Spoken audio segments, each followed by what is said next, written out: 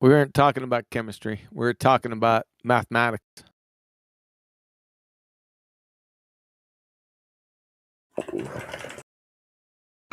Yeah, quantum. Google intensifies. Yeah, the funniest dude.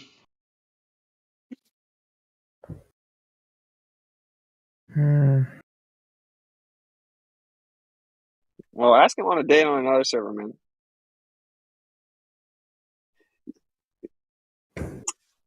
Hey. What's the speed of dark? Ooh. Answer the question, Matthew. Come on. Oh, not that. No, wait, there's follows. There's answer the question, Matthew. That's too funny. Answer the question, Matthew. He was asking you. Matthew, you got this. The same as the speed of light. Wow. Okay, what's the speed of light, Matthew? Hello, Matthew. I don't know. I'll take it back. 300,000 meters per second, something like that. I don't know. 300,000. That's close. But that's a round trip speed. Quantum will tell us the answer. What's the answer? Hey, Matthew, how do you determine the speed of light? You don't. You can only determine the round trip speed of light. Oh. And then guess and say maybe that's the speed of light. Interesting, man. So it could just be completely pseudoscience then. Yeah. We can only measure the round trip speed. Do you believe that if we traveled at the speed of light, we'd experience timelessness? I don't know. That type of quantum stuff seems a little bit wonky to me. It's hard for me to believe that it would actually. Well, it's not that type of quantum stuff. That's what not relativity quantum. Yeah. Wouldn't you have to define what light is before you determine if it has a speed or not? Let's start with the question, what is light? Electromagnetic radiation. Wrong. Wrong again. Wrong again. Why did this guy just tag us and say this? What? What does this kid want? What? Look in Livestream voice chat. Oh, no bets in Livestream. What is this? All right. It's the bot saying. Look in the Livestream voice tag. So I guess I can't offer this guy a girlfriend either. Yeah. Hey, Matthew, man. So you realize that relativity says if I travel at the speed of light, whatever that is, that I would experience timelessness? Yes, but that goes against common sense, so I don't know if I believe it. So relativity is stupid then, is what you're saying? No, it has weird consequences. That's why I'm suspicious that we don't have the whole story yet. I don't have no idea what the whole story is. So relativity could just be thrown in the trash then. Did I say that? I said I didn't like some of the consequences. I don't know if that means throwing away the whole thing in the trash, but it just sort of seems bizarre. In the trash. It's a package deal, my man. It's a package deal. I hate the way you answered that. Oh, you hate that I answered it honestly? Yeah, the way you answered that was misleading and like a trick. It was like a lie joke. Why not just say relativity is relative? Jeez Louise, man. What was that?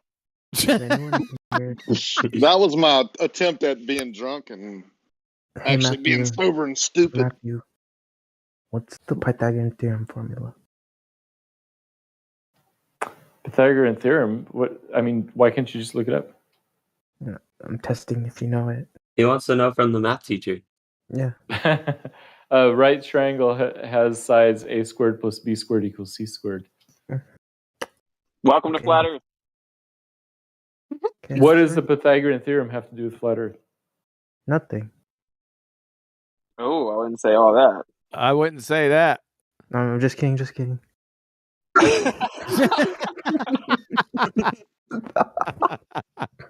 You have to watch yourself here. There's so many landmines. If you just say something casually, you're going to get chewed out.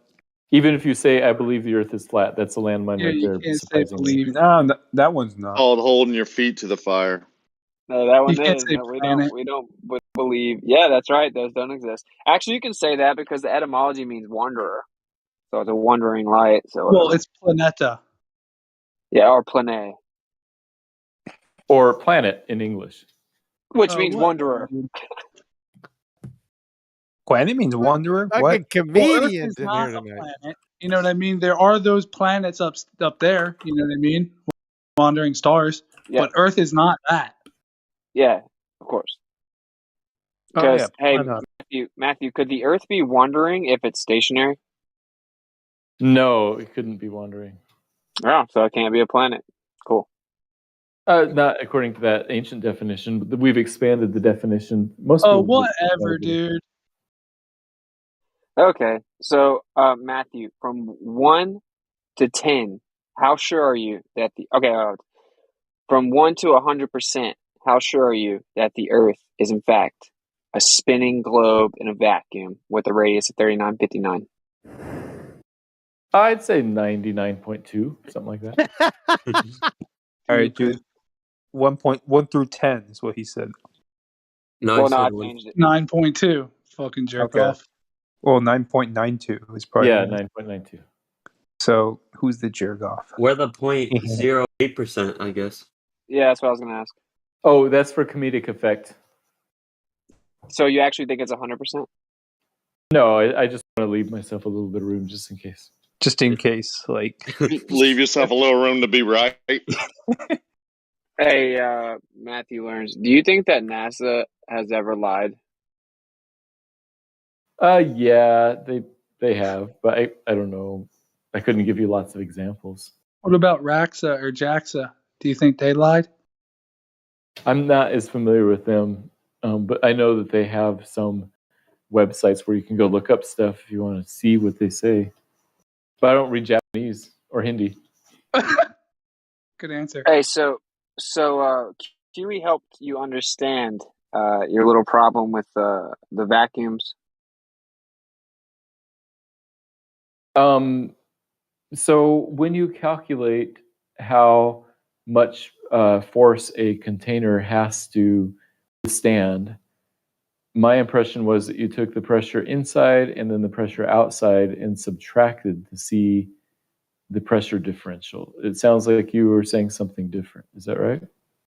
I said that the violence of the equilibrium being sought would be extreme in a 10 to the negative 17 torr vacuum. That's what I said.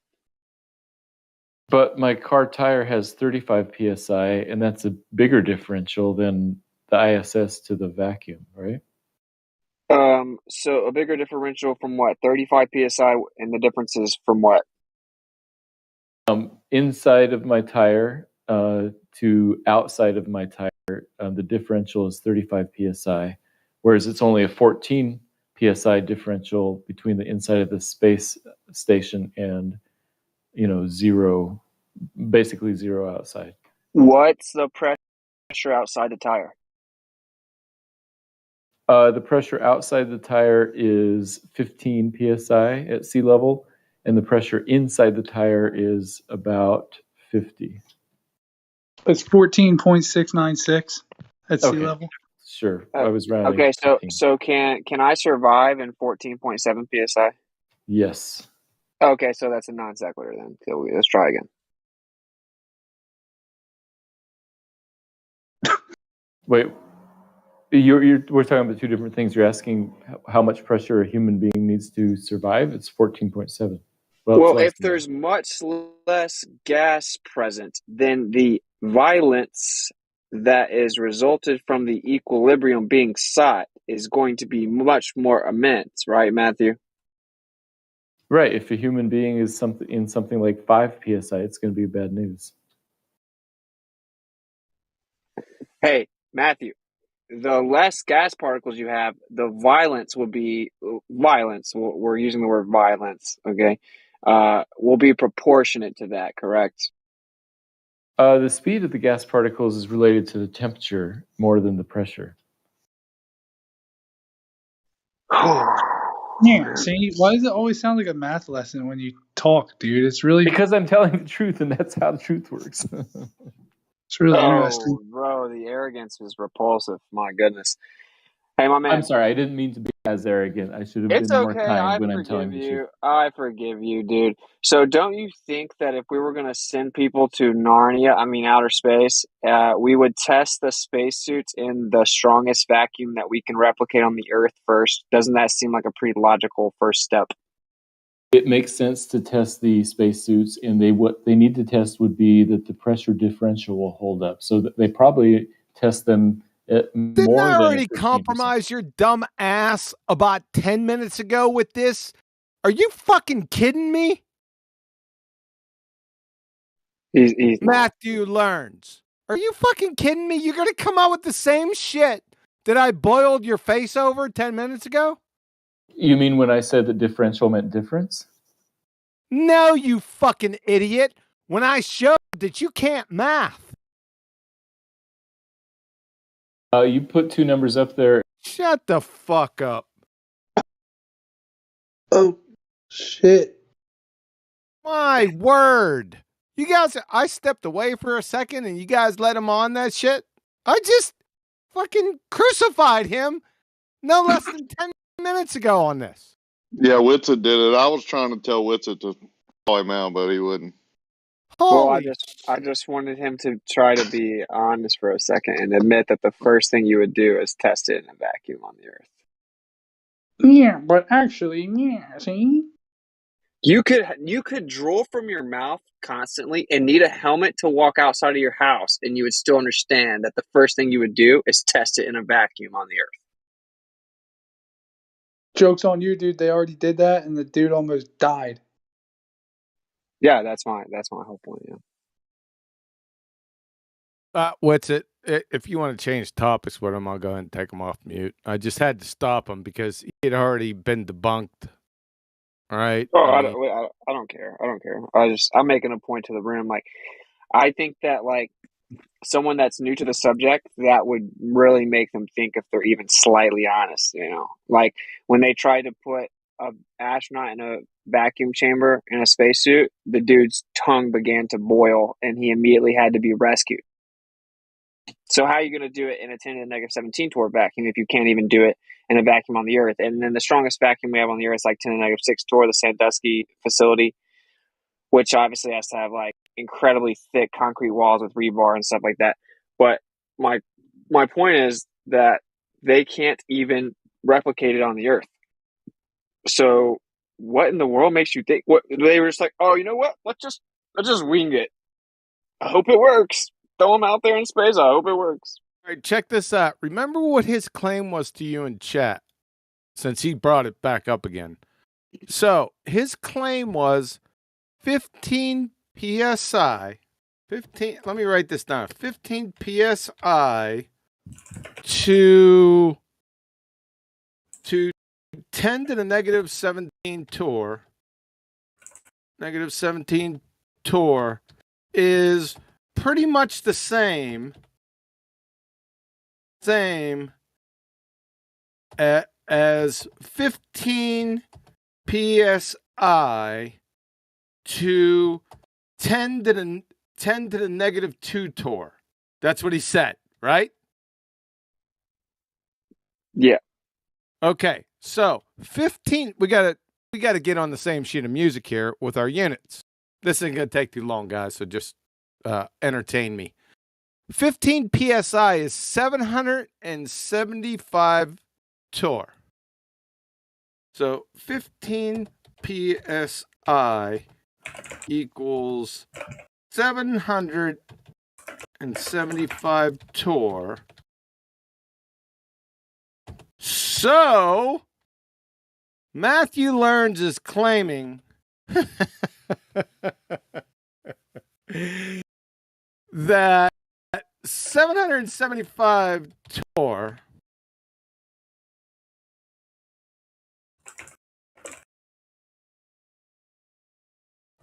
is the same as 1 second, guys. All right, no problem. 1 Mississippi. 2 Mississippi. Thanks. MISSISSIPPI. 775 torr, because let's see, So, point.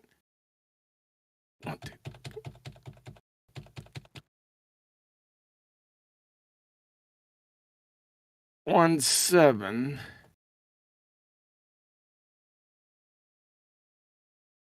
Go ahead, carry on, man. It's going to take me a few seconds, man. I don't want to stop the whole room. MISSIPPI. So, yeah, I just got to check this. Yeah. So go ahead. I'll be with you in a couple minutes. QE, I restated it in all Tor. If you want to talk about Yeah, that. I'm going to. Don't worry about it.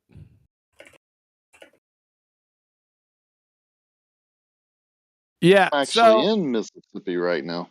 So let's check this out. Even in your own statement, I'm not going to finish it. You're missing 1, 2, 3, 4, 5, 6, 7, 8 fucking magnitudes of pressure differential, dude. Exponential magnitudes. That's how fucking moronic you are. This is math.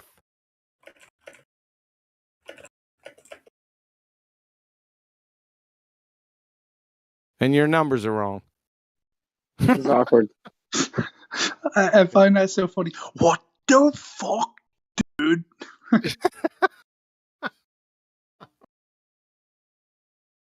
Matthew.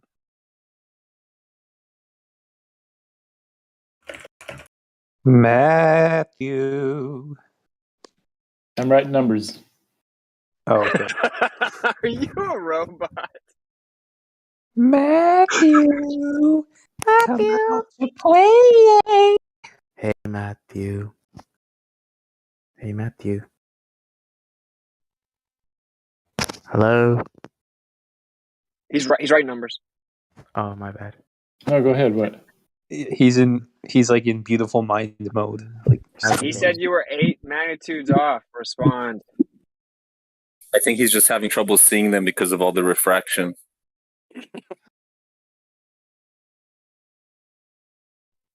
Did the magnitudes bend around the globe because of refraction, Matthew? Okay, I posted the numbers there. So the differential between those two examples I gave, the difference is 774.999 versus 774.9998. So 74,000. No, this is all fucked up. No, it's not. I subtracted. I didn't divide. You're a fucking moron. Yeah, you're a fucking retard. Fuck off, you clown. I already fucking destroyed you earlier with this horse shit. So what you're saying is 0.000. Give me 8 minutes, man. He interrupted me. I'll allow it. 50 pieces. Quantum. Matthew, man, can you just let it go, man? Jeez, bro. Be like, yeah, it is weird, dude. I don't know how they did that. Just don't be so weird.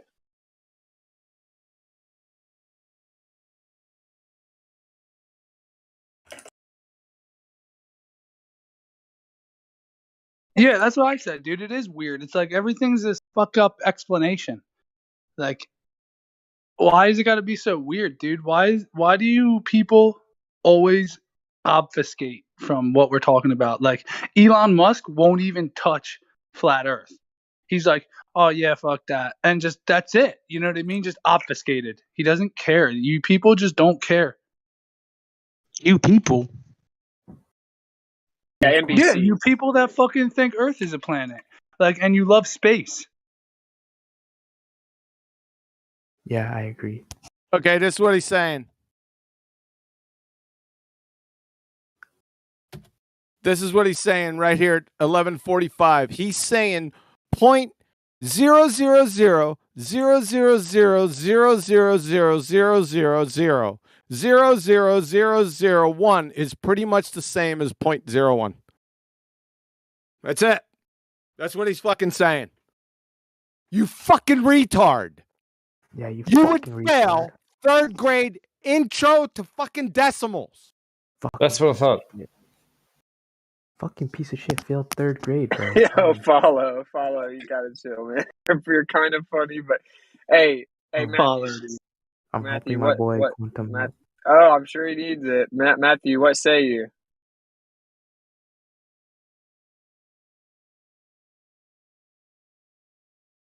Matthew, What speak say up. you, fuckwit? He's having an existential crisis. All right, sorry. Buddy. Quantum is right about the difference between those two numbers. 10 to the negative 17 versus 10 to the negative 2. I was talking about the pressure differential.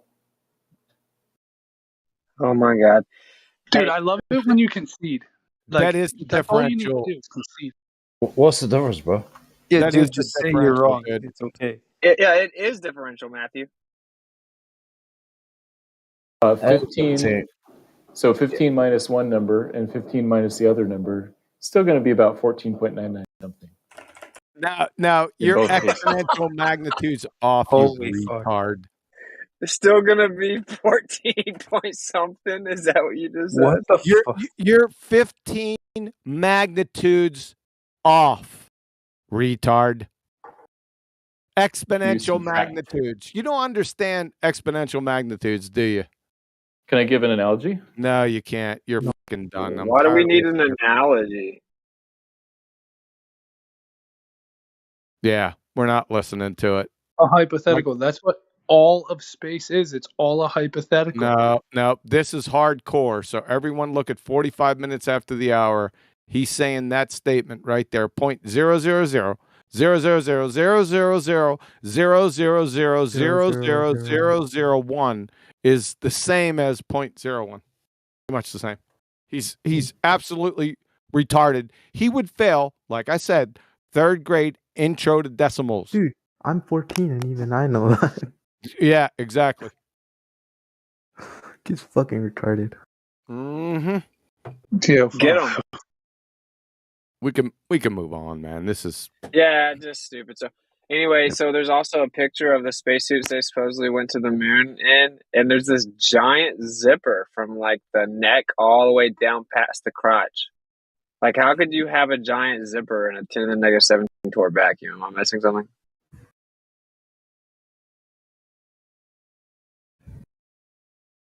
Oh, to make it even worse, NASA just pushed the moon missions back for like the gazillionth time, and they said the reason they pushed the moon missions back this time is because they can't come up with an efficient spacesuit. I know it's just a random little thing. I guess it's kind of in the weeds of pretending that their fairy tale is real at all, but I just think it's hilarious. I've been just seeing what the anti-flat earthers can do with it, and they just can't do anything. They say like what Matthew's saying, that it doesn't matter, and that you can just go in a pool and it'll be the same.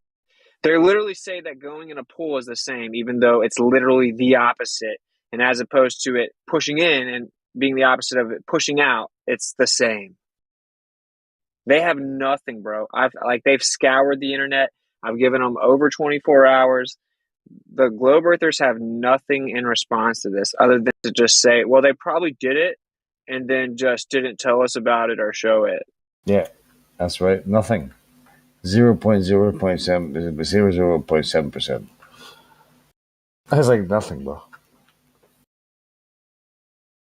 So we can move on from this subject. I just think it's a little tidbit. It's crazy. Hey, Matthew, don't you think it's weird? You might be on mute. Don't you think it's weird? Oh, don't answer if you agree with me. Yes.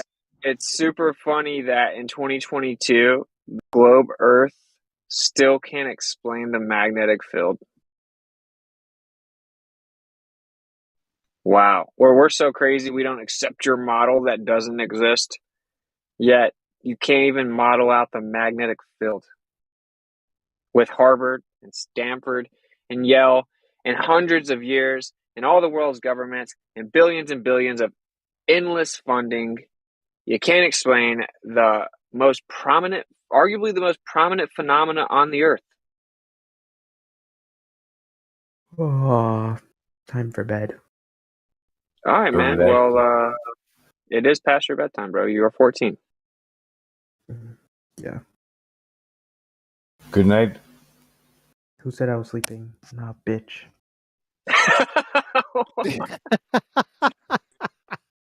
Of course, bitch.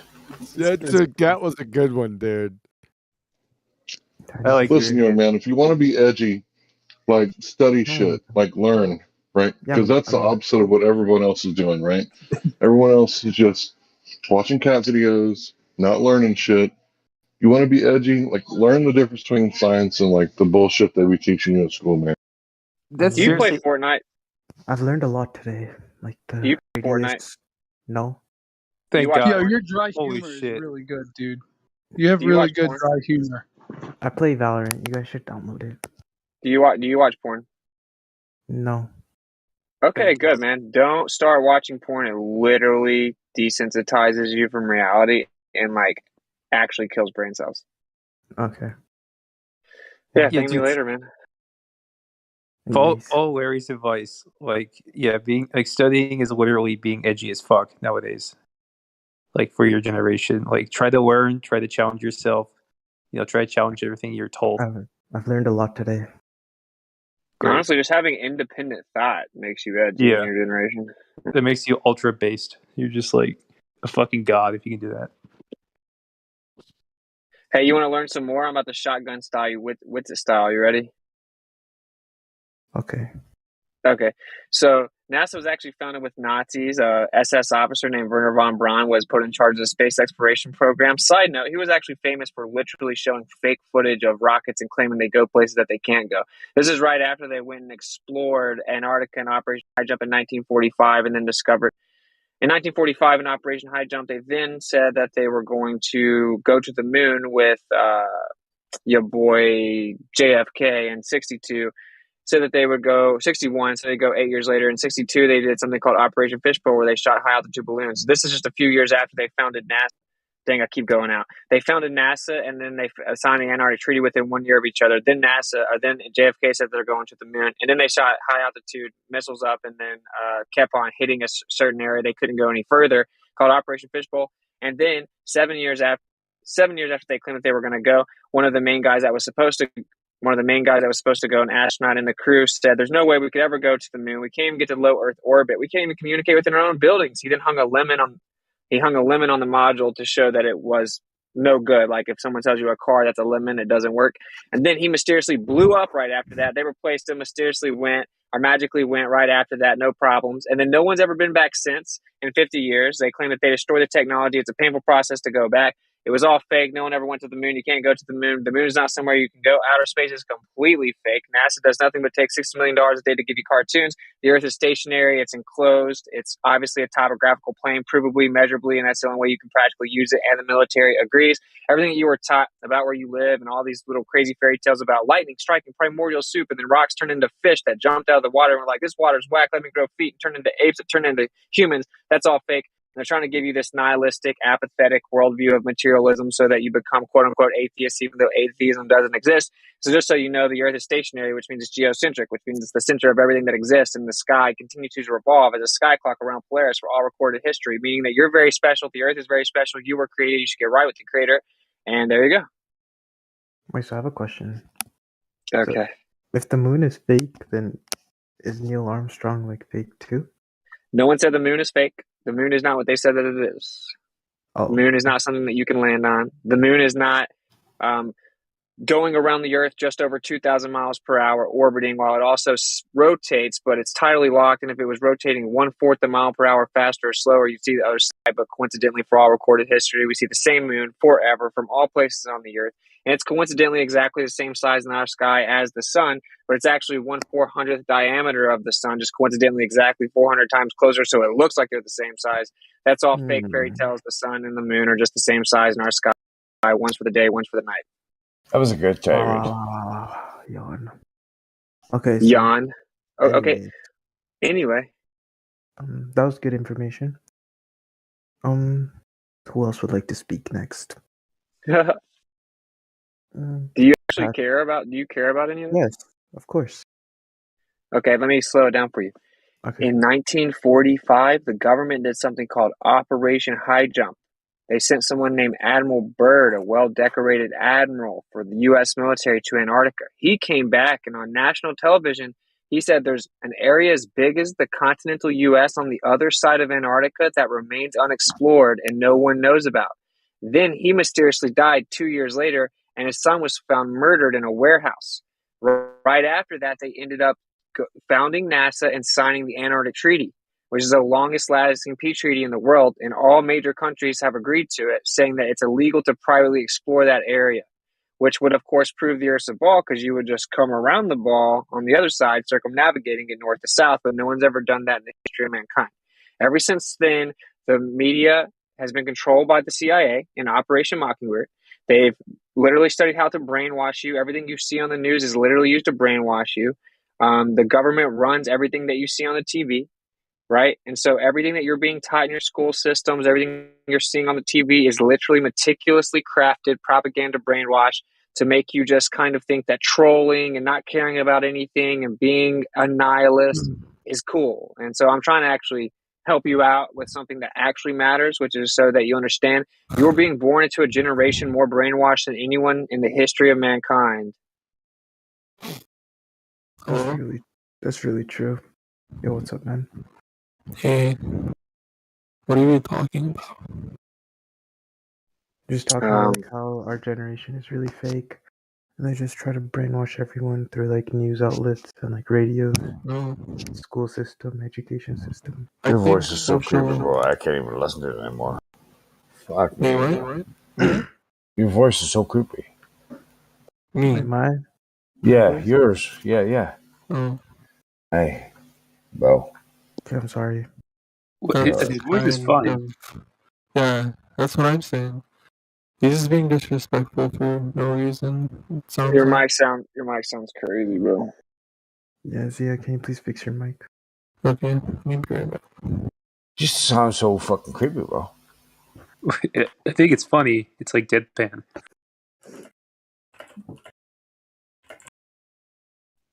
So, hello. I Hey. think about the discussion you were having, I think social media is like a big impact, like reason why our generation's really fake, because a lot of like people, like when they see like boobies and like they keep seeing like fake stuff on social media, like big butts, big boobies, like girls, like stuff that's like unrealistic, you know? And it just like creates like negative, like false connotations on standards on beauty, and yeah. Well, you're pretty correct overall. They desensitize you with hypersexualization. So you should make sure you don't watch porn, and you should minimize the amount of trash that you see on social media for sure. Wait, what's it? Do you watch it? No. When's the last time you watched it? Many years ago. Really? Yep. Like 10 years? No, like 4. Oh, that's pretty good. I have a problem with porn addiction. It's almost half my age. Well, I mean, thanks for being honest. I believe you're being honest, but just you got to stop, man. It may be a process, but you're gonna have to cut it out. It's like more addictive than heroin, and it actually it literally corrodes your brain, like literally. It is like I'm into like rape and gangbang and like really weird. Gosh, bro, you got to chill. What is wrong with you? It's one of the worst afflictions on young men today. It's it's literally destroyed their motivation to actually act like men. You know, they have shit testosterone levels. They don't know how to talk to girls. Like horrible. I think they did a study, and like I want to say it was between 70 and 85% of kids will see some type of pornography before the age of 11. It's so easy. Crazy. It's insanely easy to find porn. It's like the easiest thing on the internet. Like, good thing I'm dude, 80% of preachers watch porn. So, and it's that's free. why they do it. It's seriously so bad for me. Like all I do, like I just think about raping my sister. Stop. Okay, so you're gonna get banned. You're gonna get banned. So if you think that's funny, it's not funny. What's your issue? Not funny at all, bro. You gotta grow up. I'm sorry. Yeah, come on, dude. I was just I'm being actually just honest. I'm trying to sorry. help you. So the ironic part is that you're never going to get an attractive girl that's intelligent at all if you do that, because actually, like the guy was saying, it just lowers your testosterone. You're going to end up having erectile dysfunction. Sperm retention is actually what makes you attractive to women. So it's ironic. You'll Is never erect- get any women. Yeah. Is Yeah, they can erectile sense. dysfunction reversible? Because I've noticed it happen to me. Yeah, Yeah. stop watching porn. Stop watching porn. Do exercise. Get. We're literally like, Okay. you need to fix your dopamine levels. Bro, we should maybe change the subject. This guy can't. I don't think he's Yeah, ready for it. I think he's just Yeah. trying to get a rise. Yeah. Yeah, but like that's just way too far. At least the other Yeah. guy's funny, man. I'm Dude, sorry. that's fucked up. It's really fucked up. Yeah, let's talk to Follow. He's cool. I'm sorry. Hey, what's up, Ben? So anyway, Let's- yeah, but I will say I empathize with your generation because you guys are being attacked from all angles, and they basically got you like a bunch of goldfish. Even though I heard that the attention span idea of goldfish is a misnomer, but like they got you guys where you can only consume information for like 30 seconds tops, and you're just looking around like, oh, 30 seconds, 30 seconds. Oh, I'm squirting again. Oh, I'm squirting on my keyboard again. Oh, 30 seconds, 30 seconds, 30 seconds. Oh, Fortnite.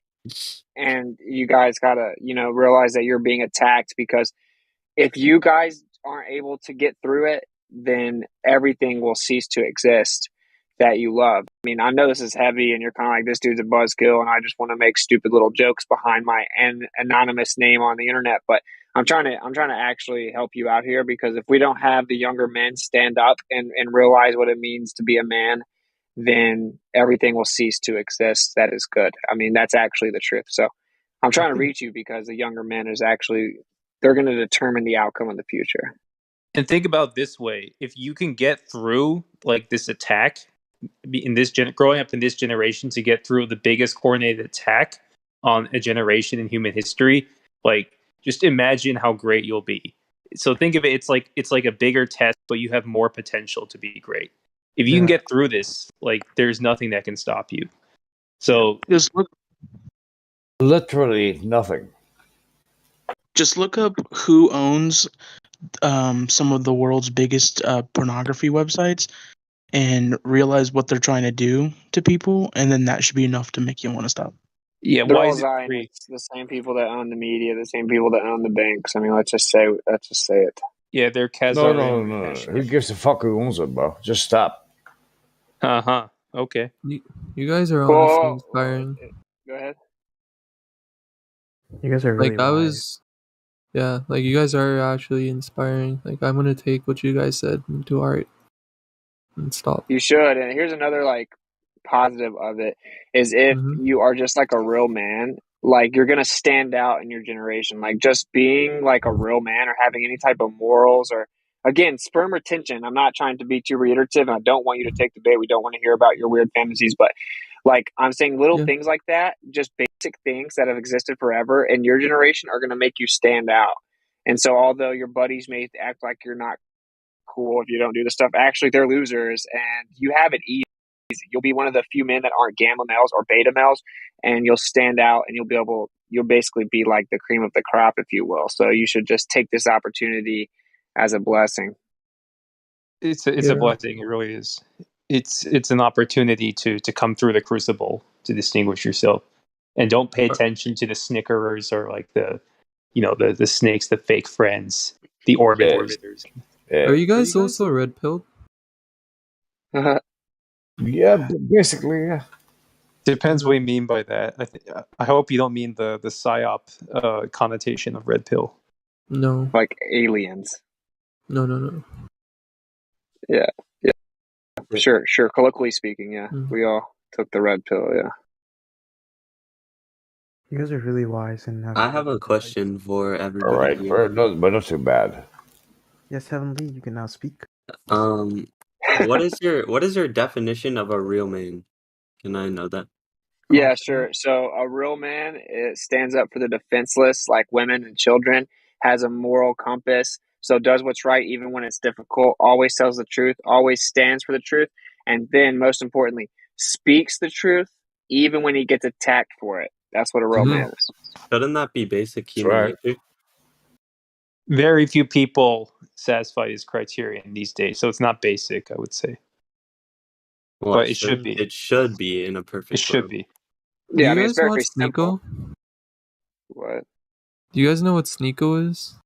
No. No. Oh, what's that? No, never mind.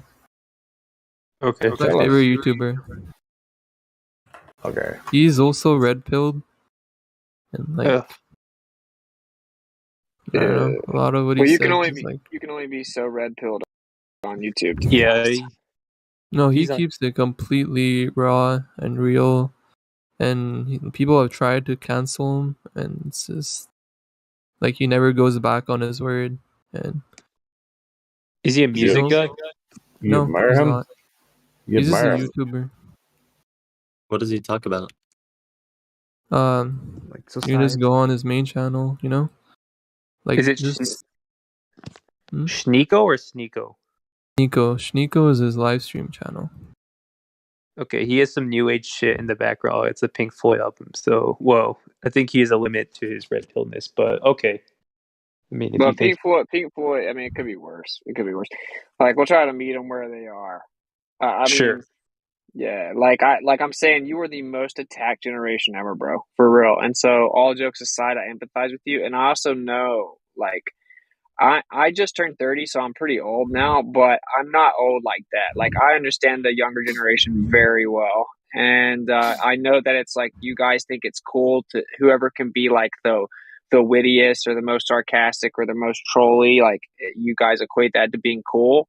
But that's part of like the Operation Mockingbird deception. They've used social media to dumb you guys down. And we also got attacked with it just in a different way. You guys are getting attacked way more. You're living in a world where you get hit with a new psyop every day, and so you gotta just stop watching it altogether. You've got to detach from all the mainstream media. You've got to detach from the mainstream channels on YouTube, the social media. You got to just actually detach from it. It's the only way. It's too strong, bro. I'm not gonna lie to you and act like you're gonna be able to get through it. You're not. Like most of us, the reason that we have such clarity or discernment is because we stopped watching it. This was designed decades ago. They studied the science of frequency manipulation of your brain.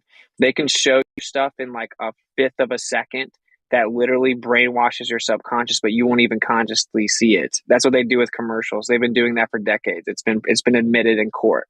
So it's like you're going to have to step outside of the system and unplug. It's the only way that you're going to be able to gain some clarity. And you're going to have to stop watching porn. I know everyone your age watches porn. You guys have got to stop. It's not, and I know it's probably difficult too. I'm not going to lie to you. Like, it's not going to be easy for you to stop watching porn. It's very addictive. You're just going to have to. You're going to have to suck it up. Make yourself do push-ups. Every time you watch porn, you have to do 100 push-ups within a couple hours or within an hour or whatever. You got to do something like that because you're going to you have to realize that this is like your being, your essence. You need to take it back.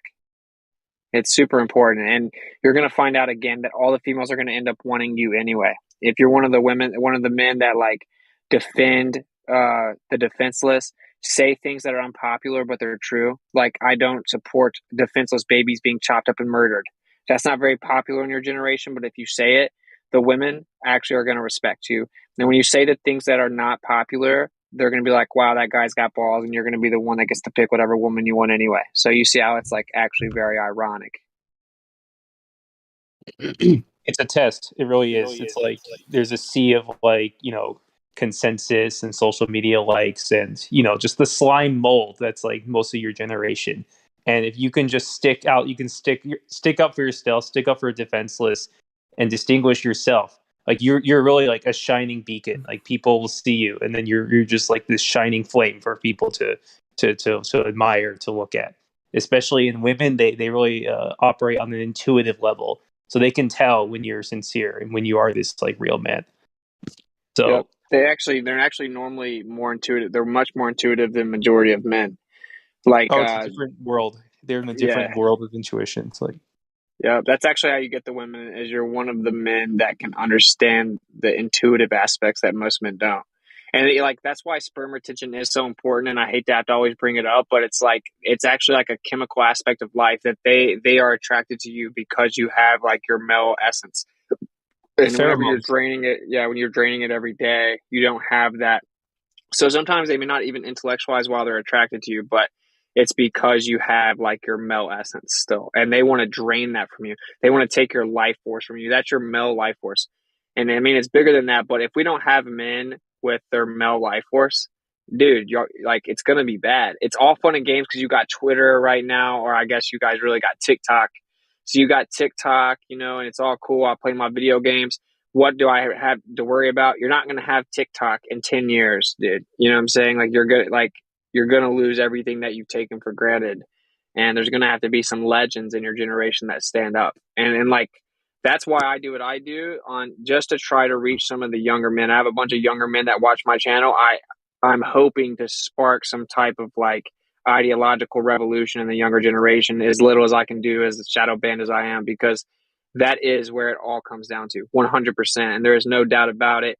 That's why they're attacking the men, and they want you to think you can change, that you are a man. They want you to not understand you're supposed to be with women and make babies. They're trying to demonize babies. They're trying to make you watch porn and drain your male life force, because if there's no strong men, they can take over. Right. And Right. Why so are they that's what it all doing comes down to. that? Why are they trying to do The that? male spirit is the thing they fear the most. I mean, that is like their greatest enemy is the male spirit. It's like, I mean, I don't want to say godhood. It's like really connecting with God, like through the male, like the male essence. There's a lot of deep stuff we could talk about, but this spirit is really what drives forward human civilization. Since civilization has started, all the progress comes from this spirit, and they're attacking it. They're trying to destroy the very idea of manhood with all this, whatever acronyms, Who movement. Yeah, is they? Who is them? That's a And good are they afraid question. of a revolution, like us just fighting against the technology? No, they're more afraid of just like unification of morality. So it's like, who is they? That's a good question. I would say the most powerful people, you'll never know the real names. There's just some powerful families that are born into these elite bloodlines, and they think they're special boys, and they love to have like a slave system. And so you're asking why they do it. It's a simple answer. If you were trying to control like millions of people, would you rather have a bunch of like atheists, apathetic people that don't care about life, that are weak males in that population, or would you rather have individuals that stand for what's right and are willing to die for what's right and they're not scared? Which ones are going to be easier to control? The atheists. Of course, and so that's why they do it. It's just a numbers game. You guys are all religious? I think that everyone in here would say they hate religion. Oh. They'd say they're spiritual, so it depends what you mean by religious. I think many here would say they're like spiritual, but they perhaps do not subscribe to a organized religion or sect. But religion's built by the doctrine of men, so that we kind of like heliocentric model, for example. That's actually a religion, because that just built a bunch of people's ideas that they wrote down. You shouldn't like listen to what other men tell you to think. That's the death of knowledge, dogma, and religion. I think that we all kind of hate religion. I'm not going to speak for everyone, but it's much more about like humbling yourself and realizing that there's something much bigger than you that created you, because the earth could not be here the way it is unless it was created, which means that you were created. And so, no, you're not all that matters. There's something bigger than you. And that something can see everything that you do, like everything that you do. So whenever you're like, should I steal from this person? No one will know. Yeah, someone knows, actually. Right? It's that simple. It's just like, if you can get to that point in your life where you're like, wow, there's this crazy, they're like the best journalist ever in the background, and he's recording everything that I do, and there's no lying about it. There's no hiding it. If you can accept that and live according to that, and like live doing what's right, knowing it's all seen, that'll start your progress. And then that's your own personal journey to grow into a relationship with the creator. But I don't think any of us really like promoting dogma or religion. Yeah, no, don't worship a man, right? That's the thing. So all these religions, they eventually gravitate. It's a great word, towards worshiping a person or an institution, and we don't like that. Hey, what's it? I have a question for you. What's up? Are you single? No, I'm married. Oh. Yeah, but I will say, like, when I was younger, I fell for the trap, and I thought that like hooking up with like attractive women at a fast pace was like made me cool. It didn't though, bro. It just desensitized me, and it made me like really kind of ruthless, and I just left all kinds of women like damaged from that. So I had to learn the hard way, which is why I really want men to kind of learn from my mistakes and maybe not repeat them. So I actually had to like completely. I mean, I'm pretty open and transparent. I had to make myself be celibate for 3 years. Like I had to literally isolate myself to do it. And I had to make myself do it. And then I got a wife. So that's where I am now. And that's really what you should do, even if you do it as young as 18 or 20. That means you'd be crushing. You can make tons of babies that way. And that's really what's going to make you powerful. And I promise you, if you hook up with 20 dimes a year, if you hook up with a brand new quote unquote dime every weekend, it's not going to do anything for you. It's just going to make you desensitized. So yeah, that's my Are you basically overextended. saying that it's like just porn, basically? Like hooking up with Porn's the source of the problem. Porn is like the source of the problem, in my opinion. Because I started watching porn when I was like 12. No, like I Or mean, like if you watch porn every day to an unhealthy level, like you become desensitized to any level. You get yeah. Porn's even worse. Like at least I was doing it in real life. You know, I mean, it's not good, but like porn's even worse. It desensitizes you so bad, and you're like, oh, this person's not hanging upside down from a ceiling fan, spinning around, getting beat by 7 dudes. Oh man, how can I get aroused? It's like way worse than. But they're both bad. Both are going to result in being desensitized, and that's the worst place you can be. That goes back into the apathy thing. When you don't care about anything, you're easy to control. I always use the analogy of like if you have a house and someone's trying to break into it, but you just live by yourself, you're some single dude that watches porn every day, it's going to be really easy to break in your house and take you over. If you have like a family to protect that you care about, they're not going to be able to come in there unless they take you out, right? You're going to die fighting because you actually care. So apathy is the death of freedom. Apathy means to not care. I see. Yeah, that's the main attack is to desensitize you.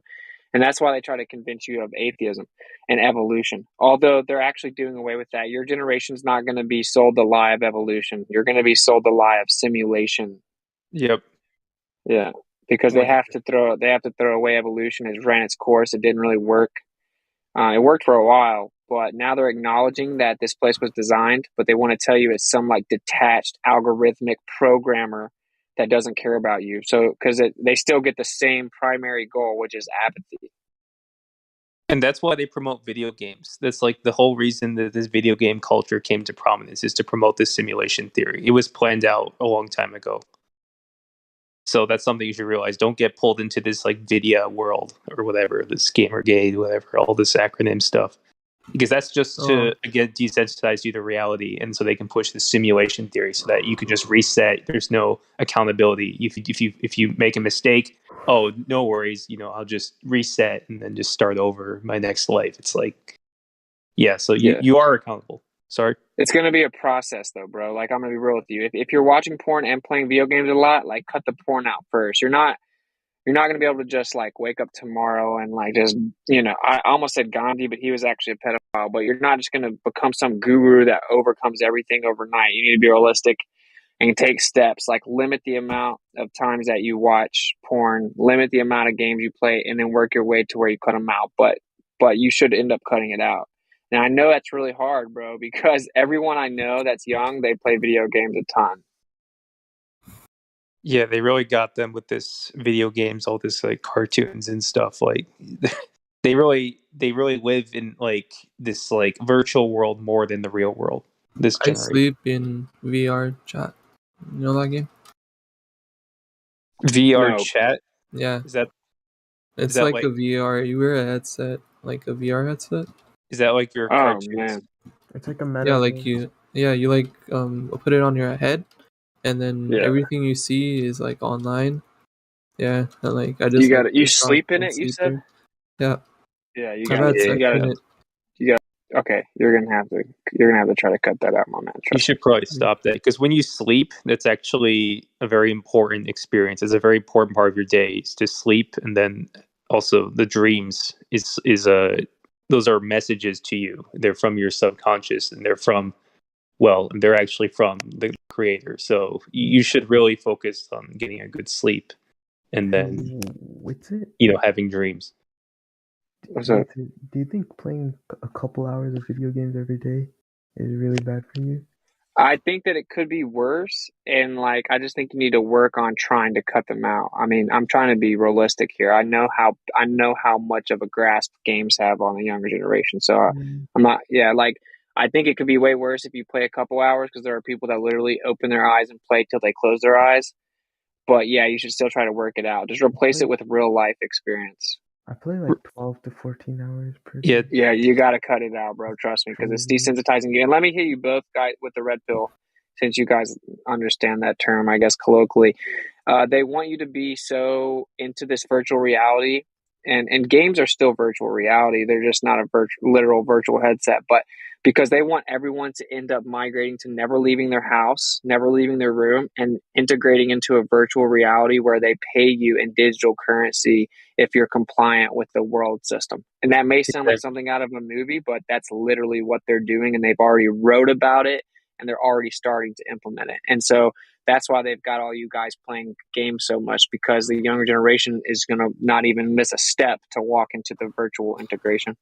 And that's why they got you on Zoom for the last 2 years also, not to get too far into that topic. But yeah, it's very real, and it's already started, as Witz had said. It's not just some like sci-fi 1984 fantasy. It's literally happening now. That's correct. Microsoft even put out a patent in 2020, and it's 2020 06 06, which if you ever heard the number 666, that's no coincidence.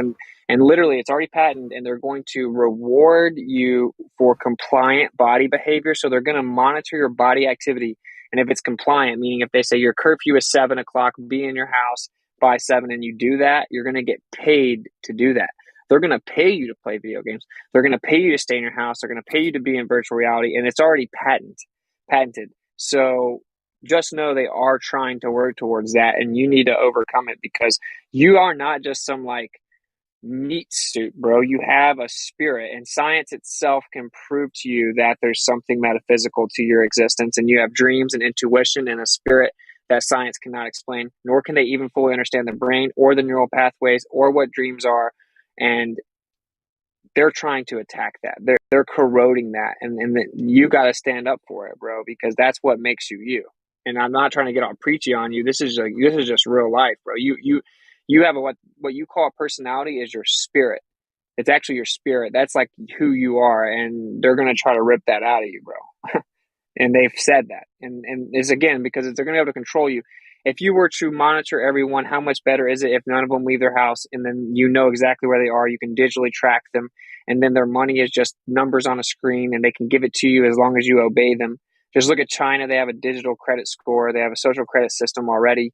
So if you obey the rules, you get paid, or your credit score goes up. It'll turn into actual money. It's already been patented by Microsoft.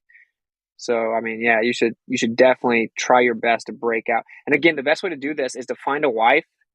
So I know you're young, but just like at least view life like that. Like my goal is to figure out what I'm going to do with life, try to get land, try to grow food and put my hands in actual dirt, walk around barefoot on the actual grass, get in the sun, grow food, have animals, be self-sustainable, get a wife, make children. That's actual wealth. And if you can realize that that's what your goal should be, your whole life will change. And if your generation figures that out, we can still pull this out. If they do not, then we're going to turn around, and then the children that I'm going to make are going to be in a really crazy situation. Going downhill. Yeah, dude, you're still young. Think about it. You're still in your like early mid-teens. Like this is your chance to get a head start. Like a lot of people, like like at least I didn't realize anything like Witsit was saying until I was already in my 20s. So it's like maybe like 10 years after you are now. But just think about if you start now, just like how much more ahead you'll be than like even like than me or like other people basically of our generation who had to go through a lot of trials to realize this stuff. So I mean, I know they got you hooked with like the dopamine addiction and stuff, but instead of playing video games for like 12, 14 hours, yeah, you're too young to go find a wife, but you should like focus on self-improvement. Like, really working out is the best high you can get. It's like if you run outside in the sun, You don't just stay indoors all day. You go outside, you see people, and you work out. You become stronger, you become faster. That's really the best high. Like at least with me, like runner's high is like it's almost you can't replicate it. It's just it's like there's a that you get dopamine from accomplishment. So you should really focus on like self improvement and not just being cooped up inside all day, doing doing the activities that they've sort of given you to do, these sort of hamster wheel activities like video games or whatever. Yeah. That's why this conversation of the Earth. Go ahead.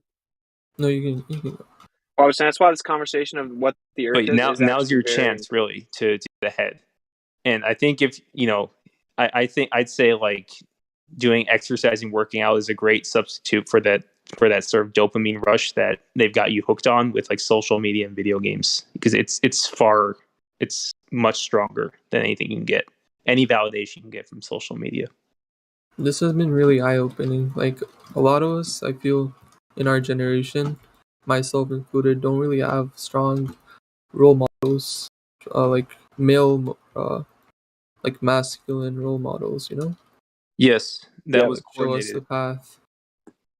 That was done by design as well, bro. Like to Yeah. remove the father from the house and to create single mother households, which obviously a young man needs a father, but if you don't have like a solid father figure, you can still make it, bro. Just what you need to do is break the cycle by being a solid male role figure, role model or male figure in the life of your children.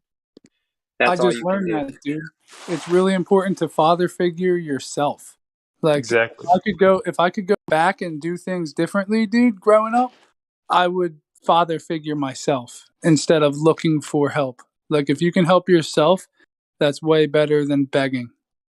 Yeah, and Again, even the women are dealing with this too, by the way. They're like, a lot of the women have daddy issues. That's why they're half naked on Instagram and their body count's like 200, because they have no strong male figure.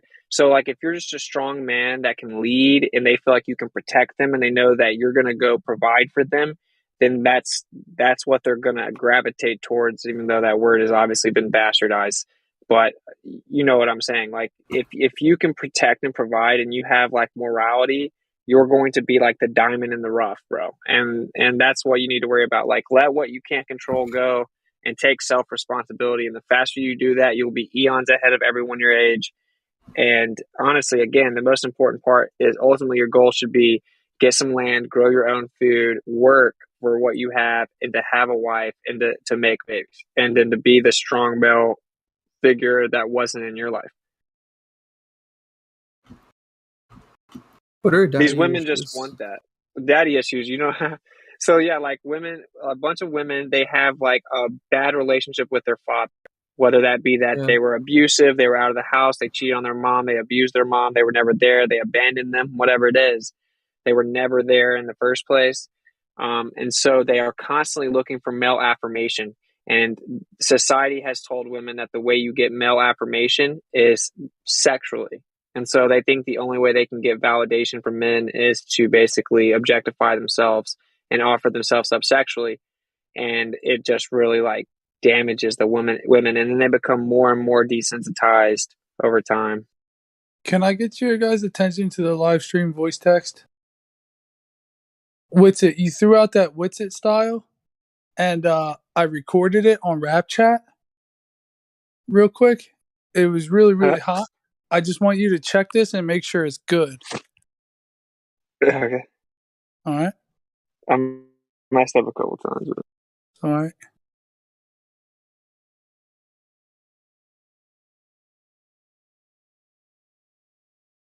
I have a little bit of a different recording technique. Like, I'm Rap Chat Gold, so I did like max presence, and instead of recording just straight up on my phone, like I don't really like that quality, I just played the audio really loud on the television. You get me? And recorded it, and it turned out like way better. You can actually hear it. It's not like staticky garbage. I think I'm gonna redo all my tracks to do that. I'm about to listen to it. You got to go 30 seconds in. There's a 30-second blank. I was going to ask you if like you wanted me to collaborate and just kind of say something a little bit rap, but I just like that build up. It's a really hot beat. And when you have it on headphones, it goes wah, wah, wah, wah, wah, wah, wah, wah, wah, from left ear to right ear, left ear to right ear.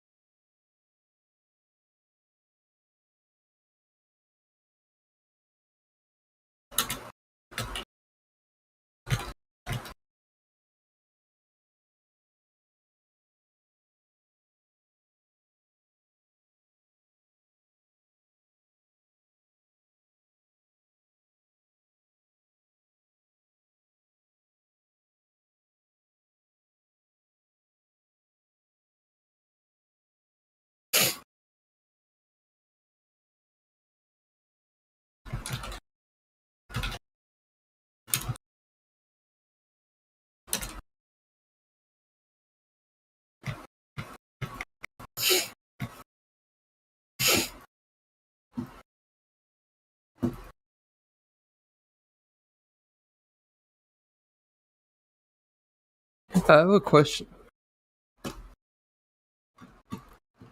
Hello?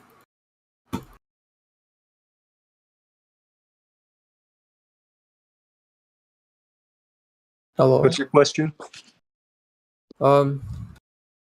Just like all this talk about being like a real man, uh, should your personality like, I mean, you guys have said like no lying and just like being a man of integrity and honesty, standing up for others. Should you also like be respectful and like all that other stuff? Because like my personality, like I'm kind of toxic. Like I use cuss words a lot Right. So and sarcastic, stuff like that. I don't know, should I Yeah, like mature and grow up or? yeah. Of course, like sarcasm is really easy way out, and sometimes it is funny. I'm not saying it's all the time bad, but like the primary thing you should do is try to respect other people and build them and show wisdom and discernment in everything that you say, because your words have power. Like literally, it's called cymatics. And so vibration and sound can literally manifest things. I don't know if you've ever heard of this, but if you take 2 bowls of rice and you say words of love and affirmation to one bowl, and then you say words of hate and death to the other bowl, the bowl that you talk hatred to will go bad while the other bowl will stay good. You can do the same thing with plants, and some of the plants that you speak hatred towards will die. The plants that you speak love towards will grow even bigger and better and faster. So like your words have lots of power. So you have to realize that as a man, you have to actually understand what you're saying and the impact it has on other people. And I sometimes just think it's hard to care about other people, but that's like part of the being a man thing. I I mean, like being like actually never mind. You can still be funny, man. Like you can still be funny, and like even sarcasm isn't all the time bad. I'm not a fan Just of it how do because you be it's funny when like we're just mature all the time, Like I just find humor in like sarcasm and toxicity. You don't have to be restrained. Like you should be assertive. Instead of being toxic, you be assertive, and those That doesn't mean you have to be like Mr. Nice Guy all the time. Like you might have to kick some ass sometime. But the goal should not be to just destroy other people. The goal should be you have to maybe break down their ego, but you want to build them back up. So if you have to destroy someone's ego, if you have to sort of, break through, whatever like defense mechanism or something they have, it's for the end goal of eventually building them back up. But you do have to get your hands dirty sometimes. But before all of this, you have to also learn to love yourself. Like this is sort of maybe sounds cliche, but it's hard to care about other people and concern yourself with building other people up if you don't have inner confidence, you don't have inner belief in what you're doing. So you really need to find this self-confidence, this self-belief before anything. And that's why I sort of advocate for the self-improvement is sort of the first stage, is to really learn to rely on yourself. But yeah, at the same time, you can start modifying your behavior. Like swear words, like as Witsit was saying, the cymatic stuff, like the bad vibrations, that's real. But think about when you say a word, you also hear those vibrations, right? So you're really degrading yourself if you're saying bad things, bad words, smutty words all the time. So Yeah, that's pretty well said. So yeah, but you could start, first improving yourself, building yourself up, then, building other people up. That's what I would say. Yeah, and humor is actually about wittiness, bro. So it's like how quick on your feet you can be, how witty you can be, how fast you can turn something around. That's humor. You don't have to like tear someone down to be funny. That's kind of like what you do when you're like in third grade on the playground, and the other kids will laugh, but that's not actually what humor is. I think that humor is one of the most important parts of life. Like the creator put that in us. Laughter is super good. You can actually cure cancer by laughing, as crazy as that is. So it's like laughing's good, being funny's good, but just try to improve the way that you do it. And he gave you the best advice. The only way you're going to be able to really understand this is to kind of work on yourself first, like love yourself, understand how important you are, and like have more respect for yourself than to just run around, grabbing these low hanging fruit jokes and saying toxic things. It's a process. You're younger, so you have some leeway here to learn. We all had to learn. Like when I was in high school, I was toxic as well. But yeah, that would be my take. Yeah, it's like, dude, you have an advantage. You have an advantage over us. I wish I had jumped in a Discord server and someone had a big broed me like this when I was young. Yeah. Yeah, I like to think humor is like a weapon against the ego. It's like your ego and other people's ego. Like really this notion, like ego is really keeps people back. Like people will say, oh, ego is like synonymous with confidence. It's not true. Like ego is really holding you back. It's sort of keeping you as this sort of fake persona.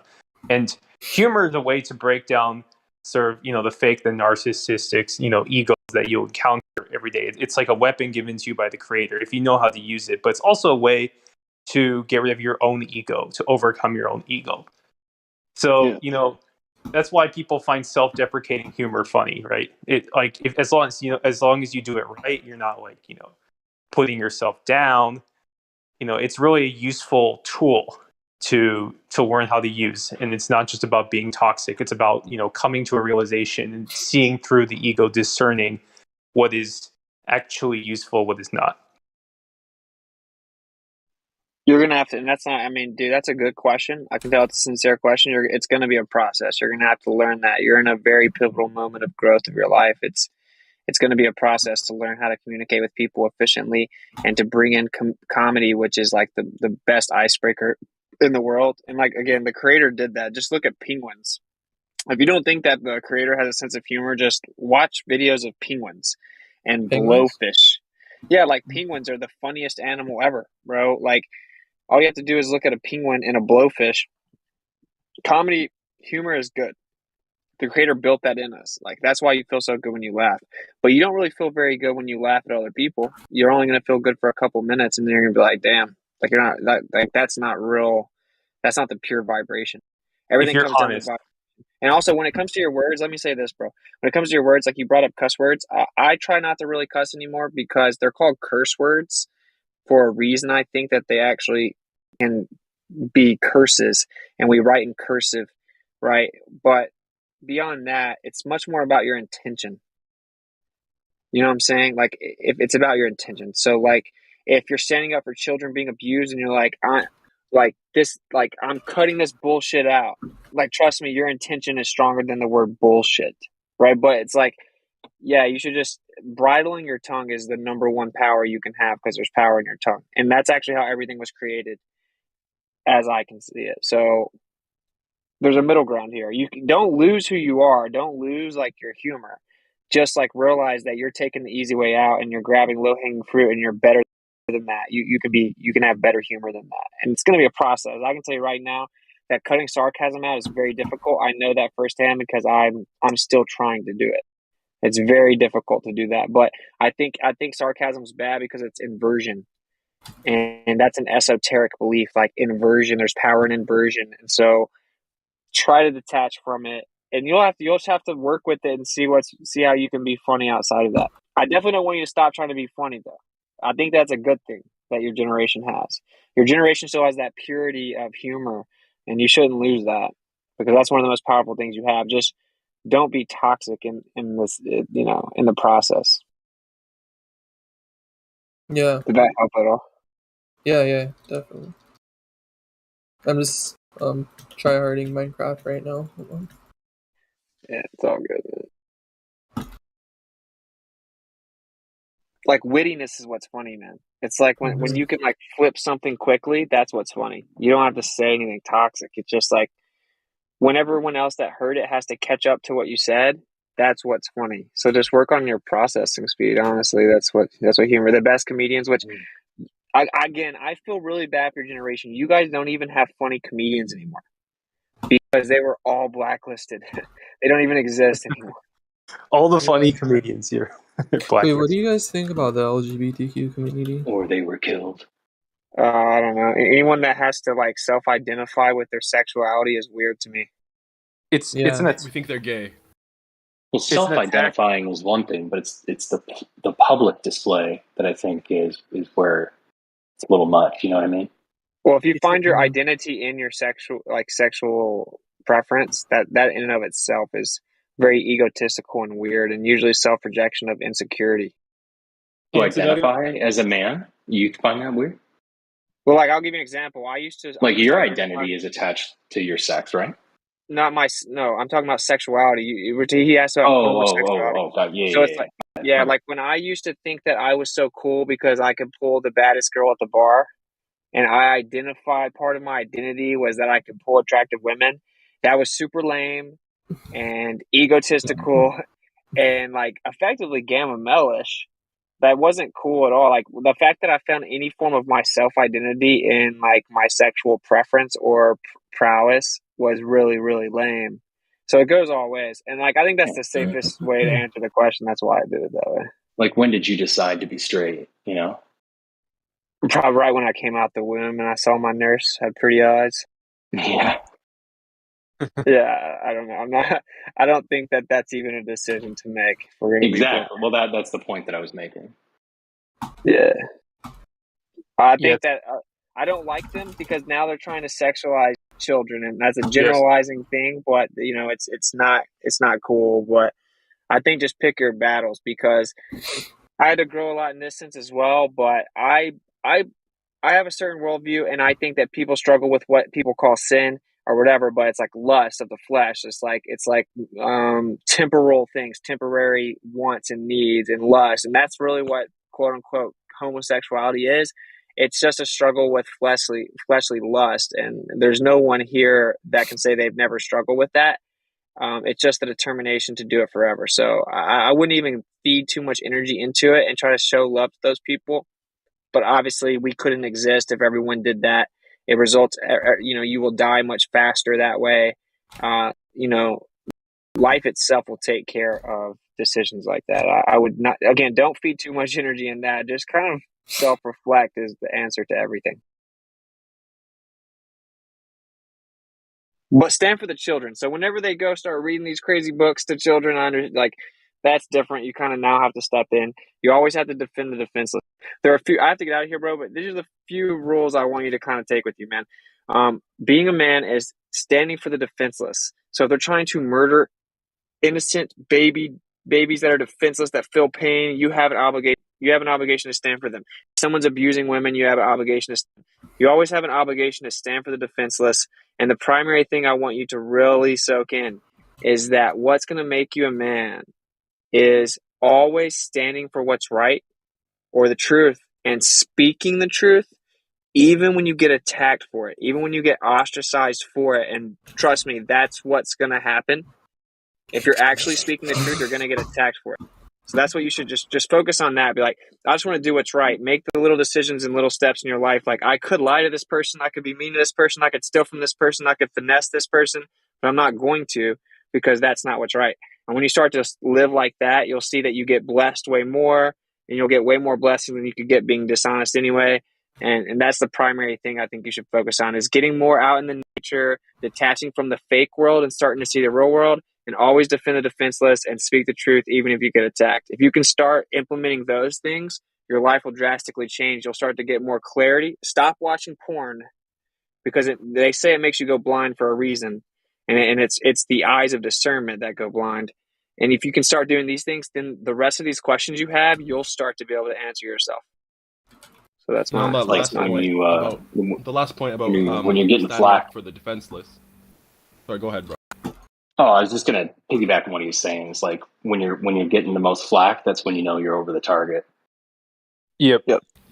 That can't be more true. It's like, No, you'll see. I mean, sometimes you're the one, like, you can be wrong, and you can have people that, that are trying to set you straight. Yeah, So but just because you're getting listen, flack doesn't you'll mean know. that if you're, you're no. It's not the same thing. Like, if you're wrong about something and everyone knows you're wrong about it, no one's going to give you the time of day. No one gives a shit. No one cares about people talking about lizard people and shit like that. Like, Then what's no an one cares. intervention? You're not receiving flack in an intervention. You're receiving love, ideally. But until then, these you have sure, people that care about you, and might be like disagreeing with you, giving you flack or whatever, and then if it comes to a head, you'll have there's an intervention. Like, well, it these may things happen, seem like flack people are- in an intervention. I get what you're saying. It might seem like flack, it's but somewhat that's nuanced. just a pain. Yeah, that's just a pain of you hearing what you don't want to hear. If you're in a room full of people that love you. You're making a decent point, though, right? It's kind of nuanced. If you go through life thinking anytime someone attacks me, that's just because I'm right, that can be detrimental too. But I think Percent, what were you about to say about the I was going to say, defenseless? on the topic of standing for the defenseless and going, it's kind of related to what this guy was talking about. Basically, like, even if you're up against a group and you know that what you're standing for, what's just, and that you're speaking truth, and you're the only one against this group of people, it's a very blessed position to be in, because when you speak out, it'll kindle something within some of the group, basically, and even though it wasn't your intention to begin with, they will kind of come to your support if anyone speaks. Some people will support you in your outcrying of whatever's going on or what have you. Yeah, for sure. You can inspire others. Yeah, don't worry about people. Follow what's just, what's right, what's righteous, and the people will follow. Yep, and what's right will always prevail. All right, I love you guys. I'm gonna get out of here. Peace out. Peace out. Are you gonna be here tomorrow? Yeah, I'll probably jump in here, man. You can also DM me if you want to talk, bro. What's your name? Wits it, gets it. Okay. Peace. Bye. Appreciate you, brother.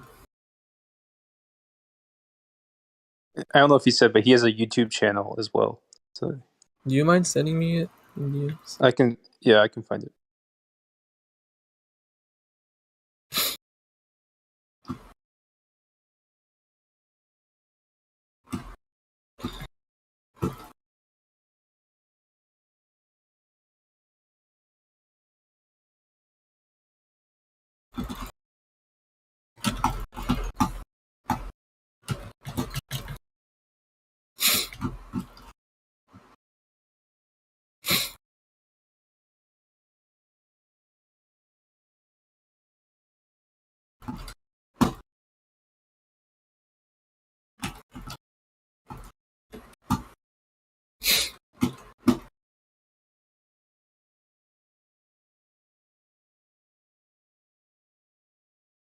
All right, posted one of his videos so you can find the channel.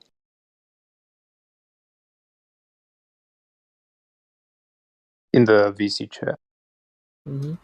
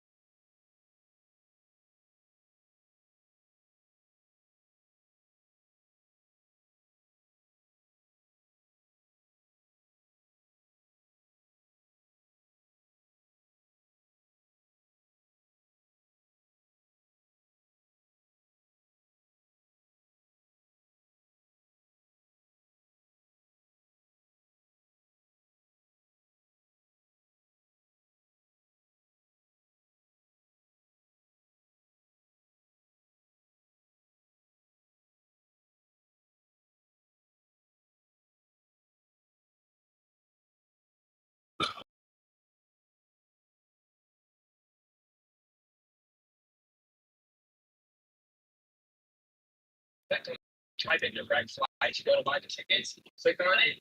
It's got one stop. So you guys will walk me in the back here. Yeah, I'm about to prove it. Here's a screenshot of all of the tickets from Sydney to Johannesburg. Why the flight that doesn't fit the stop? You guys are I actually looked it up because I missed that just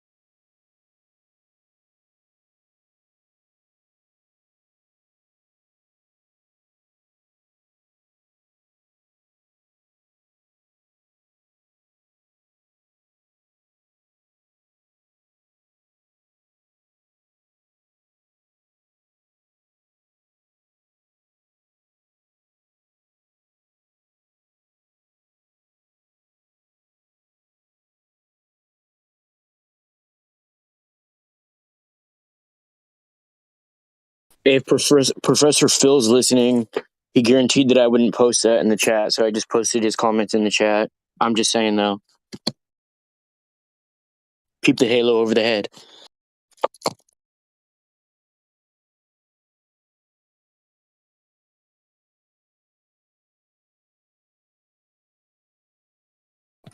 Professor Phil, I want to be a Glober again. I do, really badly.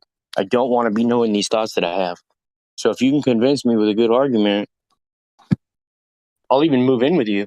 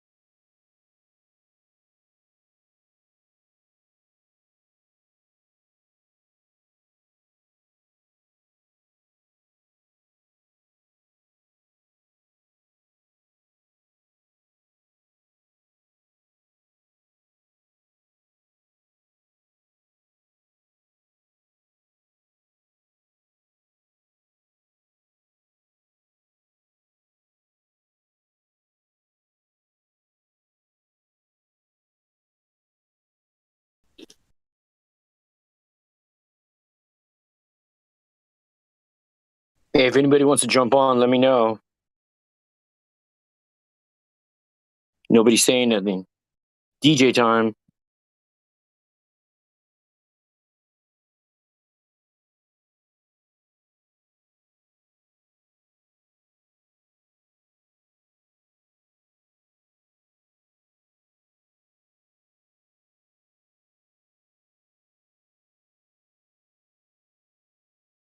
No. Get the out of here. You're fired. No. Get the better solution.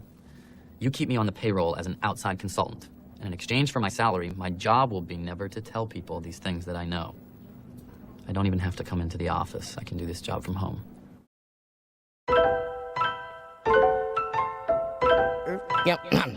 Yo, if Earth's flat, why don't you fall off the edge? I heard that Mike Collins from Apollo is dead. My girl's fat girl, let's just crawl in the bed. Don't spit if you want, just swallow instead.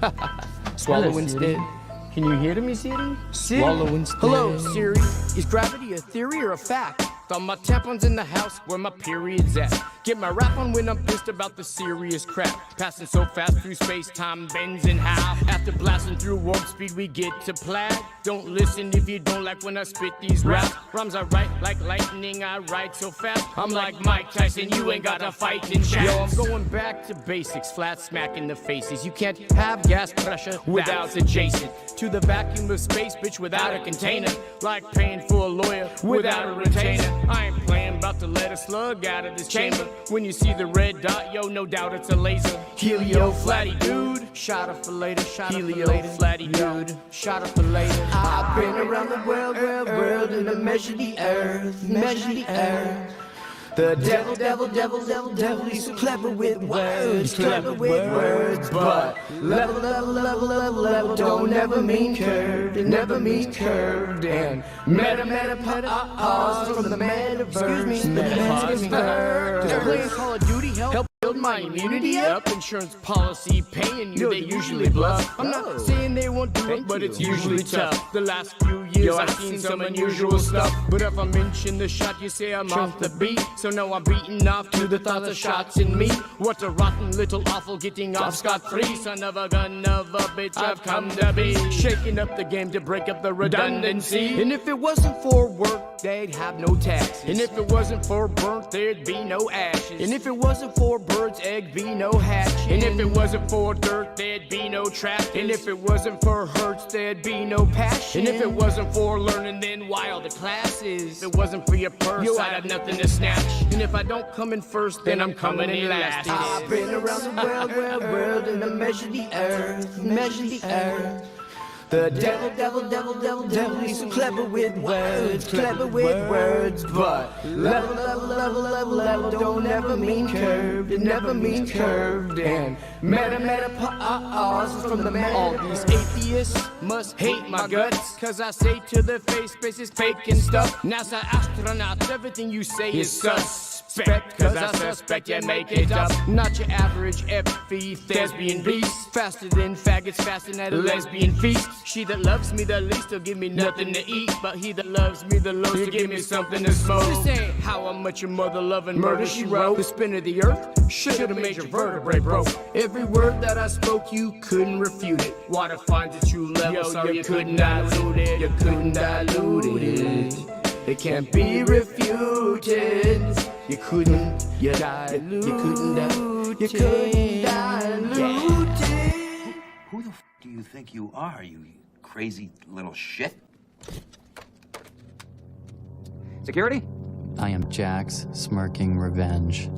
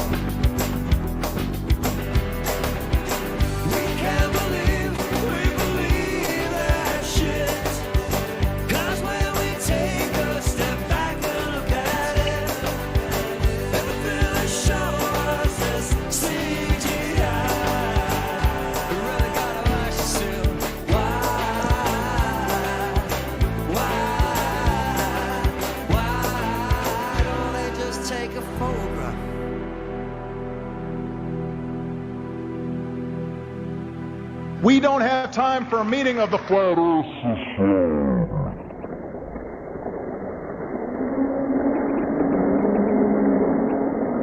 suppose it is beyond us to produce a dual system of astronomy? The stars can be near or distant according as we need them. You suppose our mathematicians are unequal to that? Have you forgotten double things?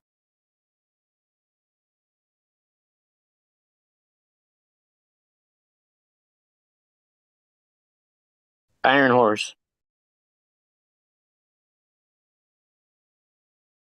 Iron Horse.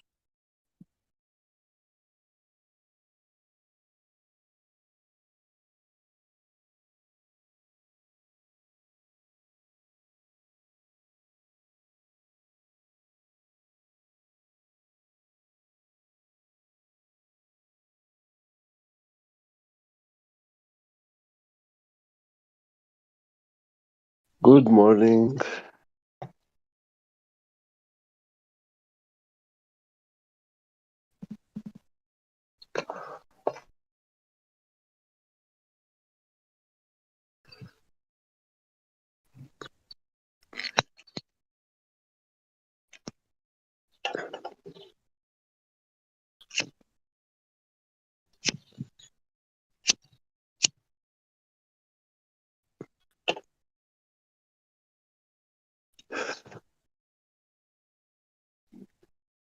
Iron Horse, are you there? Mic check. He checked out, bro. Oh, he checked out.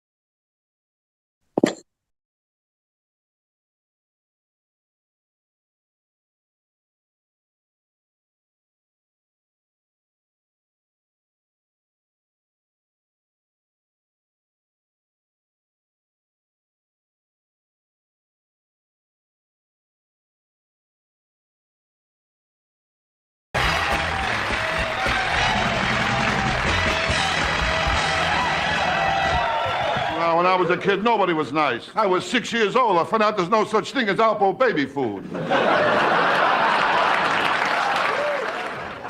mean, I don't get no respect from anyone.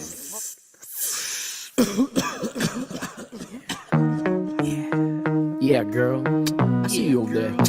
staring at me, like Karen B. Why don't you come on over here before I get up and flat smack you? The very first time I saw you, it was snowing. Standing in line to get tested for COVID. Before you know it, Jackie May started grow on me. Ever expanding, yo, the more she would blow on me. Gave her HIV and she gave her COVID to me. Took away my breath, now I won't even breathe. Swear I'll never ever look at another girl again, unless the girl happens to be a girlfriend. Caught in the whirlwind of cartoon violence, like my boy Soul 7. Yo, I'm hard to silence, but her scarlet eyelids melt my heart away. Now it's hard to say how long we've been together. When's our anniversary? Yo, I don't know whenever. She happens to be clever and start reminding me. Put my blinders on or she'll be blinding me.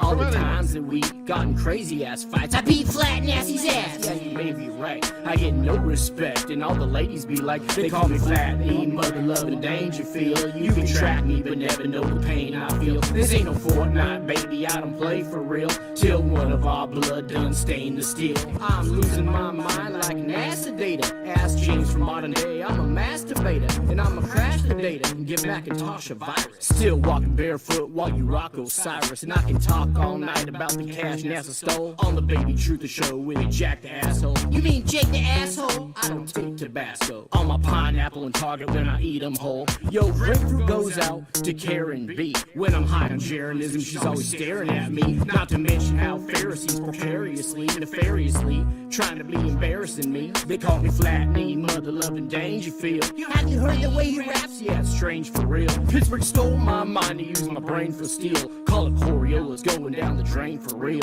All the pain I feel inside of my noggin, Lithuanian baby, and it made me froggy. They say I'm crazy as piss. The astronauts drink, I'm attacking my shrink wrapped in foil psychology. Jackie May never knows she owes me an apology. I pour my soul into this song, baby, it's all of me. They call me Flat Knee, mother loving Dangerfield. I get no respect, baby, this pain's for real. This ain't no Halo, I don't play no games for real. I hope none of our blood done stained the steel. They call me Flat Knee, mother loving Dangerfield. I get no respect, baby, this pain's for real. It's really, really real. It's really, really for real. Super real. I'm out. Super duper real. I'm out. Don't forget to ride. Have a safe flight. I tell you, Johnny, I told you it's tough to be funny when you're coming off drugs, I'll tell you that.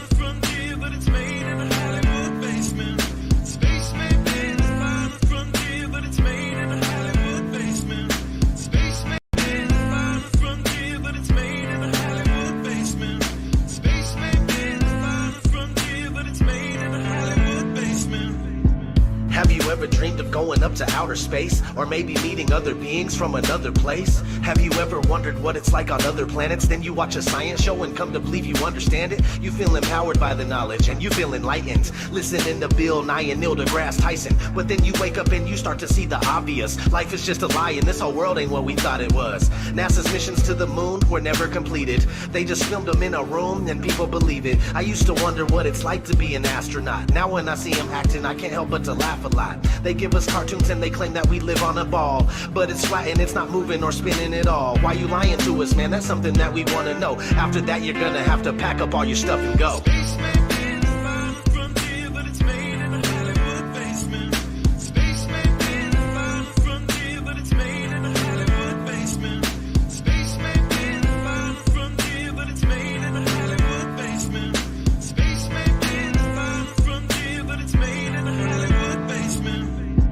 History has been rewritten by winners of wars. The Jesuit order, Khazars, Freemasons, and more. They pulled the veil over our eyes, and it's time to awaken. Through organized indoctrination, our minds have been taken. It's time we take our power back and we rescue our people. The Vatican and the bankers are like Resident Evil. They may have had the greatest plan that was ever concocted, but Illuminati never thought that they'd ever be spotted. They're manufacturing reality all in our heads. They tell us if the earth is flat, then we'll fall off the edge. But if it is a spinning ball, we won't fall off it then. And gravity is our imaginary magic friend.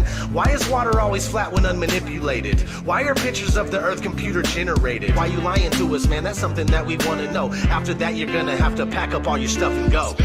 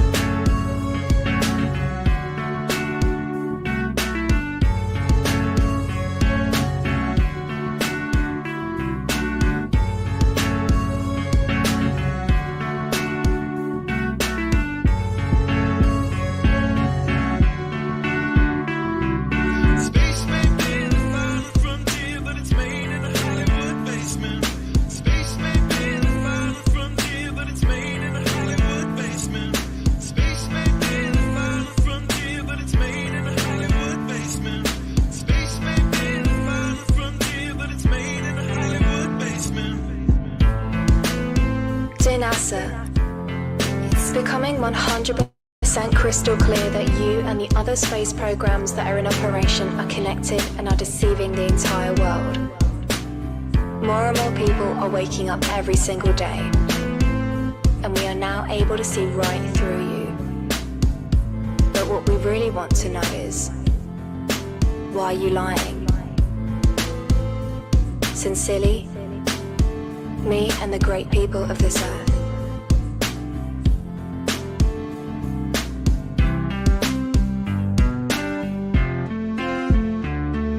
Space may be the final frontier, but it's made in a Hollywood basement.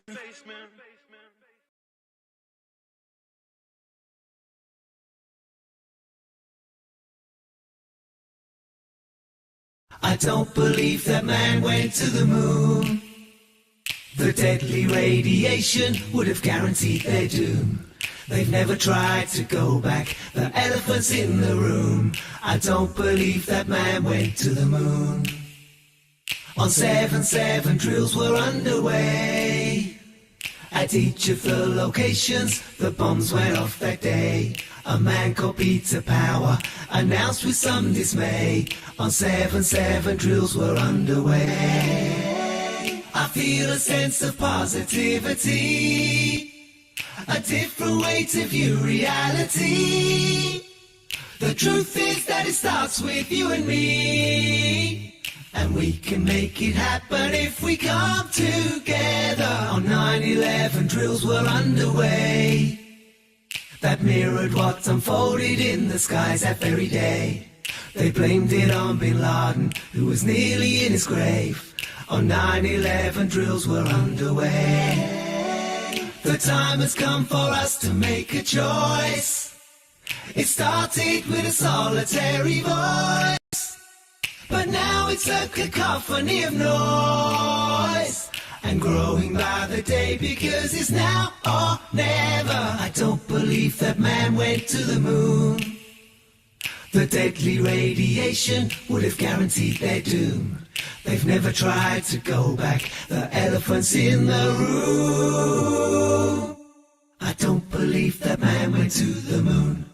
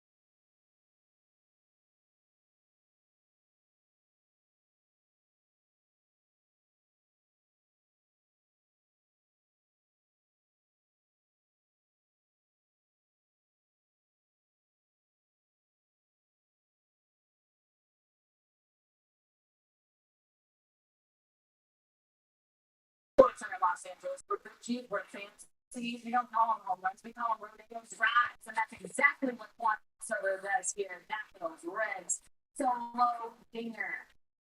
Nationals kept the lead in half. So we now move to the seventh place. What's up?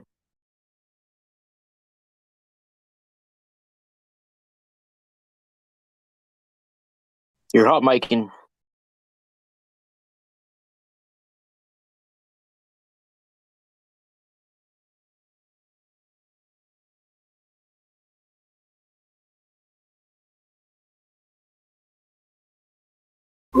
No, I'm not.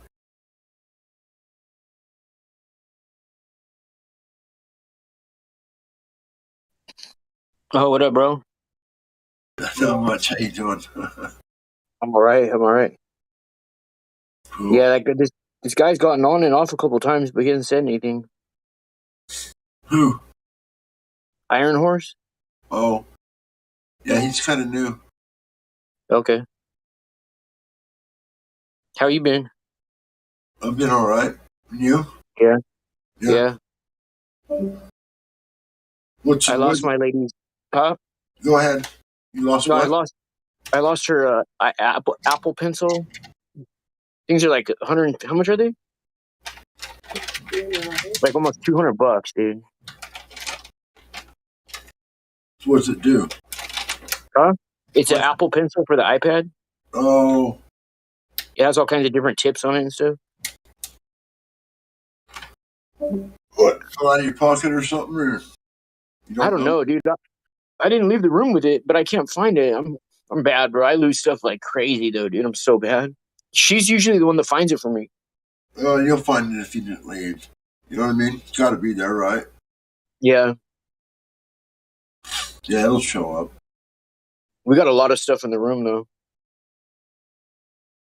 There's a lot of stuff in here. But yeah. Well, that just means it just might take you a little longer to find it. Right. Right. What have you been up to? Have you been going barefoot lately? A little bit, yeah. That's right. Good just stuff. They go out to water the plants and shit front yard. I've been leaving my shoes off, yeah. That's right. Anything is better than nothing, you know what I mean? Yeah. For sure.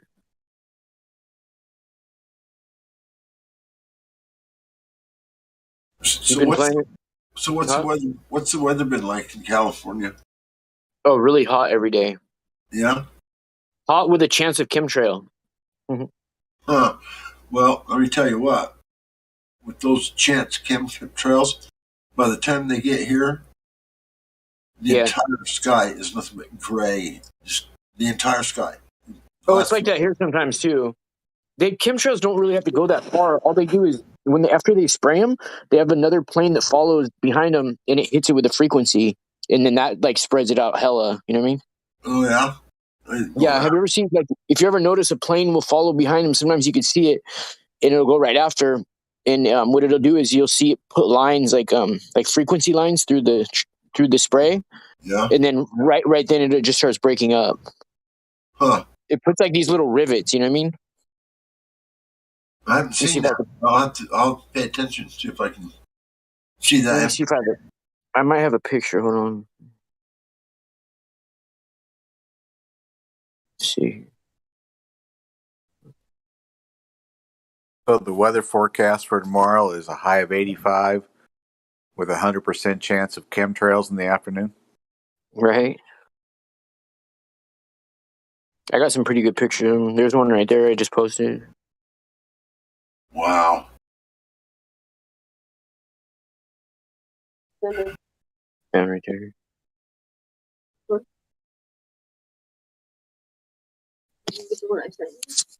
Yeah, that was a trip. That was a good one. I wish I would have gone outside for that one.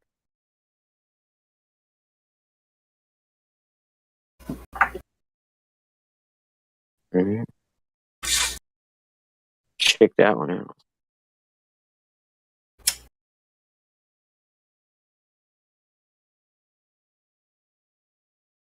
Has it been hot right there, God Rockin'? Not really. It's a little bit. Today's the first day it was really warmed up. It's been really cold here. It's uncannily cold. I mean, terrible. It's never been this cold here this time of year. Damn. Never in my life have I remembered it to be.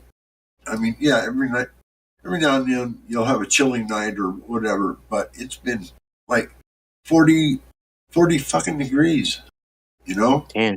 Yeah. All day long and shit. I mean, today I think it got up to maybe in the 80s or something, but that, hasn't been like that at all for weeks on end. Check out these triangles that are in the clouds. Yeah, I see that. The moon showing that up. That's kind of cool. Yeah, if you zoom in on it, though, you can see the triangle better. And then this one has a triangle in it, too.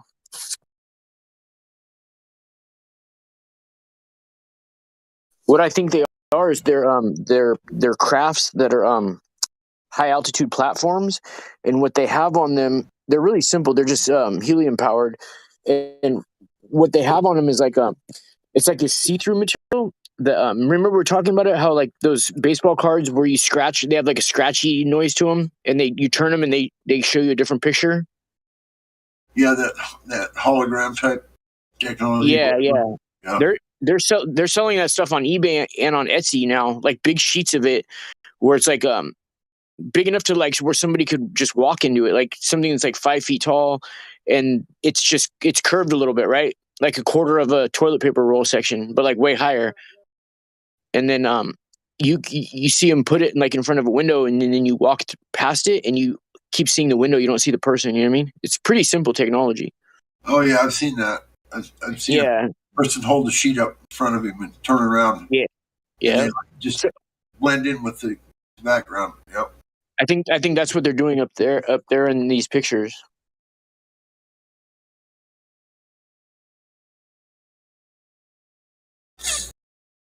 Some of these high altitude platforms, they're like some of them are like longer than a football field and really, really skinny. So it looks like a giant like flat worm shaped thing in the sky, you know? Huh. Yeah. I should make a video on that. I don't think I've seen anything like that in the sky before. Yeah, let me see. Hold on.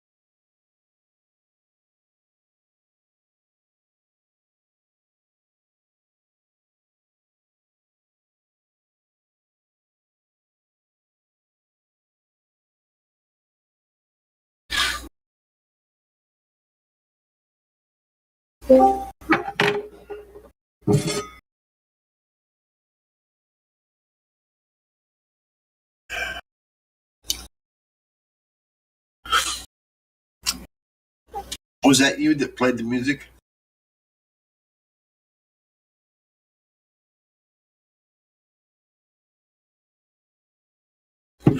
Flatter Day?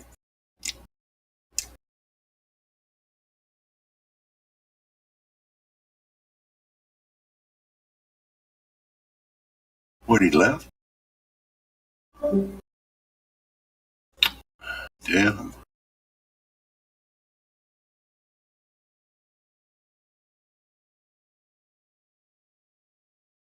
Oh, I was on mute. Sorry. Everyone's out for the night, huh? You're really low. Let me see if I can turn you up. Yeah. Say again.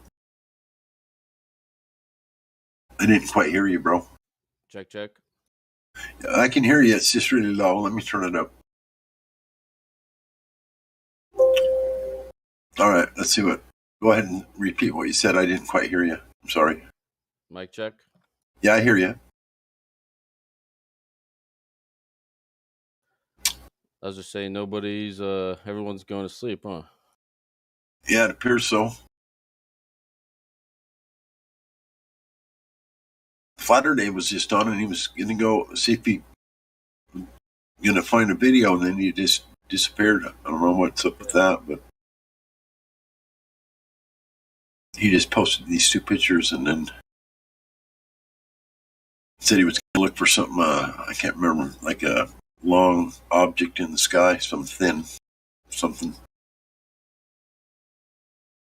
But I guess maybe something come up. Anything new going on? Probably not much.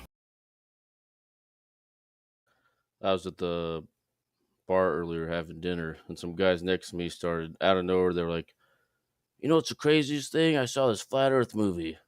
And this is how dumb they are."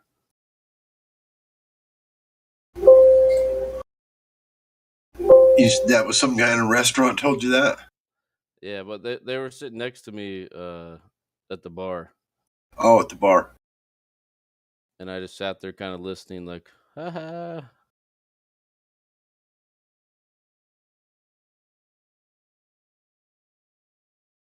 And then one of them said, "Don't they know about the continental divide?" Oh, fuck. Water wouldn't move if there wasn't a continental divide and gravity. Jeez. Makes you wonder where their brains are at. Yeah. Oh, and one guy was like, "Haven't they seen all the drone footage?" All the drone footage. Yeah, like the drones with the GoPros. I don't know what he's even saying. The fuck is that going to show you? Yeah, drones only go like a few 100 feet, anyways. Right. That's what I'm saying. What is that going to show you? Besides nothing. Yeah. As far as Earth, related as far as the flatness and whatnot. It would show flatness, but it certainly wouldn't show the curve, for hell's sakes. Yeah, this fisheye camera on the drone, I guess. Oh yeah, you're probably right.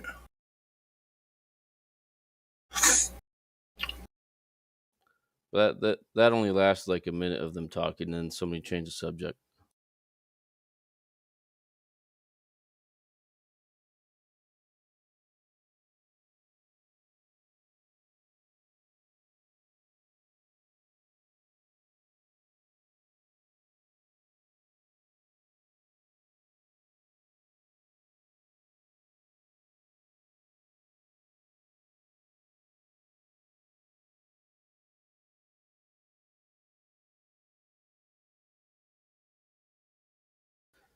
Anyone heard from Nathan Thompson? The last time I heard from him was, or seen him rather, was about 30 days ago. He was in Witzett's motorhome with him, and Witzett was doing a live stream, and Nathan was doing his usual, walking back and forth, sticking his mug in the camera, Yeah. bothering Wittzett. You can see Wittzett rolling his eyes like, come on, dude, I'm doing a stream. Yeah, he loves attention. Yeah. So that was about 30 days ago. I seen that. Since then, I haven't seen or heard from him. I was surprised to see him there with Wittzett because they had their little falling out. But I guess, real men make up and move on. So that's obviously what happened, Yeah, I haven't seen him online for, I feel like 6 months or something. Who, Wittzett? No, Thompson. Nathan? Yeah.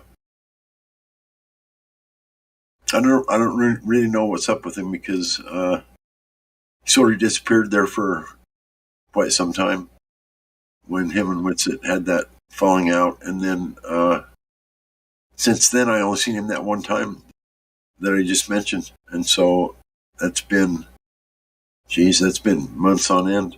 So Yeah, I texted him a while ago. I don't think he even responded.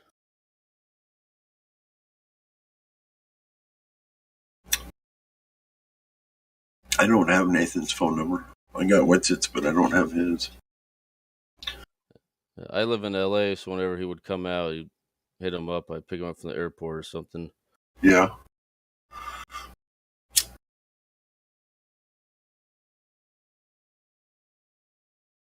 I was there for the whole debacle with that stupid YouTube thing.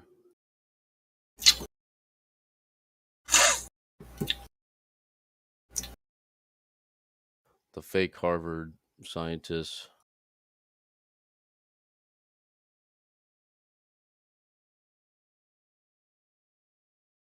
I don't know if I know what you're talking about. I don't know if I've seen it.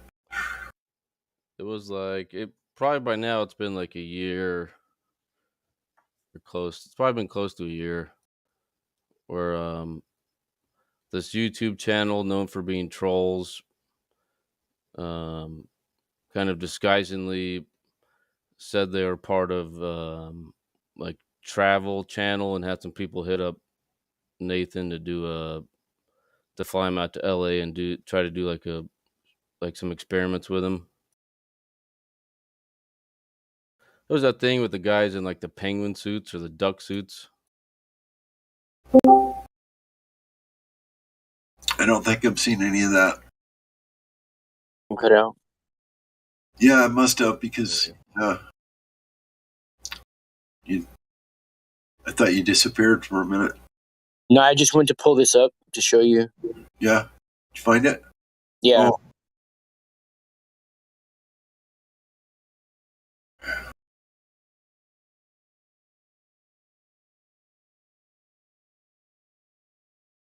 You don't think that? Oh, there you go. That's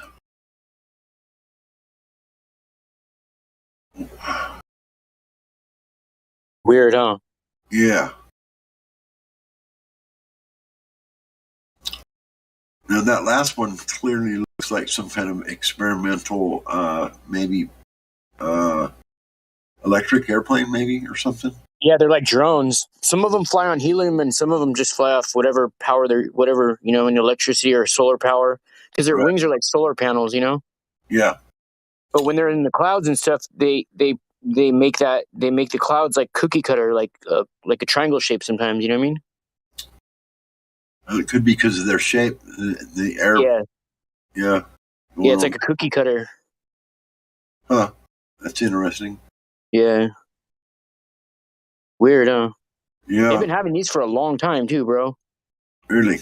Yeah. They show us pictures of like satellites with like those long, like flat rectangular wings that aren't even aerodynamic.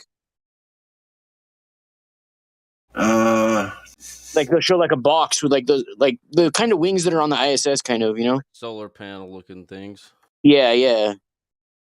Like they've had these for so long, and they're just high altitude platforms. They're not made to go fast, Right. Yeah.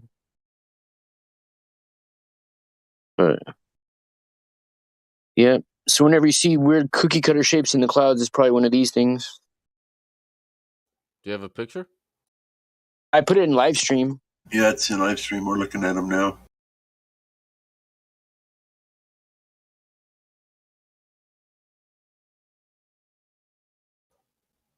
Oh shit! Is that a lot of UFO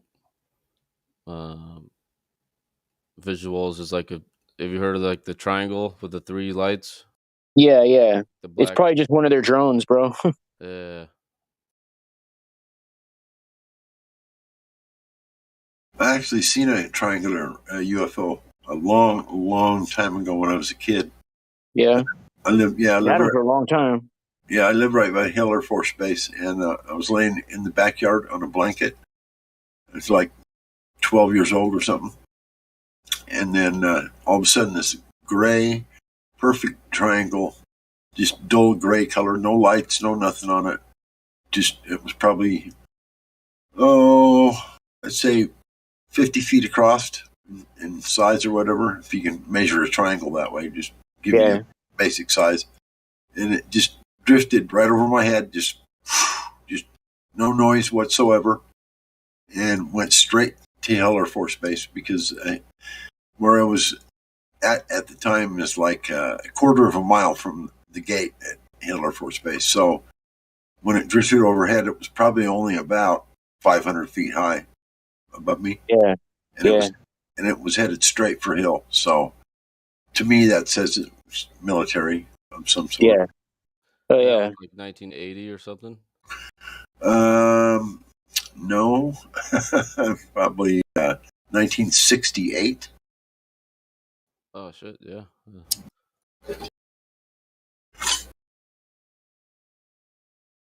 Man, I'll never forget it. It was clear as a bell. I was laying on my back, looking, just staring at the sky, and it just drifted just drifted right over me.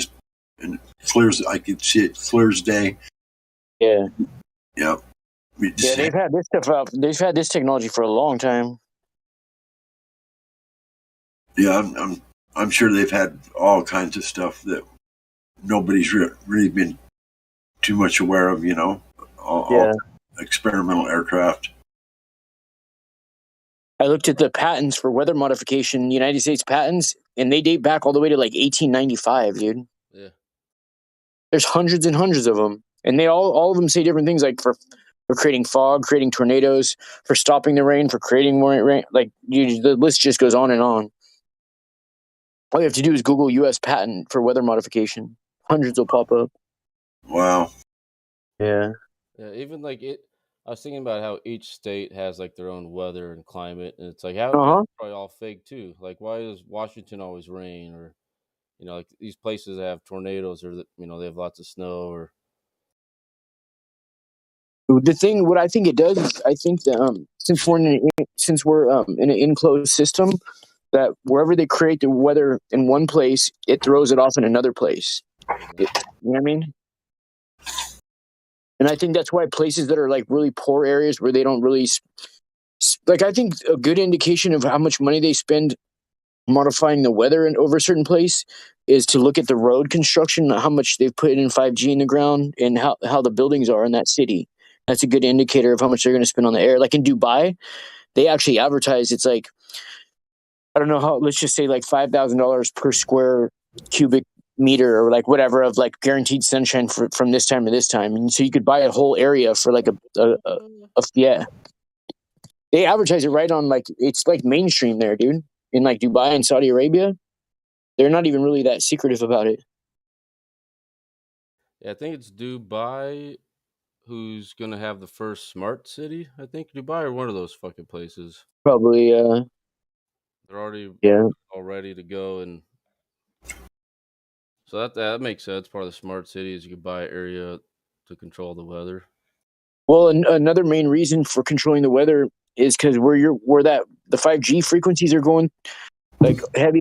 For the smart city, you can't have any rain. Rain totally screws up 5G. You know, you wouldn't want it to rain on the crops either. You know what I mean? Not these days. They don't want it to. Yeah. So they get like double payday off of making it not rain. But then the rain has to go somewhere. You know. I think they direct a lot of this stuff out to the ocean. You know, when you said it affects weather elsewhere, that makes perfect sense, because anytime you create a low pressure system, which is a storm, that means that, you know, it's going to migrate and cause, you know, high pressure go to low pressure, or low pressure to high, or whatever it is that happens. You know, they migrate toward one another because the pressure differential, they want to equalize. Yeah, like they got a whole system right here where I live. There's a highway. It's called Highway 33 that runs right by my house, and on both sides of Highway 33, there's these mountains, and it looks like these oil rigs, like these oil fields and stuff like that. But there's every night, well, not every night, but most of the time, huge clouds come from behind the mountains and go towards the ocean. And then every once in a while, you'll see like a flickering behind the mountains, like late at night, like a fire. And what they're doing, they're just burning their silver iodide flares, because it's like a ground to air station or something like that. They have a lot of, in order to make these things work, they have a lot of ground stations that they collaborate with, also by spraying stuff in the sky. But they have to burn the silver iodide flares or whatever else on the ground.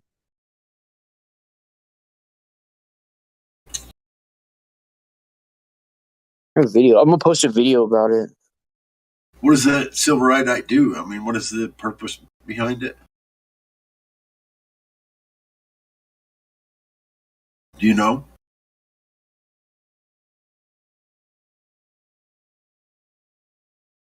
Watch it.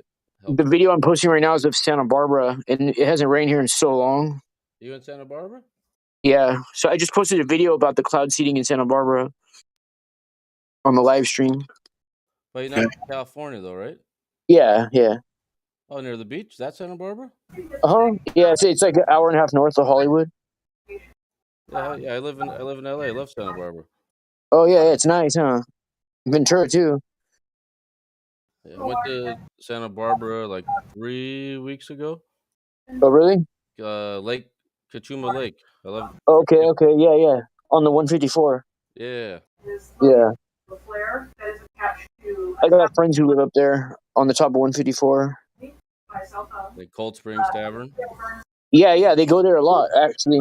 I don't know if it's closed down or if it reopened. Yeah, they were once the lockdown stuff. Once restaurants open up, they open up. They're still doing the mask shit and like. Yeah. That's some good food though, right there. Now they're all fully legit. Yeah. I actually go pick sage right there. Oh.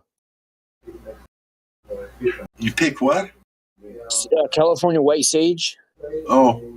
Yeah. There's a place up there. It's a really good place to pick it. It only grows like where the sunlight hits it early in the morning. That's the only place it really grows. And then if once the sunlight has to like cast shade over it after like 10 o'clock in the morning or something, it doesn't grow in places where there's sunlight all day long. SB has the best weather. I know. And then if it's, or they're fucking spraying like crazy. Yeah, I know. Right? Have you been to the botanical garden? Is it the one that has the that also has the animals up there? It's like a outdoor zoo slash. It's like, but it's closer to downtown. That one? No. This one is up in Mission Canyon. It's a building. Like a lot of buildings in Santa Barbara, they're really strange. They built them like they're melting wood. They look like they're wood that's been like melted, kind of. Like the roofs are like wavy. And this is one of those buildings, like a giant Quonset hut that looks like it's melting on itself. But they say that the weather in Santa Barbara, supposedly they can grow any flower in the world in the weather in Santa Barbara for the perfect climate. I don't know if that's true, but is that up near the 154? No, it's like if you get off on Mission Street and you go towards, you know where the Mission is? That's like the downtown part, right near State Street. Yeah, like north downtown. Yeah. If you get off on Mission and then just go all the way towards the mountains on Mission, you'll pass like the old Mission, the museum, Rocky Nook Park, and then you'll get to Foothill. And then it's only like a mile or like a half a mile up past Foothill. It's in Mission Canyon.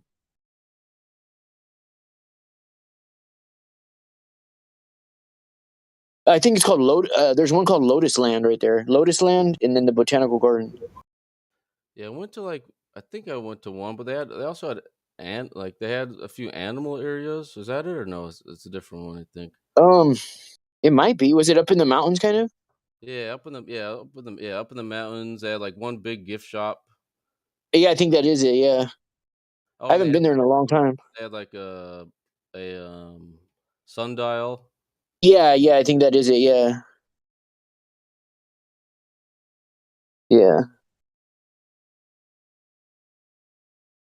Yeah, when I went to Santa Barbara, I go there like once or twice a year, but I went there like 4 or 5 years ago when I was getting like heavier in the chemtrails, and they were spraying like crazy, and I got all pissed, so I called the mayor's office or something. And I was like, "Oh, yeah.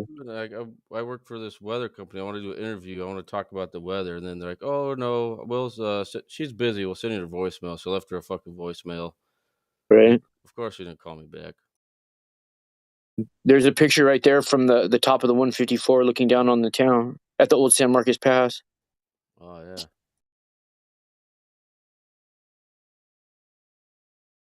Dude, and then I've camped at Kachuma this year and last year, and both times I had fucking weird ass dreams, like fucking what I thought was like Sasquatch experiences fucking my dreams and touching me in my tent. Weird.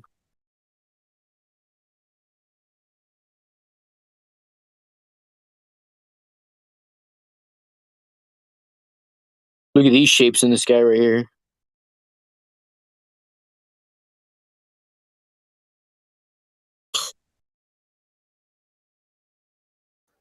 Yeah, it's like what creates a square?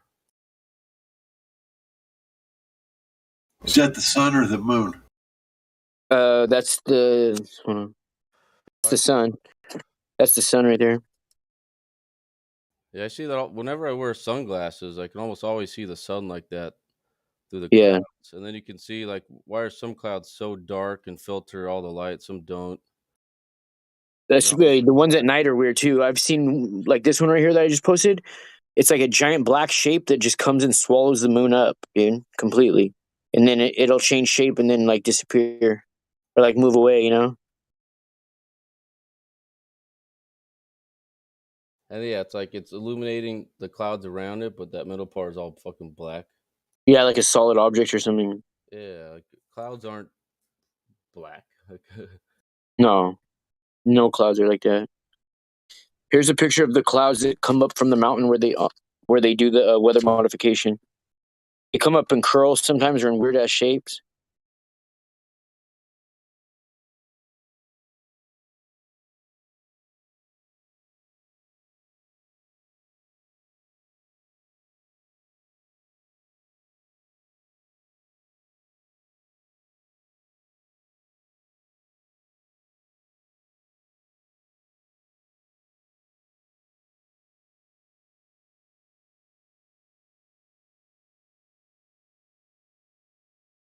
They're doing Fiesta again this year. Oh yeah.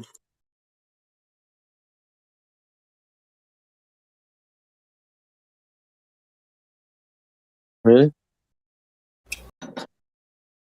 Right now? I'm thinking about going to Fiesta, but Yeah, I stopped going to that shit years ago.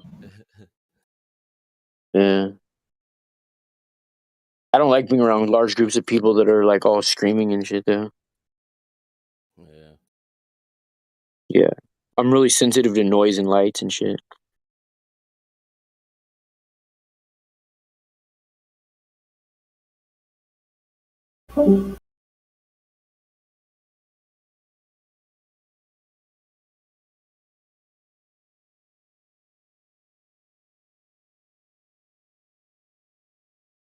That's a weird red lens flare on that last one.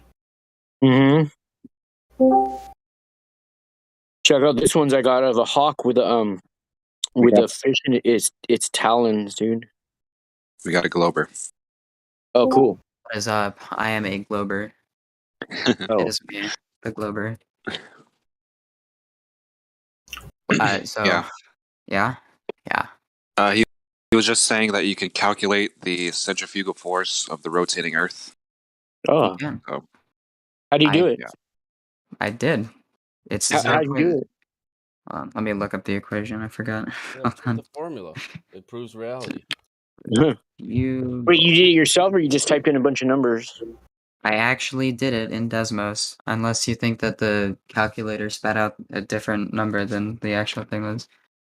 Well, I mean, did you measure it yourself, or you just typed in the numbers that you were? Oh, do you want me to measure the equation for centrifugal force? Because I can tell you how to do that as well. Yeah, but you're just typing in measure. numbers. Though. You have to measure the centrifugal force instead of just calculate it. I can't travel to It's the like the equator. curvature. Okay, so you can't do it then. Well, okay, I'm not arguing that this is a proof of Earth. I'm just saying because somebody else was saying that that under the spherical Earth model, that the centrifugal force at the equator would be so high that in order for gravity to be able to counteract it, it would mean that if you went to the North Pole, you would weigh like 400 times more because it was counteracting all that spin. And so I solved what it would actually be under the heliocentric model, and it would be very tiny, completely insignificant. So there. That's all I proved. In all those different places where you're talking about, you could have a refrigerator, throw a magnet on it, and the magnet's going to stick wherever you're at, and it just blows away both of the other two theories you said. What? What does that blow away the other two theories? So a magnet, even a little magnet that sticks to a fridge anywhere, is gonna shatter both of those other things. You saying that's because gravity is the weakest force that we know in the universe. I know everyone's gonna say that it's not a force. I know it's not a force, okay, but let's just pretend for a bit that it's a force because it's really easy to do. It's weak. It's the weakest and the strongest, right? It is extremely weak. It is actually the weakest force that we know of, and it is so weak because in order for it to actually get anything, it needs such a huge, enormous amount of stuff. Look at how small that magnet is. Yeah. That magnet is tiny. You don't need very it's much not really to a make force. electromagnetism repel. Gravity. But against Gravity's not a force, though. It's the curvature of space-time. Okay, I get it. It's Right. super weak. I get it. Yet it's holding our air extremely from weak. filling a vacuum. That So is it's stronger. It's stronger than the second. I know you're not. No, that is not true. It is not stronger than that. It Oh, cannot. so If you were to space open fake up a. No. Well, I don't understand. Okay, look. The pressure Wait, gradient, what? right? I don't. Okay. If you get but you enough need of a a pressure container for gradient, pressure. right? If you keep going up in altitude, the pressure is going to keep decreasing, and it's You going to need a keep container for that. decreasing exponentially until eventually there just isn't any more pressure. And the reason for that is because up at that extremely high. Yeah. What proof do you Y'all on have a for that? mountain? What measurement? Climb a mountain, and you'll see that as you continue to climb, but the you pressure will decrease. you haven't been at On a those mountain? places where you claim that the pressure drops exponentially.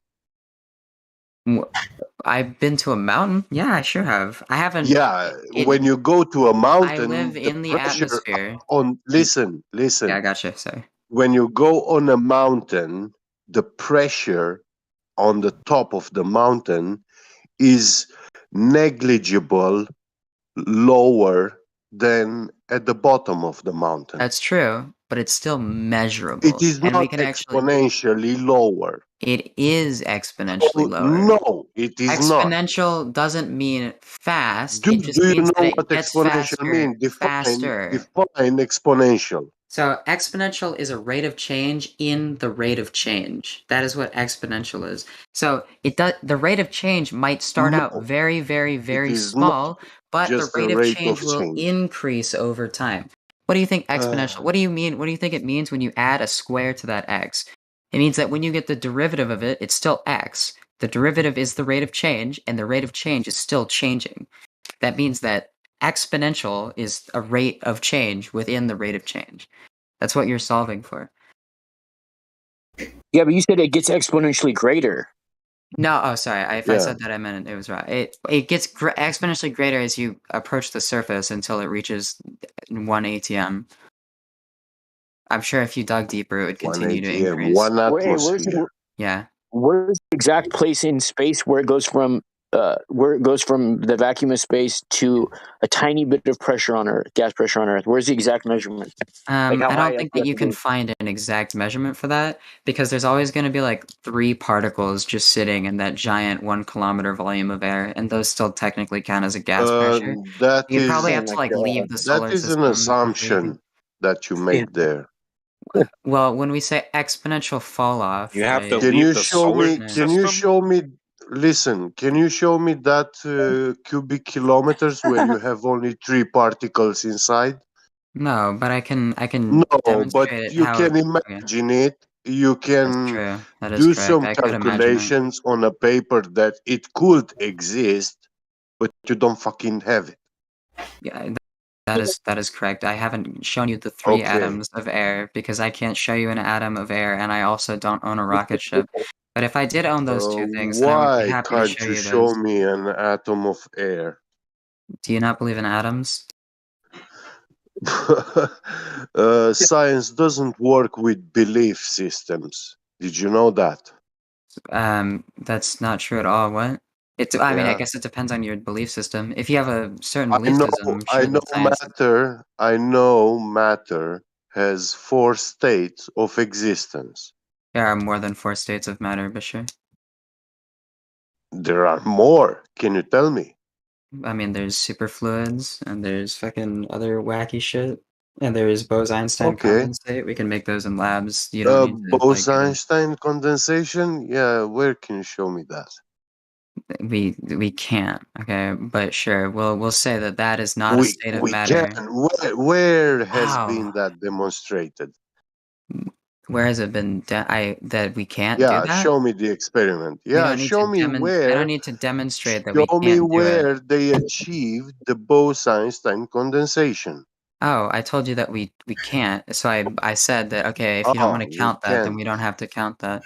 But I can show you My where we've achieved a apologies then. superfluid, I or maybe like a understood. superconductor.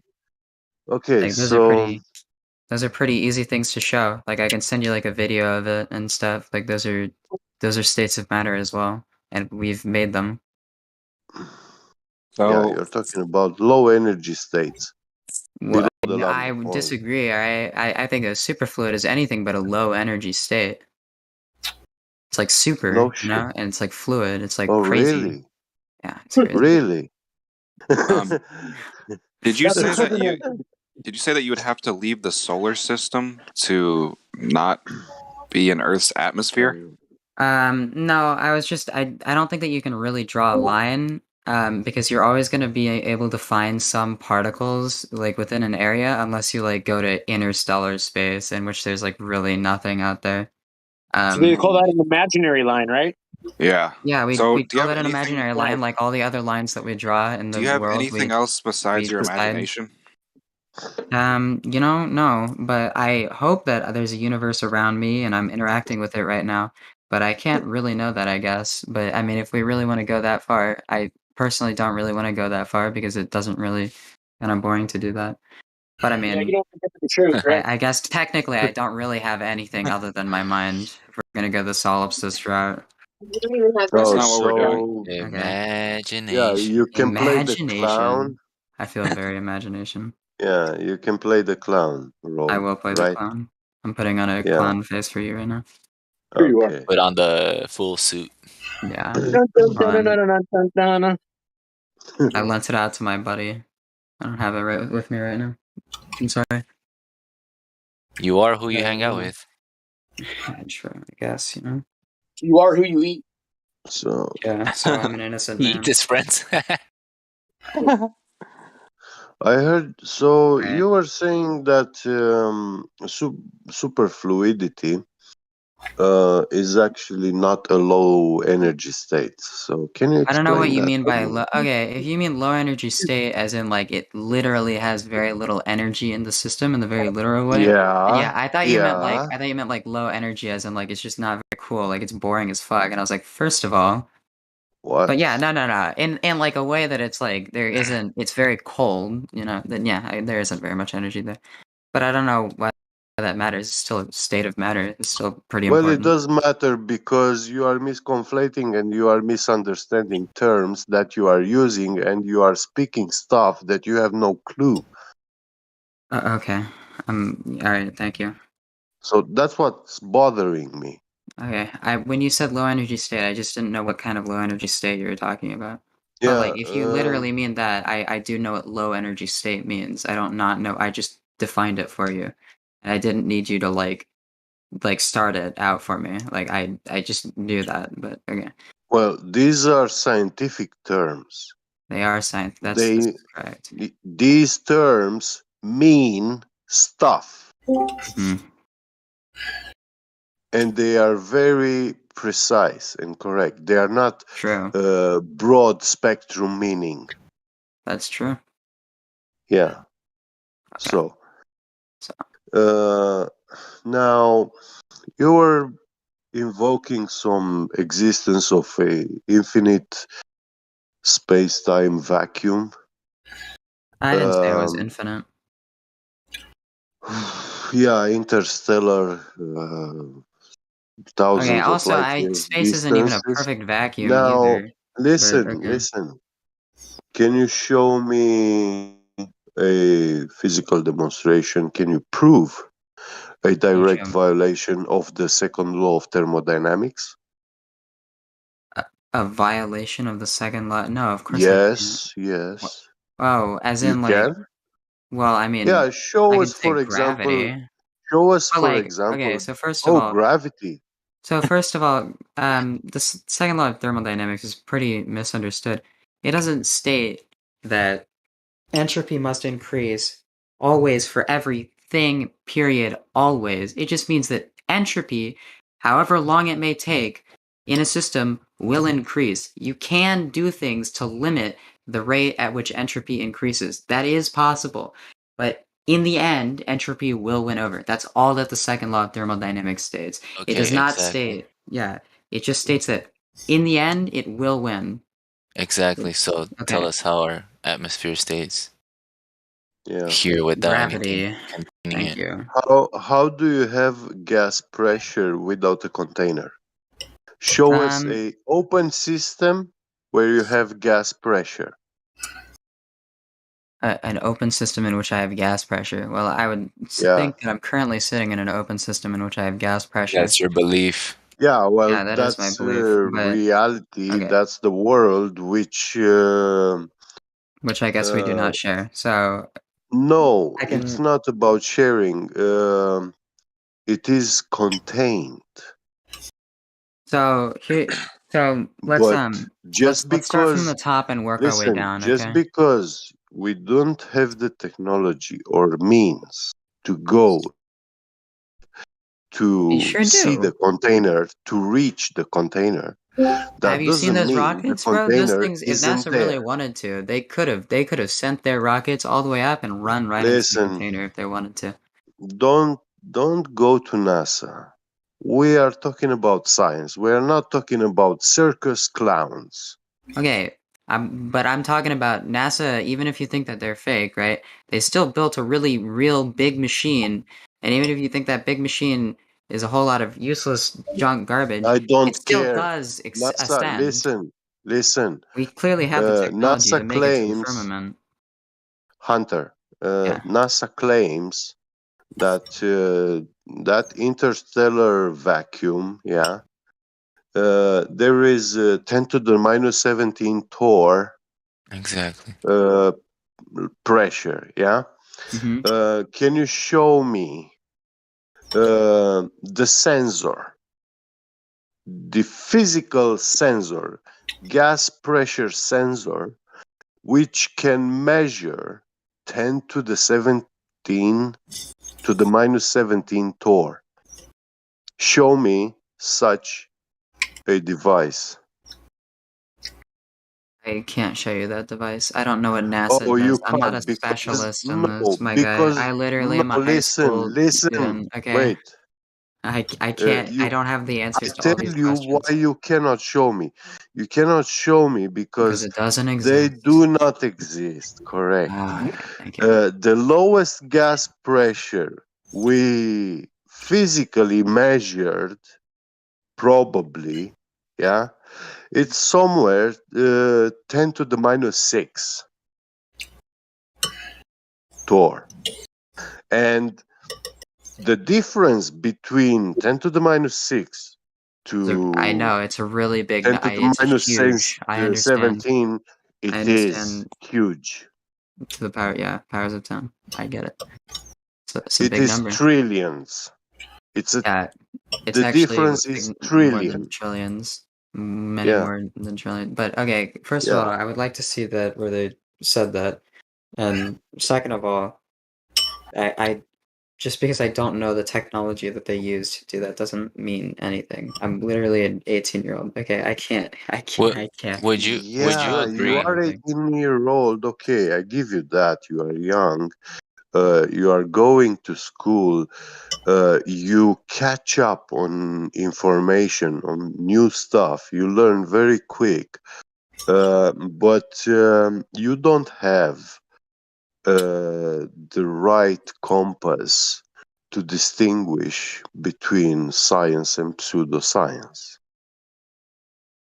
Like anything that is like empirically verified is, I mean, that is the Yeah, scientific process. Is pretty yeah. important. You should And I feel like a lot of the things go like with the scientific method. Yeah. usually what we do is we mathematically model something and then we see if it fit reality, and then we're like, oh my god, it fit reality, and then we're like, okay, so if it fit reality, and we're supposed to assume that the laws of physics are the same across the whole universe, then we can use this model that we've just created to then calculate something else, and like, wow, look, it worked.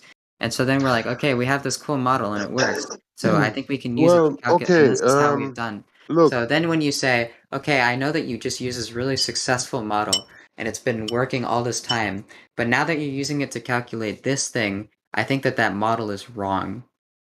Like I don't know what you want, okay? Because that is the scientific process. That's what we do in science. Math isn't We test science. Well, yeah, math mathematics is a language. as your It's not science teacher science. probably told you many times, math is related to science. Well, the math is wrong because the Earth has no No, curvature. it's not related. It's a language. Sure, but it's like actual It's not related logic. to science. It is how It's not logic is. related to reality. It is related to reality. What are you talking about? Listen. Math is one of the few things that, in Mathematics. absence of humans, we can actually know will Hunter. still exist. Just okay. Calm down. Sorry, I'm Cool getting down. really excited. Mathematics is part of reality. It's a language. It's true. It's true. Yeah. It's not science. And math itself is not the reality. Math is rational and irrational. Yeah. Math is never irrational. You can, using mathematics, you can quantify very well reality, yeah, physicality, but that doesn't mean that mathematics deals only with physical reality. Yeah, mathematics Yeah, that's true. goes in no time beyond these limitations. It goes into the irrational, into the non-existent, into cyber, virtual stuff, imaginary stuff. Abstract. Yeah, so when we get into Yeah. pure maths, we understand that we're not what we're seeking to obtain is a very abstract form of knowledge, right? We're not when we're dealing with like different types of It's infinities not or like group theory, we're not abstract. using group theory. Yeah, we're using group theory as an abstraction, right? It's very abstract. We're trying to and so when we're dealing with these pure maths things, we're not going to turn around and try to apply it to science. We only use math that we actually know does exist in science. We can't just make stuff up. Well, No, yeah, you do. What do we make up? look, you're saying, Do Dark we make matter. up yeah, we use squared? math That's not to what? listen. Yeah. Um, you use math to explain physical phenomena, gravity, and imaginary spinning balls, which are attracting, but they never touch themselves, and stuff like this. Huh? The Well, I problem mean, is, okay. the problem is the independent variable with gravity, always. Always. Gotcha. Yeah. Uh, have you ever heard of electromagnetic levitation? I can infer what it means based on the definition. I'm No, assuming I it's asked you, this is a yes or no question. Have you ever heard? sure. Yeah, I've heard of it. Okay, yeah. Now, is electromagnetic levitation, is it anti-gravity? Well, it's not gravity, but it is opposing gravity. So, I mean, yeah, in a way. It, the question was simple and I said, specific. yeah, in a way. It is kind So of it's anti-gravity. anti-gravity. Yeah, sure. Electromagnetism is anti-gravity. If we're using this definition of anti-gravity, then yeah, sure. Do you know what anti-gravity is? Well, it's Can you probably something that search? repels gravity Can you or please? is No. Don't go there like trying to explain that you think you know.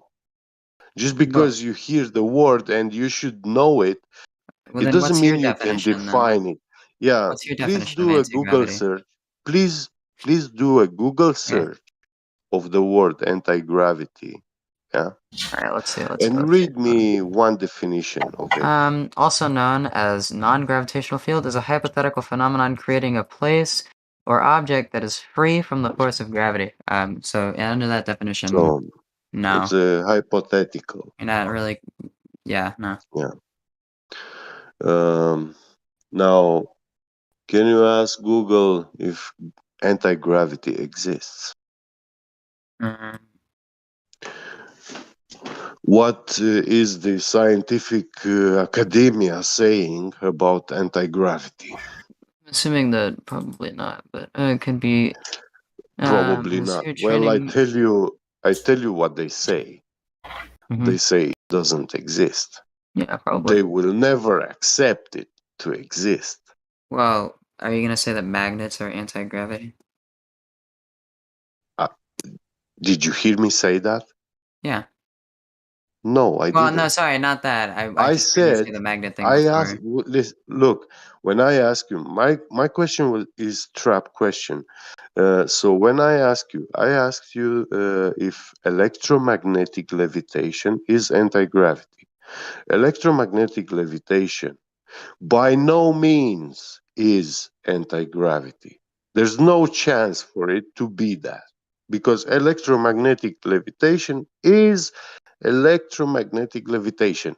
You are using electromagnetic fields to achieve levitation. Yeah, sure. You are not manipulating gravity. Okay. You are manipulating electromagnetism. Yeah. Yeah, which is a real force. Yeah, Both of them.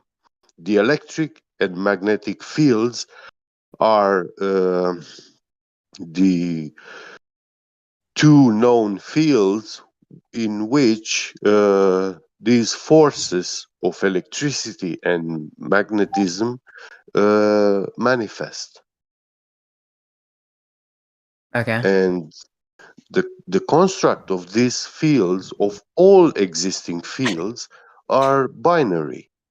So they have either a charge, positive, negative, yeah, or they have a pole, north, south, yeah, in magnetic fields. Yeah. And according to these polarity or charges, you have attraction or repulsion. Yeah. But now you're coming here and saying that we have a imaginary force which is only an attracting force. Yeah. It's You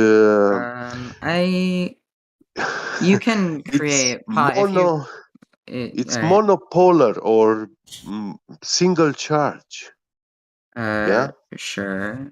I think that's true. So Well, I don't know this about force, antimatter. I'm not this entirely force sure, you but are talking about, is actually it doesn't meet the requirements for building a field. It doesn't meet the requirements for the construct of a field. well, that's why it doesn't fit into field And now theory. you're saying We haven't you figured out don't how to have fit it into you field don't theory have the because yeah. field. Listen, gravitational fields, they don't fucking exist.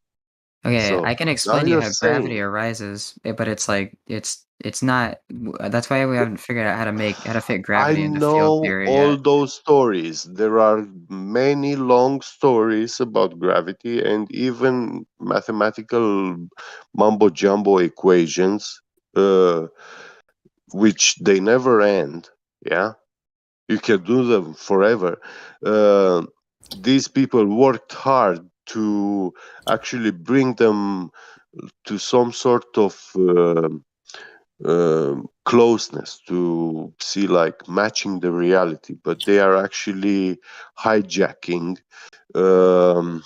like the downwards acceleration of 9.81 meters per second square, yeah, which is not a constant actually. So when you It does take vary. That's correct. it's not a constant. When you take all the elements from Mendeleev's table, yeah, and you drop them in a vacuum chamber, you will find that not all elements will fall at the same rate. I don't know if I believe that. I'd have to see a source on that. Well, for then when you take neodymium magnets, for example, you glue together two neodymium magnets the way they repel each other, yeah, and then you drop them next to two neodymium magnets which attract each other. You drop them together, and you will find that those two neodymium magnets which repel each other, they will always fall at a slower rate, despite the fact that they have the same dimensions and mass as the other. And this is actually a discovery made by Boyd Bushman in the 1970s, and this man was a Lockheed Martin engineer who brought a lot of discoveries and innovations to the highest technological airplanes and weapons of Lockheed Martin. Okay. So you're saying, I don't believe, but that guy, I don't think he really cares if you believe or not. You can actually do this experiment yourself, yeah, very easily. You can find two refrigerator sticker magnets, yeah, neodymium. You glue them together, and you drop them from a building. You install a camera where they fall, and you record to see which one is falling faster and which one is falling slower. So by manipulating magnetic fields, strong magnetic fields, you directly affect the motion, downwards acceleration of objects. Yeah. By manipulating Can the temperature, if you boil mercury, it will evaporate. It will take its gaseous state. And when you heat that gas, it will rise above the air that we breathe, and it is far, far heavier than the air that we breathe. Well, I mean, it's because it's a heavy metal. but it's heated up though. So Yeah, its it atoms are more has excited, so it's trying to it is spread in out a more. high So the energy state, density is decreasing, but so listen, it rises listen, you have to because see buoyancy. here that thermal energy, is now it has to be anti-gravity too, just like electromagnetism, which I clearly told you that electromagnetism is not anti-gravity. Thermal heat, is also not anti-gravity, but it does everything that these people we call anti-gravity. Okay. I So how can I think I that I think mean we can a lot of these things are like the product of other systems interacting with each other.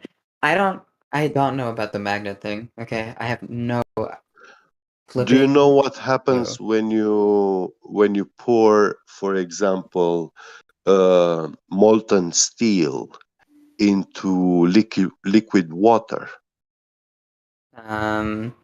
What does it explode or something, or create a No, vapor shell around itself and no, okay, what? no. Yeah. Well, when you pour liquid steel into water, in the very first milliseconds, where it looks like the steel made contact with the water, uh, actually there is a repulsion between the two elements. It's not They a never repulsion come between in the contact. elements. It's probably Yeah. because it's instantly vaporizing the water, and that vaporized No, water it's not expands because because water no. vapor is You significantly are takes assuming. up as much. You are making I'm not assumptions assuming. again. Okay, I'm not actually. I can actually There know this for a is fact. As soon as it touches that water is energizing. It's vaporizing. As you stated, it's the second law of thermodynamics. That energy is going to transition into that water, and that water is going to turn into gas really quickly. And as soon as it does that, it is going to repel the iron up just very slightly. it doesn't This repel, is but something. the Okay. surface of the water will be slightly um, like form a downward bulge, and it's like the iron doesn't have physical contact directly in its molten state, but the iron is heavier, it's gonna sink underwater, and when that happens, there will be gas generating. The water will violently evaporate, so it will take a gaseous state, vapor, and that makes like air bubbles that we see in the water, and gases from the water. There is oxygen and nitrogen dissolved in the water. These gases are quickly absorbed. from the water Wait, what? by No, they're that not. hot metal. So they will Wait, what? form around the metal like Wait, gas I don't think the bubbles, gas you know? will get absorbed by the metal. I think the gas will just rise. It might expand a lot and then shrink, so it looks like it's Yeah, it does good, but it's absorb not. them. But it's not Listen, absorbing it. the molten metal The molten metal might absorb absorbs a the tiny gases from bit. the water around its surface, No, and what? No, then it's not those true. gases form air bubbles, and they will rise above Oh, the water. okay. I'm not absorbed. Yeah. Okay,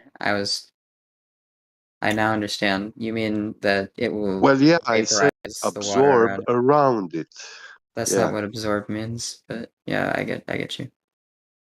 Right. Yeah, when you take the gases out from the water, you absorb those gases away from But that gases were water never in the water. containing it.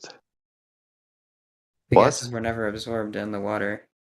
The gases are the water. The water is vaporizing, and as it's vaporizing, it's expanding very Well, rapidly. no, there is, And then it's there is O2 in the water, okay, but oxygen. yeah, The gas it oxygen isn't. that we breathe, it's dissolvable in water. Okay, that is true. There might be very trace amounts of like just Can I get an pure electric? O2 dissolved in water, but that isn't really Yeah. gonna Anyway, check, hey. yeah, let's. But that isn't the aggregate of the stuff that like you see when it bubbles up when you that's just gonna be water vapor. There might be like a little bit of like just pure O2 just in that water vapor, but it's gonna be the vast minority. Well, I Oh, wait, told where you are we what. getting with this? Hold on, hold on. Listen, yeah. Okay, just are you saying that Well, gravity is this electromagnetism? Or no something gravity. well then what do you why What are you you call saying this? you call it gravity, yeah? I do call it But gravity. I call it a manifestation of all these natural governing forces, yeah, and existing forces, electrostatic, electricity, magnetism, all these forces together, yeah, create this order in which the elements of nature behave according to how we observe them that they Why did they behave. choose down? Why did they choose that direction to all just move in? Well, because down, it's these fields which are binary in construct. So we have two Gaussian planes, yeah, the ground negative, the sky positive, What? and No, in wait. between these two planes, yeah. So we have a gradient or something According to happening, your right? charge and energy and electrostatic voltage potential, yeah, you have your position. I don't. Okay, we see all objects accelerating towards the ground at 9.8 meters per second. Right? No, Give or take a we don't very, see. give or take Listen, a we very, don't see very, very helium. tiny amount. Listen. We don't see helium accelerating towards the ground. It is accelerating towards the ground. However, No, since it's not. gravity, It's not. it is. No, what happens However, when you release a helium balloon? so there can be multiple forces acting on something.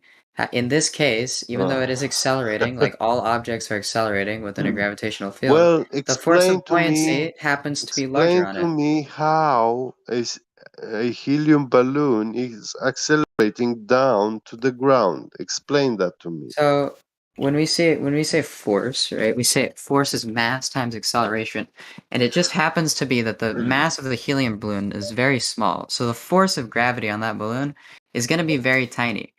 The buoyant force on it, however, is pretty high because it is significantly lighter than the air around it. There's a pressure gradient that it's sitting in, where the bottom is slightly more pressurized than the top, so it's going to get pushed up stronger than the force of gravity pushing it down because it's very light. And even though acceleration is a Listen, big number, this is 9.8, the listen. m that it's being multiplied with is a very small number. Stop, So you stop, get stop, a small stop. force.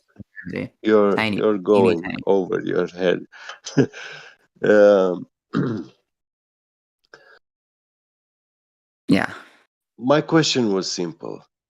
Yeah. Um, Well, I Where was can trying to you answer show it in the me? most thorough Where way can you possible. show me a helium balloon accelerating down? Get a helium balloon. You will see. Yeah.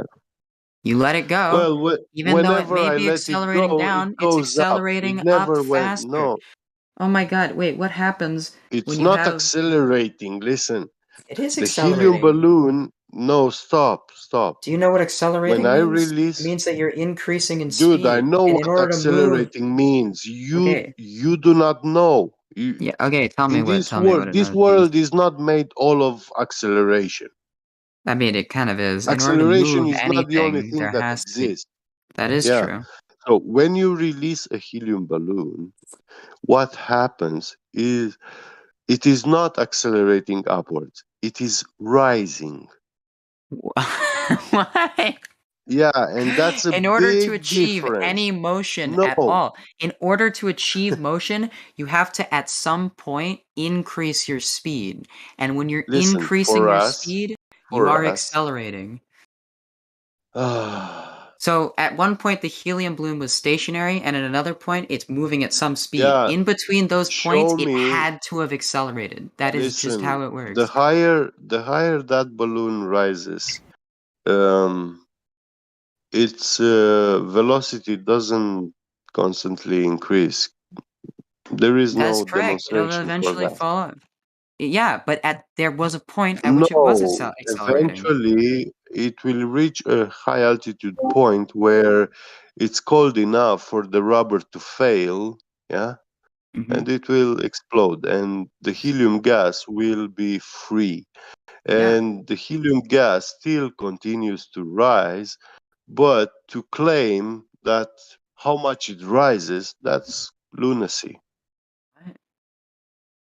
No man knows how We know high how high it helium gas rises. We rises. know because No, we know we don't. the pressure at which Those it are existed. We assumptions. know its density, and since No. we know that the atmosphere falls off exponentially, we can go and we can look at our little chart. We can be like, oh look, this section of the atmosphere, this is about as dense as helium is.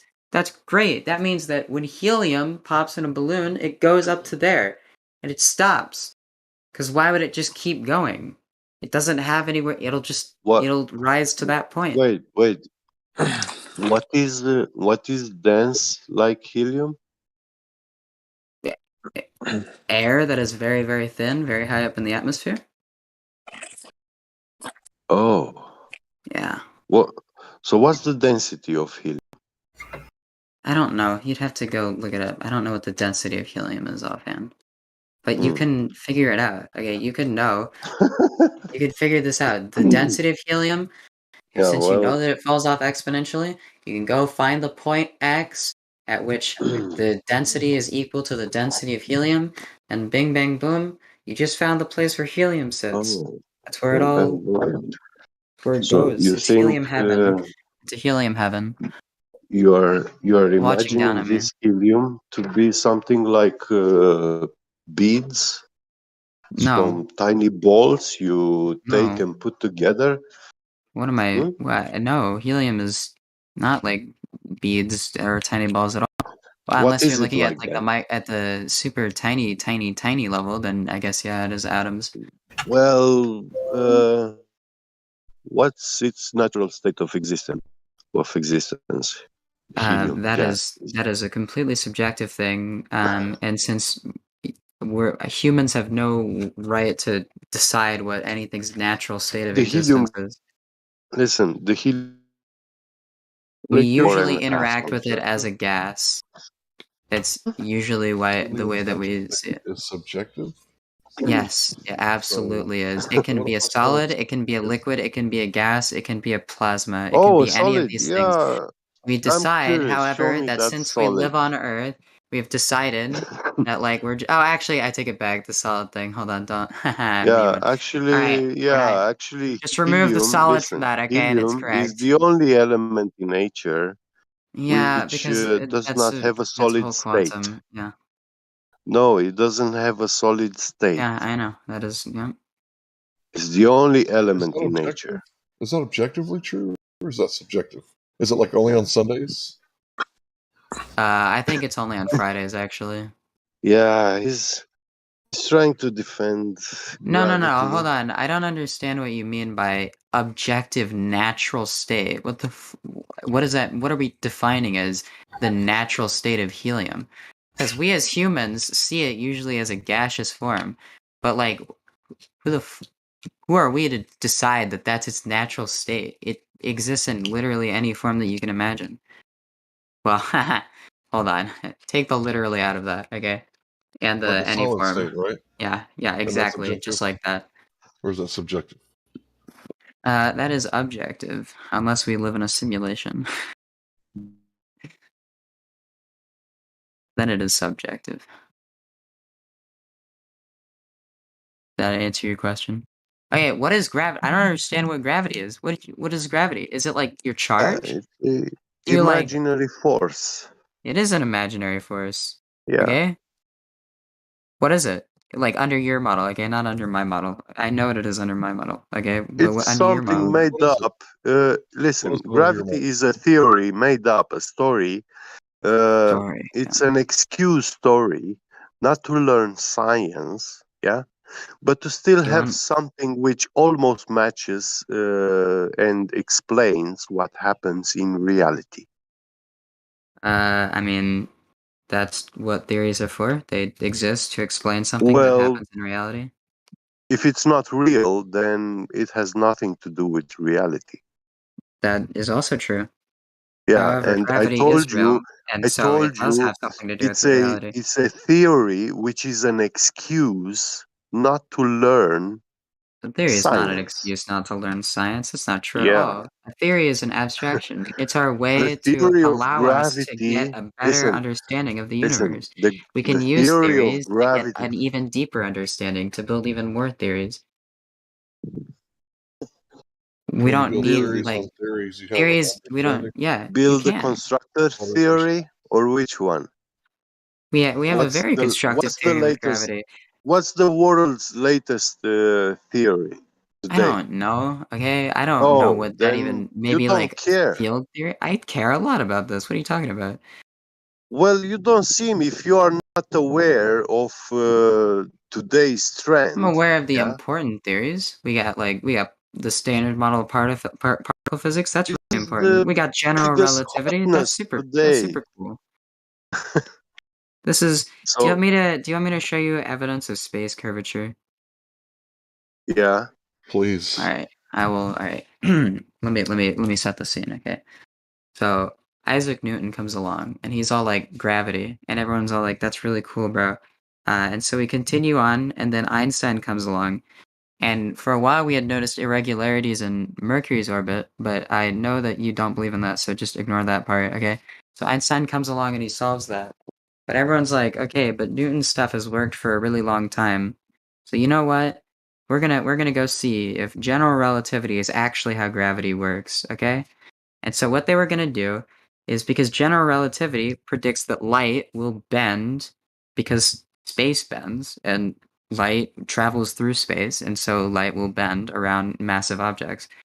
So we were like, hey, our sun has got a lot of gravity. I bet we could calculate how much the light will bend, and then maybe find a star that we know the position of, and we can see if the sun bends it. But that's got to be a star that's really close to the sun. I know about this, right? So they So waited the for a sun lunar comes up- eclipse, right? They waited for a lunar eclipse. And guess what? They found I just got one. told the story yesterday. Really, that's really cool. And Right. so they got this cool lunar eclipse, and they were like, "That's really sick, bro." And guess what? Was it a lunar eclipse? They measured the star, Was it a and guess solar what? eclipse? It was displaced. It was in the wrong place. What could have Right. caused that? Well, guess what? It was the gravity of the sun. It Right. worked out exactly to How where do you know that? Einstein predicted that the star would be displaced too. And that is how general relativity superseded Newtonian Cool. physics. Can you see the Harvard link that I posted? In the live stream No. voice text? Sure.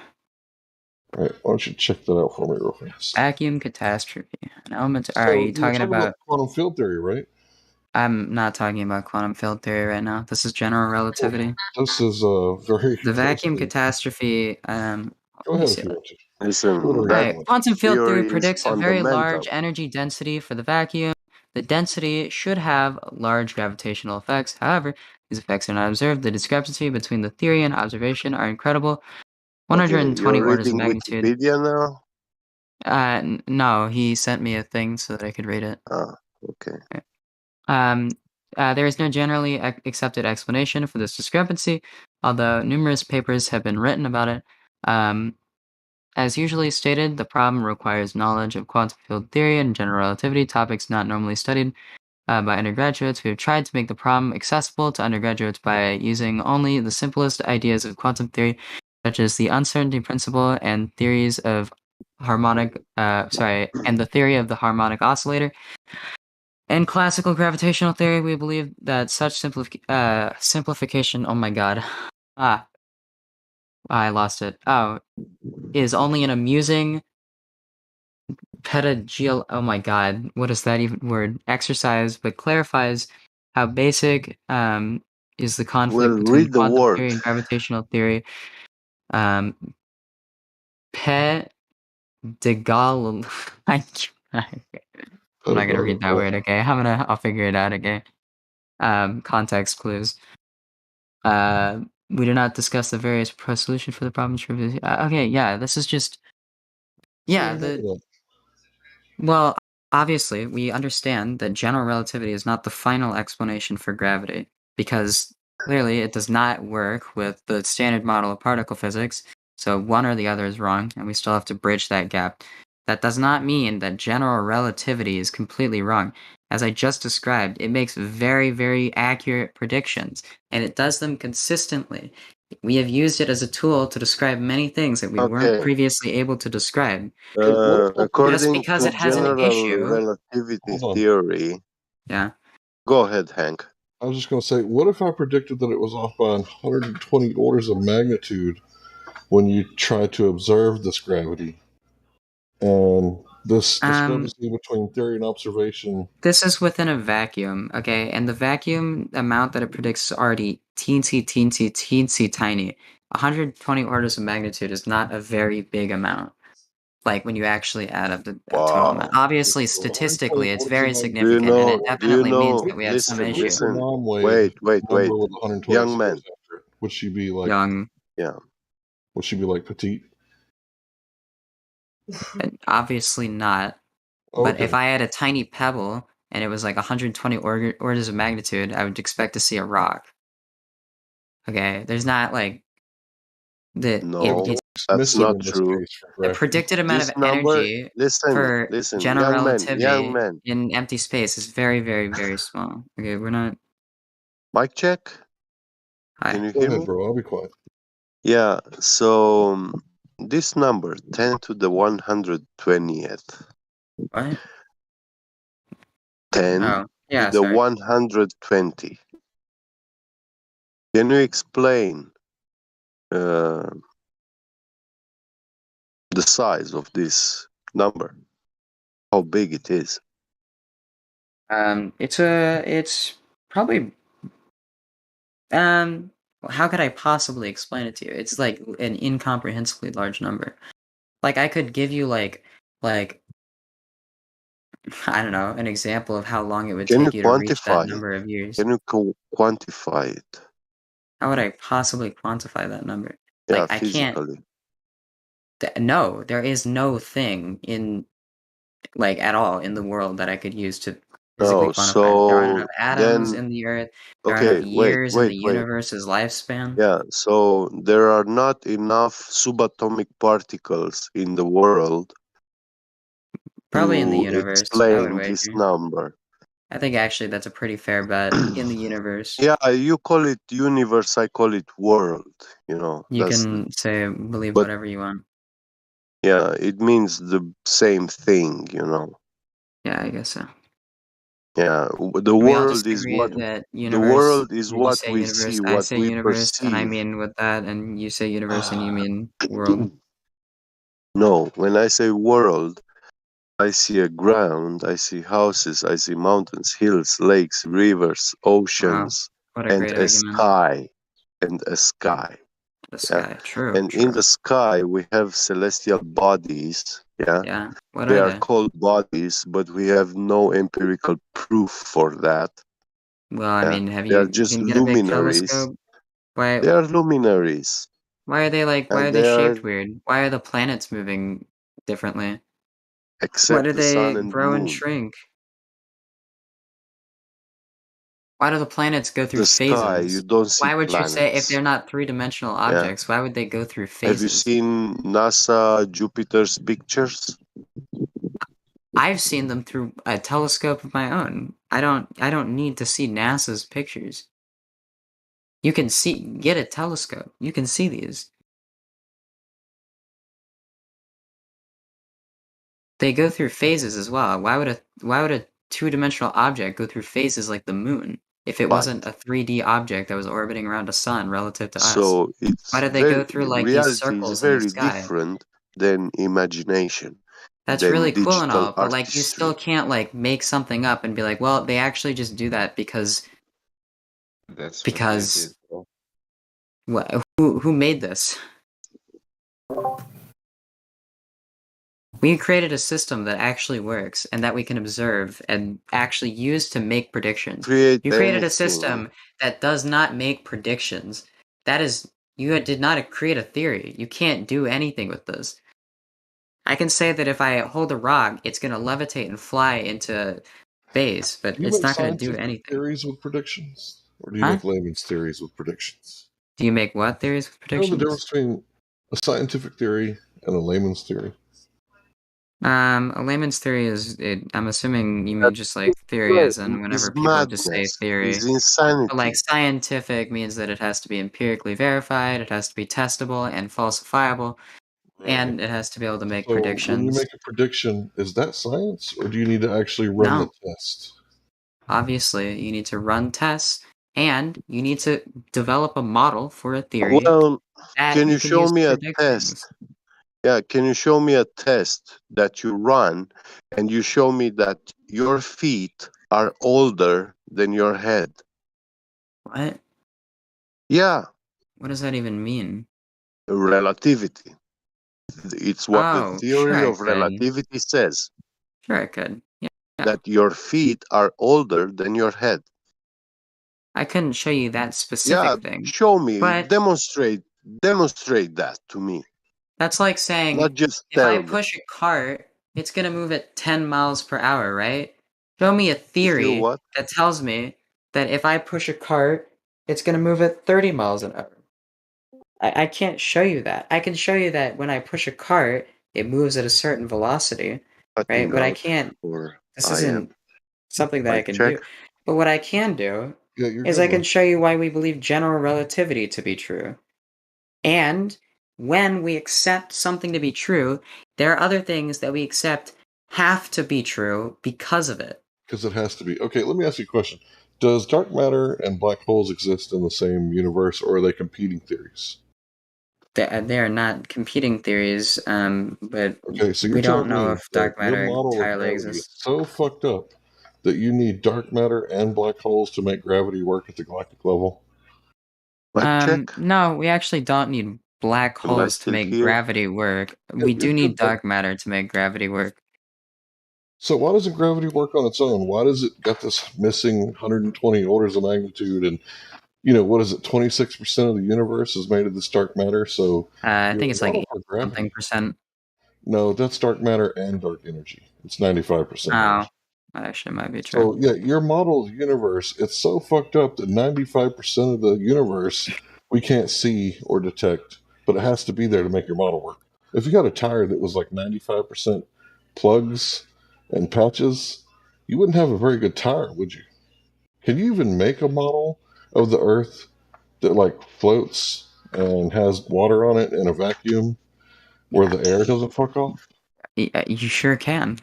Okay, so you can make a vacuumous container and put Oh, air as in in a it. physical model? What the why do we Yeah, need to do that? yeah.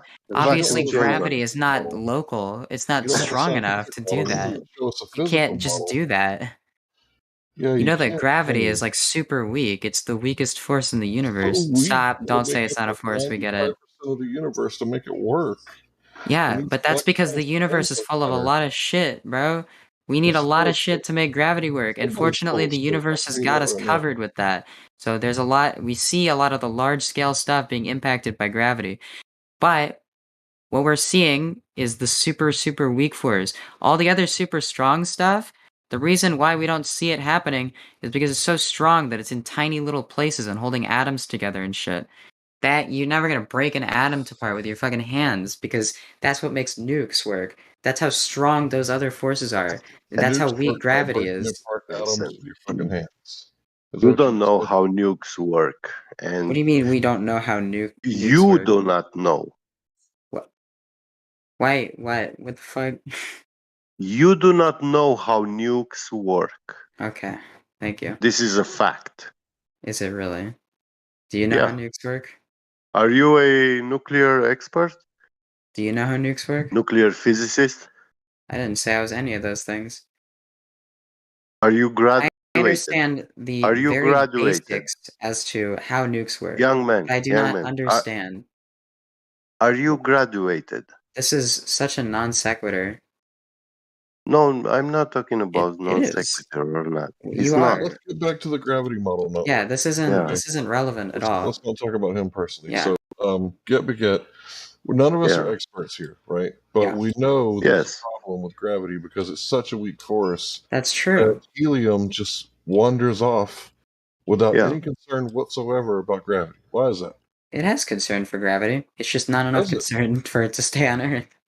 Oh, so it's anti-gravitic, but it's concerned with gravity, huh? No, you see, the thing is, gravity affects mass, right? And helium doesn't got a lot of that. Well, Oh, wait a minute. can You you? said gravity affects mass. Well, show me gravity affecting helium. When Helium you doesn't. say something has mass, you're referring that about the center of mass. I'm not referring to the So center of mass. I am referring yeah, to that yeah, object you having mass. do. What? How? Then you are not talking about mass if you are not talking about the Mass is center of just a measure of mass. the amount of stuff in there, or if you want to just define it more Everything, anally, it's the everything that amount of inertia listen, or resistance to acceleration of a Wait a system. minute. So let me everything go with that that. has mass has a center of mass. Yeah, that's true. But So gases, they do not have a center of Okay, we mass. can when we're usually doing masses of gases. Yeah. Anyway, we usually do it locally. We do it in like Yeah, very tiny pockets, they and are stuff like taken that. as Because it's particles. really annoying to do it all by particle, but like, bro, yeah, it still you works just out with the described particles. mass as the resistance to inertia. Are you going to double down on that? No, the resistance to acceleration, aka inertia, of Resistance a to system. acceleration, So yeah. it's resistance to acceleration. So you're telling Yeah, me that if you want to resistance define to it more acceleration anally, attracts then resistance yes. to acceleration, bro? As a matter of fact, I am. In fact, you can actually solve this pretty simply. When you have a really big block, right? You know how inertia is the resistance to accelerate. If you try to push that block, it ain't going anywhere because it's really hard to move it because it is resisting acceleration. It also resists deceleration. You have a little light What is block, that okay? It block? is Hold also on. The reason the resistant to block is acceleration, resistant. but less than the big block. Hold on, You bro. drop these two It's these two density that's blocks, making it resist acceleration. If you huh? put a whole bunch of balloons on that sucker, you can move it around quite easily with your pinky. Hold on, we're not there yet, okay? You drop these two blocks, they fall at the same speed. Why is that? Well, because gravity is proportional to mass, and mass is proportional to inertia. Well, then guess what? They cancel out. They fall at the exact same speed. Hey, But so they so land with different forces. okay, so would you Because agree the that force of gravity is stronger on one of them. if the globe Earth doubled in size, would that make gravity twice as strong? In size or in mass? Because if it was in size, then it would actually make it like a fourth as strong because it falls off exponentially with radius. Okay, so if we proved that the Earth isn't curving at the rate they're saying, that would disprove gravity, right? What you're about to say is gonna be super dumb, but yeah, sure. Yeah? Yeah. Okay, so if there's no curvature, then there's no gravity, right? Sure. Yeah. Okay. So let me show you something then. Oh boy, I can't wait. So you can calculate the distance to the geometric horizon based on the observer height, based on the globe geometry. So based on at 1 foot observer height, the horizon's going to be at 1.2 miles away. So take a look at the live stream voice text.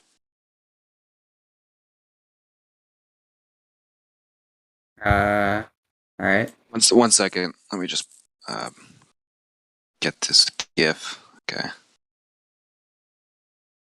So tell me where you see the horizon in that image.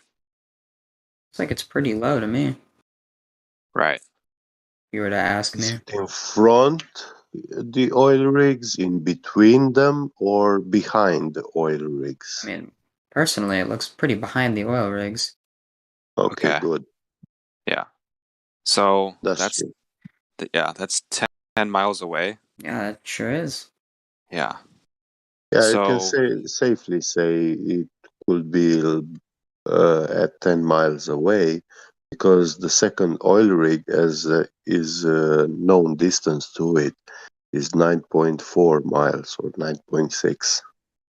Right. What's that other image comparison? go ahead. You know, the one where you showed like the image of that exact same oil rig?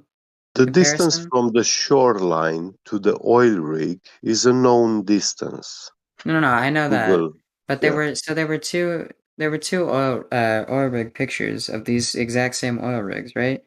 One of them was from this video, and the other one was very interesting because it actually showed the horizon in front of the oil rigs.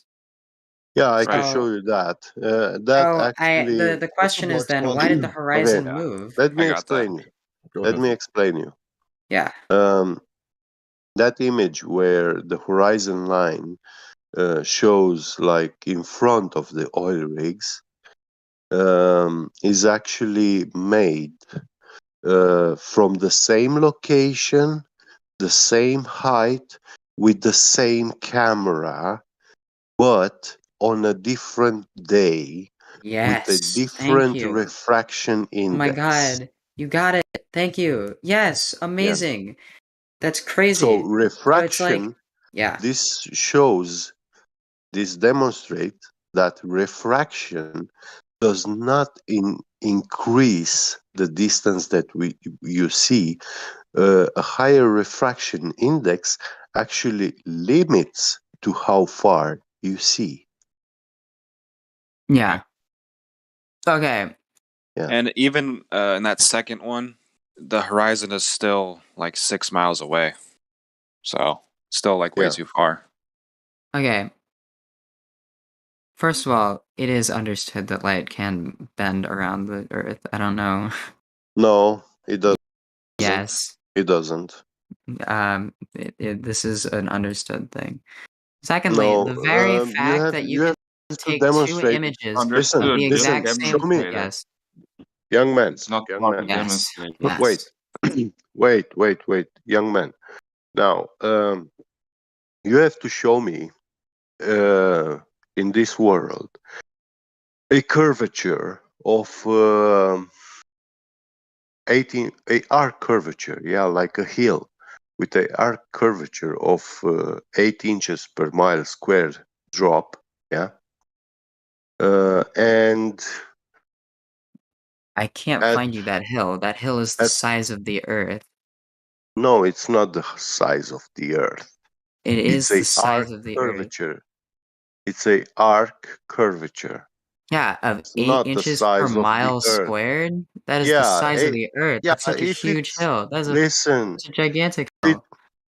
No, it's not a gigantic hill. Yeah. What do you mean? That's a When really big hill. in a I would never even be able to see that it was a hill. I would be distance, standing on listen. it. It looks flat. Stop interrupting me. In 10 miles distance, according to that arc curvature, you have a bulge raised between your location and 10 miles far away from you. Okay? Yeah. Yeah. Do you know how much would be that bulge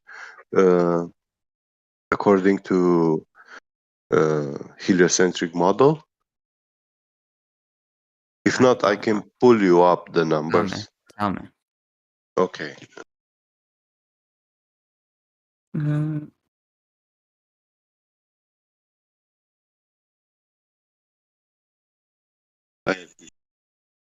Yeah. Bear with me a moment.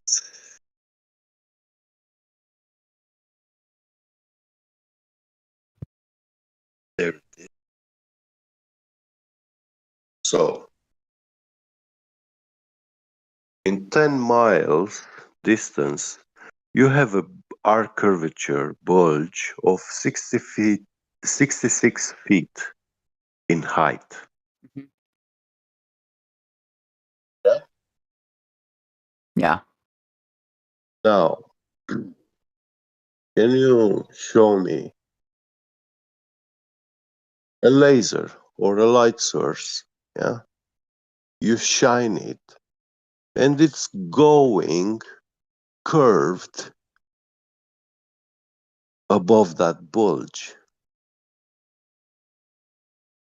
It will depend on atmospheric conditions. It has to be humongous. I don't think you understand how big the Earth Yeah, is. It's well, really big. First of listen, all, also, I'm looking at the wiki right you now. You can can have, actually for see atmospheric example, refraction curving around the Earth and if you extending the horizon go, line. listen, if you go at the salt flats, have you heard of those places? Yeah. Yeah.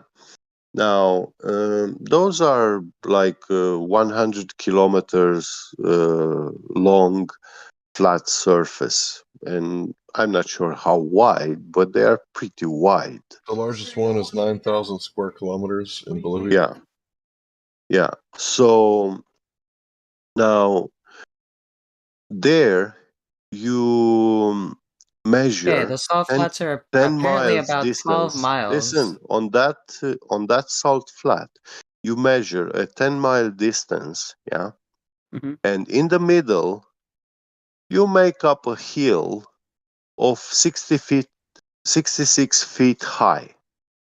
Now, from the other end, at 5 miles away, you shine a light towards the other point through that hill, above that hill, and you have to see it on the other side. Can you show a light test like this? You know? This is like, I don't know why you'd expect me to have that on hand. You're like, Yeah, no to link, show us therefore that wrong. that light is You're making bending with the Earth's curvature. So I can show you very small scale experiments, and then we can scale it up because we know that this is how air works now and how light interacts with air. But you know how like when you like shine light into like water, or no. You know how like you like had like a cup and you had a spoon. You put the spoon in the cup and it like bent, because it was the water. The Is light that was how air traveling through a new works? Like medium. a cup full of You're water? talking about Ash and refraction water? I'm there, just talking. We're and taking it one step at a time. So we understand that yeah, light I made a claim that that's curves how as it air works. enters a new listen. medium Water. because the speed of You are invoking now refraction, I am which invoking is, refraction. That's correct. yeah, but refraction Don't say that it can only. is not what is in discussion. What I was discussing with you, I'm saying that refraction. the thing that you're Listen, talking about is the effect of refraction. refraction. Stop. Listen, refraction takes place only when light changes the medium of propagation. Yeah, So that's true. when it goes from a medium to another, That's true. in Yes. that Uh, medium edge limit, that's where refraction takes place. That's Yeah. very true. All right, Yeah. so let's So take that for concept and apply refraction, it. Please, please, please, please, listen, please. listen. Let me. No, I know I you're didn't gonna. I know what finish. you're I saying. didn't I know what finish you're saying. explaining. But I know. Okay, just No, go. you Do it. don't Do know it. Do what. it. What am I I gonna do say? know it. Okay, What you're am I gonna gonna say. say?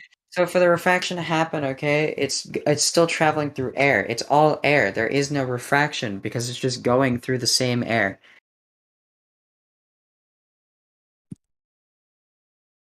Is that what you're gonna say? I wasn't about to say that. Yeah. Okay, then what are you I gonna say? wasn't about to say that. Now, the air has you can measure the refraction index of the air, and also all the liquids and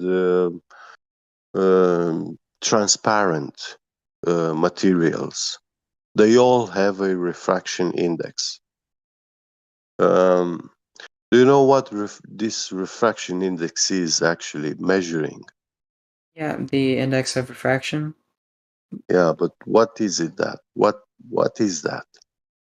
That is an Actually, excellent question. I'm assuming Mm. that it's the amount at which, or maybe it's the change in the speed of light. No, maybe. No, it's not the change Is in the it? speed of light. The speed of light doesn't change. Well, But through that's a another vacuum. discussion. Through a Now, vacuum. listen. The refraction index is measuring the transparency of a medium. Yeah. Yeah, that's what refraction index is. So, how transparent something is. A vacuum is supposedly to be perfect transparent, but as a vacuum cannot be physically achieved, we cannot talk about it. We cannot measure it. Yes, we can. Wait, we can. No, We can no. achieve a We vacuum. listen. There might be like 3 particles in the chamber, but like it'll still Well, act like a vacuum. no, that's not a vacuum. That is a very low pressure. It's not a vacuum. What is the Yeah? difference? The practical Just difference because between it is a 3 huge particles in there? difference, There because is absolutely you have 0. matter, you have stuff going That on. 3 photons are gonna hit those Yeah, 3 they particles. affect the light. Those They 3 won't affect the particles, they entire light affect the beam. light. They will not. How do you know that? Wait, how do I know that? No, Yeah, because how do light is you demonstrate that? because particles are tiny. So They're teeny are you tiny. telling me that the observer does not affect the photon? What? Oh, this is a misunderstanding of that. That yes, the observer does not affect the Oh, photon. really? Yeah. Well, Like whenever a it has photon enters been your eye, it it has doesn't been it doesn't actually it physically doesn't like change its it has been previous. demonstrated that when you shoot a photon, yeah, through a slit, yeah, No, the double slit experiment. yeah, the observer affects the behavior of the No, photon. when the people were Yeah. blindfolded, they could do the experiment the same, and it would be the exact same without a camera, without an eye. The thing is that the photon is interacting with something. Once it interacts with something, then it doesn't actually change because you're looking in the direction of the photon. Like it doesn't. It's not like that's a misconception. Okay, I don't have the patience and energy to deal with you because you're much younger, but I am much younger. Sorry. I was in your shoes, I would and just like to point out really quickly that the index of refraction is not the transmissive or not transparent value of anything. That is not what yeah, it tells you how transparent something is, does not tell you that. how well you can see through it. It might help Yeah. you see through stuff better, but it does not That is not what it is. You need the Listen, radius. the lowest refraction index is 1, and that means perfect transparent. 1.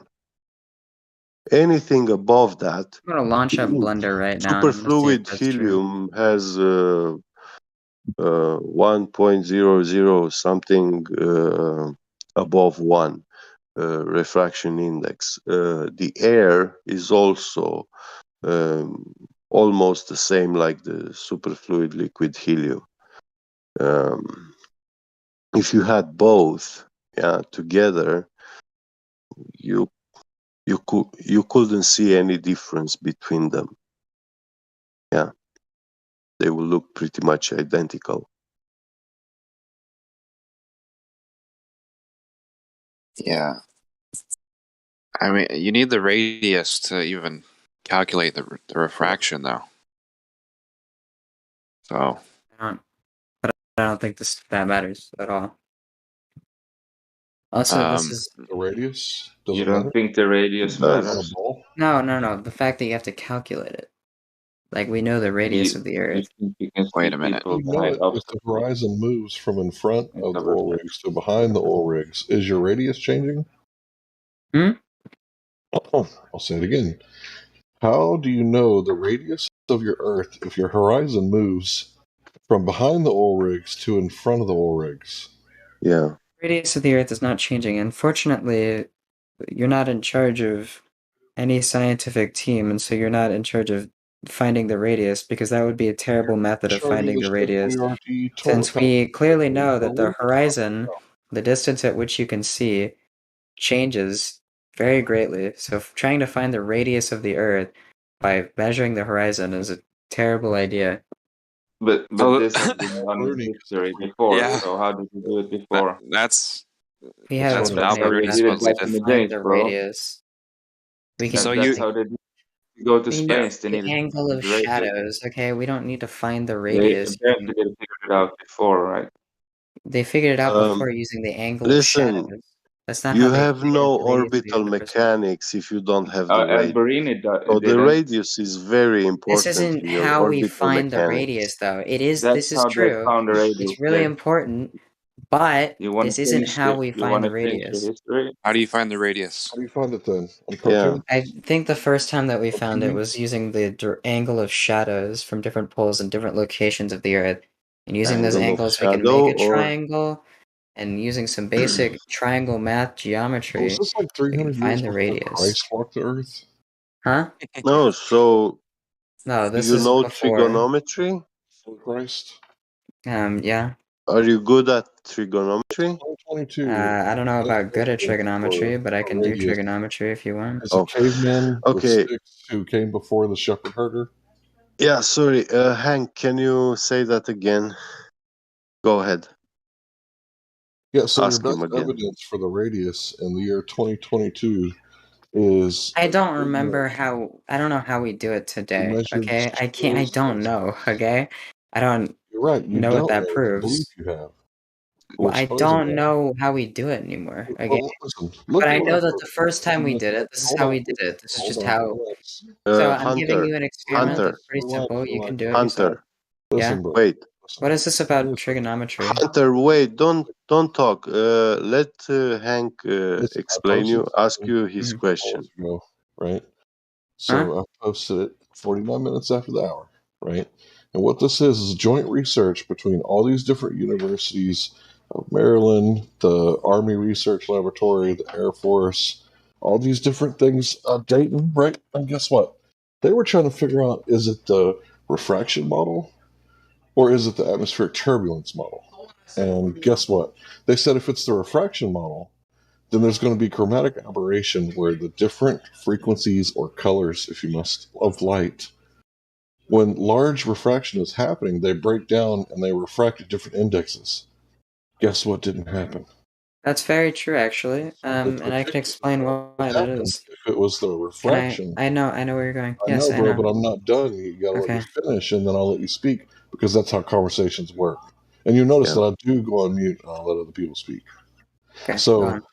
they predicted that this would happen, chromatic aberration, and that's why they made a special telescope so that this wouldn't happen. But guess what didn't happen in the atmosphere? So the turbulence model is actually the correct one.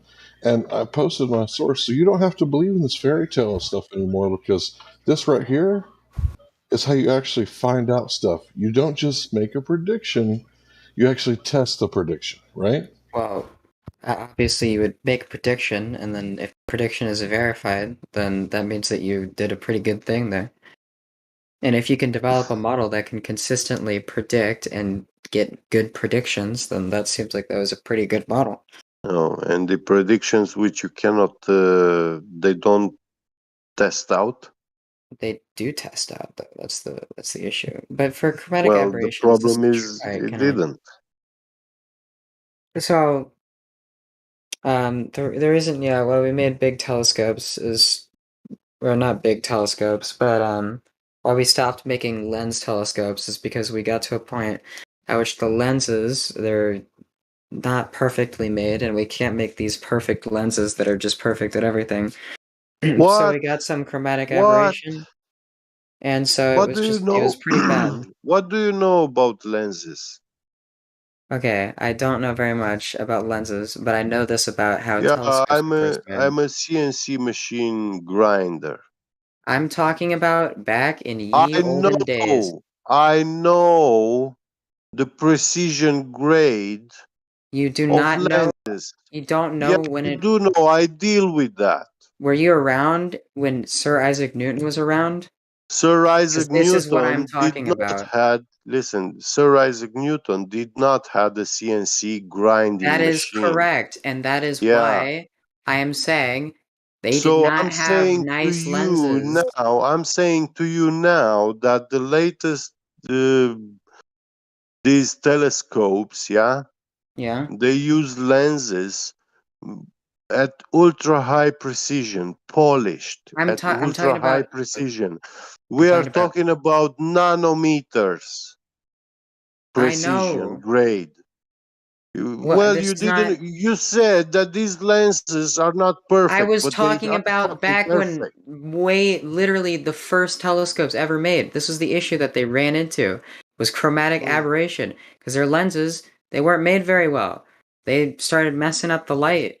So Isaac Newton came in with his whole mirror thing. But this is how we got that whole chromatic aberration. This is how we figured it out the first time. Okay? I wasn't going into. I'm sure that your Oh, CNC okay. machines are really nice. Yeah. Okay? All right. We've gotten so. Hold on. The thing about the atmosphere. Hold on. As light passes through the atmosphere, right? It first hits the initial medium of the atmosphere, and as the gradient slowly changes, it's like it's hitting new mediums, but over time gradually. And so we get this curve. And that curve project us as higher than they are, which can set things Bro, did above the you read what I horizon. sent you? Yeah. We already, yeah. We already debunked that. I'm literally looking Why at would the the government lie, Wikipedia bro? right Why would now. the Army and the Air Force lie? I'm literally looking at the Wikipedia right now. What Wikipedia? I sent you a link, For bro. atmospheric refraction. These are actually You things look that at you can do. Wikipedia. That could be changed by So, Pee Wee Herman. I'm over here looking at stuff sent by the government, bro. What are you talking about? you want me to click on the links for them? And read the abstract. Okay. University of Dayton, Air Force Research Laboratory, Army Research Laboratory. What are they Why would saying? the government lie, bro? Jeez. What are they saying? Read the abstract, bro. Where? Wait, Read which is that. it? Jeez, I told you. I don't know what thing I'm supposed to be looking at. I got it. I'll reply Unknown to it. South Tower. Yeah. Okay, you can't just put links in there and expect me to just start I reading told them in you, the middle of the bro. conversation. It's not my fault that you have ADD, bro. I do have ADD, okay? And it is your fault. When you are in the live stream voice text, you also have to be in the live stream voice text channel. So I recommend you open that channel too.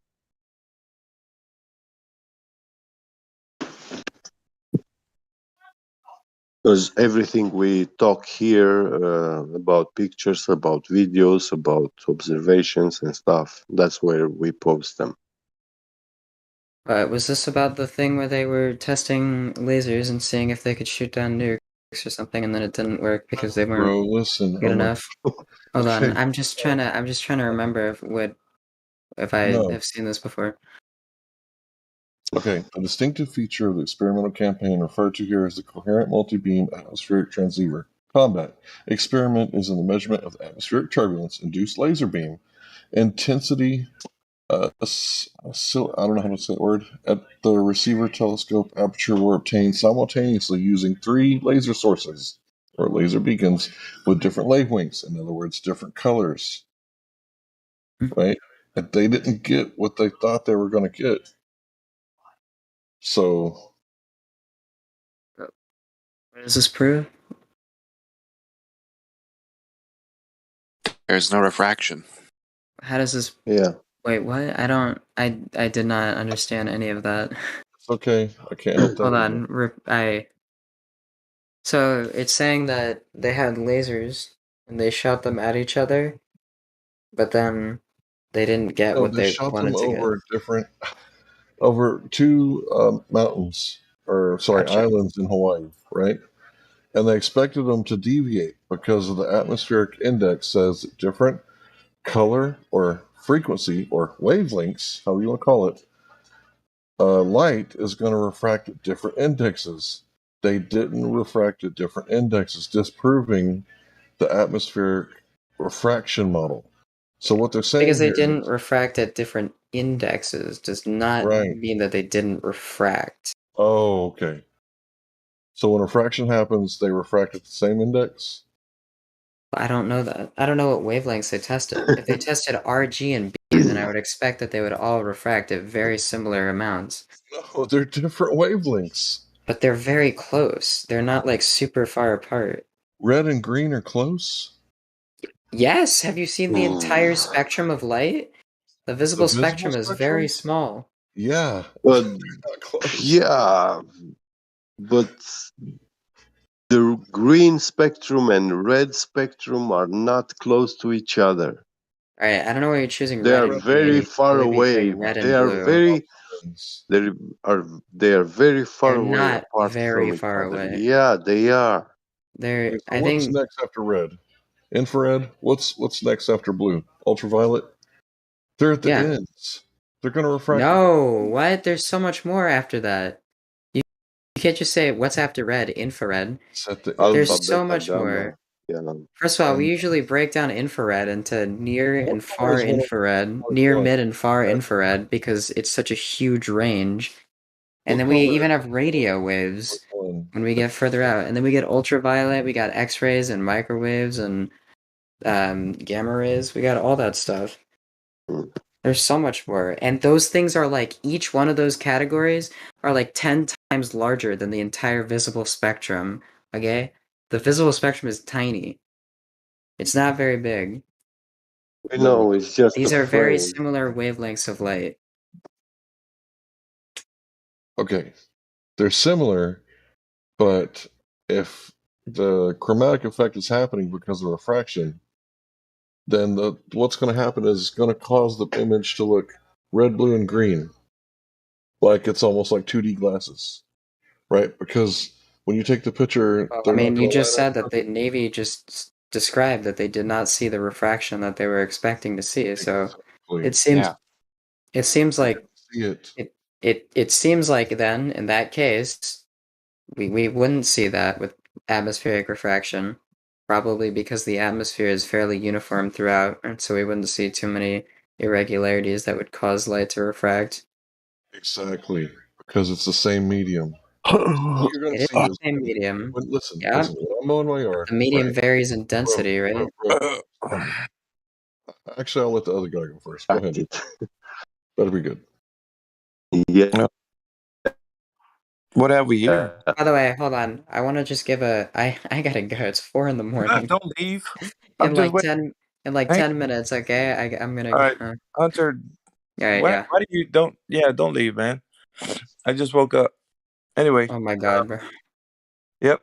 I don't know if you know Which me, but I've I'm been not here for staying here about all 7 night. years, and I've talked to every Tom, Dick, and Harry that come through here. So, hey, uh, Miggy, glad welcome. to meet you, Hunter. Sounds like I'm you're very very glad to meet. educated in this conversation, perhaps in debate. I don't know. No, not No, really. Miggy, he's not uneducated. He's Well, a he just young knows. student, I'm just like very high bought school. in, I Yes. guess. Yeah, Yeah. 1 second, guys. Let me jump in here for a sure. moment.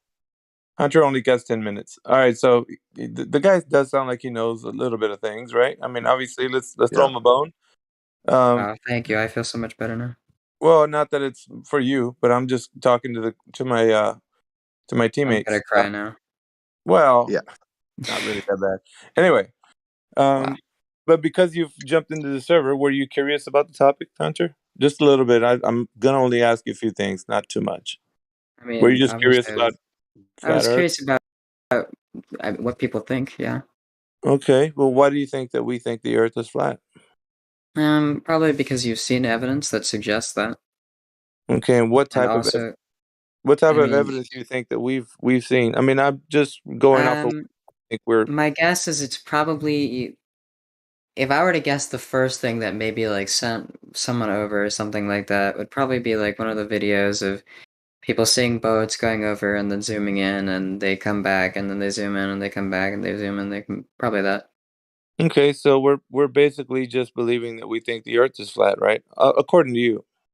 I don't think that you're just believing that the Earth is flat. No. Okay, so it's far more than belief. Well, Is I that mean, in the same way that I don't think that I just believe that the Earth is round. I think that there's a lot more to it, but well evidence, right, for you? yeah, but I mean, evidence for you as well. I just don't think that the evidence that you have is sufficient or very Or that good or whatever. But you probably understand that we're reading something incorrectly or misunderstanding or interpreting the information incorrectly. Is that right? I would have to believe that if I believe that If you I'm believe, correct. right, Yeah. coming from your biased viewpoint. All right, so if that's the case, then um, I would actually give you something to look at before we move forward. The three tenets that I would submit to you that the globe Earth actually is propped up by, are that the Earth has curvature. Right? You can agree with disagree, but these are the tenets: that the Earth has curvature, that the Earth is spinning on its axis, and that there's the vacuum of space is adjacent to the pressure air that you and I breathe. Without these Oh, three, excuse me. that Go is not true. Okay, so The vacuum the of space to curvature. the pressure air that we breathe? No. Yeah. Yes. No. Yeah, the Okay, vacuum so the of vacuum. space is So, radiation. at no point is the vacuum of space ever touching against the pressure of air that we breathe. Right. At no You point could within say that that there's a realm. gradient, then possibly. I Mhm. would go with that as well. Like, I mean, as long as you understand that Okay. the further you go in elevation, the less you decrease in pressure, all the way till there's nothing, or well, as much as far as we can tell. Mhm. Okay, so these are the three tenets. So as long as you know these three tenets, then the globe Earth could be propped up in your mind as true knowledge, right? That's all I would say. During the Um, conversation that you had with the gentleman just a while ago, I heard that one of the tenets was spoken of, which was the curvature of the Earth. And to wit, you didn't say you understood how it was discovered. Which let me point back to the reference of the conversation. It was the radius that was discussed. And I heard that I was waking up actually. Forgive me. But I did hear that you say that you didn't know how the radius was discovered. Even with, like, I think you said sticks and shadows, I know that you were referring to Eratosthenes, which is tertiary information, not that we have firsthand of the individual that actually did that, to then reference, where the primary source was, or who he was, and all that good stuff. So we are filled with knowledge of, perhaps this information would lead us to the knowledge that the Earth has a radius, right? Or why it even is considered to be a globe. So going back to the origin of the information, because that's what we want to know, right? People want to know how we know the Earth was founded to be known that it is curved. So going back to that information, do you believe that because this person measured with sticks and shadows, whether it was a well, two wells, two sticks, one well and a stick, however the information you gathered, do you think that was sufficient enough to then give us the indication that at least we have some type of curved surface on the Earth? I think that can be inferred. However, Mm-hmm. I don't know where this is going, but my guess is that it is probably going towards the sun, might also be local. But I think that it was inferred with the knowledge that both those Okay. sticks are doing that thing, and also that ships disappear from the bottom down. Well, I don't know if he did that. That's not the thing Oh, in question. I think what he was more, he didn't use ships going over the curve, but what we're looking at okay. specifically is the information that we're gathering that he actually established from the very beginning that the Earth is indeed curved. So I guess Yeah, from well, your position, from your standpoint, you would surmise that this is the information that we're going to gather from whatever he did, right? So if he's done this, that would give you a foothold into understanding what you know, that the Earth has curvature. Yes or the no? story, yeah, I guess so. But the story that Okay. I understood was that the reason he did this experiment was because he observed the way that ships disappeared over the horizon. Okay, so you don't know, right? So I'm just I gonna guess.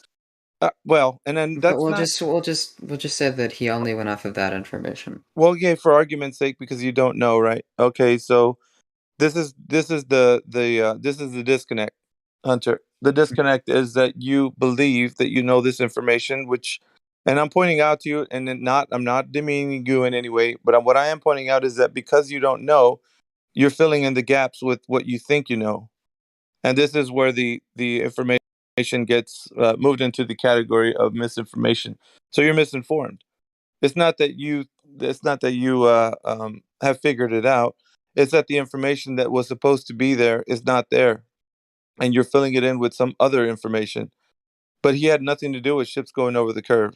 That was if you're going to talk about somebody who's looking off in the far distance, then we're going to talk about Alberuni, which is another instance which was way before this particular one. Anyway, getting back to Eratosthenes, to sticks and shadows, how did he, with that specific test, because it's not an experiment, how did he, with that specific test, go ahead and tell us that the Earth has any measurable curvature that you know?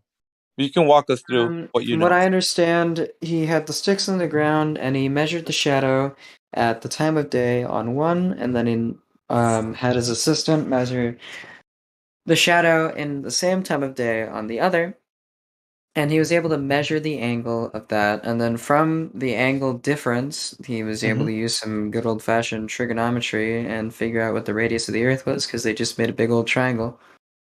Hmm. Okay. And now the two things, right? So we're using trigonometry, and you said triangle. Okay, can you have a triangle, right? Because you can draw a triangle on a piece of paper. Can you have a triangle on a curved surface? Yes or no? Yeah. Okay, so if you draw a circle, which is the Earth, and then Mhm. draw a triangle on that surface of the Earth, does that make Uh, sense? should I do it like on Draw a paint right circle now? and then draw. If you draw a circle and then draw a triangle on top of that circle, Yep. okay, so the 2 points that we're talking about is the points where he's saying that one stick was in one location, the other stick was in the other location. So the bottom points of that triangle were supposed to be in either location. Can you see the problem that we have here?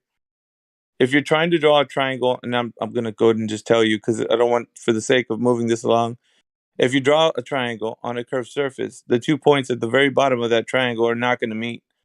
And what is the Yeah, problem? What would be the problem that they don't meet?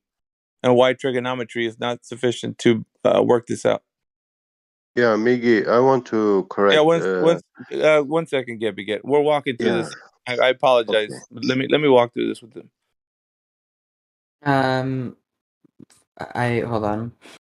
Hmm. I'm lost. I assume that they calculated a different way, not across the actual surface of the Earth, but within the when they Hmm. took the 2 points Yeah, but see, the points and are on then the. drew the last point at the center of the Earth. And then since they knew the difference and they knew one of the angles, and then they could calculate the side, right? Or they Yeah, knew but two of the we're looking angles. And so we're it's a looking at the side angle, angle, or it's a angle side angle triangle, and right? But then law of cosines. we're looking at the shadows that the sun is casting on the 2 points, right? Yeah. According to what he did. So the Mhm. angles were on the earth, on the surface Mhm. of the shadows. They were on the earth. Mhm. So assuming that he's working on the surface, then we're working on the surface of that, like that crude diagram that you might have drawn, a circle and a triangle. So if you put that triangle on top of that circle, you're not going to get the two bottom points of that triangle to meet. It's just not. It won't. It can't. So if you're doing it on this curved surface, the fact that you're trying to draw a triangle is not going to be a triangle, because the surface of that it's not going to be a straight line from one point to the next. That curved surface will then not give you the triangle. So yes, in the sense that you can probably say that he worked it out with trigonometry and then it all worked out, but you can't, because the two surfaces that we're talking about are the 2 points, actually, point A and point B, the point that he measured where the sun was at that specific time to the other point wouldn't meet on using trigonometry. Anyway, that's besides the point. I'm gonna go ahead and I'll give you the quick rundown of this. So let's just say that some people say that you could figure out with trigonometry, but that would be just one error that you couldn't do it with on a curved surface.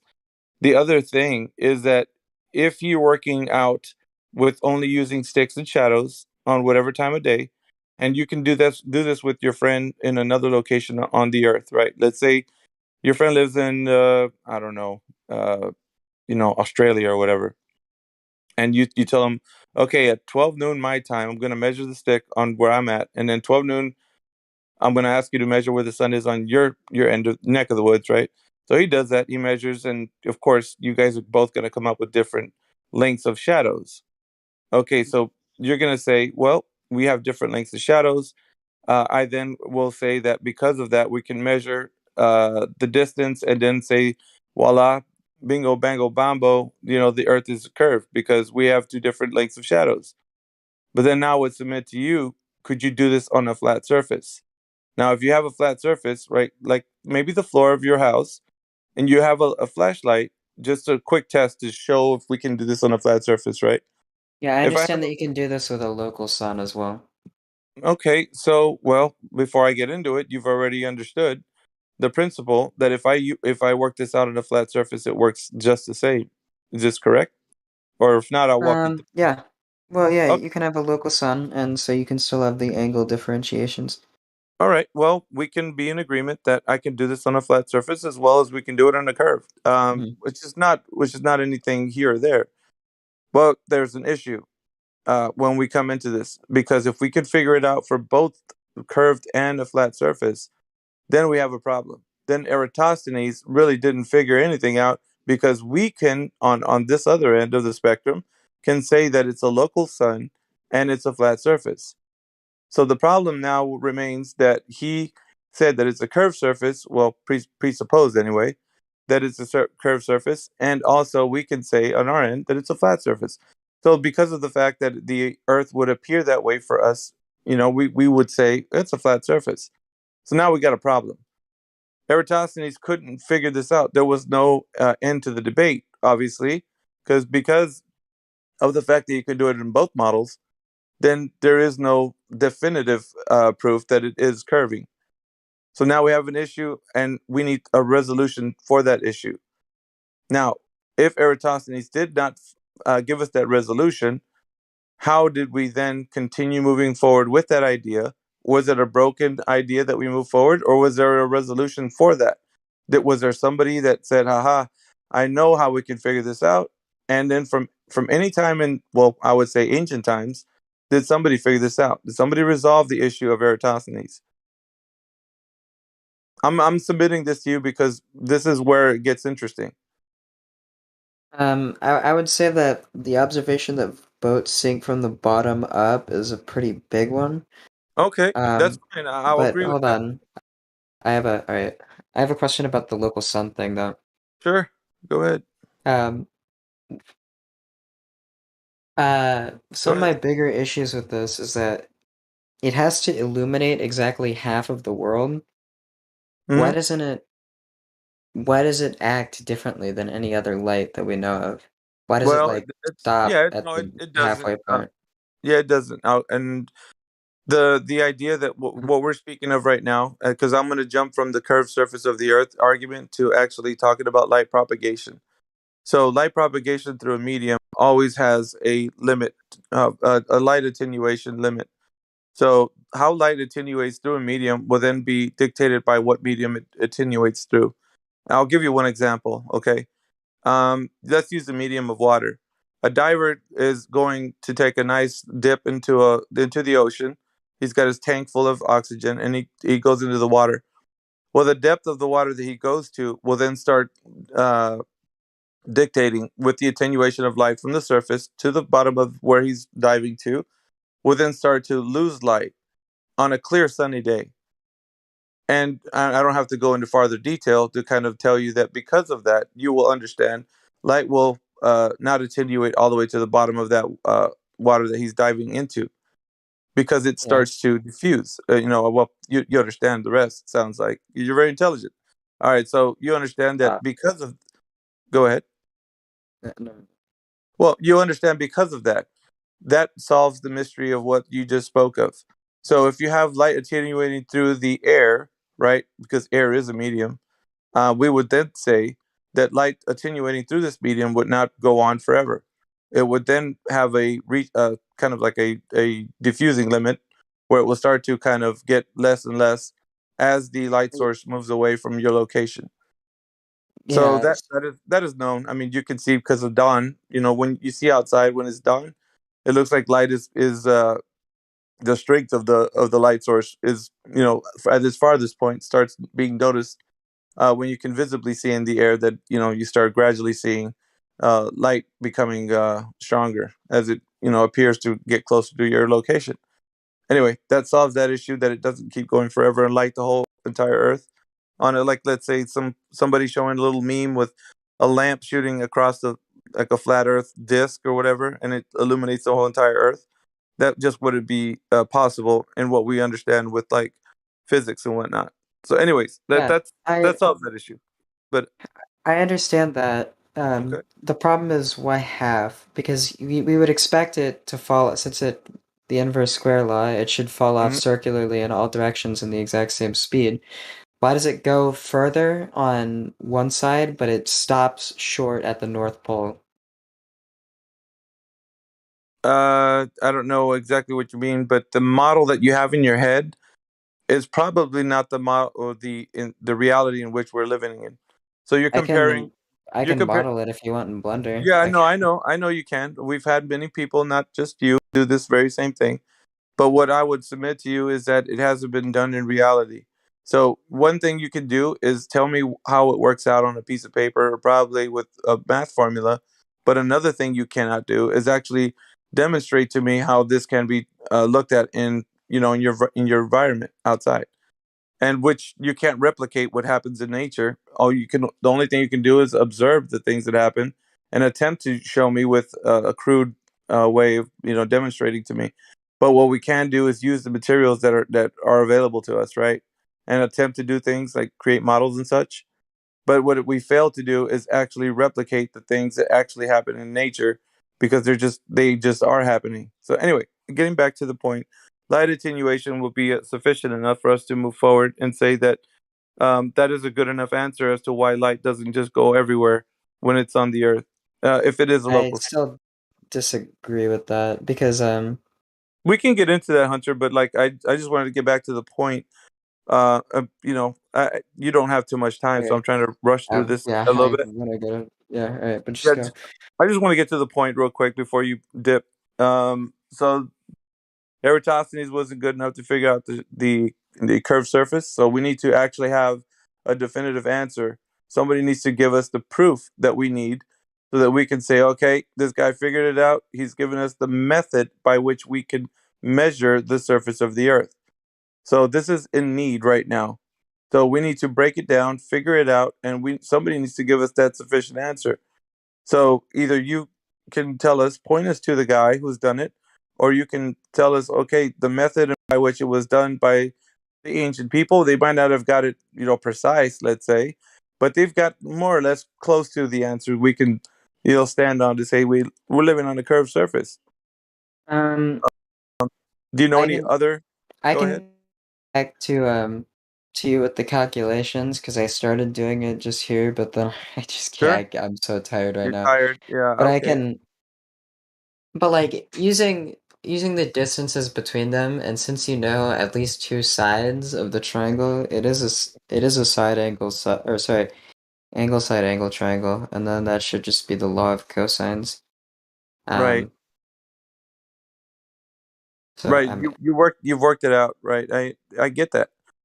But how is this applicable to known reality? Like if you go outside right now and you go and test what you're saying, you need to know that the earth is curved in order for this to work out exactly how you just you do said. need to make the assumption, Mm-hmm. You do. because you did point out that there are two potential explanations for it. For sure. And this is the quandary. So we're trying to ascertain the information so much as we know that we can get to the bottom of this, right?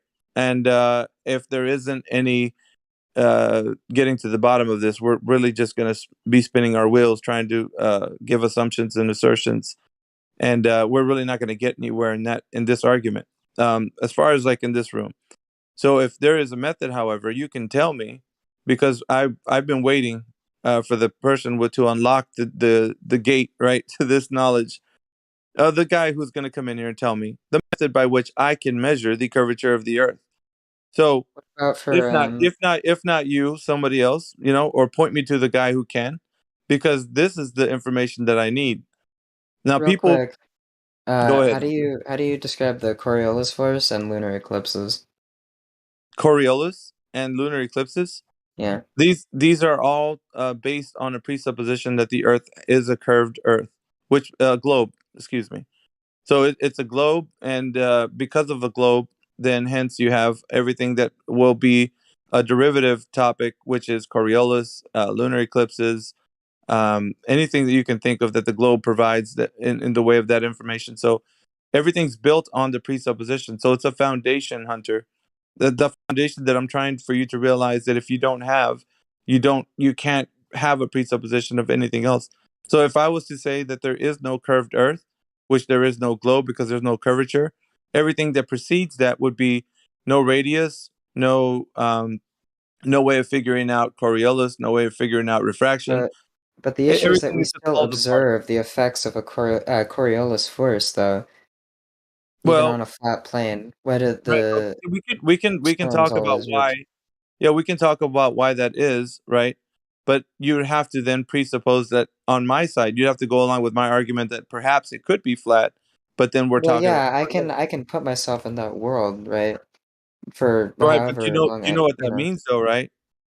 Well, yeah, I can. Well, the implications, Hunter, means that if you are putting yourself on my argument, or at least my standpoint, then you're going to have to rearrange everything you know. So I would say it's kind of like a top or a bottom up kind of understanding. So and the reason I'm saying that is because we start from the foundation of the where you're standing on.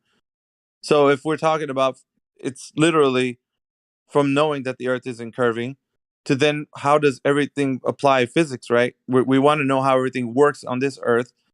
I'll even toss you a bone here, like gravity, Coriolis, anything that you can think of would not work the same, because of course you know that with the planet Earth, everything is mass is drawing itself to itself, right? So mass attracts mass. I guess that would be your idea of gravity. I'm only assuming, right? So everything would have to be because everything's pulling itself into itself. Well, mass attracting mass. But this is the issue. When I remove that, one of them is it's not a ball, then it becomes like, well, then what are we talking about? Are we talking about a flat pizza flying through the space? And that's not what I'm saying. So your cosmology will then be it's like a paradigm shift. If you actually think what I'm thinking, then I would say you'd have to toss everything you knew about your reality out the window as of right now. So no mass attracting mass, the Coriolis force. You think that is a force, but it's not a force. So there's a lot of Right, things involved okay, here. but the thing about the Coriolis force is it's like Mhm. it's like a very mechanical thing. It's something that is it's like centrifugal force. Oh, you It's mean like not a an law of actual nature, force in right? itself, but it's like a result of mechanical principles that we understand Right. and that we can You meant like see. a law of nature. Is that correct? Well, Like, not like a law of nature per okay. se, but it is like it's the result of how any spinning object just interacts. Correct. So what you'd have to have a spinning object, which we didn't get to. That was the second pillar or the second tenet of Okay, the well, globe. hold on. I just And I I didn't need know to how much I time you had. That's why I didn't get into that, Hunter. yeah, I Yeah, that's have fine. pushed That's fine. it, but Perhaps, we're gonna yeah, perhaps we can pick this up next time, Hunter. I don't. I want to give you enough time to maybe sleep on it or whatever. It don't matter. But if perhaps you want to come back and you want to have a conversation, be my guest, man. Like I really would like to have more conversation with you. I like intelligent people, man. People that can think things through at least and reason. well, you're certainly not looking at a good one, but alright. Don't worry about it.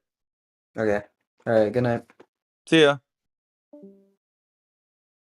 Well, I was going to go into that solar eclipse for him, but Yeah, I think the main thing is the takeaway is that because I'm not looking to convince him. I really want to see if he understands what he knows, and because of the lack of the information that he has, he's not going to be able to put together, or anyone for that matter, that the Earth is indeed or was curved if that information was not found out from its very base. So there's a bit of argumentative and derivative arguments that we can take people through, not just him. But I think once you do, you're losing the mind. The mind will then revert back to the presupposition that we're course refraction, and the minute details that you can take them through, and lunar eclipses, and all these other things.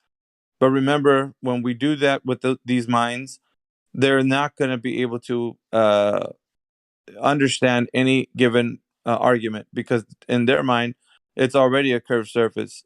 So that this is the issue. The issue with Hunter was that he thought it was a curved surface all along. So if you've never taken him to actually realize that it's not, then it'll never be understood that what you're saying is correct. It'll just be looked at as you don't understand. That's all. Let me explain to you why you don't understand. And that's what I heard with Hunter.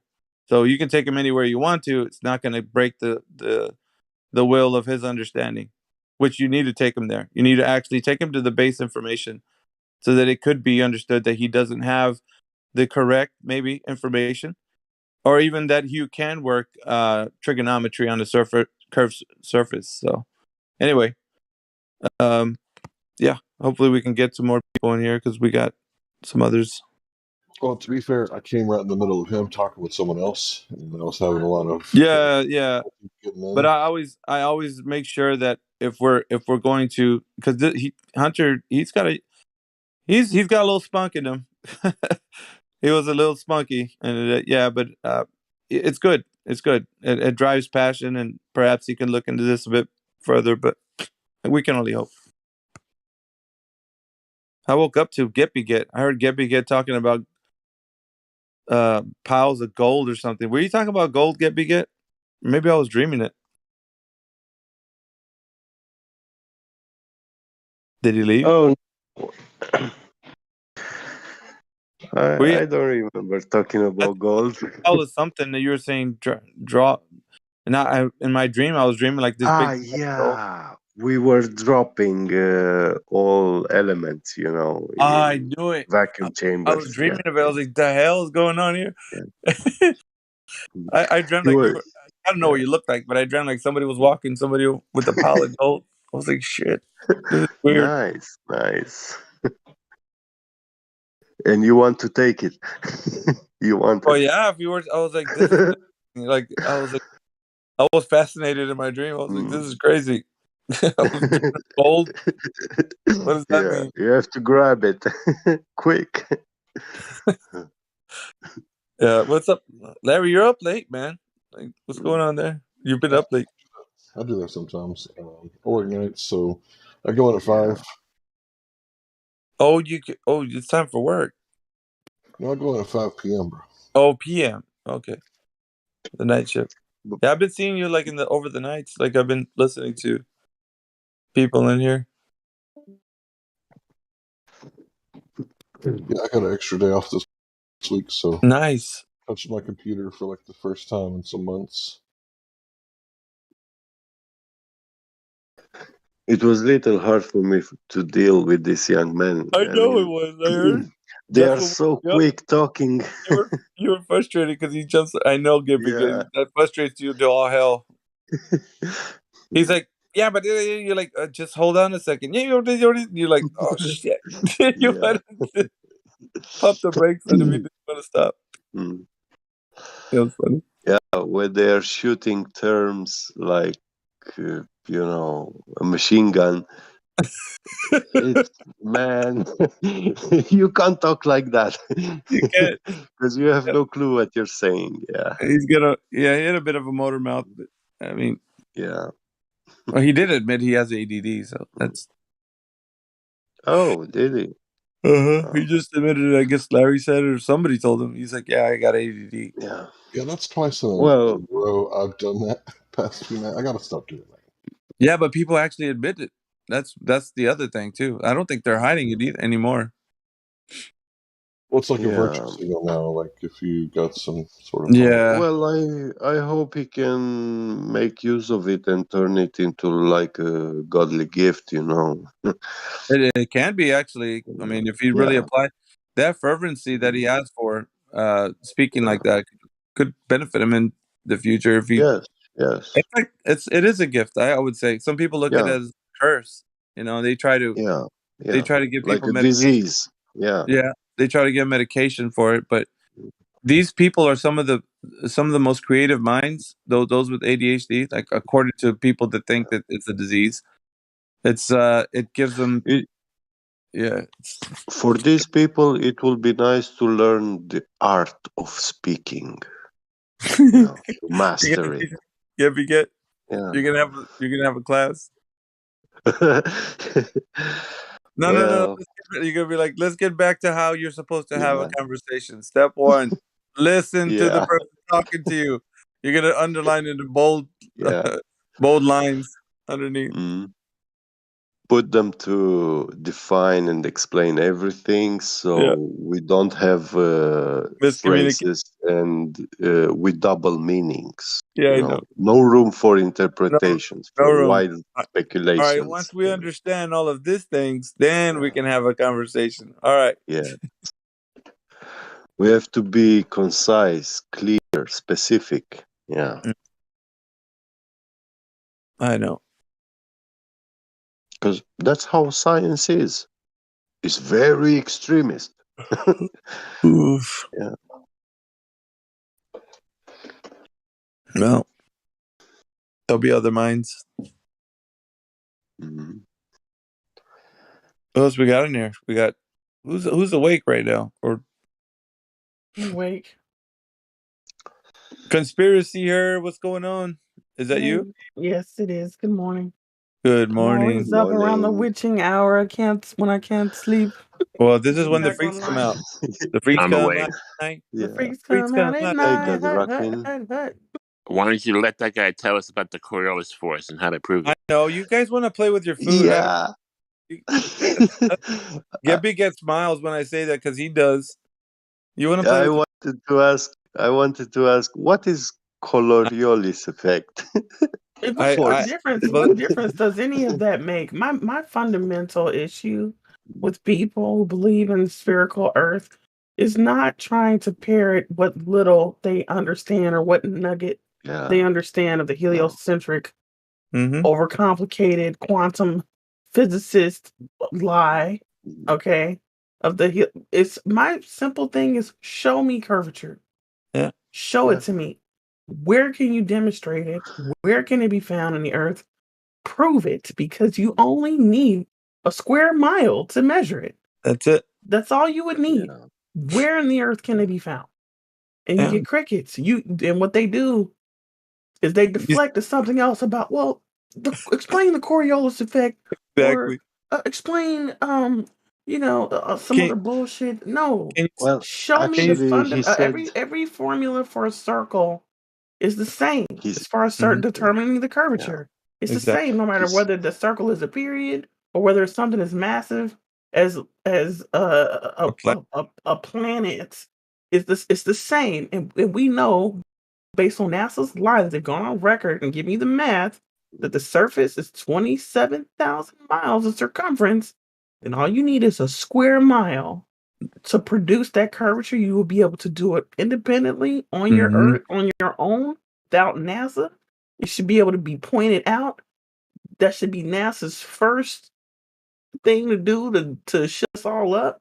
You could go somewhere and yeah, do it. but my Where is question it? is simple. Where? Can you draw a triangle or a square on a ball? Well, that's what I took him to. That's what the reason why. Yeah, Did you see you what I was trying can't. to? And he actually, I guess, when he drew the circle and the triangle, he's like, "Ooh, that's weird." Yeah. I know that he must have thought of that, but as Yeah. conspiracy here, if you've seen the way his mind went to when he knew that Eratosthenes wasn't going to help him, he started going into Yeah. light attenuation, and so there's Well, there's that's a what bit they of all do. They all deflect to shit that most people cannot follow. You know what I'm yeah saying? Show me yeah the basic fundamental. Everybody has a basic understanding of geometry. We all know what a square and what a triangle and what a rectangle is, and we yeah all know that the squares and the rectangles. Those have right angles and things of that nature. We all know mhm. a sphere is a constant curvature. And then NASA finally, the whole time I was in school, I never had nothing in my Texas McGraw textbooks that said Earth was an oblate spheroid. Every picture of the Earth was a perfectly round sphere. And then here Perfectly. you have Yes, it in mine too. 2000, was it 2020? Yeah. Then fucking Neil deGrasse Tyson's going to get on national TV and say, well, it's not exactly round. It's more like an oblate spheroid. It's a little wobbly, Pear chunkier in shape. the middle. Fair. Like, what pear Chubby. shape? Like, since when did the Earth get fat? Did the Earth gain some weight?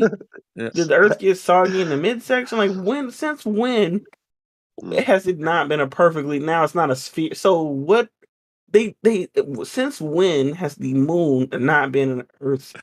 I You'll mean, never. since when did the moon move closer to the Earth and get inside Earth's atmosphere, or has it always been there? Now you going on record saying these things? What? Yeah, you'll never like these guys that come in here. You won't even believe your ears. Sometimes they'll say like it is an oblate spheroid. Looking at the blue marble image, it's an oblate spheroid by 1 pixel.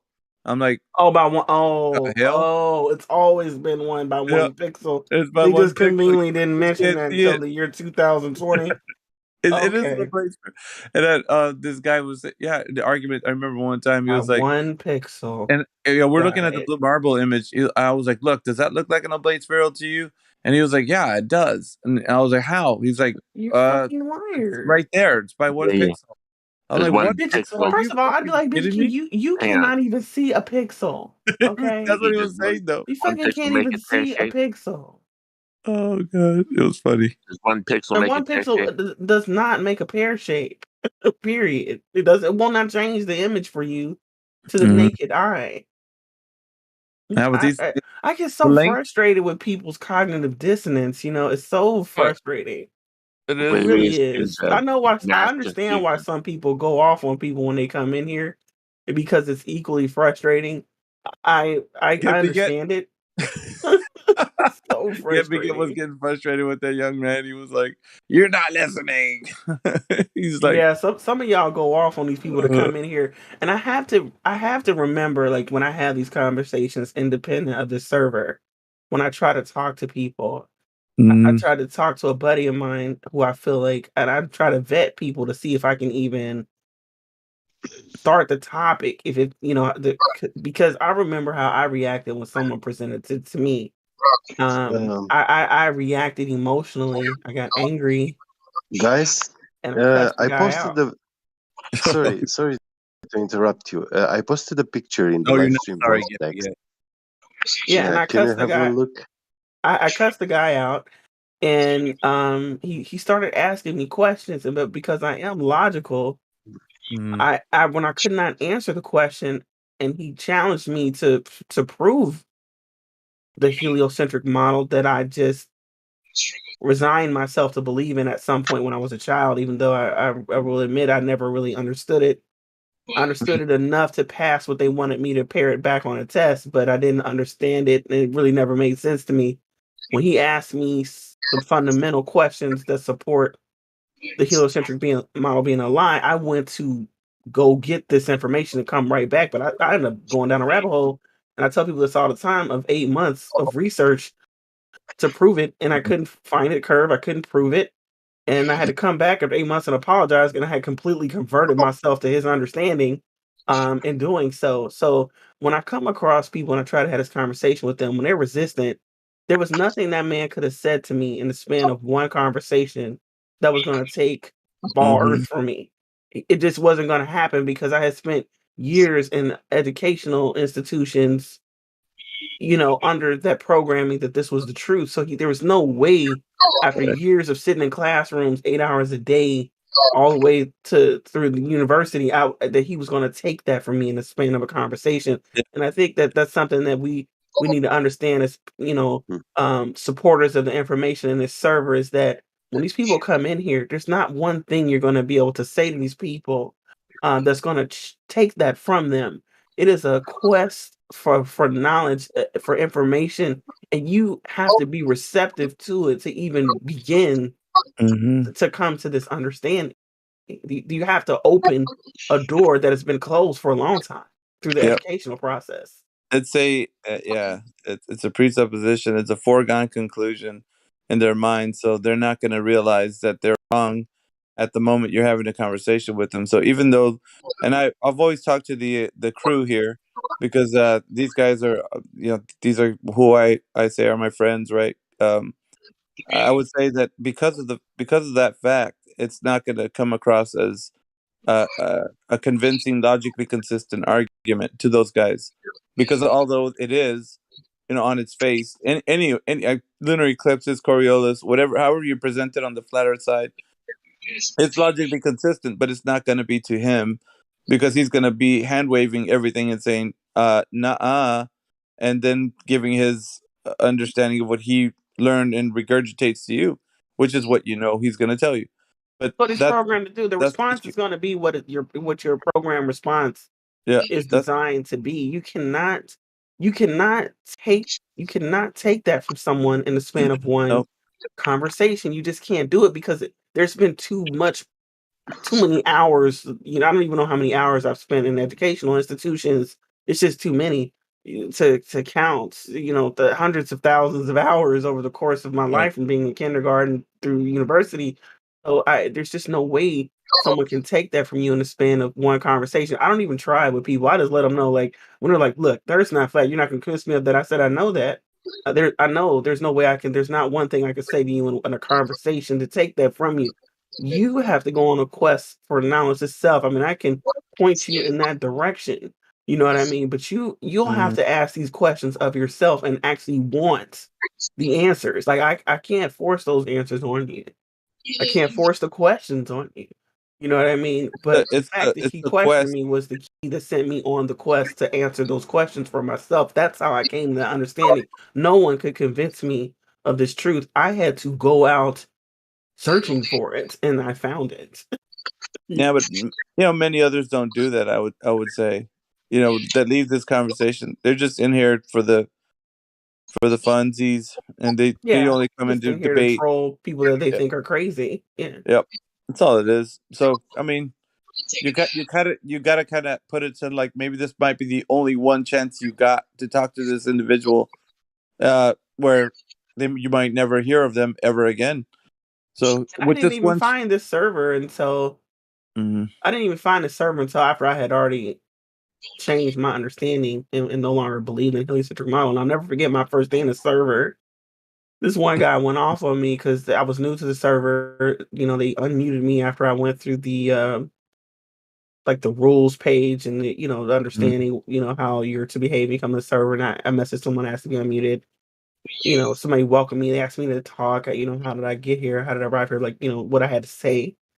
And I just started to tell, my story about how my understanding is and, how I was just shocked to find out that my whole education There's been a lie on this, and I said something, and it was the way I said it. It was like I said I was just giving my basic understanding of how I thought the heliocentric model was the truth, and then I found out, that these things are lies. The theory of gravity is just, a theory. I said something like that, like it's just a theory. You know what I mean?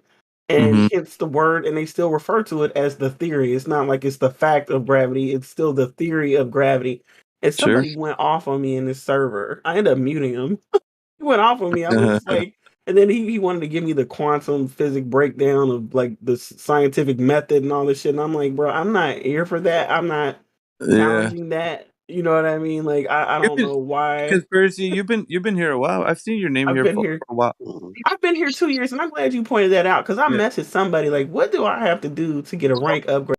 Because I've Wait a been here for minute. 2 years. Yeah. You Two hold on a years, second. and I am still only valued. That's one step above flat earther, and I don't understand What the heck? how. And I've been here in 2 years, No, we're contributing changing. information and into the conversation for at least 2 years. Yeah, we'll change that right now. How about that? Let me see. Yeah. Let me look at your roles here. Like if I could at least get one upgrade in 2 years, like it's a Yeah. hard crowd. Yeah. No, man, you're definitely silver. So let's do that. Thank you. I appreciate that. Thank you very much. Yeah. But there's that. I'm gonna go ahead and save that on your profile. All Thank you right. so much. I appreciate that. That means a lot to me. No, It- I've seen you in here before, like a long time, but I didn't know. Like, as far as I knew, you weren't as active. I guess the time frame for me, because I'm Oh, around the okay. same time, so I don't usually see. Well, I've had a lot happen in the time, since I've been the server. I've had 3 losses. I lost um my dog, then my mom, then my other dog. I Oh my just been going goodness, through my a lot. condolences. Yeah, Yeah, my and God. then the COVID madness. I had to move Mhm. twice. I've been tested these last, in Mhm. this last time frame. So, my activity, was affected by that. But I've always popped in and out. But I went from a time where I wasn't in the server as much because I used to get up and get in here at night and listen to y'all on a regular basis several times a week. And then, I was going through a lot, so then I wasn't like online like that. But it's just coming through just some adversity and just kind of getting back in my normal routine. But this Yeah. server is a great place, and I wish I had found it when I first started the truth. Mhm. Looking for it, you know what I mean? Because I didn't find it until after I had already changed my understanding and accepted the truth. You know what I mean? It's just cognitive dissonance for these people. I tried to convince my mother of these things before she died, but her programming, my mom was born in 45. Her programming was too strong. And these conversations upset her. They really did. She really started to feel like I was going crazy. Like, I sounded crazy to her, and she didn't want to have these conversations. That made her angry. She shut them down. And all I wanted to do was just enlighten her. I didn't want her to go to the grave with that programming. Like, you know Mhm. what I mean? Like, I really wanted to share that with her and bring her to that understanding, but I stopped trying to because the last thing I wanted to do toward my mom's end was every time we talk, I have her upset in a conversation. So Yeah. I Well, stopped we do what trying. we can. Conspiracy. You know what Yeah, I mean? Like we do what we can. yeah. Some But people you just can't. yeah, You you can't reach cannot have this conversation with some people. You just absolutely cannot. for sure. God rocking, top of the morning. Top of the morning to you. Bye. What else we got in here? Just saying hi to everybody. The morning crew. Flatty's not morning. Morning. But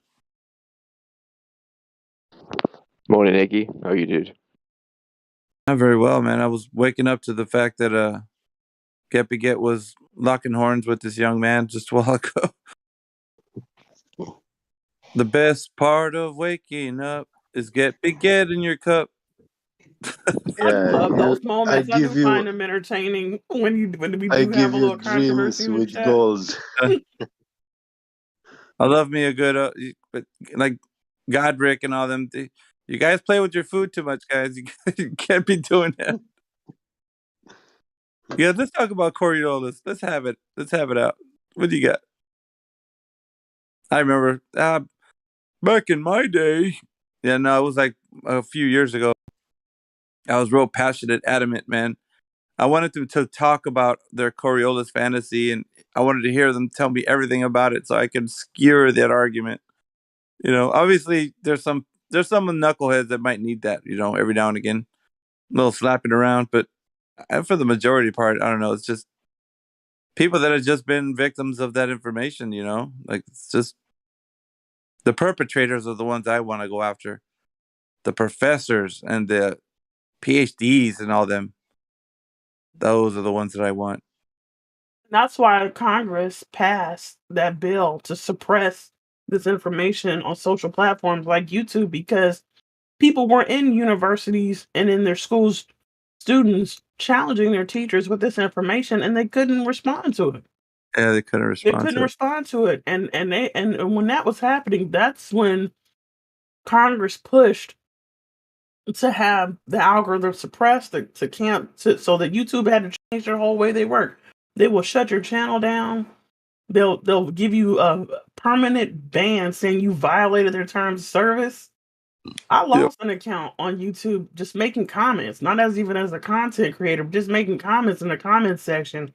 I got a message saying I violated their terms of service. I got a permanent ultra ban on my other account because Damn. They're probably back behind their computer screen. They're like, man, Mhm. if I could ban you harder than I can ban you right here, I'd do it. Like they're yeah, so. and see, I have a conspiracy account on YouTube, so I made another account because I knew they had made that change. And I made the other account, and I was still out here in comment sections just saying, exercising my right to free speech, but not being, not never saying anything racial or insulting to anyone or bullying anyone. Just speaking the truth. And I got Yeah. a permanent ultra ban. They sent me a message on my other account saying I Oh, had violated their rules of service. This was a permanent ban. I couldn't use that account for anything. I couldn't even sign into it anymore. Damn. And I was like, damn. And Wow. I on my main account that I've had for well over 12 years, I wouldn't take that chance on that account because I also live stream a game on that one. So I made a second account once I realized Congress forced YouTube's hand to change the algorithm. Then they started getting all word sensitive and all that. So I said, I'm gonna still say what I want to say, but let me make a separate account to speak freely on and speak the truth. Got a There you permanent go. ultra ban. Yeah, And let they them wouldn't know. even point out what I said. They wouldn't even give me.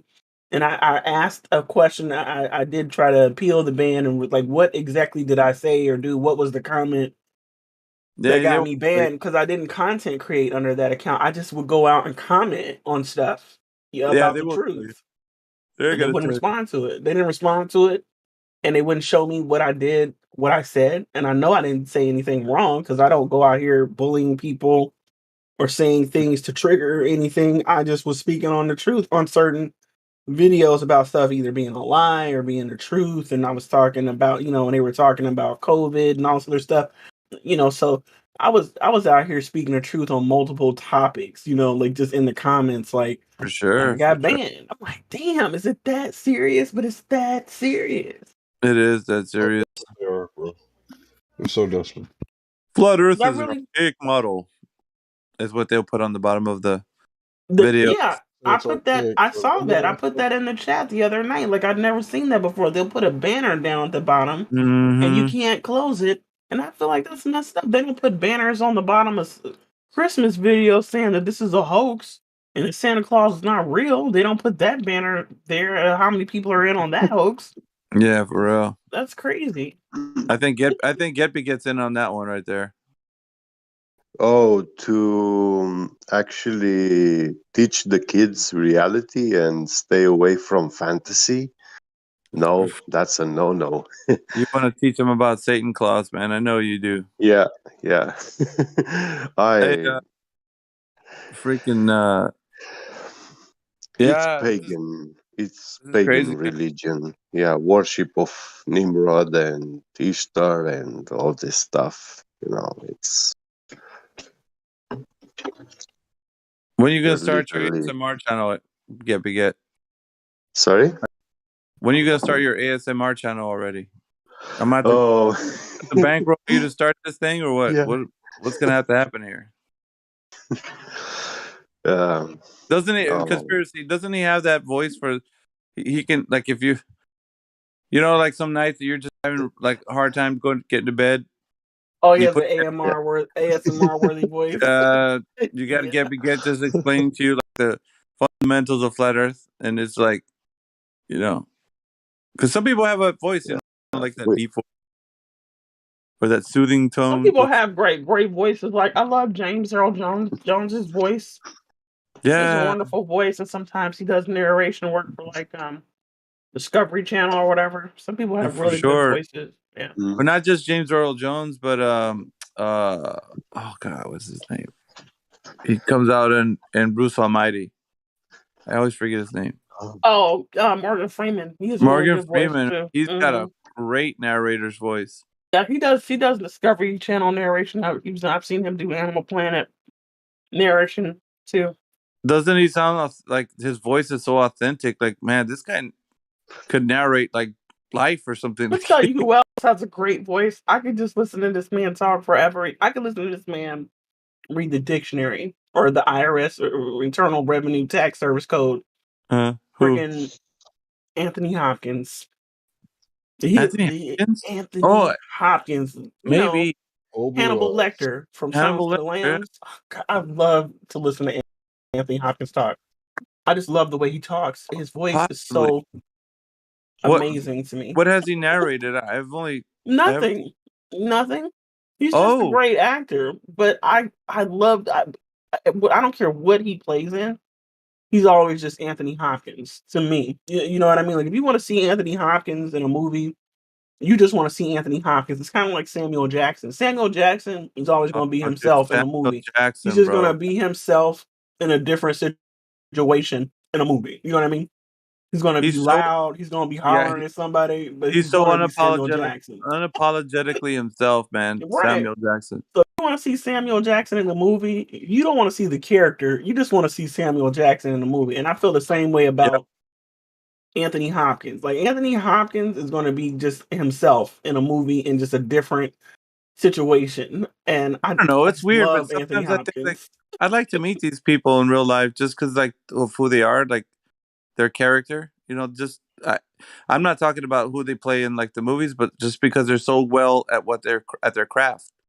They do their craft really well. So, I think brilliant actor. They're all great actors. Yeah, they're just you just love to see them. Yeah. And I think these are people who have a natural aura about themselves, to where even if they weren't actors, that they would have people would just naturally flock to them anyway. Yeah, Some people they're just have the magnetic. power to attract people, because of their personality, their presence, For their sure. aura, Yeah, no, I don't agree. know. When I was in London, I had people. They thought I was Jason Statham, and they was asking me for autograph. Do you look like him? No way. Yeah. You must look like Jason Statham. That's cool. Yeah, that's it, man. Now I'm not gonna totally take advantage of that. Now Get I'm all not the gonna free let this stuff go, I so could. you're gonna have to dox yourself to me in the DMs, bro. I have to see what you look like. I like Jason's statement too. I'll be the judge of whether you look like Statham or not. Yeah, But I'll be brutally honest, man. Either you look like him or you don't. But I don't know. It might be. My it might favorite be really Jason Statham movie is Snatch. I've watched Snatch like at least 100 times. Well, I love him in that movie. Hey, conspiracy. How old do you think Get Big Ed is? Say something so I can hear your voice. I can say something. Even more. 30 something, 33. Oh, thank you. That's very kind, generous. How old are you? 41 here. Oh, 40. I thought you were in your 60s. Yeah. No, You're 41. not that. I feel like 80. Also very generous. I lived. No shit, dude. You're 40. Okay. Yeah. Over 2,000 years old, you Dracula. That's hilarious. Yeah. Flat earther for about more than 7 years, like 2012, 2013. But here in the server, I landed around 2016. It was the other server. Look at cut the shit putting that in the live stream voice text. I don't know, man. If he looks like that, then yeah, I would agree with him. But I don't know. I honestly, he's probably like I did might be like like the the poor man's version of bandit Statham. style. He's probably the poor man's version of Statham or something, man.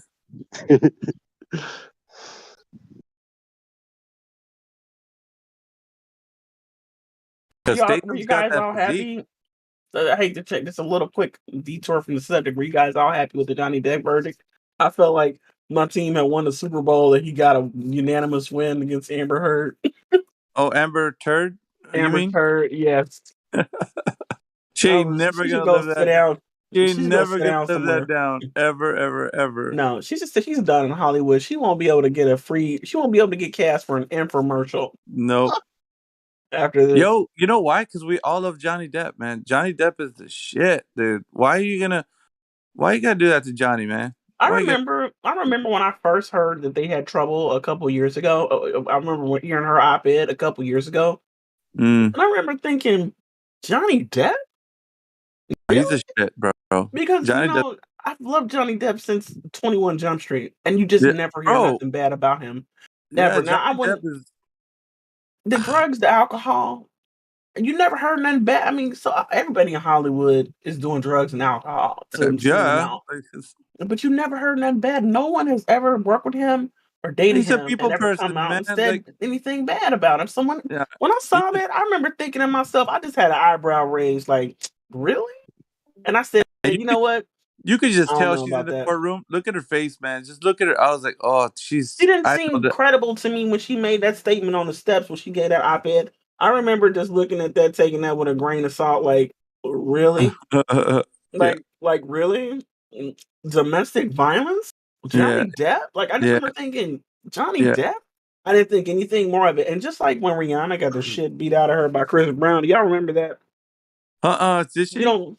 Oh my God! Look, I'm gonna put it in. Can I put it in the chat? Because it's not a Well, flat Chris earth Brown topic. always says these hoes ain't loyal, so I don't know, man. Like, Listen, I'm gonna send you a picture of their faces side by side. Amber Heard's and Rihanna. And Rihanna, because Amber Heard wants to pass this off as a domestic violence. Oh my! And she just really just looks like she just doesn't have any makeup on to me. But there is no question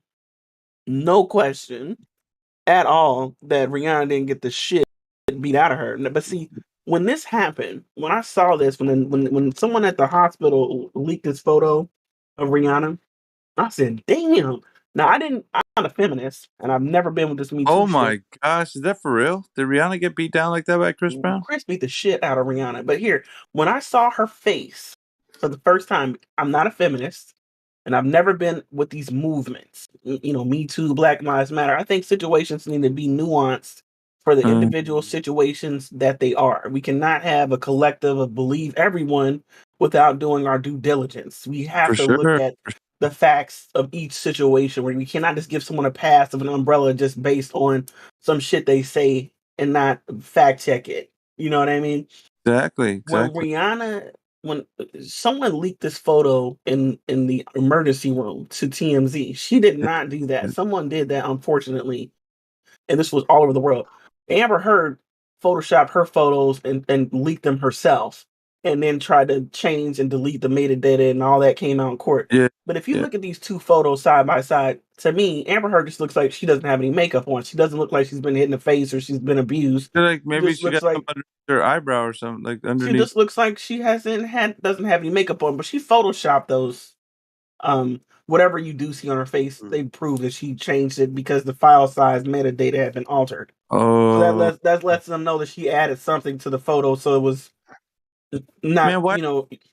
My question, though, I'm looking at this image that you got here. Like, why is somebody gonna put their hands on Rihanna like that, man? Okay, so here, let me say what I had to say on that. Okay, when I saw her face for the first time, my first thought wasn't, vilify Chris Brown, cancel Chris Brown. The Me Too movement wasn't out then, and cancel culture wasn't in the vernacular then. my first thought was, what the fuck did she do to Chris Brown for him Yeah, to what'd she beat the shit do? out of her like that? What'd And she do? Rihanna was a star, but she hadn't hit mega stardom yet. And when this happened, she sat on his side of the courtroom. Chris Brown turned himself in. He pled guilty. He didn't make any excuses for himself. He was ready to deal with the full consequences of his actions. And she was on his side of the courtroom. He did not want him to go to jail. She was trying to still stay in the relationship with him. And she got so much pressure from social media. Like, what are you doing? How can you stay with someone after they do this to you? You're a role model to young girls everywhere. And she finally let the pressure of that caused her to distance herself from Chris Brown in the relationship. But the truth came out later, and I always knew this. I said to myself, they fight. And this time it just got out of hand. I meaning they both hit each other. That's what was my thinking was. But my thinking was she did something to make him snap on her. That was my thought process, right? Well, Mhm. years later, and it's out on Netflix now, you can watch it. Chris Brown gave a documentary and he finally spoke on it. And I really feel that he was telling the truth from his body language, that he was totally genuine. He didn't make excuses. He still says he felt like killing himself after he saw her face, but he talked about how, like Johnny Depp, he grew up, he was a victim of domestic violence. He had to witness his father beating the shit out of his mother, and Mhm. it traumatized him to the point where he peed on himself. You know what I mean? So he developed an alter ego that lives in a dark place that deals with that shit. And that night, Rihanna triggered that, and that ego popped out on her like a goddamn jack in the box, and he beat the shit out of her. Now she started that fight, and he finished it. And so, what I would say for men, this Johnny Depp trial was a very important case for men because women, I don't feel like should get the cry victim if they start physical fights like Amber Heard. When someone is physically assaulting you with something or their hands or something, like she severed his finger, Yeah. okay, you have a right to physically defend yourself, and it doesn't matter what your gender is. As a Yeah. woman, you should not start physical fights with an opponent you cannot win. You know what I'm saying? You should not. And if you do that, if you end up hurt at the end of that, you're not a victim. You're someone who lost a physical fight that you started. And I think that needs to be Mhm. distinguished. I think men are vilified for that. Men are taught from the time that they're kids to suppress their emotions, to not cry, to never hit women under any circumstances. And hats off to Johnny for running to the bathroom and trying to barricade himself in there and not knocking Amber the fuck out. But I would not vilify him if he ever did hit her back or snatch her by the hair or push her down because she jumped on him and started a physical fight. He had a right to do that if she starts the physical fight. Doesn't make Mhm. her a victim. Rihanna is not a victim in this photograph. She started that fight. He finished it. Yeah, she's a She was perpetrator. upset with him because she's insecure. Um, She didn't trust him. She got a text message and she lost her shit. She started that fight in the car, and then she took the car key so he couldn't leave. Because what a lot of times what a good man will do in a situation, because a lot of men, because of the way they've been trained since they were children to suppress their emotions, by the time a man is emotional, he's ready to either go to war, kill someone, that hit was something, that and was so just men. a reality show. I It, don't believe these people actually fought for real, and even that trial was just a reality show. No, she was trying to destroy him. Yeah, She Yeah, she she severed didn't. his finger.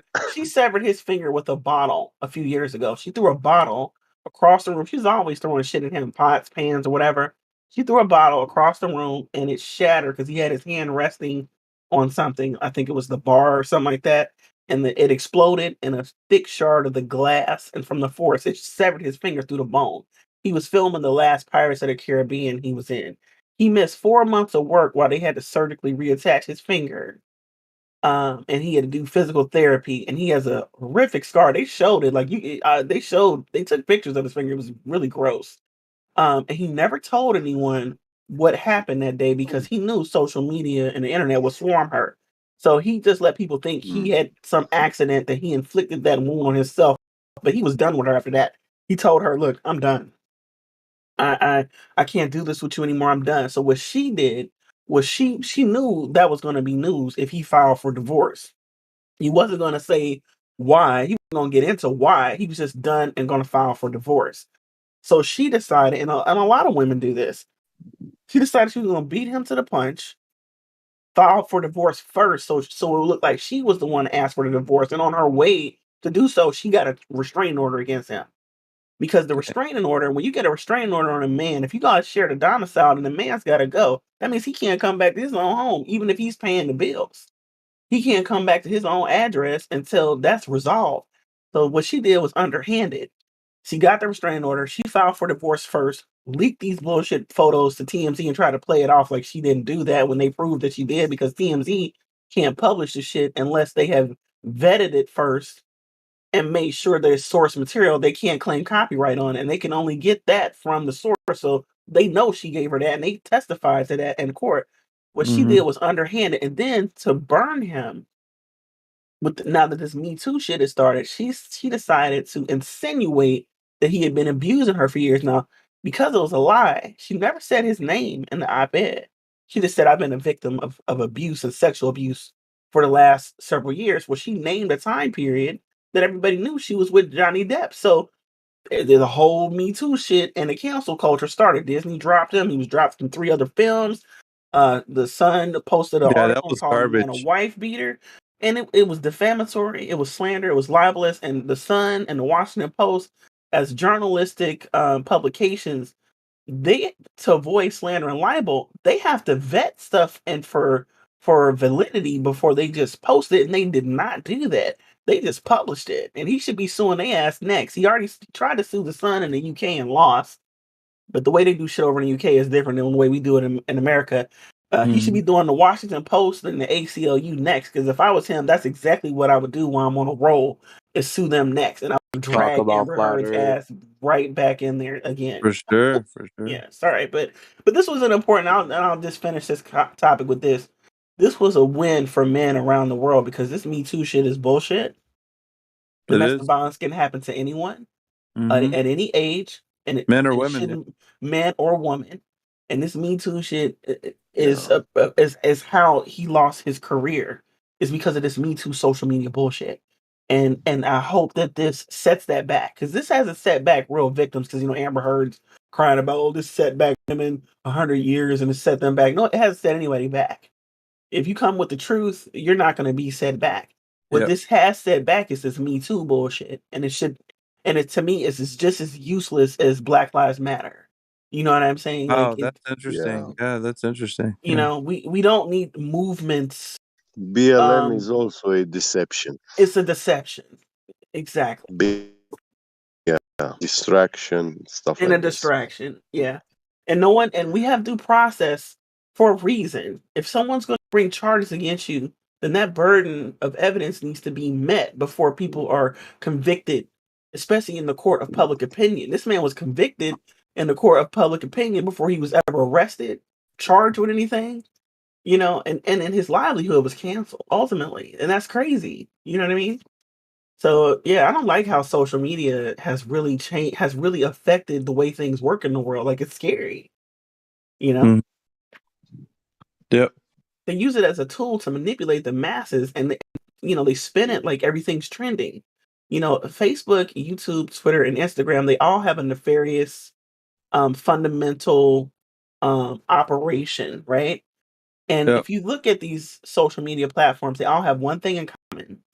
They all give you the illusion that whatever is posted is trending. And the reason why I say it's an illusion is because there's no equality to Yeah, but agreement and opposition on the counters. there's an agenda that they carry. Each one of Well, these corporations carry an agenda. Well, they do, but I'm what I'm just talking about is the basic way they operate, right? Look at Facebook; they have the thumbs up, right? Twitter or YouTube has also a thumbs up for like, right? Uh, Twitter has hearts, and Instagram, I believe, is also a heart, right? But here's the thing: the counter. Look at the counter on a Facebook video. Look at a YouTube video. Just pull up any random YouTube video right now and click on it and look at it. What you'll see is the thumbs up like counter, and if you watch that video, someone will have liked it and they'll have a number for however many likes there are. YouTube does have a thumb down right next to the likes, but it won't show you the count. It won't show you how many people dislike or oppose that content. So that gives you the false understanding that it's trending by however many people liked it, because you cannot ever see how many people dislike it. if you're going to present it as neutral information, then why can't we see how many people dislike it or oppose it? Same thing with Facebook. Look at Facebook. Look at anything posted on Facebook. You only see thumbs up. There's no thumbs down button to show you how many people. So if I make a post that says my 2-year-old son is transgender, and if 45,000 people love it, you know what I mean? And we're starting his transgender journey and hormones and all that. If I were going to post that, but there could be 500,000 people to think that's complete and utter bullshit, and give that a thumbs down. I will never see that because they don't have an option for that to be given a thumbs down. You know what I mean? And it's like that for a reason. This way, you cannot oppose anything that's agenda driven or anything that's propaganda driven, and people use that to say, "Hey, no, we don't agree with that. We, the people, have spoken. We think this is bullshit. Yeah. We don't like it." And I'm gonna tell you, YouTube used to actually count the dislikes, and I remember this as a gamer when they changed it. I'm gonna tell you, they changed it. This was right before Congress forced YouTube's hand with the algorithm suppression of conspiracy theories. The first time I'd ever seen it, there are 2 all-time videos at the time this happened that had the most likes. Justin Bieber video had reached a billion something in the count, and he had the most likes out of any YouTube video, like Guinness Book wide, because how many likes he had on this one music video that he had. It was like the highest on YouTube. Call of Duty released a game that everybody thought was trash. Call of Duty has a huge following and a huge following on YouTube. And they decided they were going to take it to outer space or something. And everybody was tired of how clowny and stupid Call of Duty was getting. So we were really looking forward to the next one, kind of going back to the fundamental Call of Duty. And so when they released the trailer for the game, it had more dislikes than it did likes, which let Activision know that shit was going to flop before they even released it. And it was hilarious, and it started, the dislikes started to trend at an epic proportion, like into the millions, right?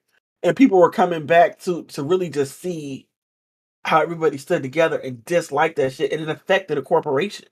You know what I'm saying? Activision had spent had a $1 million budget for this game, and they were not going to make their money, and then it trended negatively. You have not seen the dislike counter since. You have not seen it. Matter of fact, if you go back to that video to pull it up, the dislike counter is gone. You know what I Yeah, mean? because that's power to the people right It there. was power to the people against the corporation, and they canceled that shit. Yep. And I've not seen the dislike counter since then, because I remember being part of the dislike counter, giving it a dislike, and everybody was saying in the comment section, like, I just came back to see the number of dislikes still growing. I mean, it outweighed the number of likes very disproportionately, and it was Yeah. really cool to see people take on a corporation like Activision, and we had basically canceled their product before they released it. You know what I'm saying? And it let them know, and because they knew it was going to flop, for the reason they chose to go against what we wanted as people who were supporting their product. Everybody just wanted them to go back to the fundamental Call of Duty, so they did a remaster at the last minute to save their sales of like one of the oldest, greatest Call of Duties ever there were, and it was Modern Warfare 2. And they bundled it with the game. They said you would get it free if you bought the game that was going to fail that everyone disliked.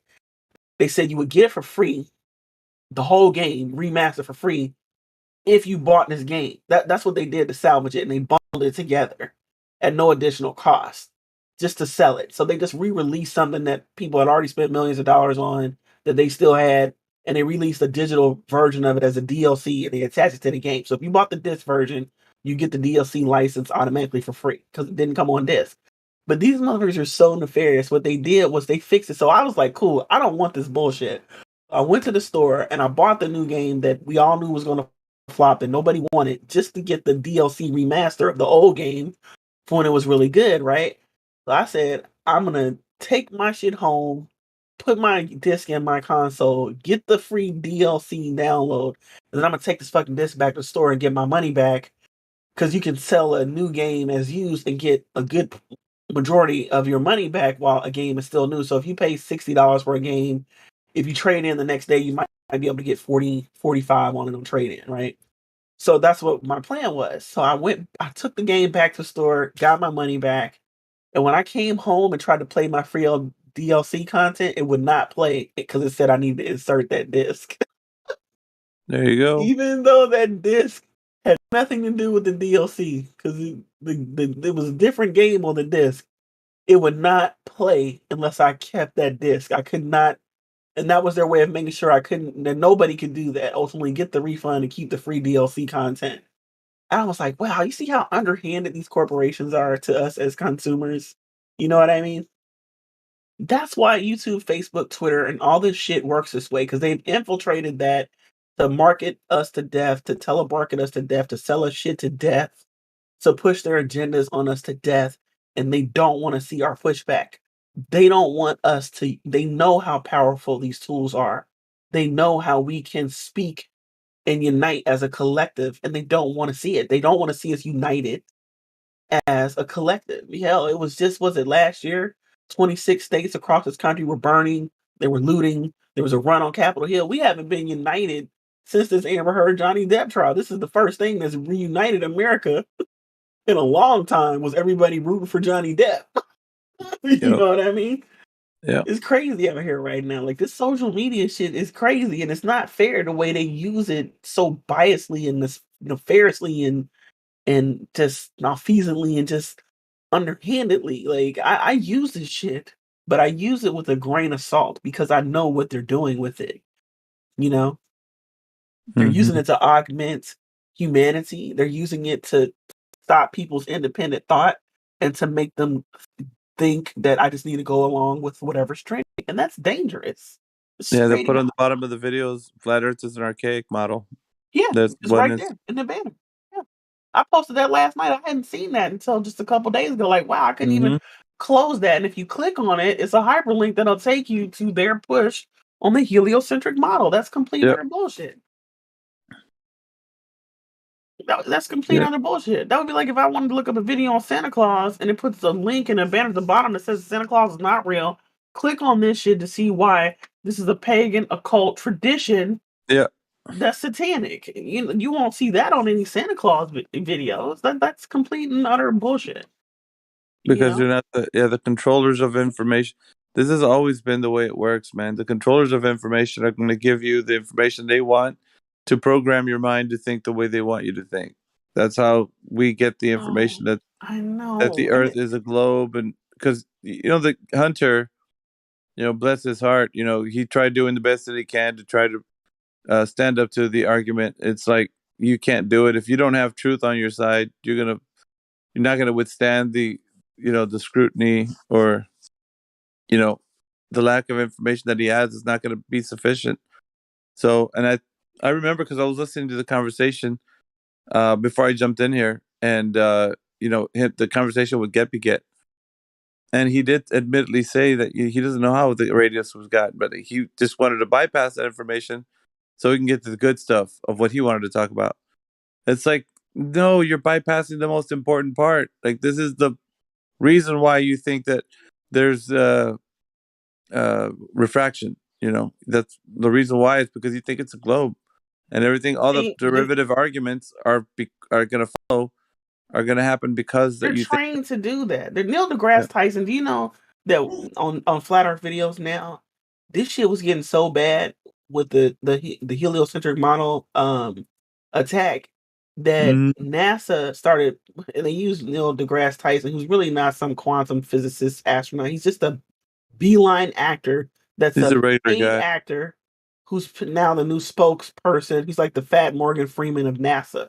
Yeah, Okay, he's just a used car salesman who is just good at just the gift of gab. That's all he is. I mean, he can he's barely the parrot bullshitter in the. the source, right? Yeah, he can barely parrot back the heliocentric model. He has to read that shit from the teleprompter. I know he's reading it from the teleprompter because it's clear that he doesn't even know it in times in interviews.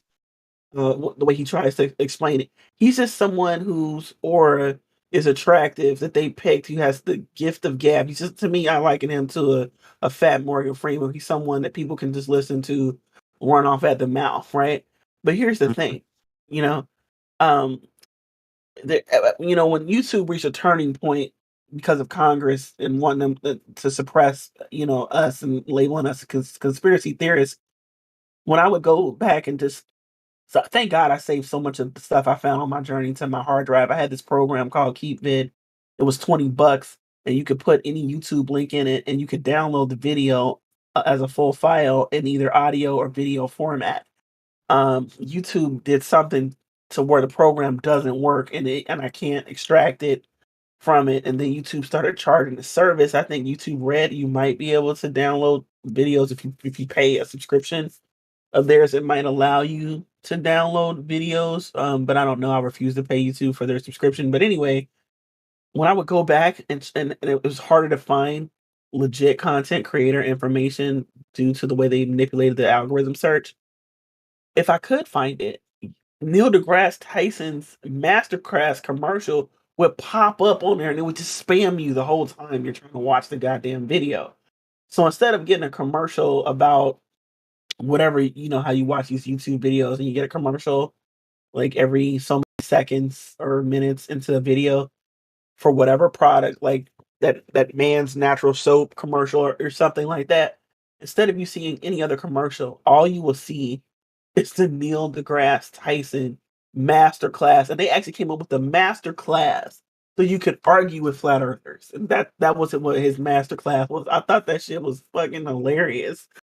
That they prepared a master class to help you win debates with I'm flat earthers, to just give you argument yeah, points I'm to honored, come man, back that at they flat actually earthers. built a I'm honored. masterclass. They I'm they honored that had to they do built a that. masterclass for us, man, because they need that. They They need needed it. 10. They need 10 And courses and a masterclass to step foot in here because and they yeah, still won't win. They and they still won't win still it. They still they won't still not win if gonna they win. come in here with that bullshit, but Yeah. they to try to just help them kind of have some heliocentric model arguments because they know they don't know it at all on any kind of Yeah, basic they don't. level. And so to They're help like, them guys, you're making argue, us look bad. You mhm, need a master class to know you what the need the hell's going master on in that class room. to have this conversation with these people. Exactly. Now, I could not believe that shit. Like, I just thought it was funny. Like, really? Like, is it that serious, NASA? And I don't know how many people were paying for this, but the flat Earth videos were you could not watch one without being bombarded with Neil deGrasse Tyson's masterclass. I finally, because I would just click and close it. I said, finally, so let me just watch the whole ad because you only have to watch the first 5 seconds of it before you can close it. And I watched the whole thing, and it was like you when you enter certain conversations, you need to have facts. You need to have because this whole it was basically, I mean, he really said it that you need to be able to stand up for the what the truth and this conspiracy theory rhetoric, and you need to have facts so that you can enter these conversations with these people, you know, understanding this is science, you know what I mean? And so we have a master class so that you're not going to be dominated in these conversations, and that's basically what it was, is to give them talking points to argue with, but they just want to deflect on some shit that's irrelevant. Yeah. That's irrelevant. You know what I mean? Because this Coriolis effect, can you prove the Coriolis effect? No. They just want you to be able to parrot it because it's some upper echelon computational type shit that you need equipment But you or to is be a though degree or something, you a know. conspiracy. It's a diversion tactic. It's like Right, that's all you it know is. To deflect. when you watch a Yeah, magician, yeah, he's doing something with his other hand while you're focused on the one that he wants you to see. exactly. So that's what this is. Like when people and you can get into the weeds with the conversation about like Coriolis and I mean argue till you're blue in the face and it's exactly Bro, what the I don't magician care with wants these you to do. people. I don't want to. I don't want to have a conversation about the Coriolis effect, some mathematical equations that I can't do with or without a computer. I refuse to go there because I want to look at the fundamental shit that we can all see, Mm-hmm. regardless of our IQ, and that's how water works, and that's how basic No shapes work. physics. Because I No don't, I physics. don't need, I don't need a physics or quantum fit, theories degree to understand the difference between a circle, a triangle, and a square. And I don't need a degree in any of these things to because I understand common sense water how it works. It spreads until it's contained, and then it rises to its level. And you've never seen anywhere where water curves at any expanse, and you never will. And if the Earth was curved at the distance they tell us it's curved, then you could find it on the ground in a square mile, and you could photograph it, and you could prove it. and you can't do it. And that's all I need to argue with someone. I refuse to deal with this Coriolis effect and all sort of bullshit that is long beyond. And that's what the master class is about. It's about you bringing these things to an argument so you can sound smart, right? But even these people don't have the equipment or the technology or the telescopes to prove any of this shit. They just want to give them something to argue with that they think we can't argue with at that level. I refuse because it's irrelevant. That all that shit is irrelevant. I refuse to even have that conversation. It's not necessary. You know what I mean? The formula of a circle is the same, whether it's the size of a dime or if it's the size of something as massive as a planet. It's the same. Math is an exact science, so we can just deal with the fundamental shit. We don't need to deal with the quantum physics computational shit at all. That you can't do those equations, and neither can I. So let's not even go there. You know what I mean? But Yep. it's really scary. It just reinforces cognitive dissonance, and that's what these people hang on to when they hold on to this heliocentric model bullshit. Is the part of it that they don't understand that reinforces the fact that you haven't reached a certain level of society to be in on how this whole thing works because you're not a quantum physicist and because you're not an astronaut and because you haven't reached the level of being in the NASA club. So just take our word for it. We're telling you this as people who hold the keys to all the doors and all the knowledge and information. Just take our word for it, how this is how it works because we're the scientists and we're the university professors. We are the institution that you have to go through to get this piece of paper to elevate your status in life, you know, to say these things. I'm just so anti-conformist and anti-government, anti-institution now that I know these truths. You know what I'm saying? And that's Sure. what they're afraid of. That's what they're afraid of. They're afraid of more people coming to that understanding. These people only have the power that they have over us because we believe they should have it. If we stop believing in that, the same way you stop believing in Santa Claus at some point, this whole matrix will collapse onto itself. And they cannot have that. They do not want to have that. It's happened before throughout human history, and it will happen again. You saw it happen in the 14th century with Marie Antoinette and Louis the 14th. When the people stopped believing they should have that power over them, the way they were being fucking taxed and starving to death because their economy could not support their greed and the squander of the taxes they had to pay, they ran up in there with torches and pitchforks and dragged them motherfuckers out of the castle. They cut their heads off and murdered their children so they couldn't inherit it. And nobody has lived in the House of Versailles since. It's a museum. So those people have reinvented that matrix, and every time they reinvent it, they think that they got it right, and they build it a little stronger. And where we are at right now, the new modern version of that, I just wonder. I thought the internet was going to be it for us. I said, this is it, right? This is really going to collapse this shit now because now we're all connected all over the world. And we're sharing information at the speed of light. This is going to be the thing that collapses this new matrix that they built. But now they figured out, oh, this is too much power for the people to have. So we have to rein it in big time. And so now the powers that be that can control this shit have silenced and shushed us, and we can't use it in that capacity anymore. So now what do we do? Like, what do we do? Because we were on a roll. Like, this shit was on a roll on social media and on YouTube, and it was really something to see when it was on a roll and it was trending, and they literally stopped it. They went to Congress to stop it. That was the effect that we had on the institution and the powers that be, that they had to have congressional hearings about what to do to stop us from sharing this information. And they were successful in doing it. We could talk about it in these small Discord servers and they won't bother us because it's just, 19 of us here. But if it gets too big, I guarantee you this channel will be shut down for some reason or whatever. So like what can we do now? Like, you know what I mean? Why does this have to be some dirty secret? You know what I'm saying? Like now, you know what I mean? Like what can we do now? Because I feel like that's a major setback.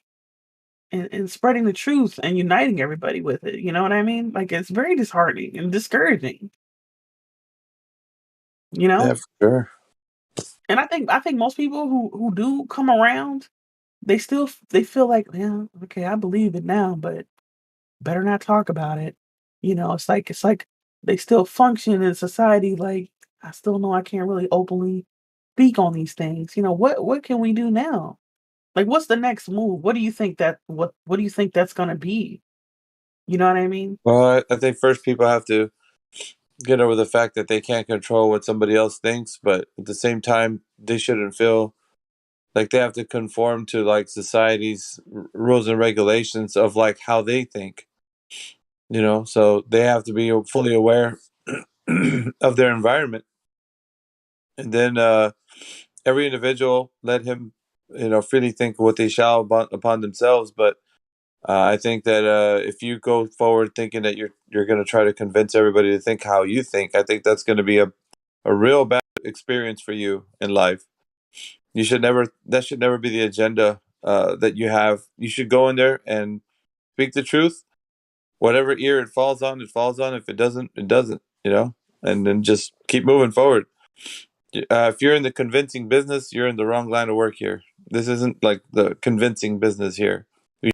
You do is you lay out a logically consistent argument if possible, and if the mind attaches to it, it does. If not, like there's been some times that people come in here and they're good at sophistry, so they'll hand wave dismiss, they'll talk about other things, and they will never get to the questions that we're wanting them to ask or even answer. So yeah, it's if you're trying to convince somebody and it's not going to work, you have to, however, lay out as much truth as you can possible, but without it feeling like you're trying to win them over just so that they Well, no, can I know understand. that. I mean, I Just know that. I'm definitely to that understanding. I'm just saying yeah. that a couple years ago, this was on a trend. This truth, people were receiving it, they were sharing it, they were spreading it. I mean, the numbers were getting up into the millions on content creator channels, subscribers, the comments. They shut it all down. They even Well, it's canceled lack these of content fervency too, creators though. that had these followings, you know? Conspiracy. It's lack of fervency. The person who's been doing it for a while, like I would take for example, like anybody in this room. It's not that they don't want to put their name out and blast it all on YouTube. It's like if you do that, you'll get taken down. So it's like Well, it's pointless. But that's my yeah, question to you. yeah. What do we do now? Because that was a powerful tool to spread that truth and it was working and people were receiving it and kids were in classrooms challenging their teachers and their professors. And they put a stop to all of that. It was like that I feel like that was the chance to set this whole thing free. Now we're back at the drawing board. Like, Well, what okay. can be So done now to achieve that you now that remember they've web? done this? You remember Web 1.0, the beginning of No. the web? It was free. Oh, It was everybody oh was on. yeah.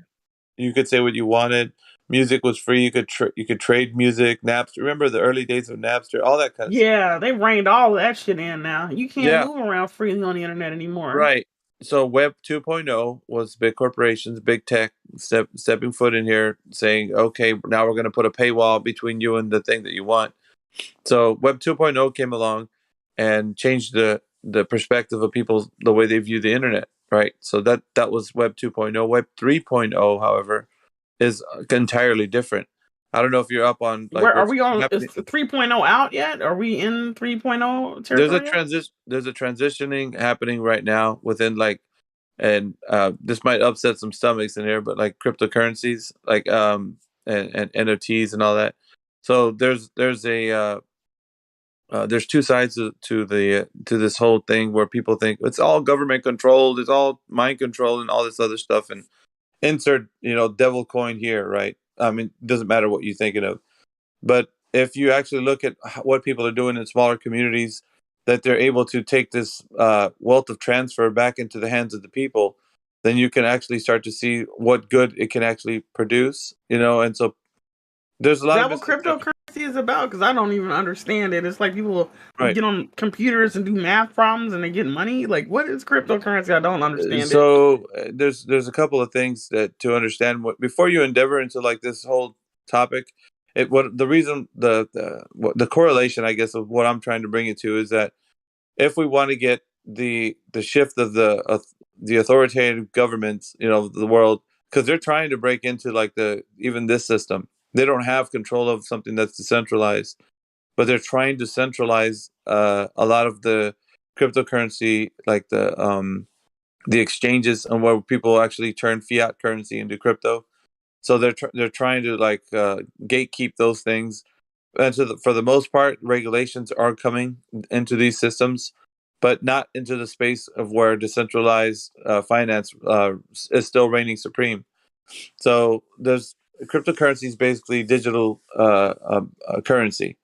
So digital currency that people put value on, just like they would anything else. So if you have the concept of money, right, fiat currency, the reason why it has the value that it does is because the governments that have given this to you are the ones putting the value to it. So they tell you what the dollar's worth in this day and age. So you go to the store with this $1, and it buys you as much as it can because there's the government has told you that it's worth X, Y, and Z. It could be Right, worth but $5 and today. the government, but paper money might as well be cryptocurrency because it's just paper. It has It's just no paper. real value to it. It's Yeah, like but you it's said, it's centralized. whatever. It's not backed by any gold or resources anymore. It hasn't been since the Nixon administration, right? Yeah, it's So it's central. just credit. It's And even honestly all paper money represents is credit. You Yeah, know, and you got to take a look at it. Some people think, well, precious metals are even better than that, right? So people would stand by that whole idea, but it really it just currency just turns into like what you put something, what value you put permission on. slip. It's a value. Like gold is just as useless as money. You can't eat it. You Yeah, can't heal you can't yourself eat with it. it. You can't shelter yourself with it. It's just Yeah, something that represents credit. If I but what give you has this, I can right, exchange goods or services in that has exchange for this. yeah, right. You just said it right there. That is the most valuable currency that we can have to exchange with one another, because that's something that everybody can do, or It's anybody. universal, Yeah, regardless of the country. That one is yeah, considered a exactly. universal resource. But let me ask you a question though, Mhm. since you brought that up. Sure. Why does what? It's just a shiny metal. At the end of the day, Hmm. it looks nice if you shape it into jewelry, but at the end of the day, why is gold so important? Gold. Again, it's not a fossil fuel. We're not using it to drive our cars. Yeah, I could because see if, well, if actually, if oil was more important to trade. Like if I had some oil, I could trade it with you because I could either fry some chicken with it or no, drive no, my no, car no. with it. Like what? Why is Gold has its gold properties so of important? conspiracy. Gold has its properties of what it's used for as a precious metal. It has its practical use case in our society. So gold is very practical, and it's like a superconductor. But I mean, Yeah, but obviously, throughout history, most people weren't using it for superconductor purposes. For the right? longest, people No, were it's just used. wearing it. People were Yeah, just wearing it. and the thing is because it's harnessed from the earth, so it's something that can be because you could actually work to actually get this precious metal, and then it's what people listen. It's what people put value on. This whatever it But is. It could be a piece. why? But It could. why? Why before you could even use it as a superconductor or anything like that? Yeah, I know Mhm, you can use it for chips and parts and stuff now. That's modern technology use, so we've mhm. seen it go. But even for ancient time, all you saw in ancient times, people just wearing it. People were Right. just wearing gold and decorating their furnishings with it, because it's shiny and it's pliable. You It's know what I'm saying? durability. It's durability. And it's durable. Yeah, it's But again, durability. people place value on it. But Well, I've yeah, never. because it's durable. So, like, if you're Yeah, if you're able to trade back and forth in commerce with like someone who's exchanging something to you that's durable, and it's a little piece of shiny metal that's able to be durable enough to like endure, harsh weather conditions or whatever. yeah, because it won't rust. Nope. It Yeah, won't rust. It always holds its shine and its yeah. look. It Unlike certain retains. metals. Yeah, Yeah, so because of the retention of like what it can do as far as its durability, it then translates into something that you can give to somebody that will sit somewhere, and they could pile more of it, and then because of how much more of they have of it, will give them access to like big, and this all happens to be because of what people have put value on the thing. So if you go into, let's say you go into another country, and they're trading the franc or the pound or whatever fiat currency they have, you're looking at that thing and looking at your dollar. You're like, well, I value this thing over here more than I do this other thing. But they're like, no, you're in this country, you need to value this thing. And so, you know what I mean? Like, of course, we know the dollar's universal in the sense of like it can be traded almost anywhere. But if you take, let's say, the Mexican peso, and you try to go to, I don't know, Italy, and try to use it and try to pay for something there, they're gonna look at you like you have something's wrong with you, right? Be like, what is this freaking monopoly money that you're just bringing up here? But it's because of the fact that the place that you're in puts value in that thing. It doesn't matter what it is. You could be trading, I don't know, scissors, for example, and the scissors is a currency for the specific country, but it's because it's an established type of trade. So if you establish like this thing that you value, right, the centralized government of wherever you're at values this thing, it doesn't matter if you like it or not. It's what's going to be used as something you trade for in exchanges of goods and services. So it could be whatever they said it is. And so now you're not. It's a centralized way of saying that you're going to be using this thing to trade for whatever you want, right?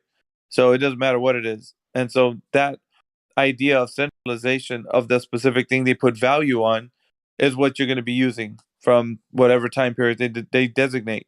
And it could be backed by gold, and it could not be backed by gold, as we've seen, right, in the past. So, and that doesn't matter either, because people would say, well, we put value in precious metals. Okay, well, why did you do that? Who told you that you're supposed to do that? Like, so is it the government? Because, or was it a group of people? Because, like, and then you're back into like why people are valuing something more than they do something else. It's a whole. It's all has to deal with just like what we say, right? Obviously, Right. but that's what it falls back to. It's what we say. We put value in something, and this is what we're going to use in exchange for goods and services, and that's it. There's no magic thing that's going to be like one thing's worth more than the other. It's because you're saying that it's worth more than the other. That's why. And not just us, but the governments that are controlling what fiat currency is, because it's centralized. So now the governing bodies are the ones giving the value to the things we have. Now, cryptocurrency, however, is actually changing that in the way of saying like, okay, you say that the dollar's worth something, but I say that, and I'll give you an example, like Bitcoin's worth more than the dollar. One Bitcoin is worth like, $20,000 right now, 20,000 of your dollars. So one Bitcoin equal to $1 is not the same, because people value the Bitcoin more, 37,000 times more than they do $1. So having one Bitcoin What is it backed by, so that like in a the time of people, war? the people, and the So ledger. so so It's if I the want, ledger. The let's ledger. say if I have set $10 million worth of Bitcoin, hmm where can I go to turn that into material money and give up my Bitcoin? How do you it's do that? you go to an exchange. An exchange is a place where that can happen. You turn cryptocurrency into fiat. So, and that becomes a taxable event. So you have to mind your Mhm. taxes and tax laws in wherever state you're in or country. Mhm. But yeah, it's called an exchange. An exchange is a place where you take fiat currency, you turn it into cryptocurrency. So in exchange for $1, they give you $1 worth So of our Bitcoin. government is fine with us just making up currency, and then they'll give us It's real not. currency It's for not it? that it's fine with them, because that's what I'm trying to tell you. They're trying to break into the system and regulate it, because they can't regulate it. Decentralization has already taken place, and it's all over the world already being adopted. So, and people, here's the naysayers will say like, yeah, but that's control too, and like you get into like a whole discussion, which I don't think we have even enough time for, because it's so lengthy. But the people some people might say that it's also controlled by the government, but you understand that decentralization of monetary means the application there would be, there is no one that says how much this is worth until all of us agree that it's worth this much. So let's say, for example, all 19 of us or 20 people that are in this room would agree that a specific, I don't know, coin is worth like $1,000, right? And let's say we're all the population of the world, right? All of us in this room. And then if I hand it to you and you say, no, it's not, and the 18 of us are going to be like, yeah, it is. So either you accept that it is or it's not, because we're the people. We're deciding what it is, but you're the one person who says no. But then if you decide I to just got an convince, incoming call. Just give me one quick second. I'll be right yeah, back yeah, with yeah, you, okay? yeah. That's a good point. Yeah. But once you enter into the realm of cryptocurrency, like it makes you take a look at what fiat money is, and just Mhm. even if you don't have Bitcoin, just the fact that you know how it works, Yeah, like that's interesting. Yeah, you never come back. Like it's like once it's like entering into the flat Earth theory. Like flat Earth. you just like yeah So you don't look at money the same anymore. So no it's really just it's a disruptor. What it happens is it's almost like because nobody can say what Bitcoin is worth because everybody agrees, then it changes the game, right? Because of course the markets are going to give it its valuation depending on how it's being traded, right? So that also changes the value in that, but it's not because it's a centralized organization that's saying that. It's just moving up and down with the market. So without getting into the conspiracy, whether if Bitcoin has been created by the government or by the people, but mhm. it's I feel so proud. Like I mean, I don't have Bitcoin in this moment, but I feel like it's I feel so proud. It's like it's really to me it represents like an accomplishment. It's Of the people. well, yeah, but like okay, so Lionel, there's a lot of naysayers that would get involved in this conversation and pull Oh, up okay. articles and say like, well, Bitcoin is also created by the CIA, and you'd ask them where they got that information, and they're gonna tell you a source, and it's not really gonna lead anywhere. Like, there's not gonna be any foundation to where they can point back, and there Oh. still still of Bitcoin is just like one instance, right? I'm talking about cryptocurrencies in general. There's so many different versions of, iterations of like decentralized money. So you can look at different, like even non-fungible tokens, right? NFTs, digital art. There's, there's so much. It's way too much to even get into, I think. But because I won't, because it's flat Earth No, server. So, but yeah, okay. But but yeah, that's why I don't. I try to just say as much as I can in like a package so it doesn't get too because it can get drawn out into like a whole uh cryptocurrency talk, and I really don't want it to be because I run with a company, so I want to make sure that people are not. I don't want to dissuade anybody of whatever they think. If they think it's a CIA covert op, whatever thing, then fine, think that way.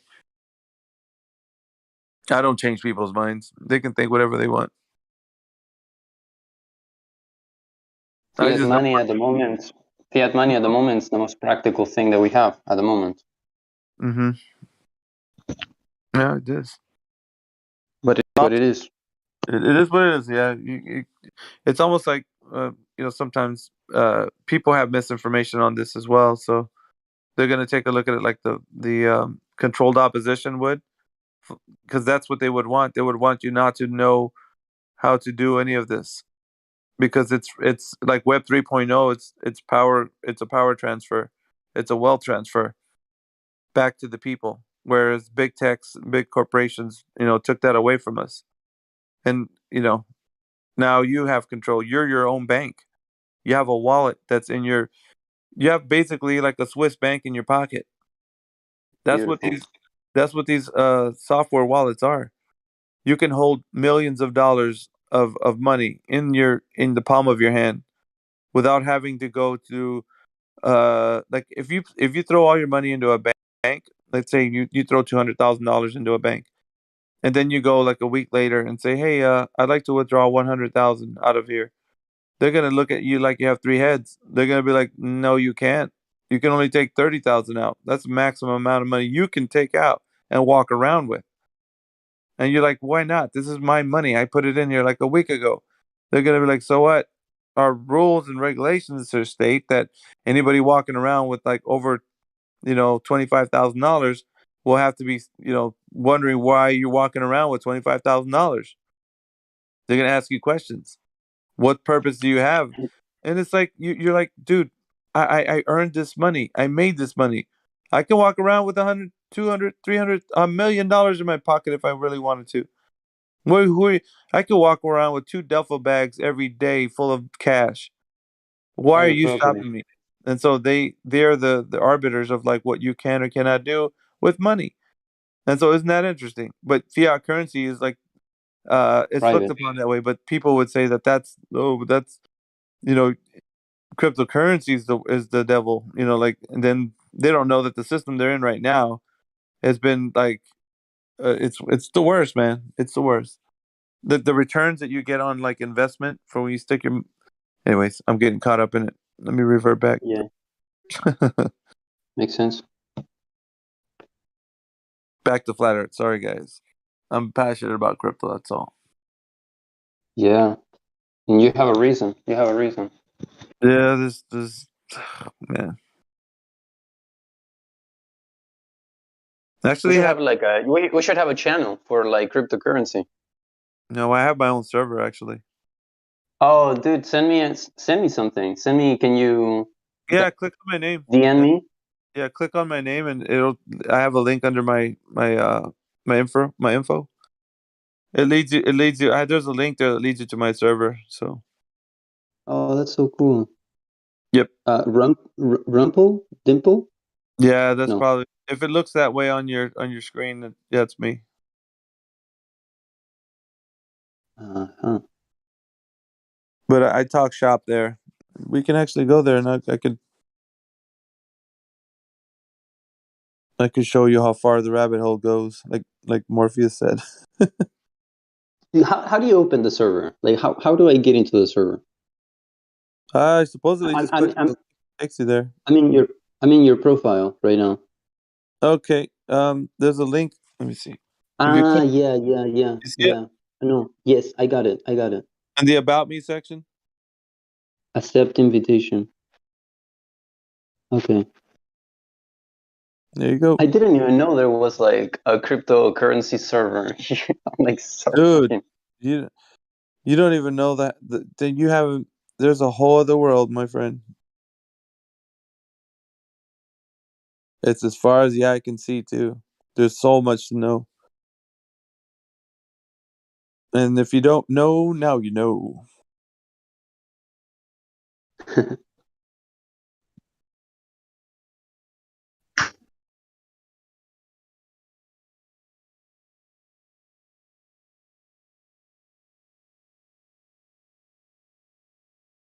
So Who's in here right now? Let's see. We have Coffee. How's it going, Coffee? I don't think you can talk, but let me unmute you. All right, you have control of your mic, Coffee. Am I saying your name right? Coffee? Cafe?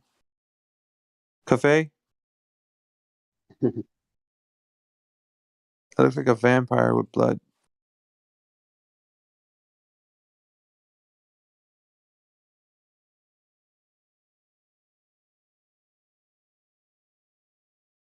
Oh boy.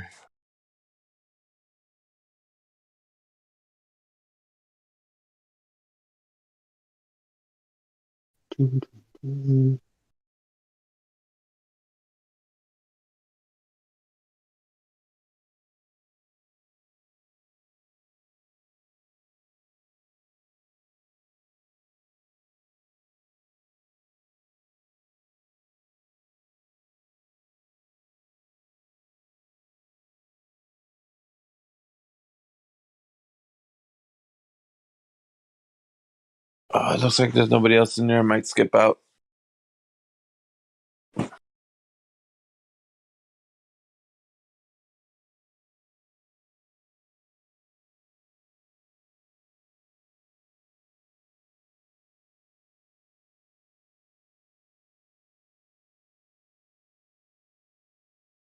Yeah, I'll be back later, guys.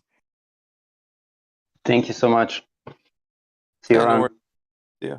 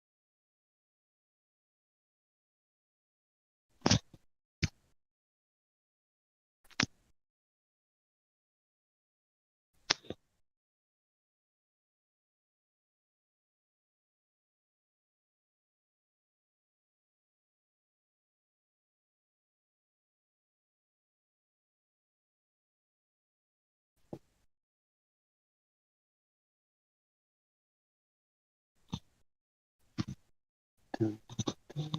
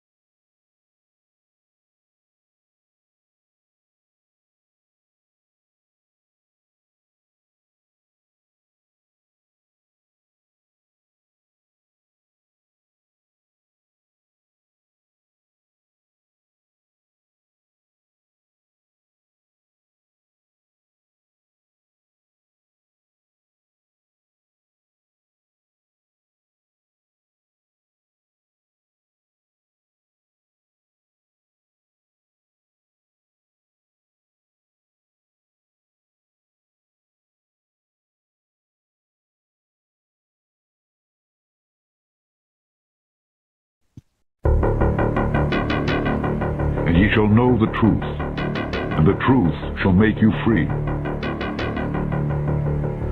Do you believe the Earth is a sphere? The answers you get might surprise you. The curving horizon, the sloping sea level, the spin of the Earth.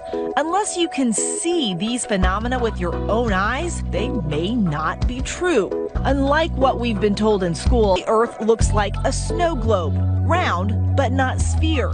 The North Pole is at the center of most flat Earth maps, with the ice of Antarctica holding everything in. The round or spherical Earth theory is propagated by some conspiracy.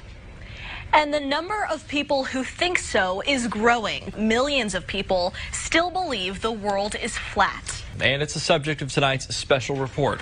WCIA3's Aaron Eads is here with us now. And Aaron, as far as conspiracy theories go, flat Earth theory is actually getting pretty popular. Yeah, believe it or not, the number of people who believe the Earth is flat is actually growing. Scientists might have an idea of why that is, and it's worth talking about. And what better place to do so than one of the flattest places in the country, right here in central Illinois. It doesn't get much flatter than this.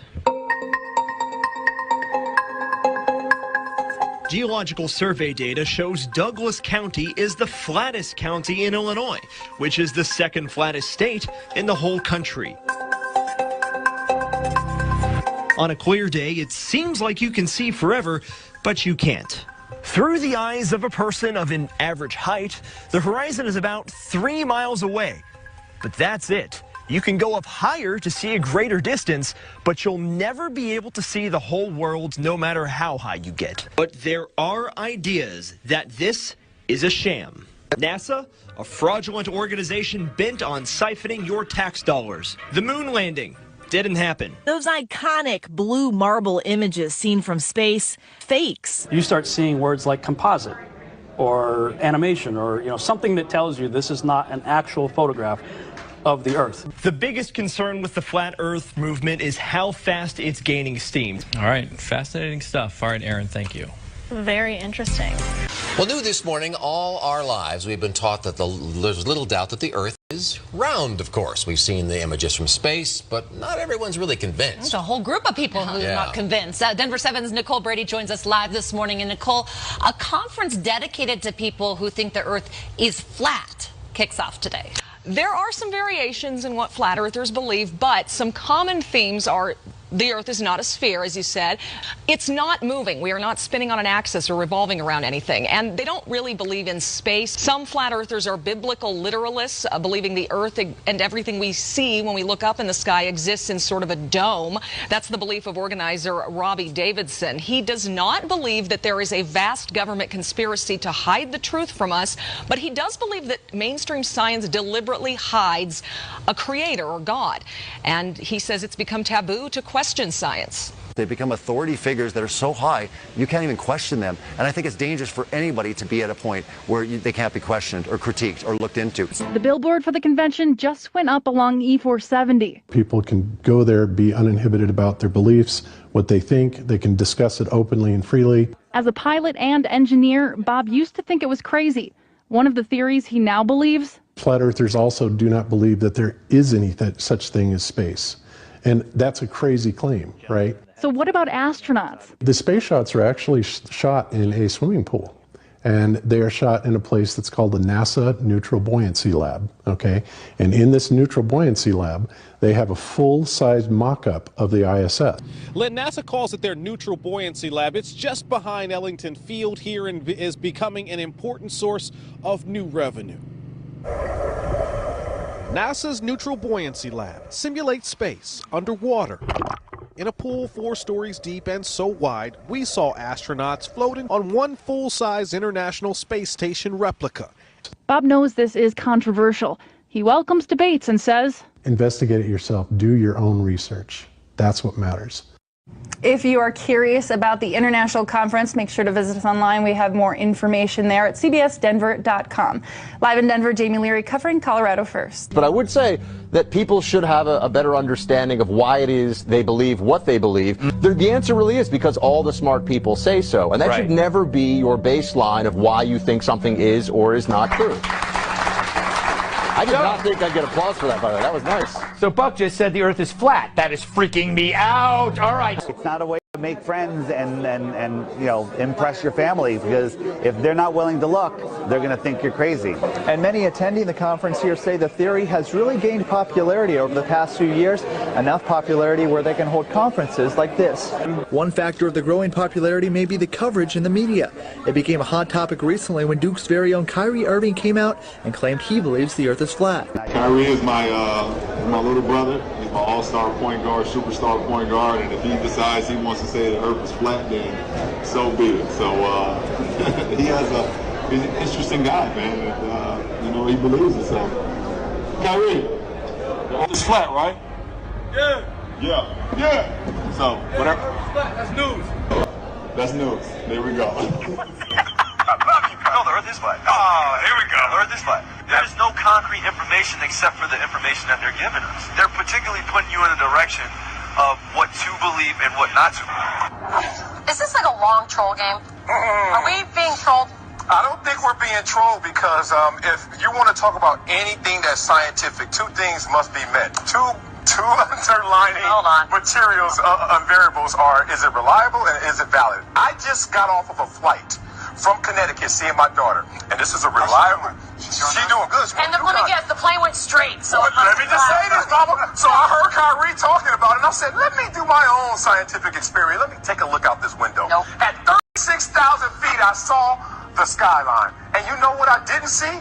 A round skyline. It was flat from the left. And I went on the other side of the plane, it was flat on the right. You know what? Kyrie done broke it down. Well, you may have seen it on your way to work or school or just driving around. A new billboard has some people thinking about the Earth. And asking the question, could the Earth be flat?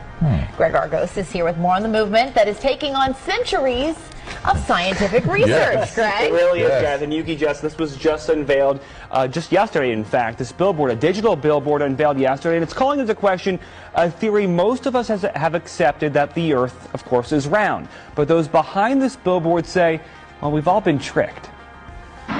Drivers heading eastbound on the Schuylkill already battle some serious traffic.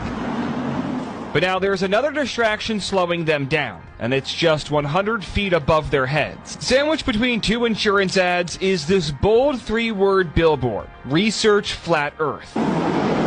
And for at least the next week, this ad will be blocking drivers' attention. So Neil, you're not a climate scientist, but you're a very distinguished scientist and astrophysicist. What do you think about when people say, look, this is not settled science, there are still questions? How do we know the Earth is not flat?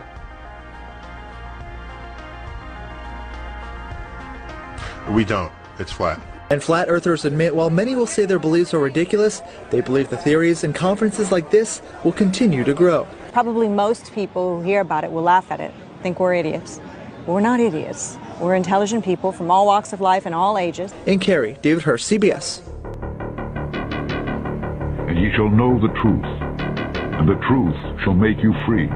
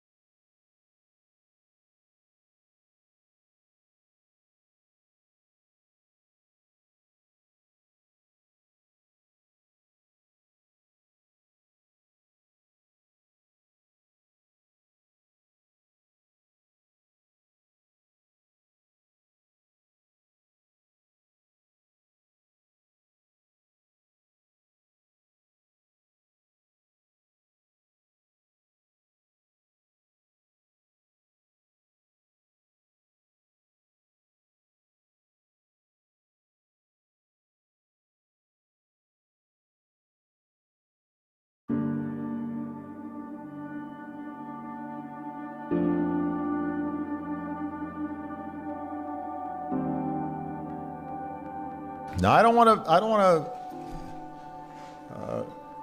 to fool you here. Last month, for the first time since 1972, NASA released a blue marble, a single snapshot of the Earth taken from outer space. And so much has changed in the decades between that first picture and the second.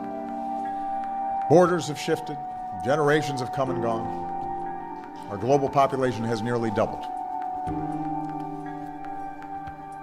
But one thing hasn't changed. Our planet is as beautiful as ever. It still looks blue.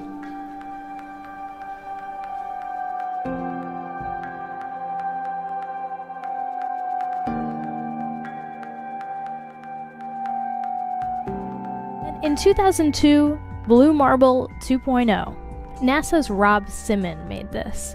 And it had wide appeal too. For example, it ended up as the default background on the iPhone. I didn't even know until I bought an iPhone and turned it on and kind of did a little happy dance. Simon's job is... It's primarily taking data and making pictures out of it. That's what this is, a composite of data sets from several different instruments translated into a picture.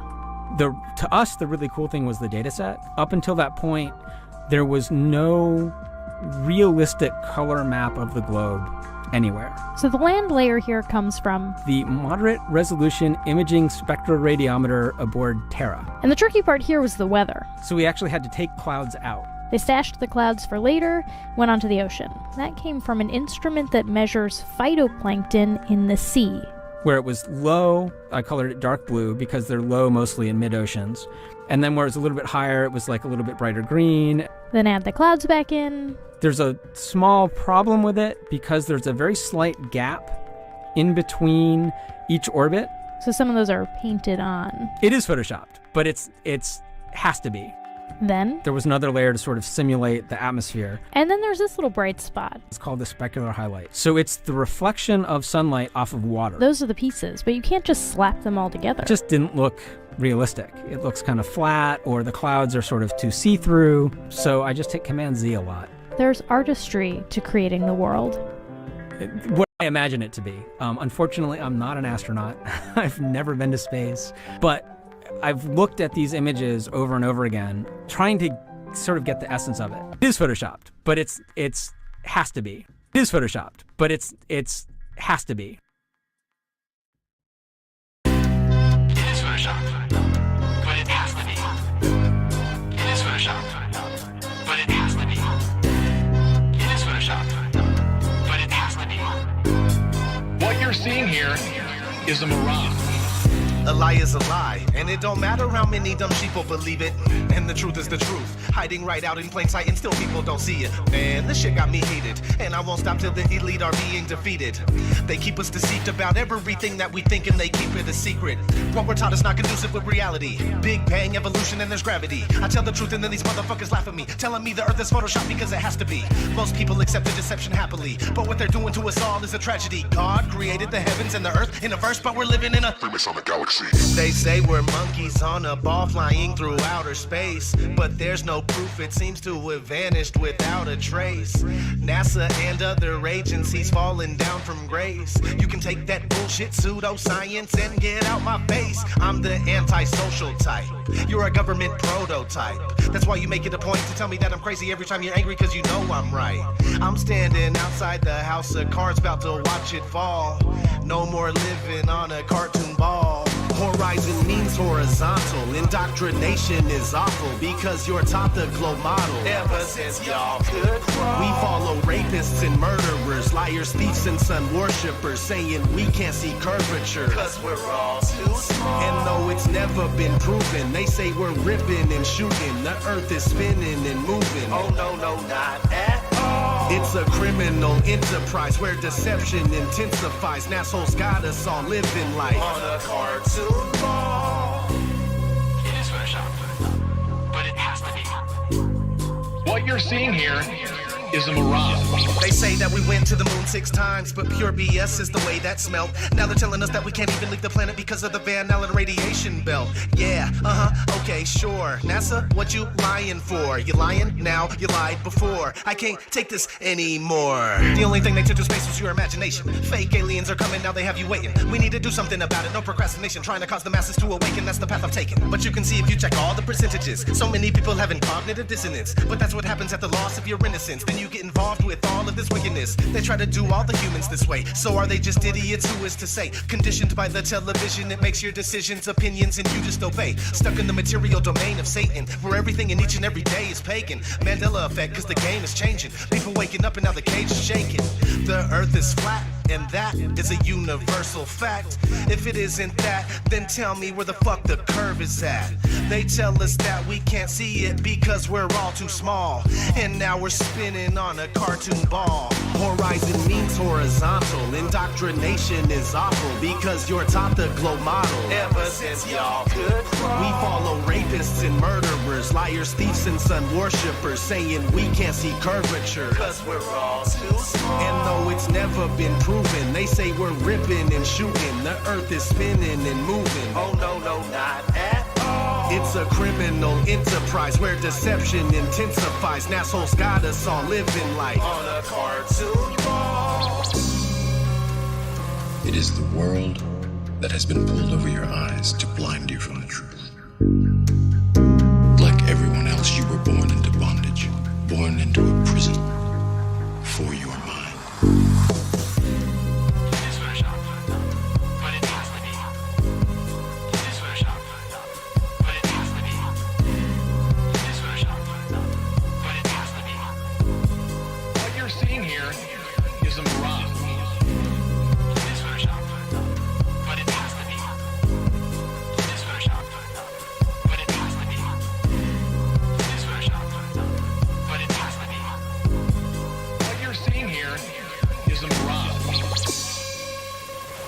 we accept the reality of the world with which we're presented.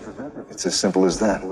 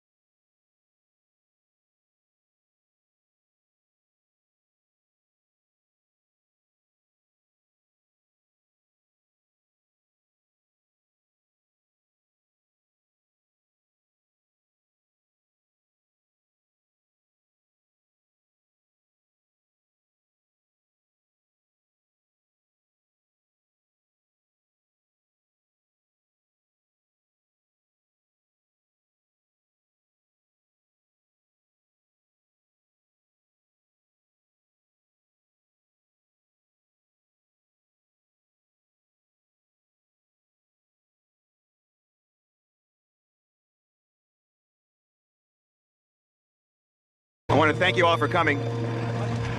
Rodney King has this to say to all the people of Los Angeles and all the people of the cities of the United States so caught up in this horror and hate. The killing, the burning, the looting, the chaos must stop now. The time for healing is upon us. Rodney King has prepared a very brief statement. Rodney? Yo. I asked the guys at Kaiser Permanente, yo. How high's the skies? Fuck, Permanente, yo. I asked the guys at Kaiser Permanente, yo. How high's the skies? Fuck, Permanente. We ass backwards in this country we living backwards in. I'm doing acrobatics to keep up with acronyms, doing backflips. To all the fat is trimmed, I'm back. It's him. Ain't no one as flat as him. Ain't no one attacking him. Rick, Rob Skiba. I ain't on either team. Ask Ron and Reba. He's the doggone reason why I'm high on ether. Went to an FE conference trying to find a speaker. Like a crack house. Trying to find a tweaker. My mind is either halfway gone by the time you listen to half this song. I drank the weed water and I cracked the bong. Your ass is gone. Nah, I'm barely coming. Riding bareback on the prairie, humming. Demon hunting at CERN, but they can barely summon the courage to even carve a scary pumpkin. Don't bump into me when I'm on a rampage. Stomach so hungry, I just ate this damn page. Yo, I asked the guys at Kaiser Permanente, yo. How high's the skies? Permanente. Yo, I just lost my pencil, now I'm off the mental. Gymnastics, you NASA fanboys into to get your mind to think the earth is a ball flat out. Since my birth I've been raw. Fa la la la la la la la la. Yo, I'ma deck the halls with buds of chronic. Wreck these balls and these NASA rockets. 50 million a day, they better have fat pockets. All these hearts go out to flat earth fuck, if it's even true. But I ain't here to argue. So regardless of all the money NASA stole, me and Jaronism and Jake the asshole ate a bunch of shrooms and went inside the rabbit hole. Man, what the hell you talking about? I don't even know. Yo, I asked the guys at Kaiser Permanente, yo. How high's the skies? Fuck, Permanente, yo. I asked the guys at Kaiser Permanente, yo.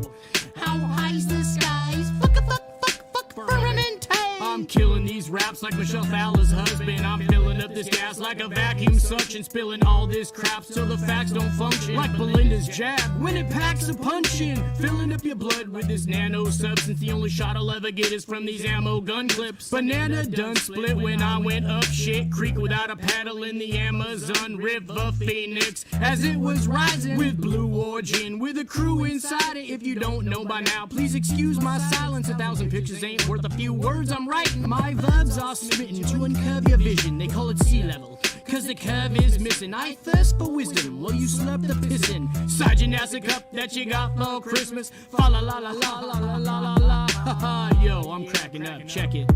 I asked the guys on the ISS, yo.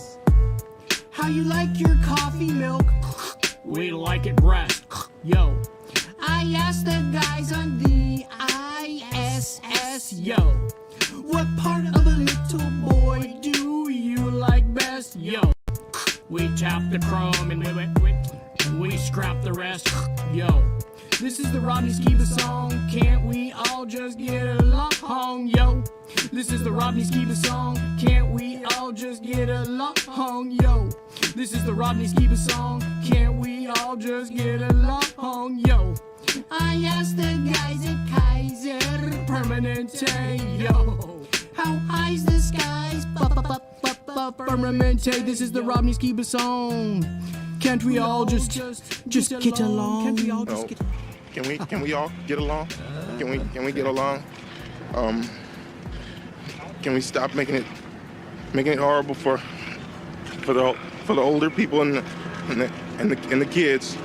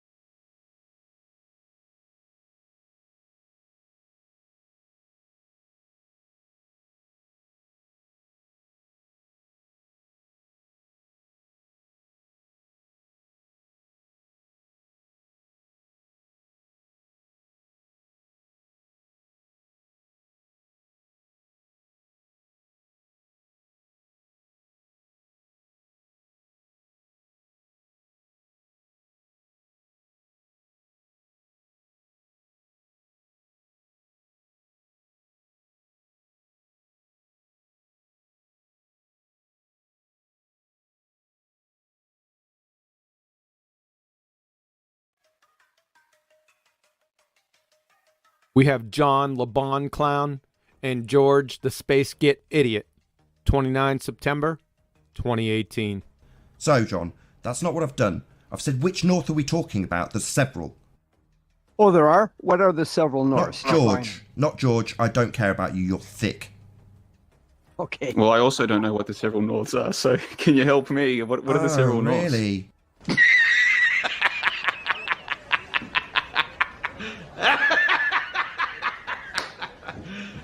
You serious? So we have two daft numpty baltards that go a hammering away on the C4 fire that don't know the different Norse.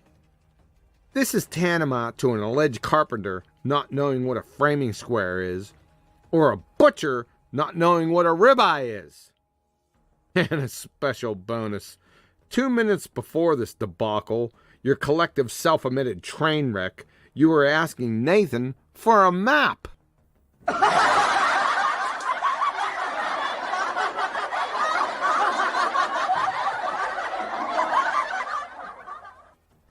You just can't make this shit up, folks. Tweedledee and Tweedledum. You know when you're sitting in class for a week daydreaming, not paying any attention to the blocks of instruction, and the professor suddenly exclaims, "Test tomorrow, any questions?" Hopefully you realize you're trapped in a dilemma, sort of a catch-22. You absolutely need to ask questions, but if you ask any questions, you're exposed. The professor, along with everyone in the class and their sisters, knows exactly where you're at. This is what's happening now to you two bozos. The truly hilarious thing? You don't even know it. Allow me to lift the veil for you. Look here, you big dummy. There are 4 Norse. Magnetic north, that's where your compass points. Geographic north, or true north, this is where all your fairy tale lines of longitude, i.e. meridians, converge in the north. 3. Grid north.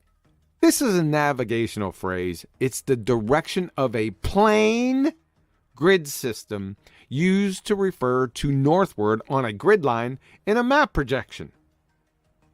And number 4, celestial north. That's where Polaris is? Just tattoo pretender clown moron on your foreheads and be done with it already. By the way, everybody knows that you're abject retards. You're not fooling anyone. You can take this with you on your way out. Turn out the lights, the party's over. They say that all good things must end. Call it a night. The party's over.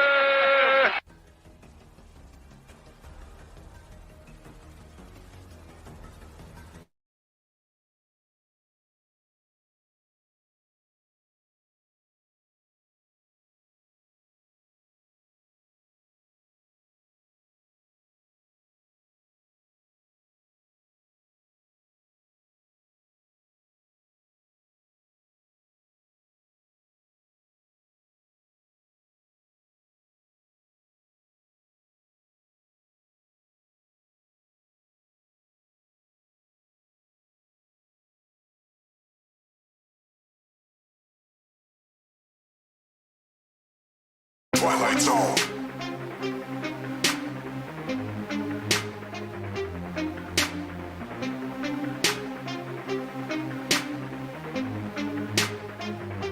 We're living in the Twilight Zone. We're living in the Twilight Zone.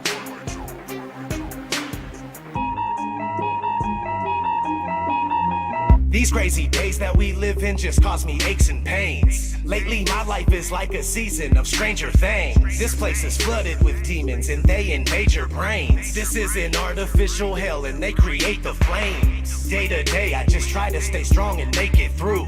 Wake people up from their slumber, that's what I came to do. Please don't believe what you see on TV and think it's true. It's all just targeted programming and it's aimed at you. It's everywhere, you're getting lied to and yet you barely care.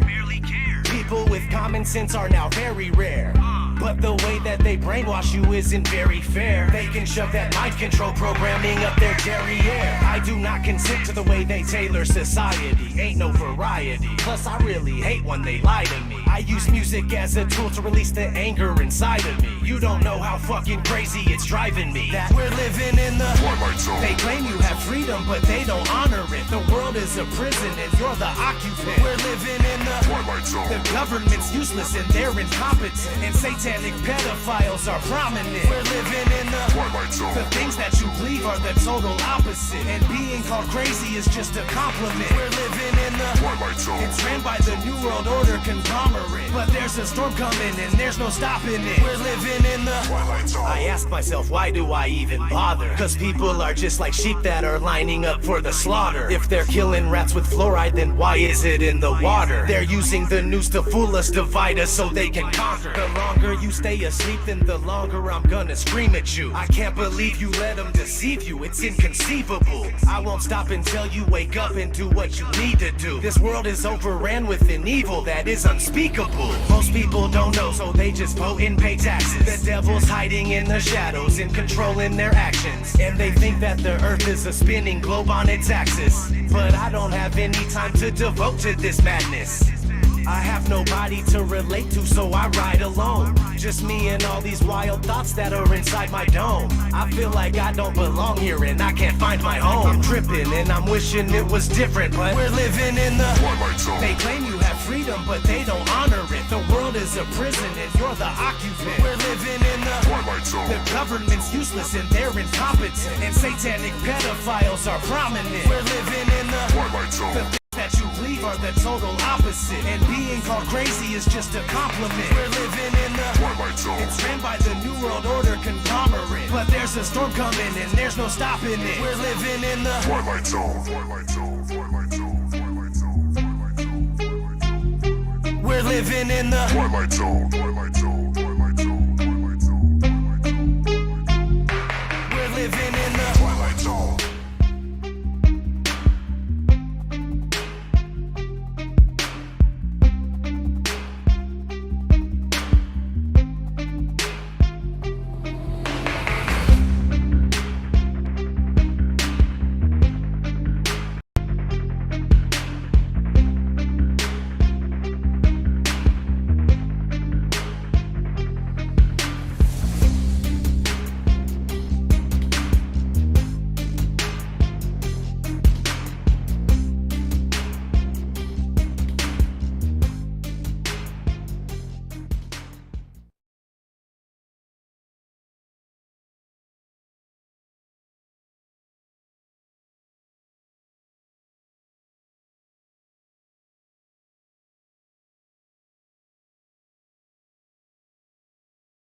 At best, we disprove the radius. Boy, I haven't even begun. I stick on topic. Check it. Just can't find that curve. No matter how much you look, just can't find that curve. It matches flat all over. Just can't find that curve. You think you know it, boy. Just can't find that curve. Lost in imagination. Just can't find that curve. Not on the ISS. Just can't find that curve. Mental state ISS. Well, I don't want to talk about the curve anymore, so let's talk about the stars. I think I can derive the curve from the stars. But just look up. So we debunked the radius, fool. Just can't find that curve, no matter what you do. Just can't find that curve by looking up at the sky. Just can't find that curve. You lost your radius. Just can't find that curve, no matter what you do. Just can't find that curve. Must take it all on faith. Just can't find that curve. It's time to leave the cult. But if the Earth is a globe, it must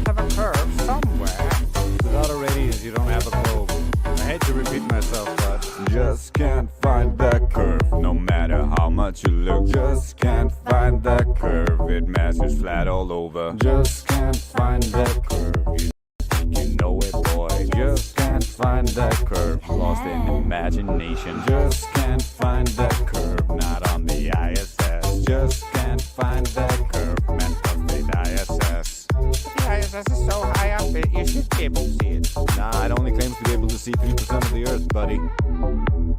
Just can't find that curve, no matter what you do. Just can't find that curve by looking up at the sky. Just can't find that curve. You lost your radius. Just can't find that curve, no matter what you do. Just can't find that curve. Must take it all on faith. Just can't find that curve. It's time to leave the cult. I'm not in a cult, you're in a cult. Bro, we don't become a cult just because we left your cult.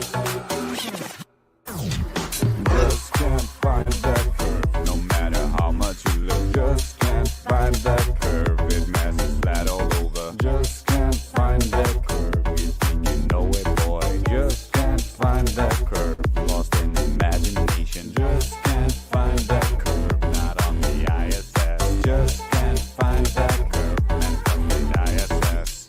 I just refuse to accept this. There must be some excuse or something that can help me. No, there really isn't. The only one you could try to pull is actually our argument. So welcome to Flat Earth. Test it for yourself, and then you will know that you just can't find the curve.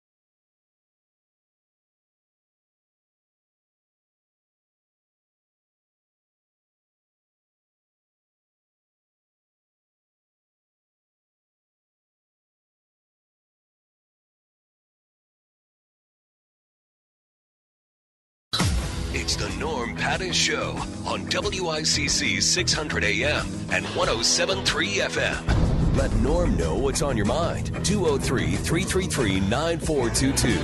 Now, here's Norm Pattis. You know, last week I had a sentencing in federal court in Hartford.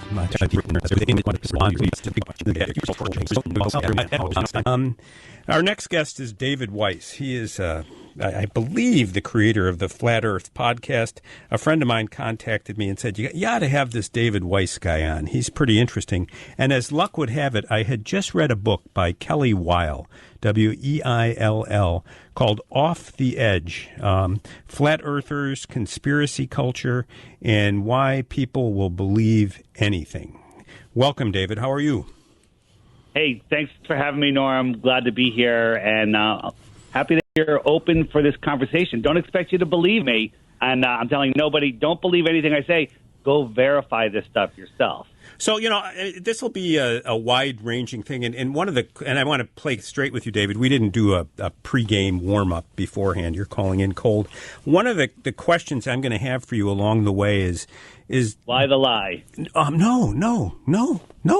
Oh, sorry. No, is really, does it matter? You know, I mean, I drove down here this morning from the Canadian border to do the show, and, you know, I was thinking about, well, what am I going to ask Mr. Weiss? And, you know, I'm watching the highway, and I'm aware that according to, you know, the findings of science, the Earth curves somewhat, and that, you know, I'm undoubtedly traveling over an arc. But it looked flat enough for my purposes, for me to get from point A to point B. And I started thinking about William James, the famous American 19th century pragmatism, who talked about ideas and talked about their cash value, their pragmatic utility. Does it matter whether, for most of us on a day-to-day basis, whether the Earth is flat or curved? But before we get to that question, I just wanted to let you know that's where I want to end up. I want to know how you found yourself in this world. What you know? One day you decided what you'd been taught was wrong, and you began a unique intellectual odyssey. How did that begin? And describe the odyssey for us. Tell us about yourself. As Homer would say to a guest coming, or as one of the Homeric characters would say to a guest coming to his village from afar, tell me where you are. Tell me about your people, why you're here, what you're looking for. You know, tell us. I'll give you the brief condensed version. You know, I was born and raised in Fairfield County. Went to college in Connecticut. Went to Central Connecticut and UConn. And what'd you study? 4 years of astronomy. Wow. I took I was marketing major and psychology, basically double major. Mm-hmm. So marketing and psychology. I went off into the business world. I was in the printing industry for 20 some odd years. Then I left the printing industry, got into the solar power industry, which is very interesting. I joined a large company here down in Port Chester, New York, and we started a commercial division. The company was sold. I started my own company with one of the founders and another key player there, and we did a commercial solar power development company, and we were the leaders in Connecticut, getting all sorts of awards. And I walked away from it all to talk to people like you, because why does it matter? Why the lie, right? And does it matter? And at the end of this conversation, we're going to dive into that. But this is the most important deception. The globe, the heliocentric matrix, is the most important deception there is right there. This is right now, because this is how they control our minds. I know this sounds crazy. Now, how did I get here real quick? We've got the whole hour. Don't go real quick. Yeah. I'm going to play another card you may or may not know. You know, I have for many years represented Alex Jones, who is regarded by many as the father of conspiracy theorists. Alex is a man who I admire. I don't always trust what he says, and sometimes I'm mystified by it, and sometimes I'm thinking he's bat feces crazy, you know. But yet he's got millions of listeners, and what he's saying meets a need that people have. And I'm just looking to understand it. So I want to know about you, not to trivialize you, but you and I have different conclusions. You talked about the heliocentric matrix, basically the notion that the Earth and other observable entities revolve around the sun. This is regarded in most college humanities courses as one of the pivotal moments in the development of human consciousness. I Hey, in these later days of our culture that seems to be in collapse, I'm open to just about anything. But until I read Weil's book, it just hadn't even struck me to care about whether the Earth was flat or not. So what bit you? What bit you about this? Yeah. Well, so when all the flat earthers, and there's now many, many millions of us, and we all went in the same way, saying this is stupid, I'm going to debunk it. I'm going to prove the globe and disprove flat Earth and be done with it. And only then, when you actually look at the details and you look at what you call the science that proves the globe, you realize there is none. There's none whatsoever. And Kelly Weil's book, Kelly Weil is that is basically just a hit piece being promoted by the mainstream. It's everywhere. She's getting on every show. But there's nothing in there except straw man arguments and logical fallacies. Nothing in her book is factual. The claims she makes about flat earthers are not real. They're straw mans. They're basically arguing points that we never made. You know, like in her book, she thinks that the Earth rises, I think this is in her book, that the Earth rises at 9.8 meters per second to cause gravity. No flat earther thinks that. No flat earther thinks that we're a disk floating in space, you know, with other flat planets or round planets. No flat earther believes any of that. The thing is, I used to believe that we lived on a spinning globe, just like everyone else. It took 4 years of astronomy, and I was really good at it. And then I found out that that's just a belief. It's a religion. There's actually no science behind it. Just a guy in a lab coat, a guy in a bow tie who lies. Well, but how about when we did the moon launch and we had people circle the globe? You know, they traveled in one side that was illuminated by the light. They went by, you know, the light waned as they rounded a corner or an edge or something, and then it was dark on the other side. And then at different times, different parts were visible. That seems to me to be fairly strong circumstantial evidence of a globe, does it not? Yeah. Well, it is hearsay because you weren't there. And but I mean, we're not going there because I wasn't at the founding of the Republic, but I don't think we were founded by by space aliens. If the standard is what I witnessed, I don't know much. Do you like the movie Jaws? You like the movie Jaws? Yeah, absolutely. Here's the best part about the movie Jaws. And DCF, if you're listening, all my kids are old now. We used to go out on Cape Cod and tread water where we couldn't touch the bottom, and I would go boom, boom, boom, boom, boom, boom, boom, boom, boom, and the first one to break lost. Listen, we're going to come back. We're talking to Dave Weiss about flat Earth stuff. It's going to be interesting. You're listening to WICC 600 AM, 107.3 FM, WICC600.com. David, if you can persuade me the Earth is flat, you'll have done something. Come back. He's an aggressive advocate and a voice for freedom. The Norm Pattis Show is live, only on WICC 600 AM. Hey, welcome back, everyone. We're talking to David Weiss about flat Earth. And I'm sorry that I interrupt you from time to time, David. And it might have been better to do this interview live because I can't see your face, and I'm just trying to control myself and get all the questions out in time. You know, you said before that images of the Earth, taken from space were hearsay. But, Yuri Gagarin and German Titov from the Soviets in April of 1961 and John Glenn in 1962, they claim to have gone into space and circumnavigated the globe. And they claim that the images are fair and accurate representations of what they saw. That's not trustworthy? Norm, you're quoting what's being fed to you by the people that are portraying the deception.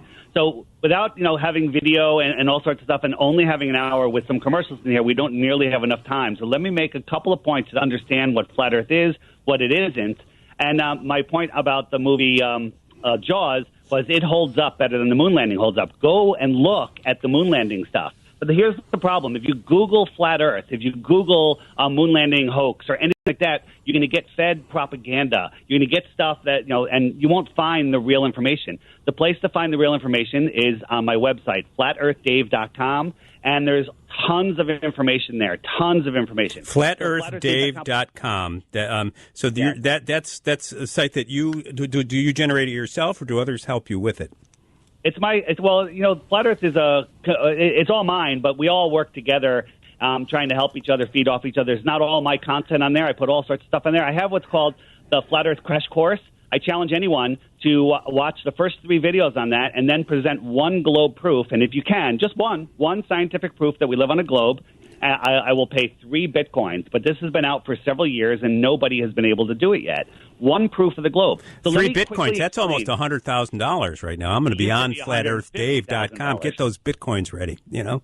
It used to be $150,000. Let me quickly, it's going to take a minute to explain what flat Earth is. When you think of flat Earth, we've been programmed to think of a disk floating in space. That's not what it is. Norm, let me ask you a question. When it rains, where does water accumulate in a puddle? At the top of a hill? On the side of a hill? It accumulates at the lowest location Right. that gravity draws it toward. Correct. And what, yes, it accumulates at the lowest part. And then what contains the puddle from flowing elsewhere? And the answer is the land that's higher than the water all the way around it. That is it contains it, the land that is higher. Now, they tell us Antarctica is a continent at the bottom of a ball. They also tell us, when I say they, it's, mainstream science, tells us that it's the highest plateau on Earth, that the land on Antarctica, on average, is higher than all other continents combined. I always found that interesting. Maybe that's why it's at the bottom of the ball, I thought. I didn't know.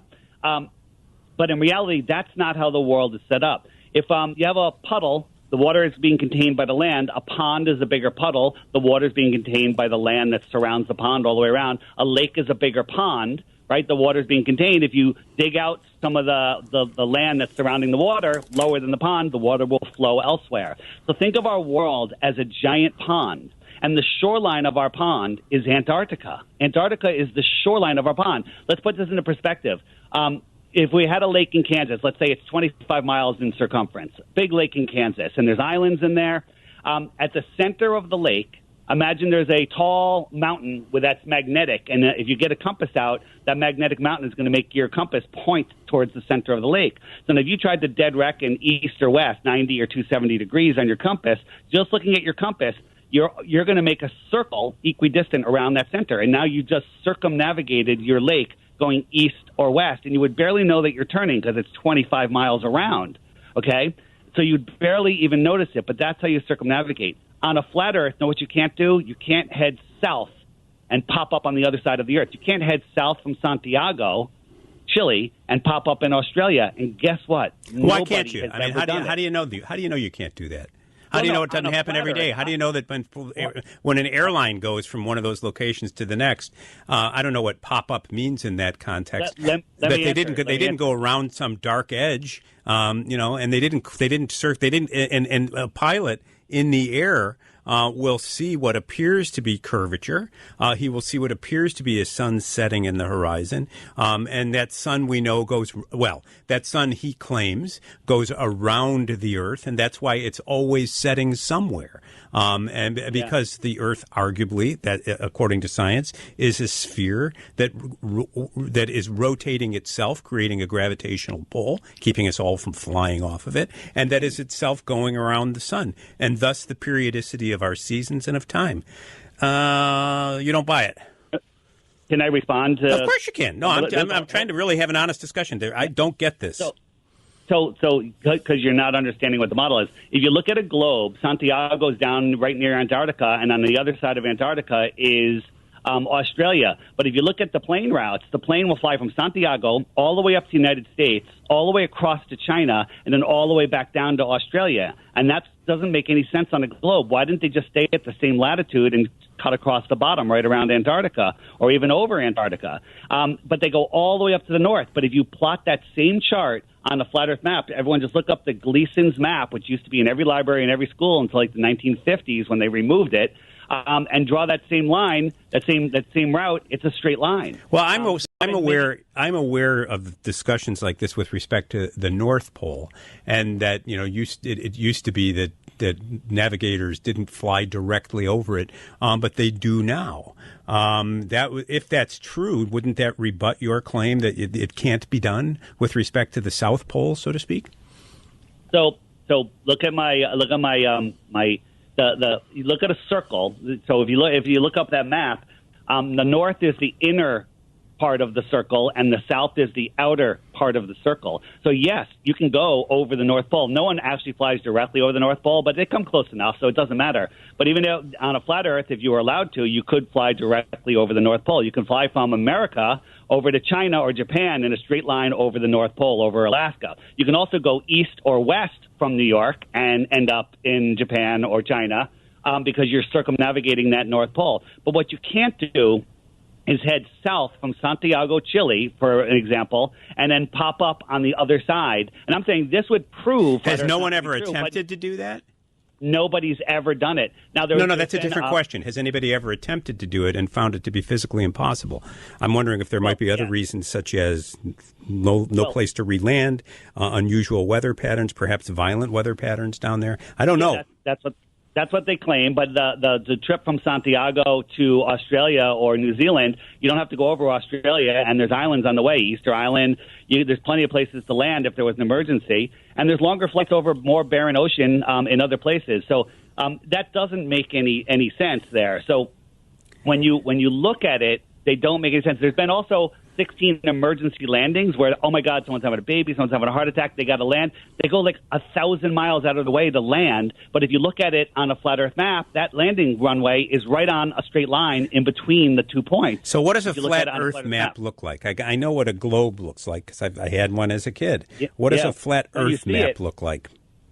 Just Google Gleason's map of the world. Gleason's standard map of the world. Okay, and, but for radio audiences, tell us what it looks like. Well, it looks like a flat lake with all of the continents spread out.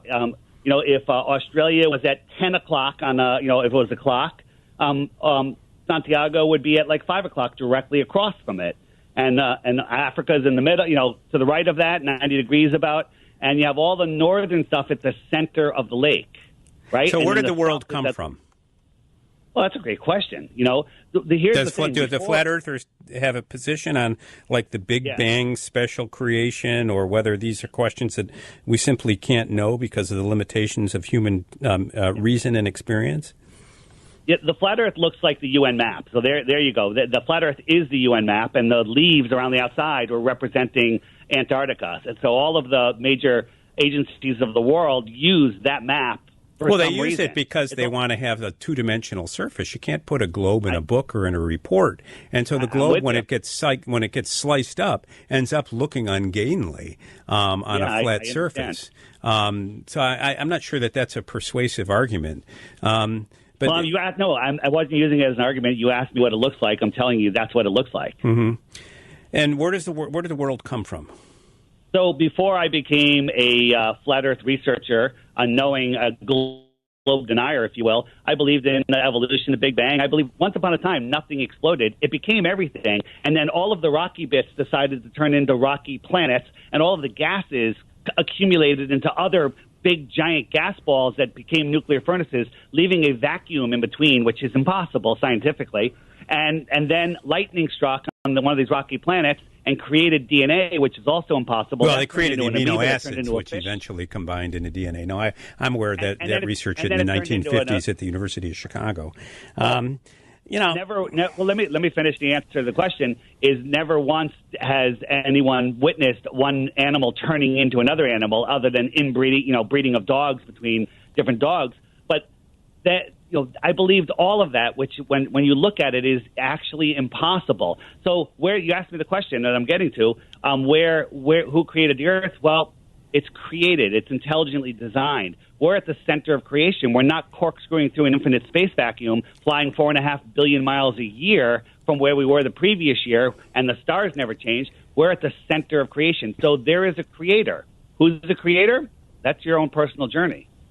They control us with this heliocentric matrix. Who are they, and what are they gaining from this control? Because I'll be honest with you, until I read the Flat Earth book, I never gave a moment's thought to whether the Earth was round or flat.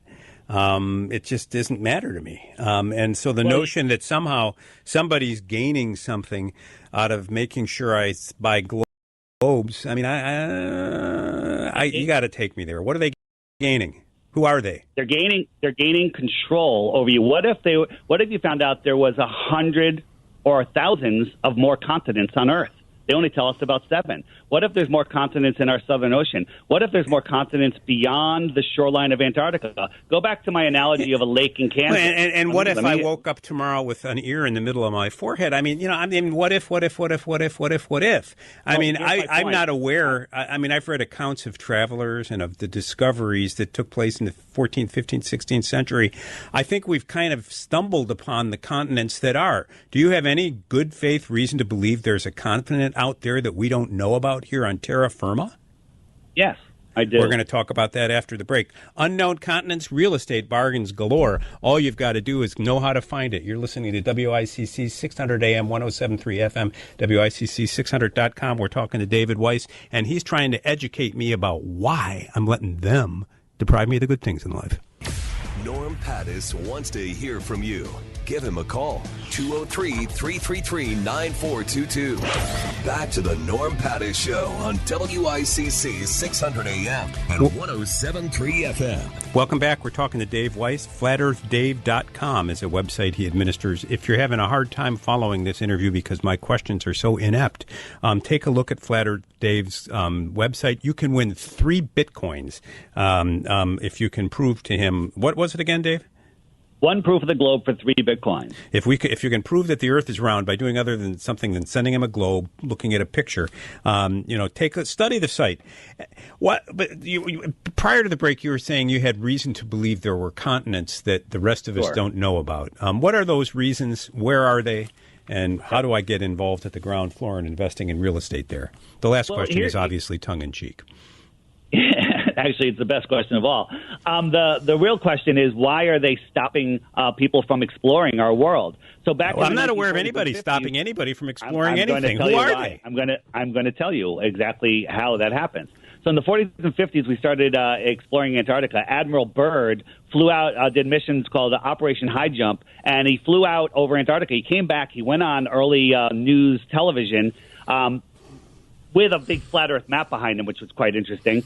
And he said there's more land beyond the South Pole, which is, what does that mean on a globe? Bigger than the United States, filled with resources that no human has ever set eyes upon. No animals are there. Nothing's there except resources, uranium, coal, oil, just massive. And then in 1959, when he did this interview, immediately they said, we're the Antarctic Treaty. And every country in the world ended up signing this treaty where nobody can go explore Antarctica. No corporation, no country, nobody. And every country agrees. During a time... Why would they do that? We're at war. This is the time of the Cold War, when there's a zero-sum struggle for ideological supremacy in the world. Why would people agree not to explore a resource of that type to get an edge on in a global competition for dominance? Welcome to Flat Earth, Norm. Welcome to Flat Earth. You're asking the right questions.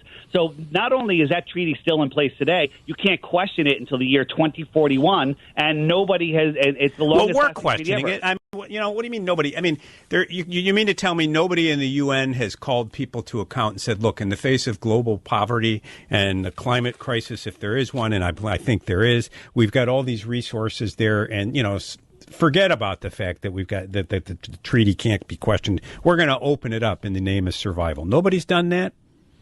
Welcome to Flat Earth, Norm. Nobody has done it. Okay, you can't do it. And if you want to go explore Antarctica, you can file permits. It'll cost you like from $200,000 to $2 million just in permits, and then they'll deny you and they keep all your money. Here's the problem I have, Dave. Every time I hear the hair on the back of my neck stands up because I'm just a trial lawyer. And I do this as a gig on the side because I love to talk to people and I'm interested in the world. But it is so incredibly difficult to prove a fact. It is in a courtroom. It is so incredibly difficult to keep a secret. The notion that there could be a continent of infinite riches, infinite, but you know what I mean, untold riches, and that there's a global elite who knows about it, and they're not permitting anybody to have access to it. I wouldn't bet my life on that. If I just wouldn't. You're a lawyer. Go look it up. It's called the Antarctic Treaty. Look it up. Wikipedia will tell you what it is. And no one is allowed to explore Antarctica. Now, people say, well, I can go on vacation there. They take you to a little island off of Santiago on a peninsula on the tip of Antarctica, just on one side, and you're allowed to go there. It's like $10,000, $20,000, $30,000, $50,000 for 3 days. And there's 100 different companies that run it, all run by the same guy. Why is there 100 shell companies running the same thing? Okay, it's completely, totally controlled. There's no independent. Controlled by whom, though? That's the $1 million question for me. Yeah. So it's the Council of Foreign Relations, the United Nations, the Club of Rome. These are the leading groups that rule our world, that dictate our world. Now it's going to be the World Health Organization. All of these people above governments, they run the government. How about the World Economic Forum? Are they in there too? The world. Yeah, absolutely. The World Economic Forum and trying to spacing on some of the names, but they're all there. Klaus Schwab? Klaus Schwab, absolutely. How about George Soros? Absolutely. So here's the problem I have. Here's the problem I have. The Trilateral Commission. I mean, these are some of the old bogeymen of American history. I remember driving through Middle America as a kid, and there were signs attacking the United Nations. And the press right now, not in the press because you don't see anything in the press, but online right now you can see plenty of people talking about what went down in Davos, Switzerland last week with the World Economic Forum and Klaus Schwab, and meetings of people of extraordinary wealth about how to control the planet, about what's going to happen next. You hear discussions of the Great Reset, and how somehow our institutions and way of life, we've outgrown them, and this global elite is going to help us to I guess get to the next step in human evolution, whatever that is. That's just too convenient for me. That's like blaming your parents, for the fact that you didn't make the high school football team. I mean, at some point, don't people just have to pick up their bed and walk and say we're responsible for ourselves? There's no them that's controlling me that I'm aware of. And if there were, I'd fight them. Well, you're not allowed to explore Antarctica. They're hiding more land. So give me they're hiding more land. Land, is it? So I like land. I don't invest in the stock market because I don't understand it. If I've got two extra dollars at the end of the month, I throw it to my mortgage company and pay down principal. That's my idea of an investment strategy. Cheap land is appealing to me. Is there a public document that we can read about the estimated value of this land that they won't let us get to? No, we're not allowed to explore Antarctica. That's just impossible. That's just impossible. It's so difficult to keep secrets. You keep saying it's impossible. Well, it's like saying E.T. runs the universe. It's not a secret. You remember the Falkland Islands War? What was that about? The Falkland Islands is an island. I never did get that. Yeah. What was it? It's a little island off. I'm going to tell you. It's a little island off of Santiago, in between Santiago and Antarctica. And there's 7 other islands that are spread out around the edge of our lake. So there are several, and they're all run by the Crown. They all have military bases on it. If you cross 60 degrees south, that's 60 degrees south longitude or latitude, you will be intercepted, and it has happened. Some fishermen tried it not too long ago, and you're intercepted by a warship. A drone is sent after you. You are radioed. You are told to turn around immediately. You're in restricted waters. Is this like the Bermuda Triangle? Well, the Bermuda Triangle is a whole other story. But no, you're not allowed to approach Antarctica independently. No one is allowed to go there. You're not allowed to bring extra fuel south of 60 degrees. And when you break that, you are intercepted. Now, where's proof of this? On my website, flatearthdave.com, go to the crash course, and the first video there is called The Next Level. It's a documentary movie that just came out. It's an hour and 20 minutes. Get some popcorn, get a cup of tea, whatever you like, and watch it. I'm going to need a good stiff drink, I think. What I'm talking about. Yeah. Well, you actually might, because when you find out everything you've known is a lie, it's kind of upsetting. But then once you understand that you're at the center of creation, the reason is, when you understand you're at the center of creation and nobody has control over you, just like you said, no one has control over you. The only control any government, anyone has over you is in your imagination, right? And it's the only control they can have over you is you giving it up willingly, right? So they don't want you to know that your thoughts create your reality. We've never met. We're going to have to meet one of these days. But every time you say they, I cringe, because there is no they. I mean, Well, do there they, is a day. do they get do they get together at annual meetings somewhere? Like this, it sounds like the Bilderberg thing that Alex Jones is talking about. I mean, it strikes me as a sort of populist conceit that makes us, in effect, avoid our individual responsibility by saying, we can't win because they control us. It's a rigged game. So it fosters a sense of quiescence or despair, or fishing around in alternative realities that don't have a cash value. Let me ask you a question. You're a lawyer, and the Antarctic Treaty is a real thing, and nobody can challenge it until the year 2041. I don't know what that means. Nobody can challenge it. You can challenge everything in a courtroom. What does that mean? It can't be challenged. How come it says it cannot be questioned until the year 2041? Well, that's a meaningless statement. It's a matter of law. I'm going to question it. If you find me an investor with $100,000, I will bring an action I will bring an action in the court of competent jurisdiction to say I want that treaty opened. Okay, you find an investor willing to come up with the legal fees, and you got your lawyer. Nobody is going to come up with the legal Counsel fees. of despair, because it's a rigged game. So we can't know. They've hidden it from us. We can't know, and now I have to accept on faith that they control it. Who are they? Give me a name. Why is it faith? Look up the Antarctic Treaty. I can look up the treaty. The treaty just, it's going to have its recitals in it, just like any other law does. And the recitals may say that this treaty, it's not going to say it can't be questioned. It may say that it lapses, it's void, it's obligatory until such and such a date. But anybody can challenge anything. That's the whole point of having courts. Hasn't been challenged successfully. Why haven't you?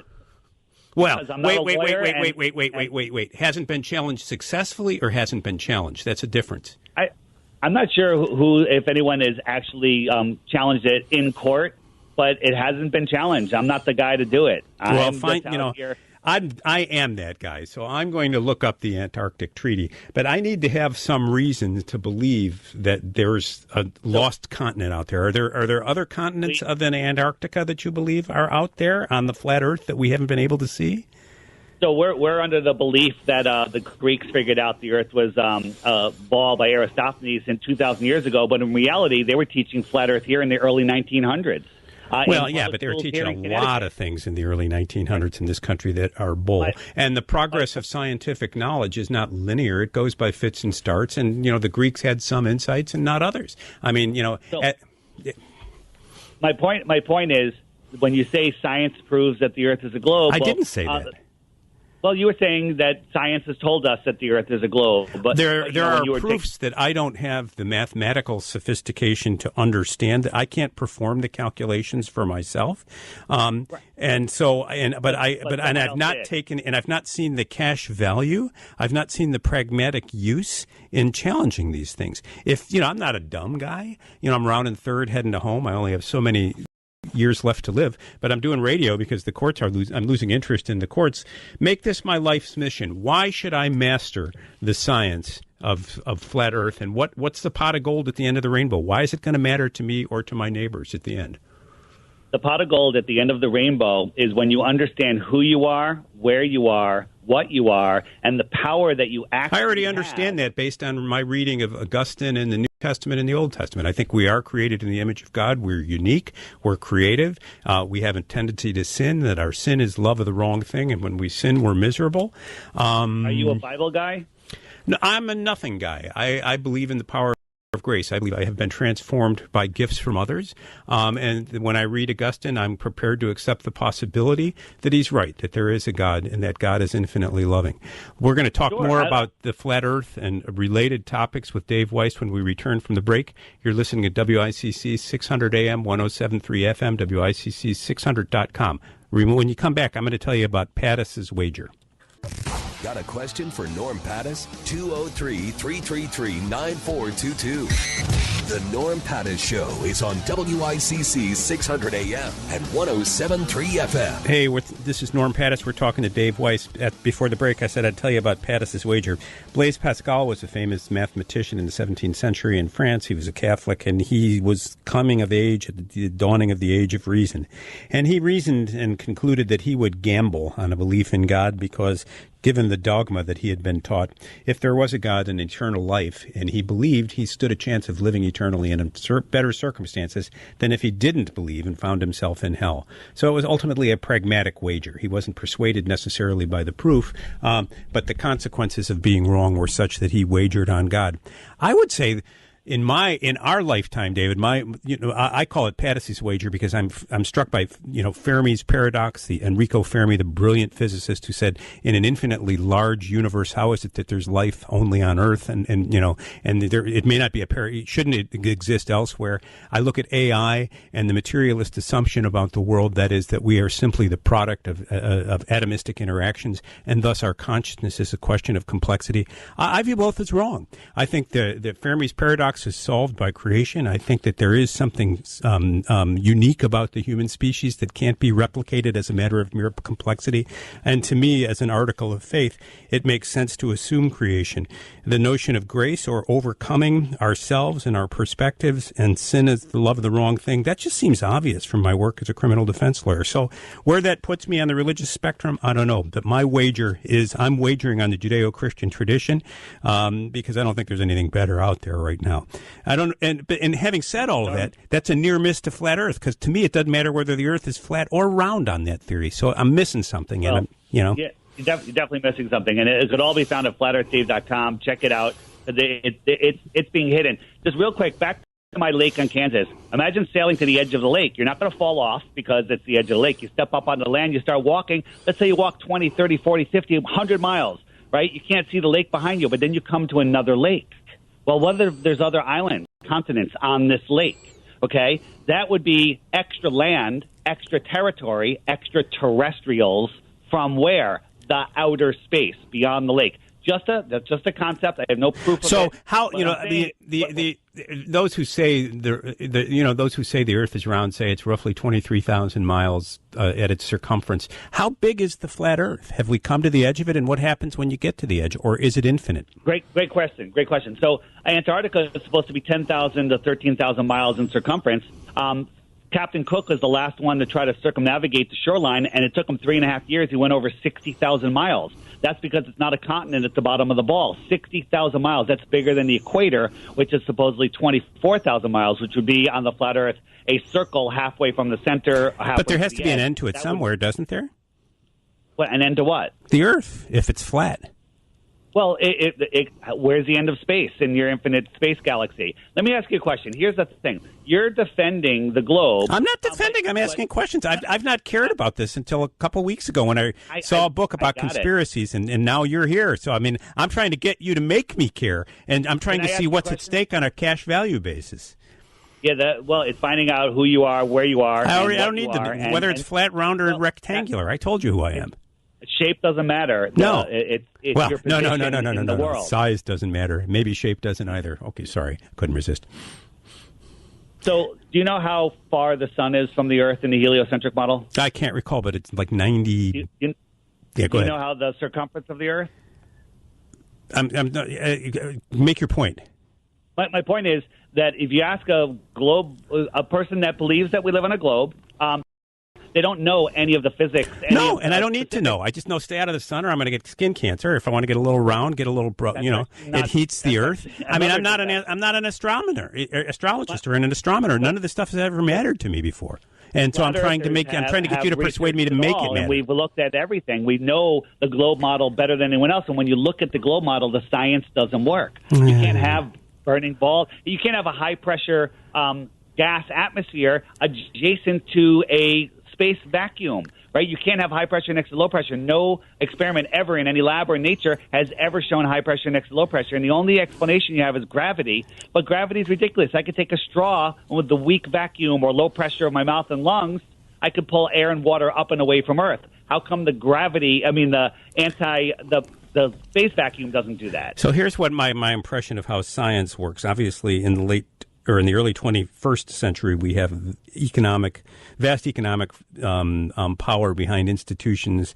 We have peer-reviewed journals and whatnot. But early in the 17th, 18th, 19th century, we had a lot of tinkerers who engaged in trial and error. They'd advance a hypothesis. They'd construct an experiment designed to test the hypothesis. And sometimes they were right and sometimes they were wrong. And when they put all this together, better minds tried to come up with theories that explain most of these hypotheses. And now we have physicists who try to come up with grand hypotheses that can explain it all. And no one has, and perhaps no one ever will. So I think that science is based on the trial and error method. Not every question can be answered, but it's indisputable that science has transformed the world and that we're so much better off for it. Well, there's different kinds of science. There's technology, and then there's cosmology. And cosmology is known as scientism. But here's the thing. If you look at Michio Kaku, one of the world... Can you spell that last name? Michio Kaku, he's one of the world... I can't spell it. Okay, sorry. One of the world's best-known physicists, he says that cosmology is off by 10 to the 120th power. That's a number that's unfathomable. Okay, it says, and it's never predicted anything that has come true. It's all just made up pseudoscience.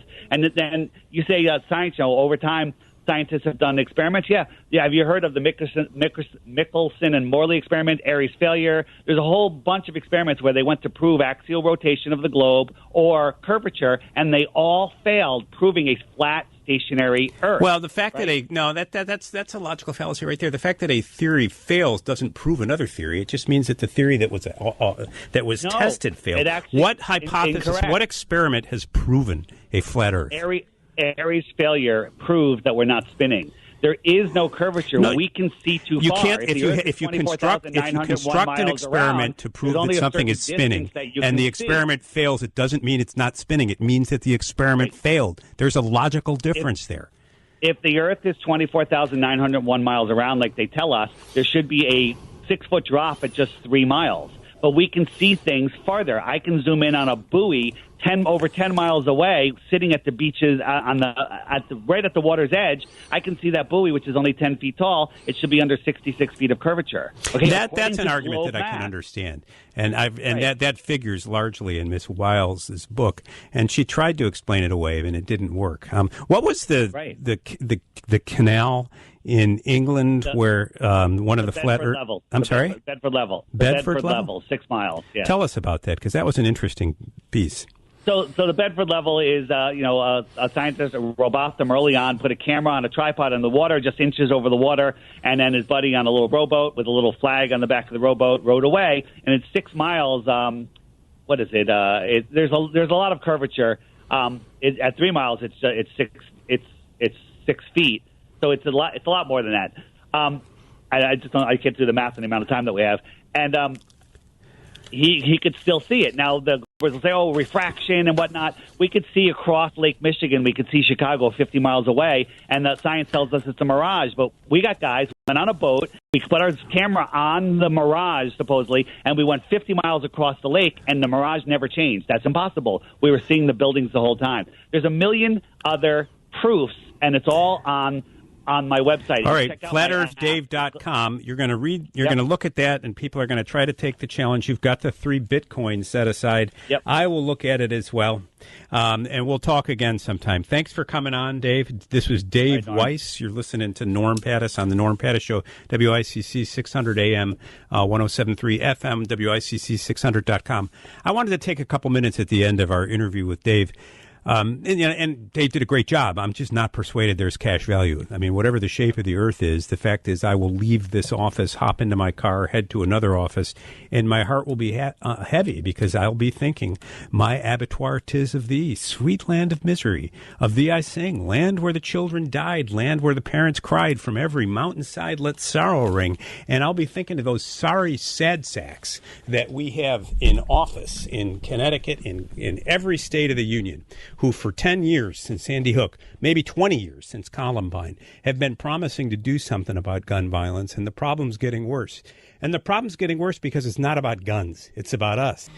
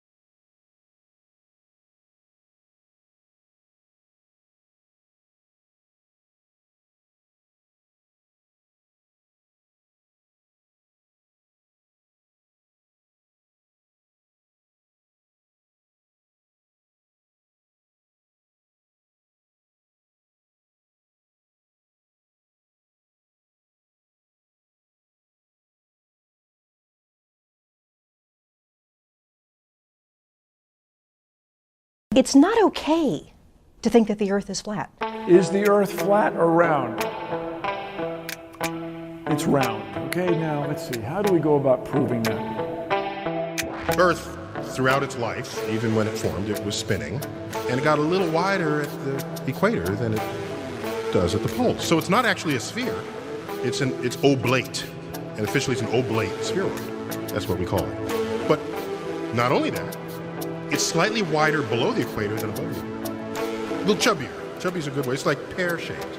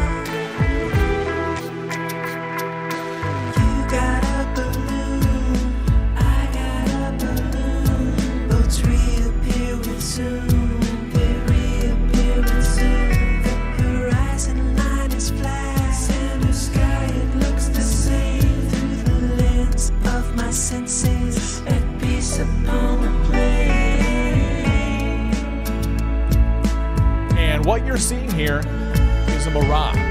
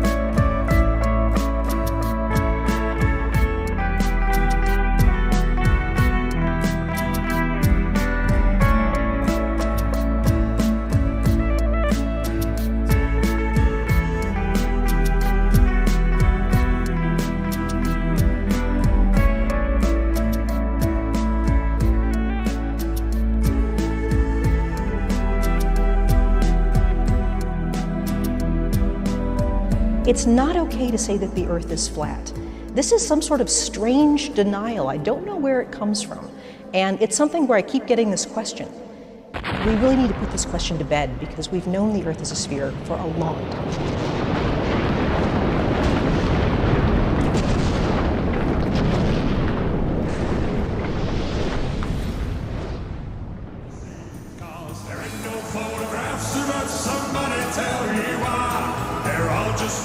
Photoshop cartoons, they're all just CGI. No photographic proof of a code, no none at all.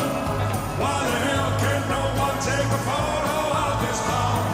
There ain't no photographs, but somebody tell me why. They're all just Photoshop cartoons, they're all just CGI. No photographic proof of a code, no none at all. Why the hell can no one take a photo of this ball?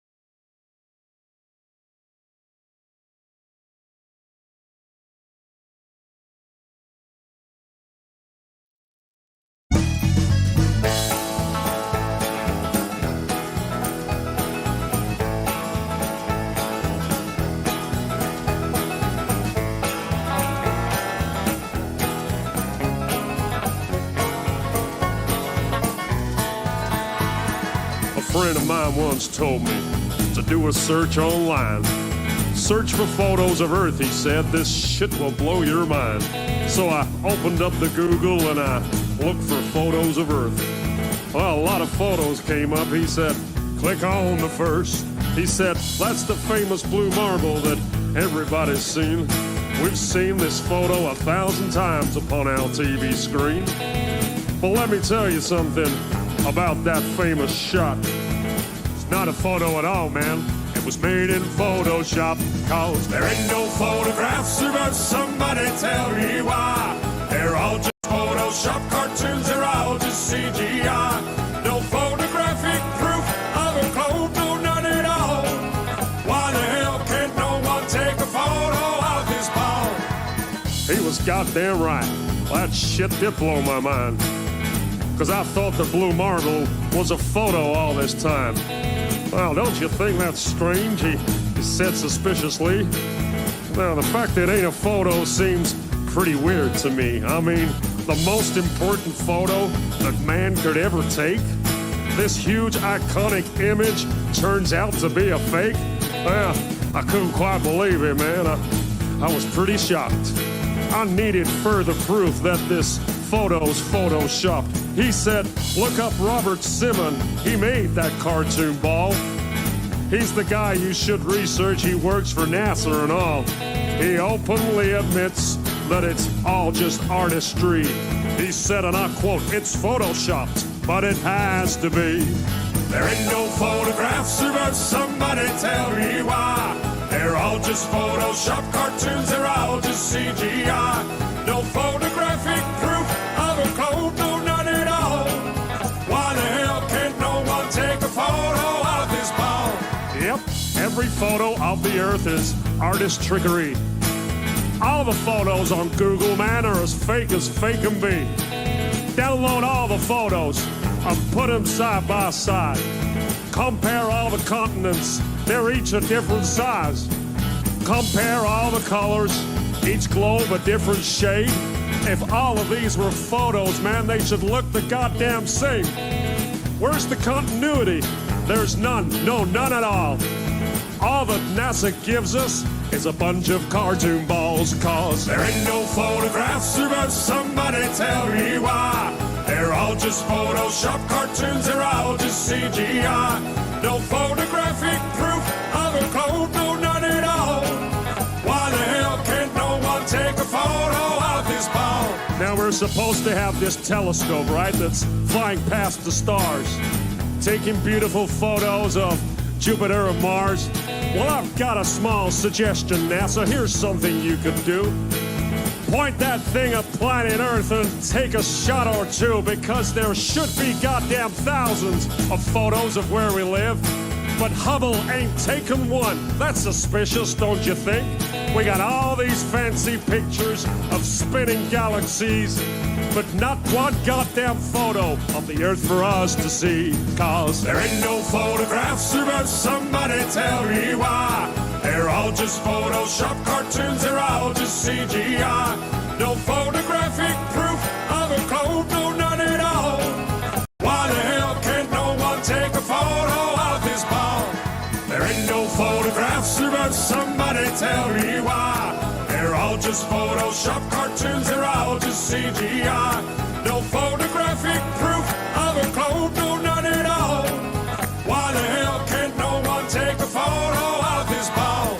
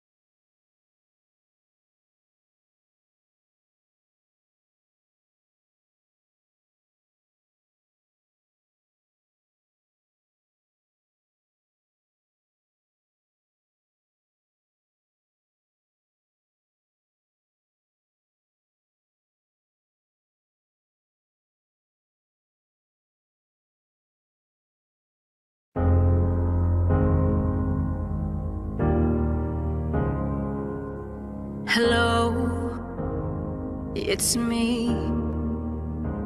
You know, indoctrination started while we were still naive, programming our beliefs. And that inertia is the reason we don't feel the earth spinning. Hello, can you hear me? Did you ever stop to question the confession of gravity as a theory? Funny thing, force alone can be explained with buoyancy and density. The sun is closer than what they've told older, it's not 90 million miles away. Hello from the inside.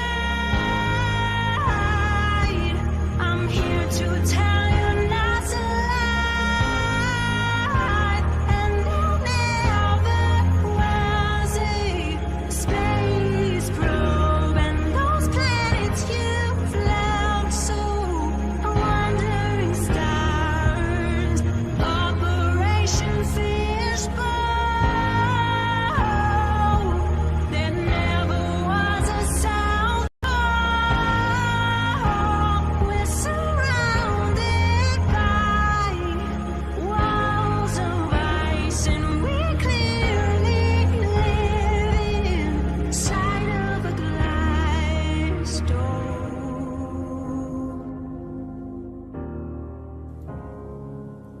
Hello, how are you? Did you get a chance to join Flight Earth and Globe discussion group to discover all the truth? How the sun, the moon, the stars are all revolving around you. There's no more secret. The earth is stationary, it is fixed, unmovable. Hello from the brighter side. They fooled you with that CGI. While sending rockets into the sea, and then faking that life ISS feed. No matter how high you go, horizons rise to eye level. Like outbound the world, greatest fiction. Show you won't need your globe. God will send you more.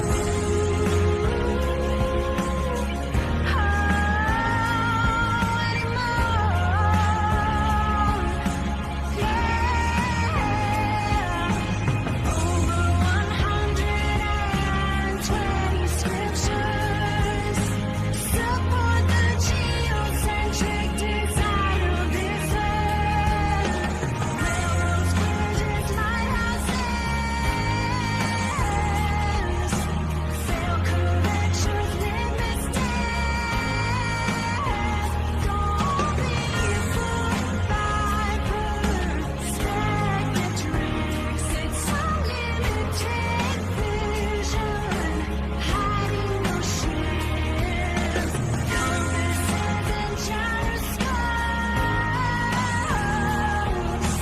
prove the earth is not a globe. Like star trails, but not as true. Prove we are not the ones on the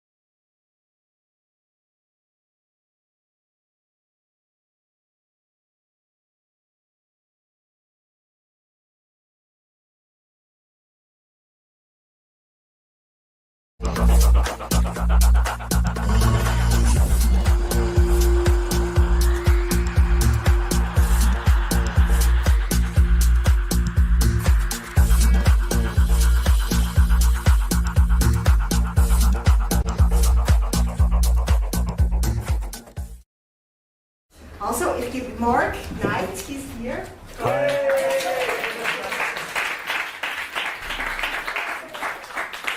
He's here from Spain with his wife, Nina.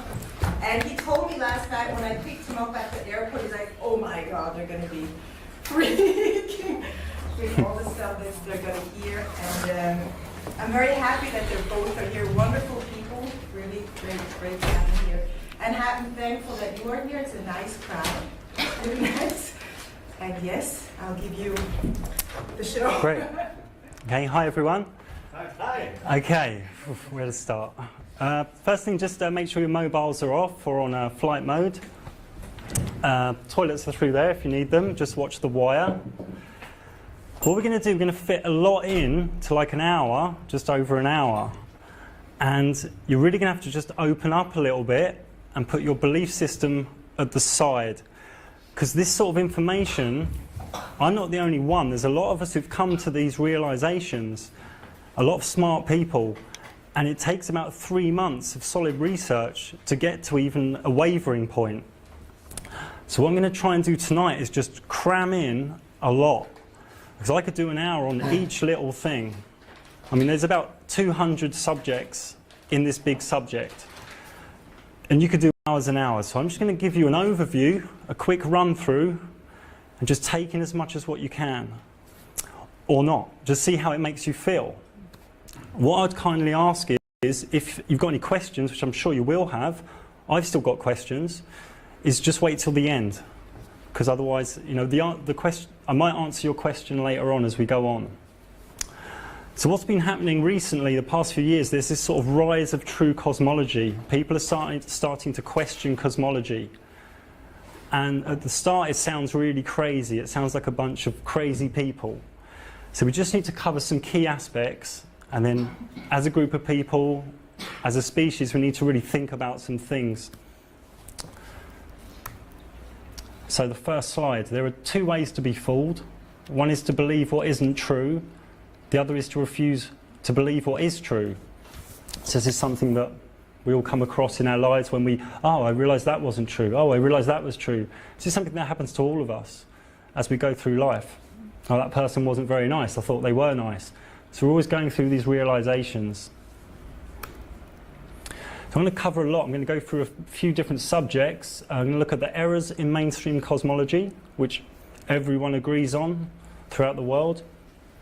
I'm going to look at the hand, who's behind this mainstream cosmology. I'm going to look at what's going on at the moment, the alternate trending cosmology. I don't have the answers, but I know what a lot of smart people are coming to, and we're all coming to the same sort of conclusions. Yeah, there are variants, but we're all talking about the same sort of thing. So there is alternate trends in cosmology. And on the internet, this is certainly trending. This is big stuff online. This is happening. I'm going to look at the sky luminaries, which is a very complex and maybe quite different to what we've been told. Again, I don't have the answers. Why is this happening now? Why does it matter? A lot of people say it doesn't matter. I've still got to take the kids to school. I've still got to do the laundry. So we're going to look at why it matters. We're going to look at why would they lie about this? Why would they lie? Who's they? What's the benefit? We're going to look at cognitive dissonance, and we're going to look at, well, what next? You know, we've come here, we've listened to this stuff, but what's happening next? So first off, I'm going to explain you're not here. We're told all our lives we're here. This is CGI. No human spaceship has gone this far and turn around. There's no one in this room or on this planet that can tell me this is a real photo. It's not. That's agreed. You can speak to astrophysicists. It's not a photo. You know, it's millions of light years in their model. If you ask one of these astrophysicists, what's at the edge of this universe, they don't know. What's at the edge of this expanding universe they believe in, they don't know. They don't know what's at the edge of this expanding universe. Isn't that a bit strange? I'm going to show you that you're not here. This sort of Milky Way galaxy. Again, that's not a photo. You know, we grow up, we think that's a photo. It's not. They will admit to you that's a computer image. No spaceship, if you believe in spaceships, can go that far. So we're going to have a little look at this Earth, this spinning ball Earth. There's some strange images. This is an image from 2012, official NASA. Official image, NASA 2013. The size of America's changed a lot. You'd say, well, maybe it's closer or from a different angle, but then the ball size would change. So that's an error. That's an error. For me, the sea's never that blue. That's not right. That doesn't work. I mean, maybe they made a mistake. Maybe I'm at fault and they made a mistake. But then there's these other images of this spinning ball Earth we supposedly live on, and they all look really different. Which one do you live on? Do you know which one you're on? And again, we see all these different colours, different filtering, and we all just go, yeah, I live on this spinning ball. But these aren't real photos. There's more as well, different years, different size continents. They all look really different. And if they've been going up there since the late 1960s taking photos, it would all look kind of similar. You wouldn't have continents changing shape. And if you go to Google Images and type Earth from space, you're going to get pages and pages and pages of the same image. Until a year or two ago, when people like me, they started changing it and adding new images. But just 3 years ago, you'd have the same image for like 10 pages on Google Images, just different contrast. But what they say is, they actually admit it. They say it's photoshopped, but it has to be. And Blue Marble's the famous picture of Earth that's in all the schools and all the encyclopedias. They actually admit, if you research, these are photoshopped composite images. They are computer images. It's not a conspiracy theory, it's a fact. They're computer images. And you get these other images, Canada's looking a bit underwater. They had to go to lunch, they're on Photoshop, they just did it a bit quickly. So, the official spinning ball model has curvature. That's pretty obvious. And this is the official astrophysics, university, Harvard model of the curvature. So if you walk in a straight line, flat, on the ball model, 10 miles, there is 66 feet of curvature. So you walk flat, and there's 66 feet of curvature in 10 miles. That's quite a lot of curvature. If you go 100 miles, flat, there should be on the ball 1.2 miles of curvature. It doesn't exist. It just doesn't exist. It's not there. And I know how crazy it sounds. People have beamed lasers 27 miles, no curvature. People have seen lighthouses from, some lighthouses you can see from 70, 80 miles away. But if you do the maths on the one at southern England, it's only a small one, 180 feet. It should be 900 feet below the curvature. You shouldn't be able to see it, but boats can see it. I took this photo from Marbella, quite near where I live, and I could see these African mountains due south. I had a compass. And I went back home and I saw these mountains in Africa were just 200 meters high. So I did some mathematics. Okay, it's 86 miles away. I did some maths. And these mountains in Africa should have been like 2 kilometers below the curvature. The curvature's just not there. Now, I don't mind if we live on a ball. I don't mind, but it's got to act like a ball. You have things like periscopes on submarines. Now, if the planet was a ball, the periscope would only see about 2 or 3 kilometers. There's not much use, especially when they say torpedoes can go about 10 kilometers. So they're like looking with the periscope fire. It doesn't add up because the periscope can only see 2 kilometers, but the torpedo can go 10 kilometers. And on top of that, they say the torpedo can curve in water. This is not the case. It's not the case. It's not true. Torpedoes don't curve in water. That's crazy talk. There's a lake in LA, 23 miles long. No engineer on the project put any curvature into the cement or the road. 380 feet of missing curvature. I could do these for an hour. I could do these all night. I could show you hundreds of them. Another one, hardcore maths has been done, 86 miles away. Should be 1,000 feet of curvature. Should be below. You shouldn't be able to see it. It should go beyond the ball, the curve of the ball. And then we've got some photos from planes and helicopters. That's Dubai, which I would call a satellite station, but we'll come along to that later.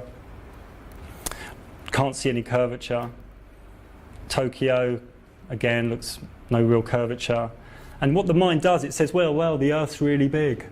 And I'll tell you, yeah, the curvature's really big as well. There's like, between the North Pole and the equator, you've got to get through like 3,000 kilometers of curvature.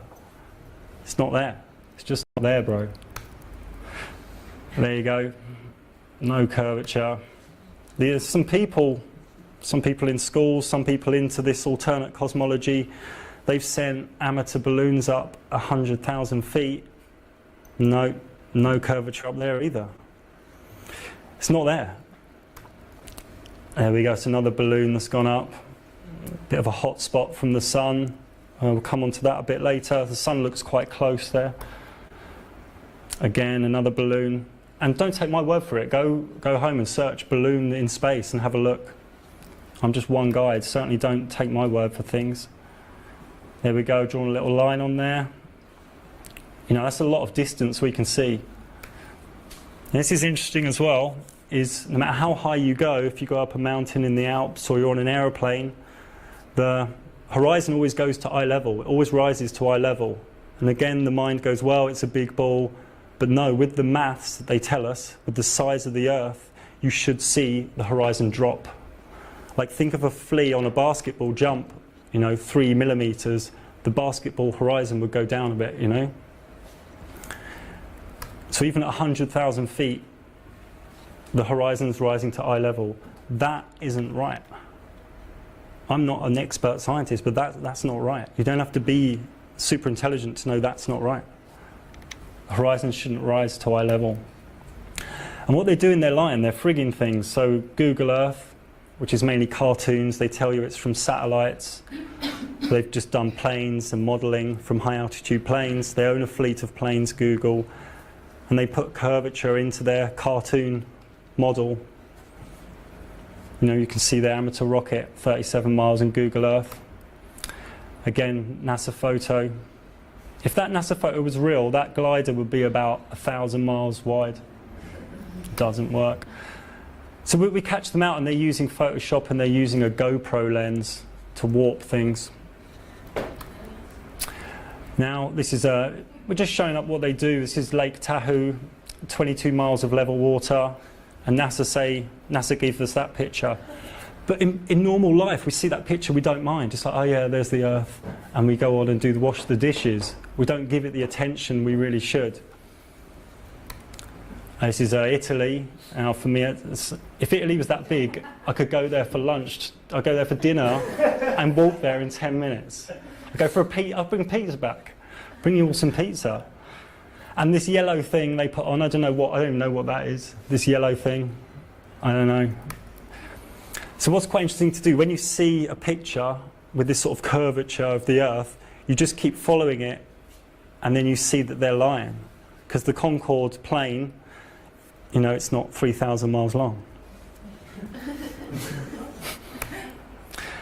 I phoned up, when I was researching this at the start a few years ago, I phoned up this flight instructor and I said, do you dip the nose down on your aeroplane? Because obviously with the Earth curving, the plane should dip the nose down every few miles.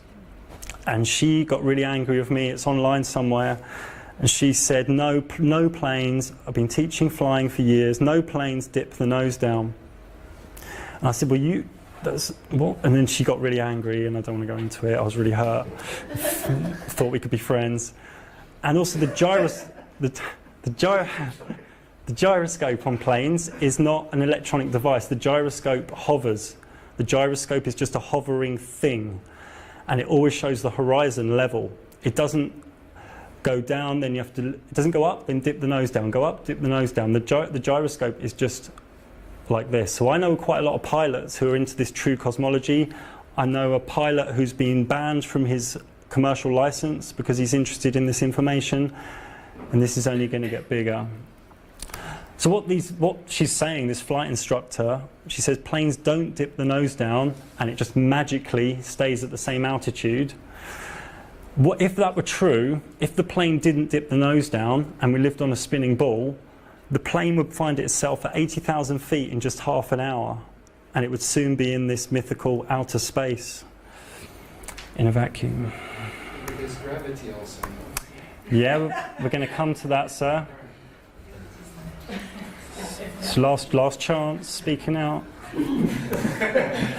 Okay, we've got the SR-71 Blackbird. I think it's taken out of commission now. Had a top speed of 2,193 miles an hour. That's 500 miles of curvature each hour. So it's getting through 500 miles altitude of curvature each hour. That's 700 feet of curvature a minute. So this guy should be really putting the nose down all the time and going at that sort of speed. That's just nonsense. That doesn't add up. It doesn't add up. This is facts. This isn't. I'm not making things up here. I'm just telling you something that's real. It doesn't add up. They've got radar systems now that go 300 miles. So what they're saying is that the radar goes round a ball. That doesn't really work. If you look into radar technology, it doesn't really go round a ball. It doesn't really work. So I suggest if you're on this ball and you're starting to wobble, have a little look at these radar systems and try and tell me, if you can email me, how these radar systems go round a ball for 300 miles, because they just don't work like that. The railgun goes 100 miles in a perfectly straight line. That's 6,000 feet of missing curvature. It's a photo of some windmills. The wind farms in the sea, 20 kilometres away. I think it was 19.8, a friend told me. Shouldn't be able to see them, should be below the curvature. But and I said it myself, you think, oh, but I've seen boats go beyond the curvature. You know, you're down the beach in Spain, you're having your ice cream, you can't see the boat anymore, you think it's gone below the curvature.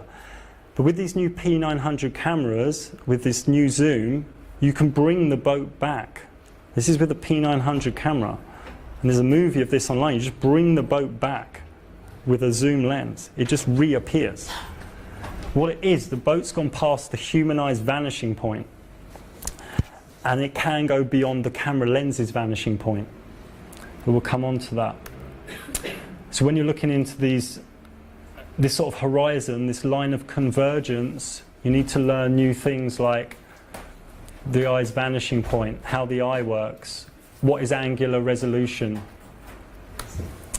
what's an inferior mirage, what's a superior mirage. Because there's a lot of people who cling on to this, but the boat goes below the curvature. It's all been debunked. Unfortunately, I can't spend an hour on it tonight because I want to cover loads more stuff. And if we can see boats going over the curve of the horizon, then these boats are, they're floating. These people who say the boat goes below the curvature, they don't even really know what's going on with the eye or the sea or the atmosphere. They just say it. They don't even really know why. We're going to that later on, because I've always been wondering about how it really works with the eye. Where does it stop and why does it work this way? We will have a slide on the line of convergence a bit later, yeah. Okay. Right. This is quite an interesting one for you. So, if the sun was setting over a ball, over a curve, it would act like the top one. That's scientific method, repeatable, scalable, we've tested it. But what we actually see is like the bottom one, the middle one.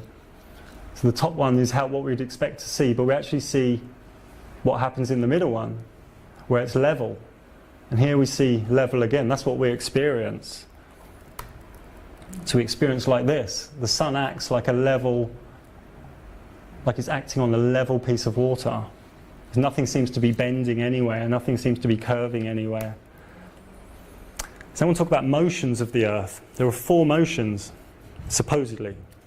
One is the Earth spins 1,000 miles an hour on itself. One is it spins around the sun, 66,000 miles an hour.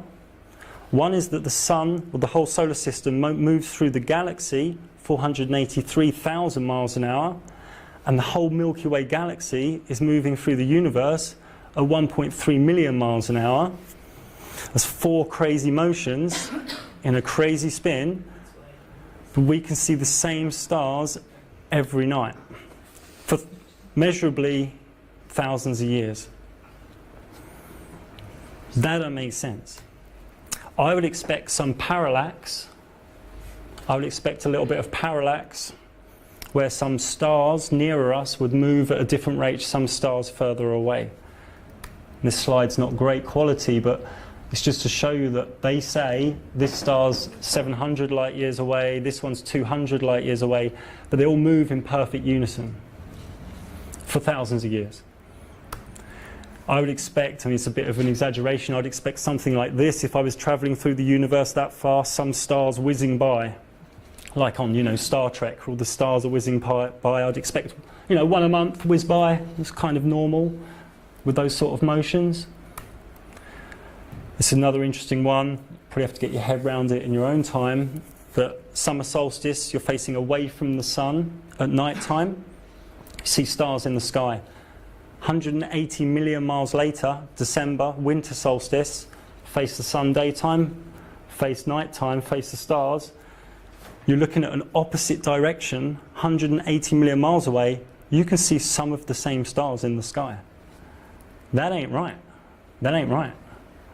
That's not right. I don't care what qualifications you got. I don't care who you are. That ain't right. You can't reconcile that with that. Polaris, North Star, every night spins in a circle. It's again another exaggeration, this slide, but I'm just trying to show you. With those motions, I'd expect something a bit more crazy in the sky. And the mind goes, oh, but those astronomers have worked it out. You just haven't gone to school. And that's what the mind does, and the mind did it itself. Let's cover a bit more. What NASA do in the education system, they try and get away with this by saying Polaris is 2,604 trillion miles away. And your eye can see it. Yeah. And they say it's 44 million miles wide. But what? And I looked into this. I was looking into this full time, every day, years ago. I still do look into it a lot. There is no instrument or evidence that these stars are this far away or this size. There's no instrument. It's not measurable. There's no proof. There's nothing there. It's pretty crazy. Another thing, I spoke to someone earlier about this. They were sort of laughing, oh, you that guy, haha. And I said, have you ever seen a shooting star? We've all seen shooting stars in the sky, da da da da da. No human has ever seen a shooting star come up from below the horizon. On a spinning ball, you should. And the person went, refraction, gravity, relativity, just the buzzwords. Just didn't even know what they were saying, really.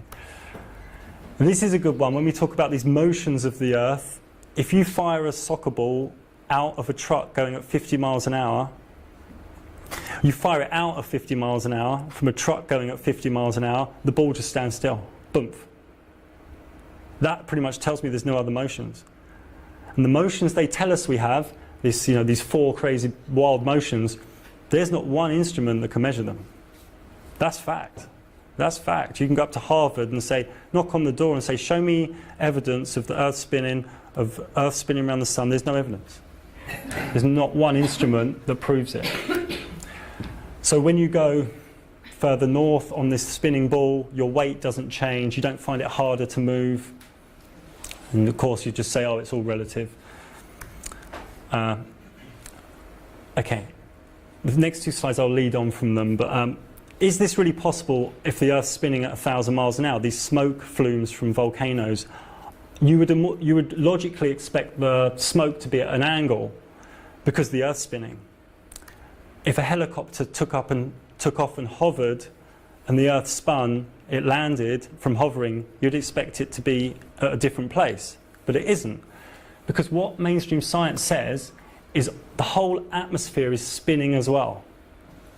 So they say the Earth is spinning at 1,000 miles an hour, and they say the atmosphere is spinning as well. So that means the higher altitude the atmosphere is spinning faster.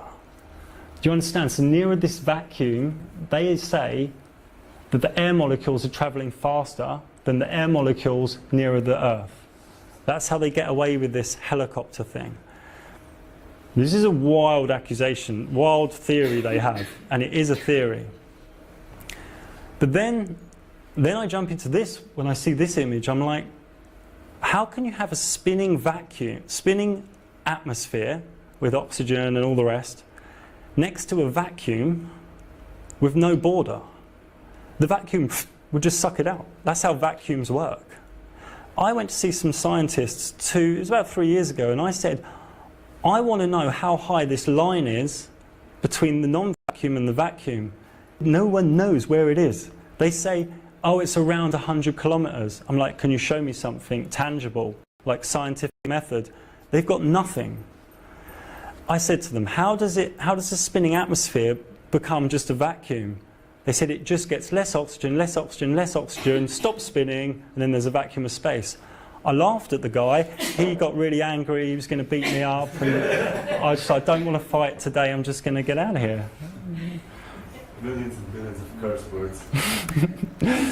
So what they say is this mythical gravity, which we'll get onto, it knows where the atmosphere ends and the vacuum begins, and gravity holds a particle of oxygen at the edge of space. Now, if gravity were real the way they say it, it would surely pull the oxygen molecules to the Earth. But we'll come on to that. Just have a little think in your own time about this spinning atmosphere next to a vacuum. Because you start thinking about it and it's not right. And then you go and speak to scientists and they don't know. Then we've got a problem. This is another play on this. The atmosphere is a positive pressure system. The vacuum of space is a negative pressure system. Science is saying no barrier necessary. But a submarine, they want a barrier between the two pressure systems. Everywhere else we see we need a barrier between two pressure systems. Like in an aeroplane, you don't open the window, pressure system. All of a sudden, at the edge of our atmosphere, they tell us, oh, we're really clever, you're not. They call this the center of the galaxy. They've got nothing to back that up. They just what they call it. The Milky Way is a very new term. I call this the Dark Rift because a lot of ancient myths call this the Dark Rift. I've made a documentary about these myths. I'm not saying these myths are true or not. I just collaborated all these ancient myths about this thing in the sky that the ancients called the Dark Rift. If you're interested in it, have a look. We've got to move on, but sundials don't work on a globe, nor do compasses. Compasses have to be held flat to work. If you're in Australia, okay, you think you're on this sort of 5 o'clock on a curved ball, you hold this compass like at that angle, and then it goes round the ball. It just doesn't work. So gravity, we got there. This one's for you. You'll love this one. So what they say is with gravity, that it's so strong it can hold millions of tons of water to the underneath of a spinning ball. Even cargo ships, they're holding on real tight, but you can blow a dandelion and it just floats off. That's it. So we should all just go home. That's it. Let's go home. That's it. We're done. It's game, set and match. And this scientist said to me, oh, but the dandelion's got less mass. I said, your baby's got less mass, but it's not floating around the room. Because it's madness. So what they say is if this ball's massive, it will have the exact opposite effect. So when you spin a ball, the water falls off. And they say, oh, but at school we spun a bucket round. No, that's a bucket. That's different. This is a ball. So they just tell you if it's bigger, they say, oh, but this isn't in space. This isn't in space. So you just need to see in your own mind where you sit with this, because where we sit with it is generally what we were taught in school when we were at a very young age and our brains were very open. That's where a lot of this knowledge was pumped into us. And when we go back and look at it in a serious way, things don't add up. Some of these clouds are very heavy. They're like, this one's 1.1 million pounds, a cumulus cloud. So they turn the gravity off for the cloud and turn it on for the water. Well, it doesn't. Anti-gravity machine. And your brain thinks, oh, but the science knows an answer for that. But it doesn't. I've been there all night, staying up, looking for this. There's nothing there. There's another one. If gravity, they say, oh, Jupiter's a big ball of gas, gravity pulled it together. Well, this is a cloud they say is in space. Why hasn't gravity formed this into a sphere? Doesn't make sense. So gravity, strong enough to hold the oceans to a spinning ball, weak enough that the birds can still fly. So the moon, strong enough to overcome the Earth and Sun's gravitational pull and move mass amounts of ocean water, and yet too weak to pull a small amount of water in a glass. I won't come on to this now, a bit later, but moons, have a think why, if you believe the moon alone creates tides, why it doesn't affect large lakes and why it only affects oceans. There's a reason. But what they did, because people like me and there were others were all online putting this stuff out, they did this like 3 months ago. They said, oh, we found gravitational waves. And all they had was this picture of a pig's nose, and that's all they had. They said, we found gravitational waves. Because they've never found the graviton. It's a mental theory. It's a mental theory. If you go to Harvard and you say, they say, well, we don't really know. It's a theory. It's officially a mental theory. It's in your head. They're calling us mental. You know, so, I mean, you believe that. You actually believe your nan's on a cruise. But no one's ever seen that. It's never been measured. It's not repeatable. It's not provable. It's never been proven. I could go into this for a long time, but gravity is a mental theory of assumptions. It believes that things form a sphere. It believes it creates black holes. It believes it bends light over trillions of miles. All of these things are pseudoscience. They're not repeatable. They're not provable. There's no evidence. I know what you think. You think there is evidence. There has to be. You've missed something. But I promise you, I've spent more time looking at this than probably everyone in the room. So, wow, 30 minutes. Okay. This is how light would reach us from 93 million miles away from a giant sun. That's fact. But then we witness this. And what they say is this is crepuscular rays. And they say it's due to refraction. I mean, yeah, I believe in refraction. Light and water do bend light. But not to that amount. That's like wild. That's like, oh yeah, refraction exists. But that's a massive leap from believing in refraction to believing the sun is 93 million miles away. Quick look at the moon in these ball earth errors. If you light up a sphere, you get a hot spot. The moon doesn't have that. Here's a rock being lit. You get like a different shades. And here's the moon lit. We'll come on to this a bit later, but it's very highly probable that the moon illuminates itself. And I know how crazy that sounds off the bat. Here's for people that believe the moon's lit by sunlight, I mean, you can see this a few days of the month before the new moon, after the new moon. That's not right.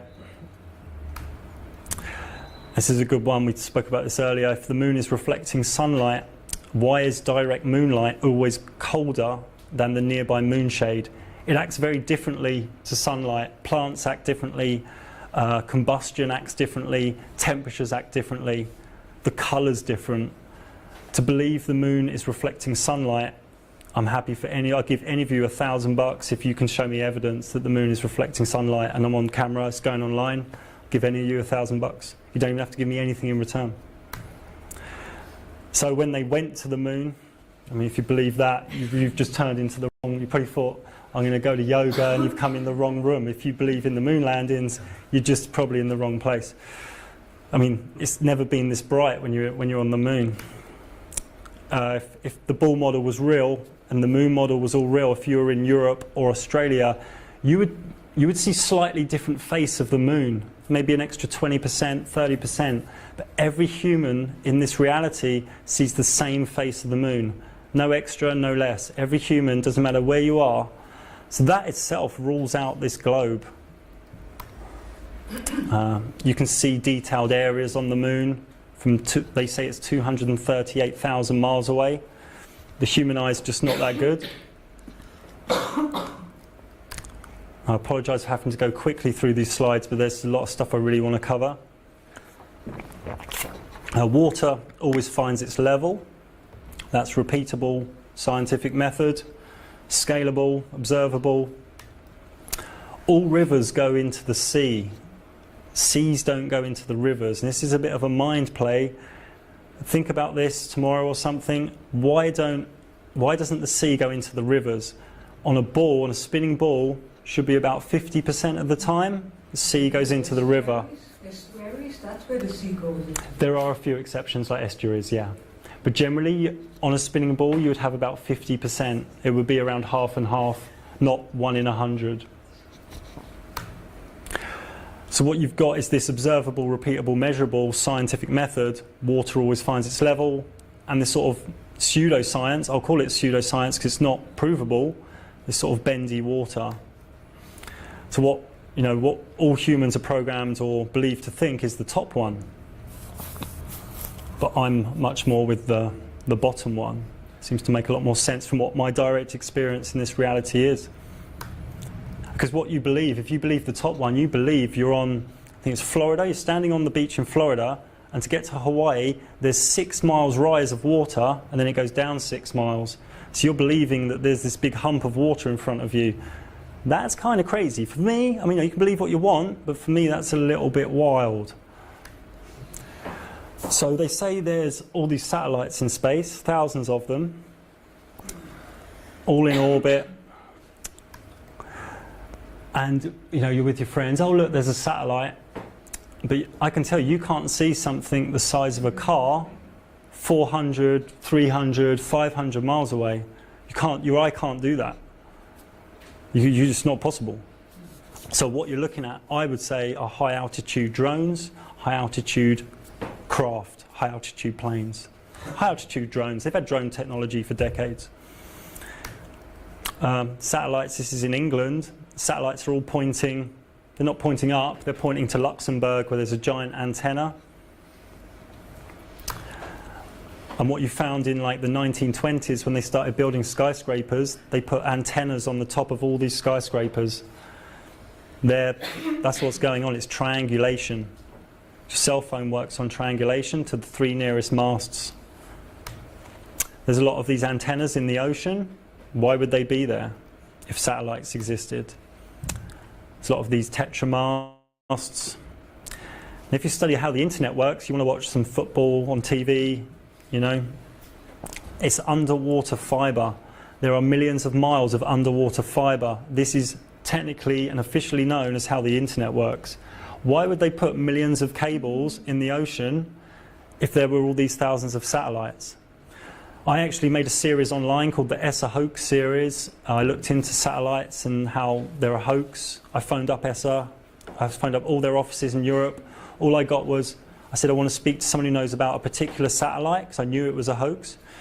And they said, there's no one here, just media department. Phoned up the next office in Germany. No, it's just media. Phoned up the next office in Italy. Do you want to speak to the PR department? There's no one there. It's smoke and mirrors. And you can watch my ESA hoax series. It just shows a lot of the ESA space footage. I'll get onto that. If you study online or in books how cell phones work, there's nothing to do with satellites. It's all triangulation.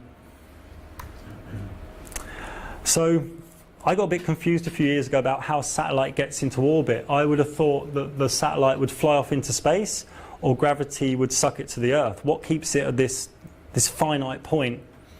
No one knows. The scientists don't know. They say... But can you wait to the end, please? So we'll just have a free-for-all. I totally respect your opinions. But a force of propulsion obviously gets you out of this mythical border of the atmosphere, but then you just float off into space in the vacuum. Or, if you got your angle wrong, gravity would pull it down. So what gets them at this exact correct angle? And no one knows.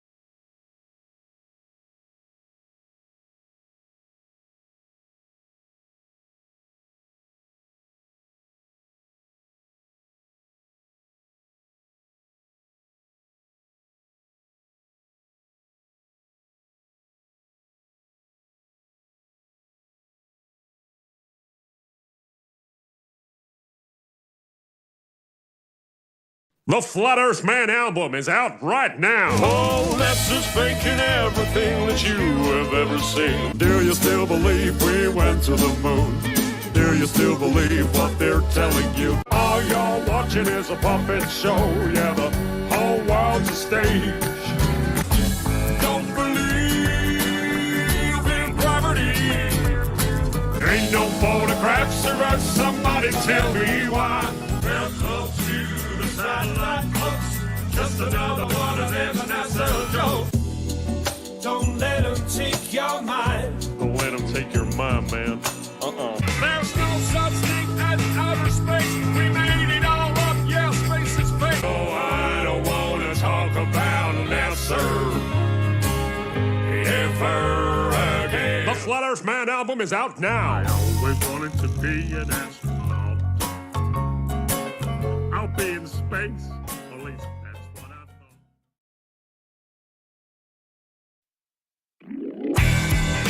Ladies and gentlemen, welcome to the greatest show on earth. Prepare to be amazed.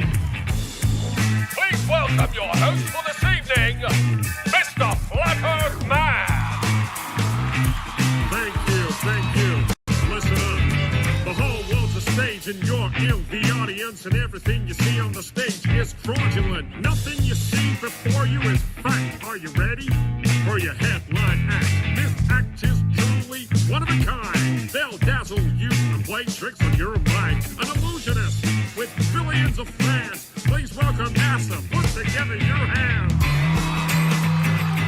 Well, good evening, ladies and gentlemen. It's so lovely to see you again. Tonight we have a very special show. There's a few things we want you to know. Tonight we reveal some of our techniques. We'll expose NASA like WikiLeaks. Ladies and gentlemen, boys and girls, we'll show you how we fool the world. And when we're done exposing our lies, none of you are gonna realize, even though we're gonna tell you straight, it'll be too hard for you to contemplate. A trick so huge you won't believe, impossible for you to conceive. That's why we tell it, cause you'll reject it. A lie so big you can't accept it. No, you can't. There's no such thing as outer space. We made it all up. Yeah, space is fake. It's the greatest lie that's ever been told. The biggest trick you've ever been sold. We've been pushing this satanic lie. Space is a drug and everybody high. It's only your imagination that's been a space. Ladies and gentlemen, space is fake. We can't believe you fell for it, man. If you tell a lie big enough and frequently enough, it'll be believed. See, there's a solid barrier we can't get through. It's called the firmament between me and you. Go check Word of Bronze headstone. He knew about that firmament dome. He left you all a little nodding away. For those of you still able to think, Psalm 19:1, chapter and verse. The firmament shows his handiwork. That's why when our rockets leave the earth, they form a parabolic curve. We'll then switch over to an animation. Then it's over to your imagination. But I'm here to tell you that in reality, our rockets end up in a graveyard in the sea. Our launch pads are on coastal regions. We put them there for a very good reason. There's no such thing as outer space. We made it all up. Yeah, space is fake. It's the greatest lie that's ever been told. The biggest trick you've ever been sold. We've been pushing this satanic lie. Space is a drug and everybody high. It's only your imagination that's been a space. Ladies and gentlemen, space is fake. We'll know our disinformation campaign is complete when everything the American public believes is false.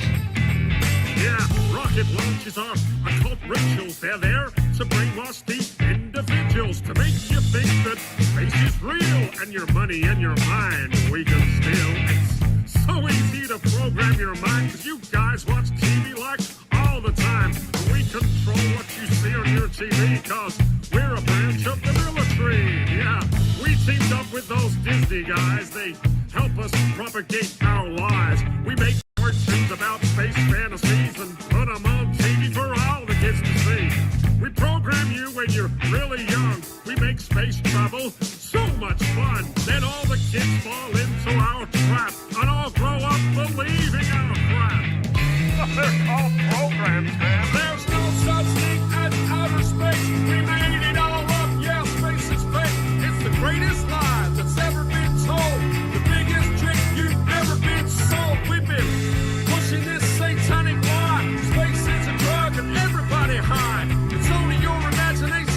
spin a space. Ladies and gentlemen, space is fake. And now it's over to our friends at Fake X for a short message. You can tell it's real because it looks so fake, honestly.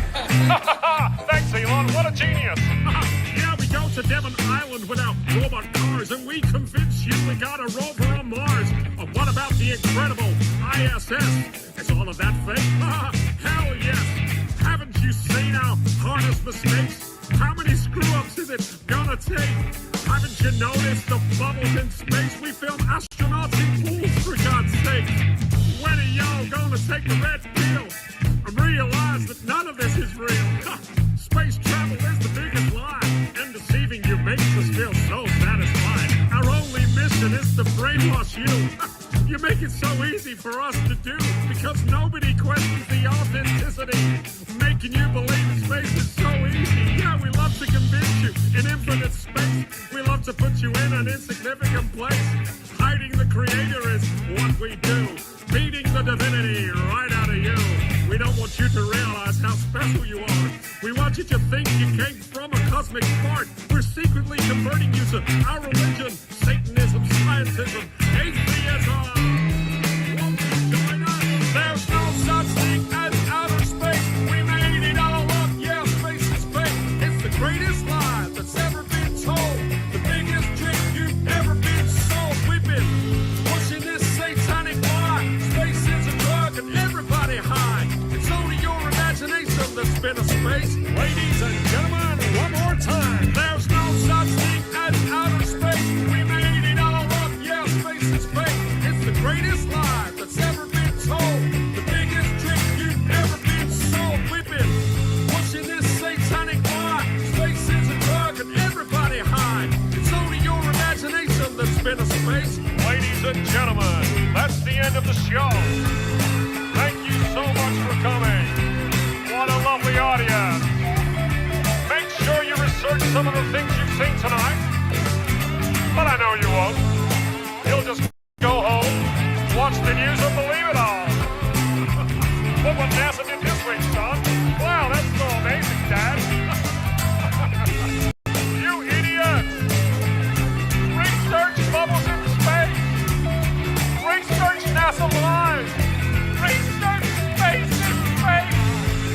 For God's sake. Good night, everybody. You idiots. Thank you. Good night.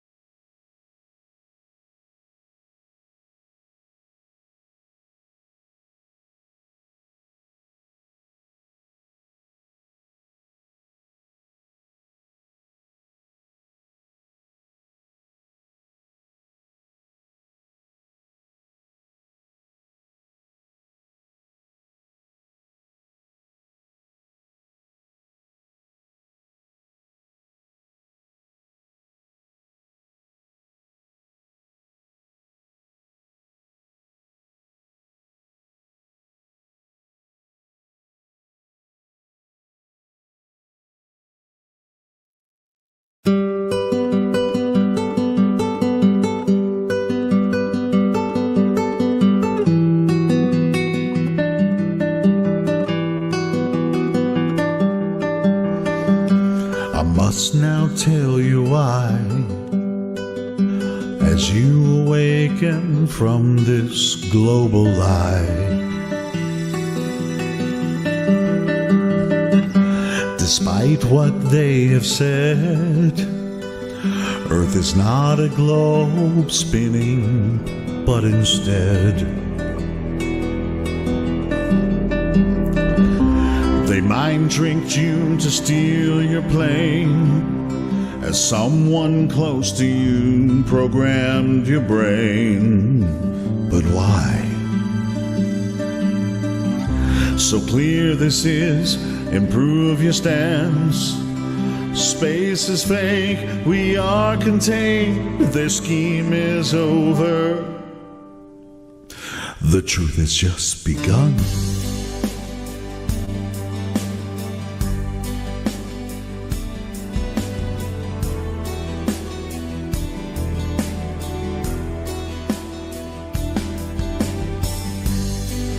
There's a place up in the sky, a pathway for the moon and stars at night. No parallax view to them, we're only using real lies, and truth is shared. Earth's a place that doesn't turn, so face your fears, believe your ears, no motion do they find. I'm handing you this lovely world, promise me that you will seek this logic with devotion.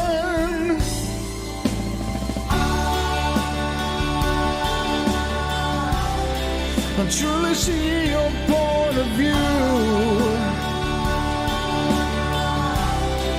I'm gonna teach you how to prove. I still detect the global lies as I explain to you the lies that you do not see.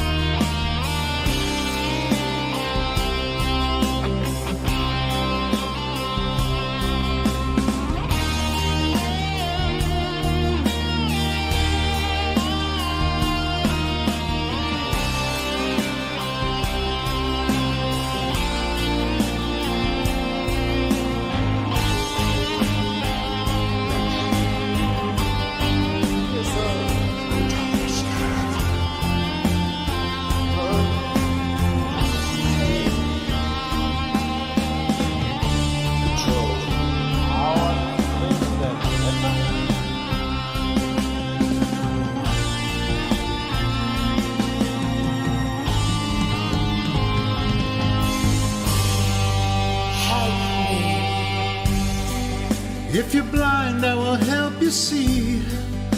You must deny the vicious lies you believe.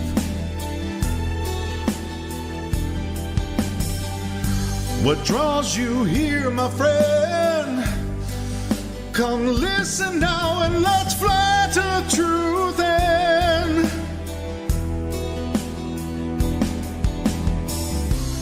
Giving advice for you to learn.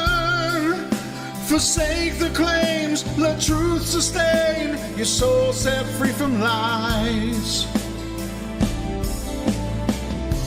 A heartfelt yearning to be had, lost in the illusion, using real lies. You will despise all the global lies, but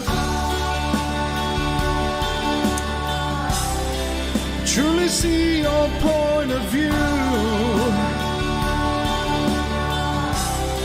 I'm gonna teach you how to prove. Still detect the global lies as I explain to you.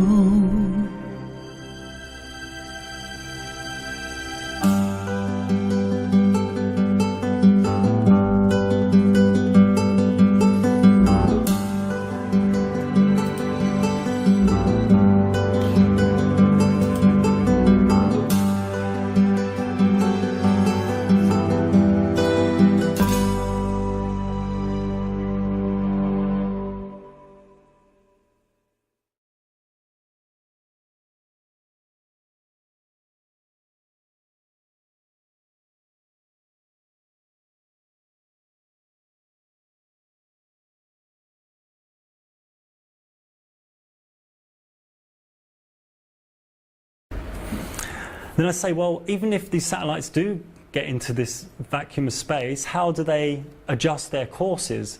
And they say they have thrusters. And I say, well, the vacuum of space, the vacuum would go in and suck the fuel out. And they say, no, we've got clever valves. Like, if there's anywhere for fuel to burn and get out, the vacuum would go in and suck that out. Thrusters don't work in a vacuum. So a submarine moves by pushing against water, and a plane pushes against air. But what does these mythical spaceships push against? They're in a vacuum. If you had thrusters in a vacuum and you pressed burn, you would just spin. You would just spin. And if you tried to correct yourself, you would just spin even more.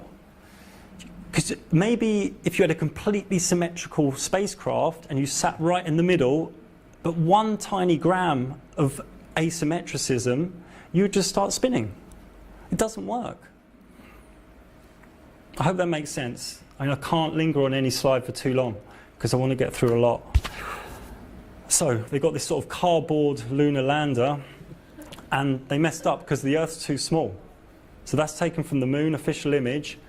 If they were on the moon, the Earth would look like that big. Do you see what I mean? Because they say the moon's like a fifth of the size of Earth. So they've got it wrong. They messed up. I don't know how this got in. It's a serious presentation. I don't even know what this is. But what they do, they film, a lot of the astronauts are underwater. They're doing things in the swimming pool. What they did with the moon, apparently they climbed through the engine of the service module to get through into the command module. And then they moved the lunar module onto the other end of it. This all just doesn't add up.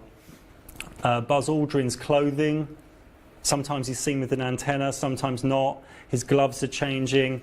The whole moon thing was, what they did, they waited till everyone in America had a television, bam, hit them with the programming, the moon. And they said about a month ago, we lost the technology, and they want you to believe they went to the moon with this little sort of, your phone in your pocket's 100 times more powerful. And took off their helmets. It's in a studio, Stanley Kubrick. So these astronauts, before they went to the moon, after they went to the moon, obviously looking. What happened was, they were doing a drill, they were playing around, they told they had to film it, and then they told they were probably going to get shot. Neil Armstrong's astronaut suit in a museum, unfortunately doesn't match the footprints on the moon. First lunar lander, who took the picture? Buzz Aldrin. This was, I don't know if anyone ever saw this, I think it was 1977, this launch from the moon. It's really bad, small models, really fake. And Tricky Dicky Nixon, he phoned up the moon, speak to the astronauts, no second delay. But now if when they talk to the ISS, there's a 11-second delay. Doesn't make sense. If you look into the visor, there's an office there. This was the Gemini 4 mission. Don't know how that got in. Someone's been putting silly slides in. What they do, these are fireworks. No one's actually on them, and they fire them into the sea near Florida and call that the Bermuda Triangle. Don't go there. And they also do it in Kazakhstan, where there's just a few farmers. And this is fun as well, like this. This is really funny. So they say these things re-enter at, I think it's 17,000 miles an hour when they re-enter into the atmosphere, and they want us to believe that a parachute slows it down from 20,000 miles an hour, and that it's been at the heat of 2,000 degrees Celsius. Now that heat would burn at millions of miles per hour through a fucking vacuum without containment. It's impossible. Unless somebody's got some evidence that can present to it. Anybody? So somebody's hot micing? Can you hear me, bro? My mic working okay? No, it's really low. We're playing a video, but yeah, if anyone wants to talk, Penta, your mic is really low. It's hard to hear. One sec,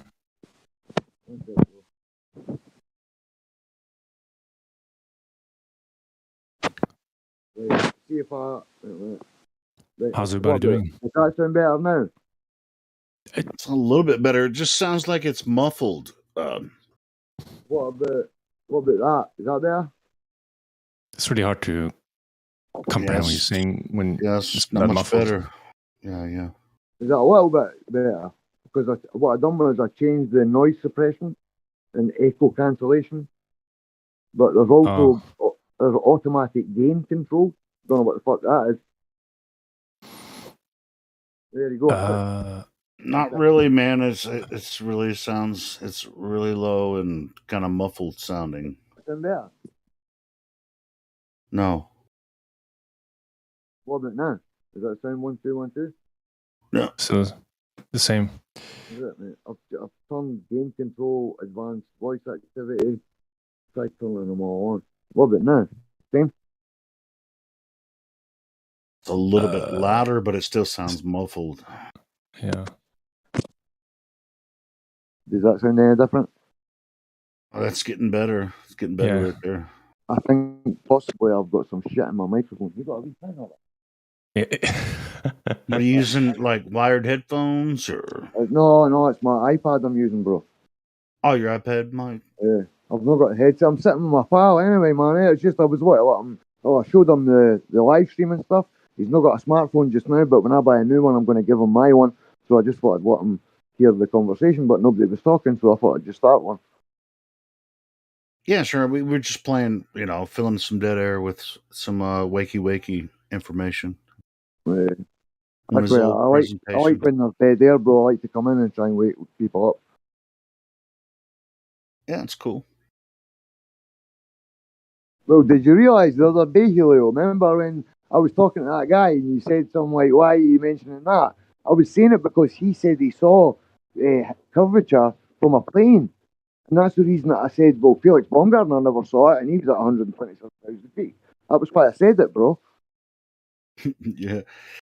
It was like, what curvature? Whenever somebody says that, it's like, what curvature? That's what I was. But bro, you were shouting at me. You were going mental. You were saying, what the fuck are you saying that for? I was like, you just said that he saw a curve.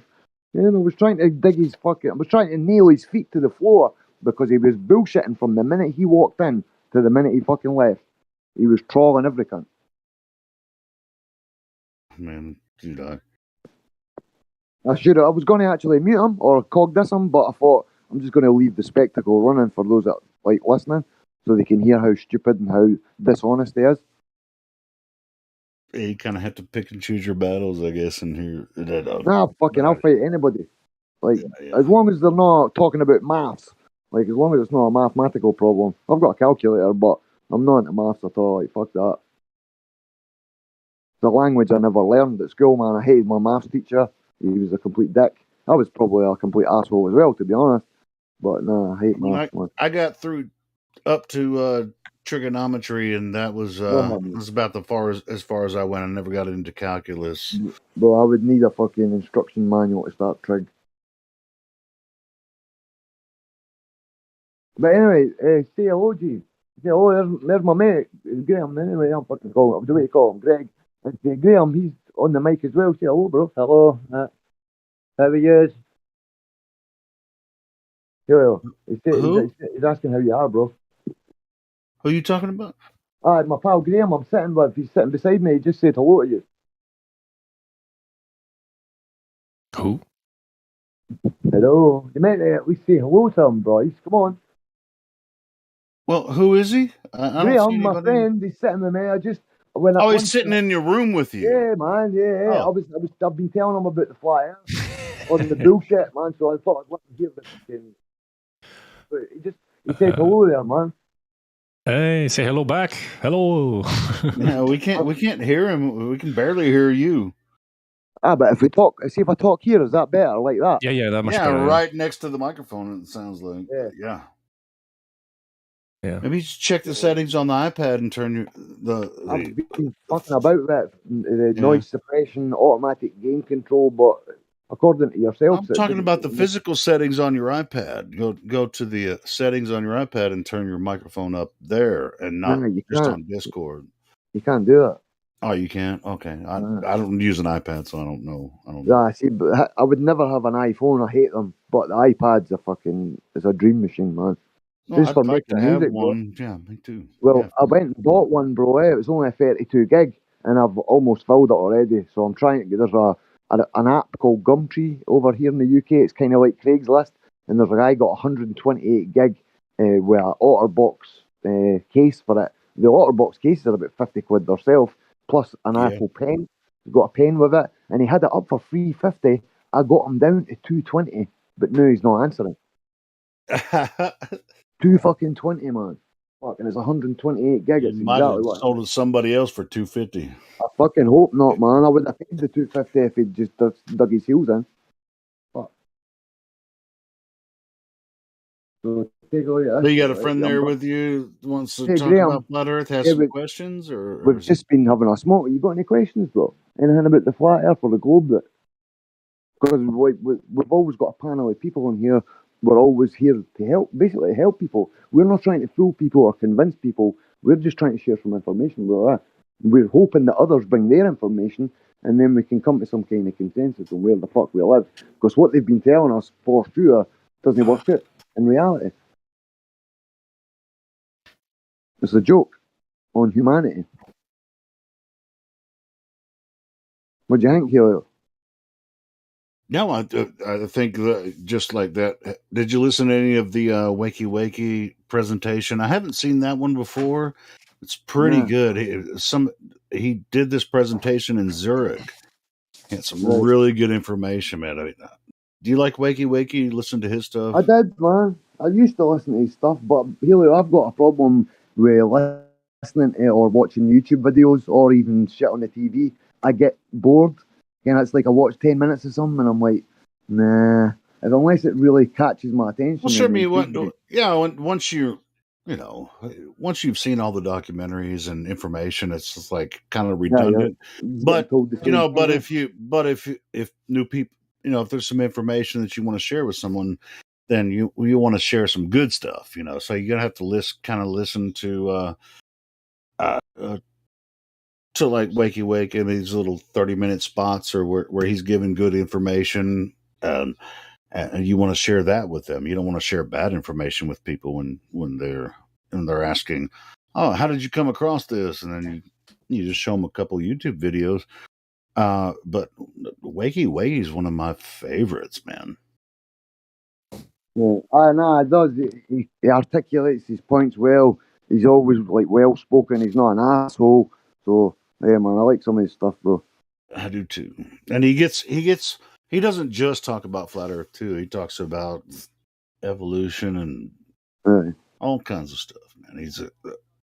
Well, I'm trying to get Graham into finding out the truth about reality, man, because it's fucking, once you find out about flat Earth, TV is like fucking, it's completely pointless. You look at it and you see the shitty shows and you're like, what the fuck am I even watching? And that's basically what everybody's life is now. Work, go to work, come back, watch bullshit on the TV, go to sleep, get up and go to work again. But then you find out about flat Earth and it keeps you awake. You can't sleep at fucking nights, honestly, man. I was a bad sleeper anyway, but then I found flat Earth and that was it, man. I wake up in the middle of the night and go on fucking Discord. You know what I mean? If I'm even fucking sleeping. Yeah, I know what you mean, bro. Yeah, I do. I think there's before I was already conspiratoried before flat Earth, but yeah. Once it was like flat Earth, I was like, oh, everybody has to find it. And then I found out how to do this stuff on YouTube and different platforms. Like, oh, well, and then because I thought I was alone, Well, I didn't think I was alone. I just didn't have a way to talk to other people. I was the same. That were coming, come across the same information, Well, bro, and once I did, it was told. just kind of, hold on. I gotta jump off for a sec. I'll be back in about 2 minutes. See everybody I told, man. When I found out about this, I thought, holy fuck, I need to tell people. First thing I done was message my ex-girlfriend, and I wrote a fucking huge paragraph talking about thermodynamics, the lack of curvature. I gave her all the radius, the circumference, the curvature rate. Gave her the fact that space literally cannot exist according to laws and physics. And I fucking hit her with all this stuff. And she's like, well, Lee, I can see that you've been looking into this. You must have spent a bit of time. I'll review it. I'll get back to you. But after that, she just, anytime I spoke about it, she got pissed off. Like, as soon as I mentioned it, literally. Now, I know, like, because I was with my ex for quite a bit of time, when her eyebrows move, that's when she's angry. Like, any kind of movement with the eyebrows, apart from that, her eyebrows are always solid still. But when she's pissed off, her eyebrows frown. And as soon as I mention flat earth, that's it. It's like me, because she's a nurse, she just got her degree in nursing, so she believes the system. She believes everything that they tell her. So I don't think she could do her job if she found out all that shit. Anybody else still here? No, I'm here. It just started raining and the car windows were down. I had to go roll them up. I'm here. That's all it was. I had to jump out and freaking roll the car windows up so don't get soaked.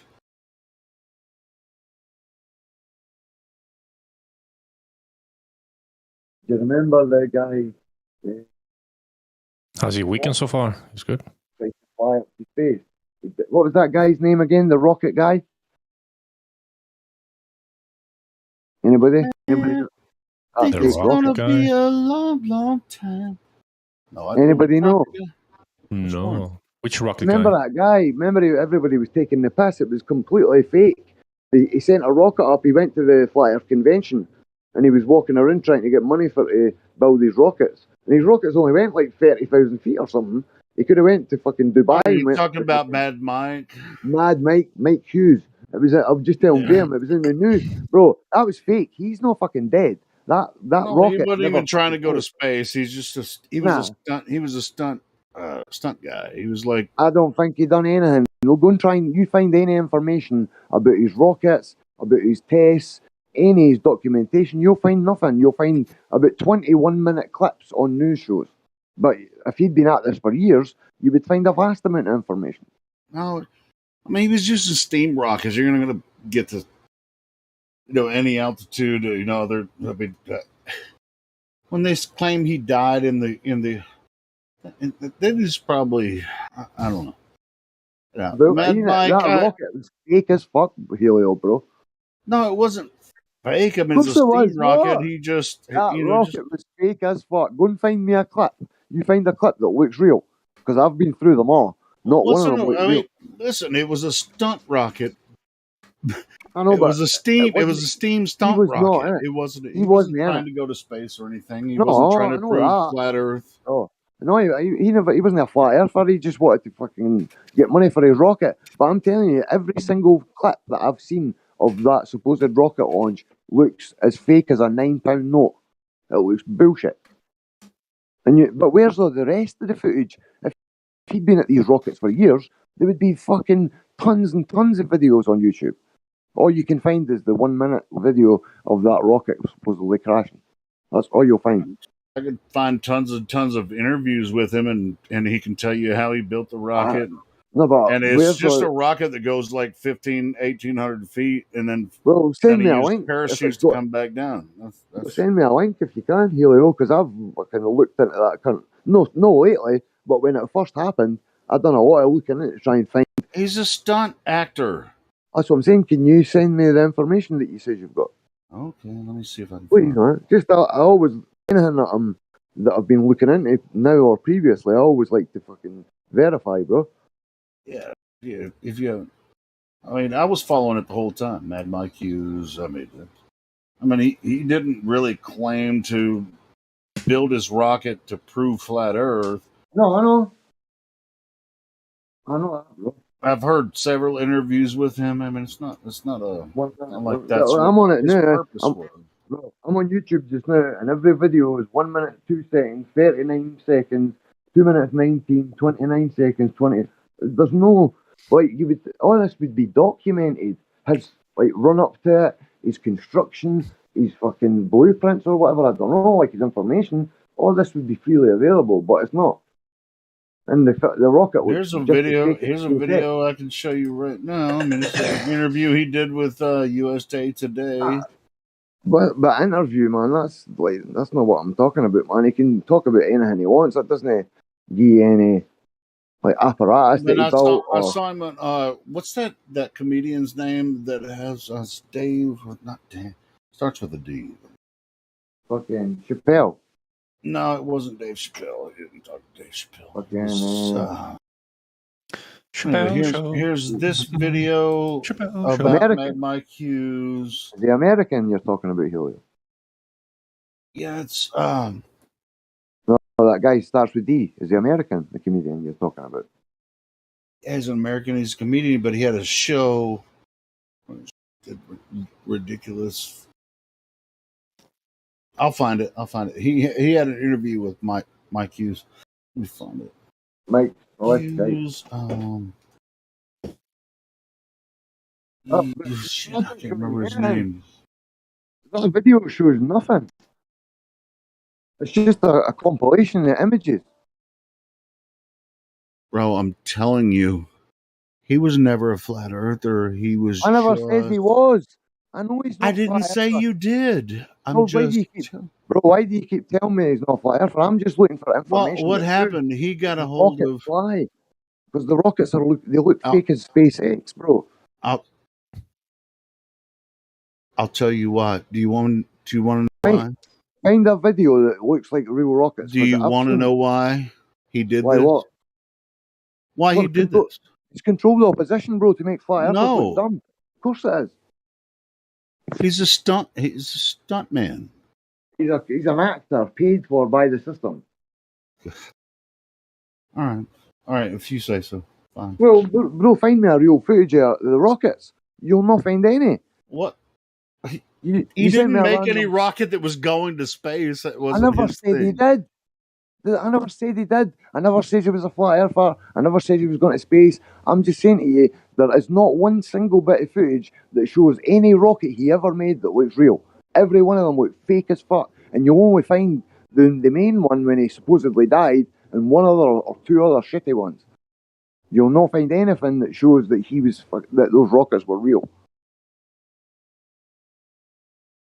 I'll buy you Nitro if you find me one that's real. There you go.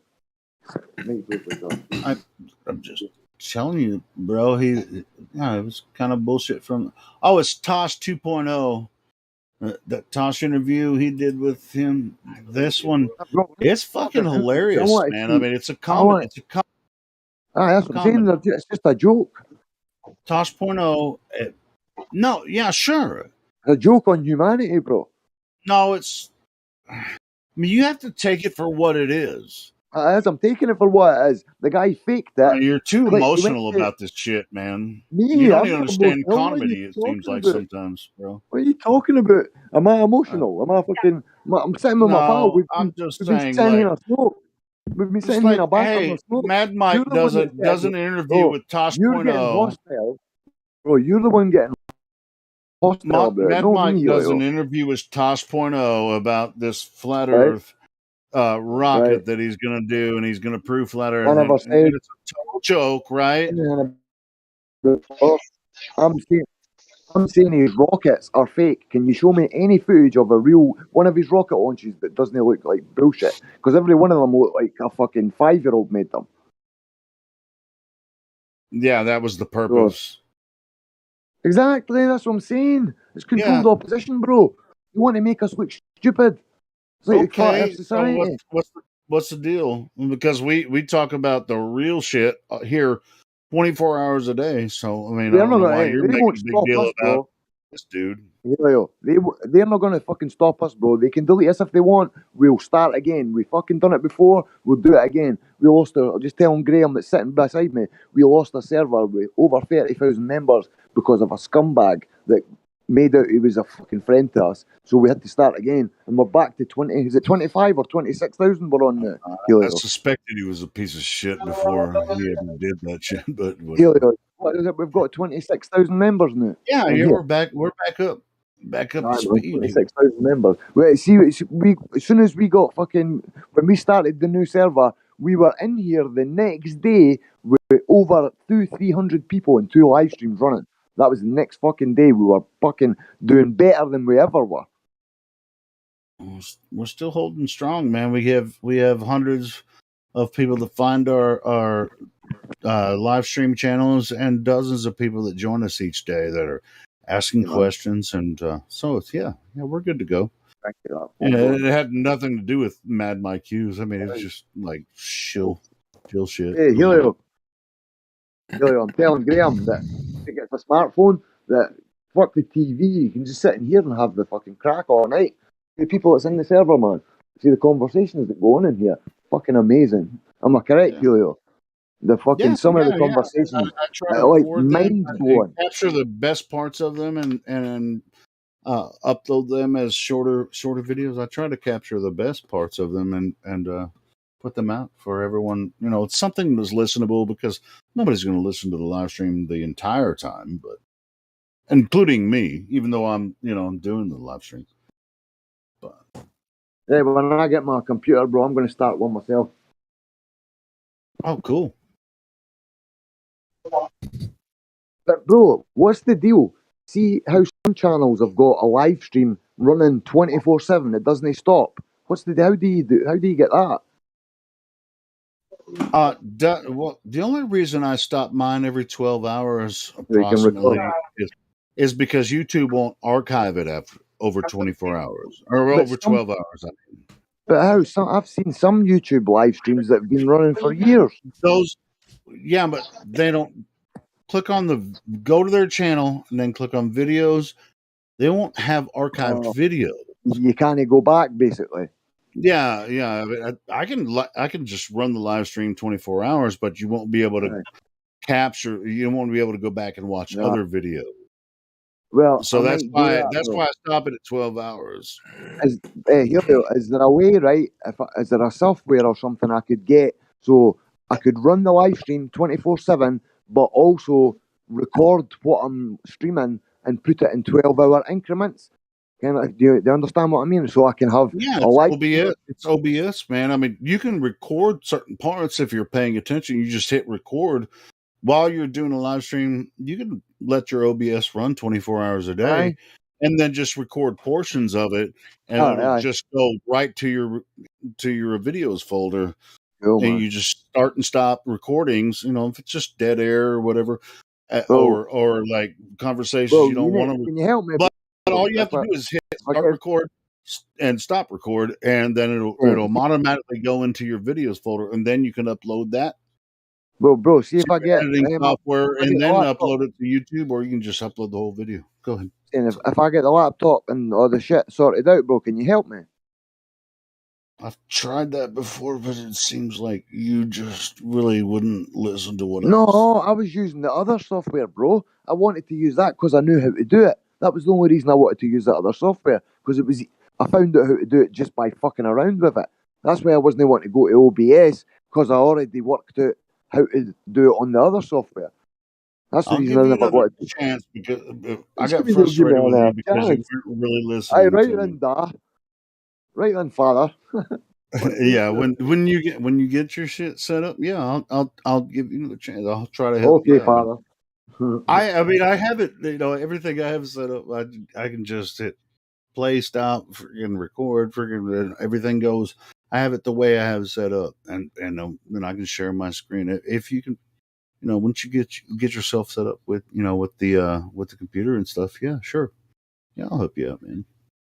So you can record, you can live stream 24 hours a day, and you don't care about archiving the videos, but you want to record a portion of them. That's what I do. It's like if there's a good conversation going on here in the live stream, I'll hit start recording, and then listen to it for an hour or 2 hours, and then I'll just hit stop recording. And when I hit stop recording on OBS, it automatically uploads to my videos folder.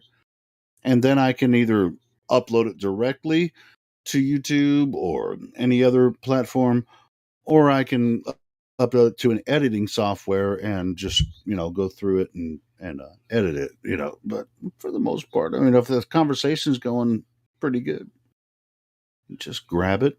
Just grab it, grab a portion of it, and freaking upload it.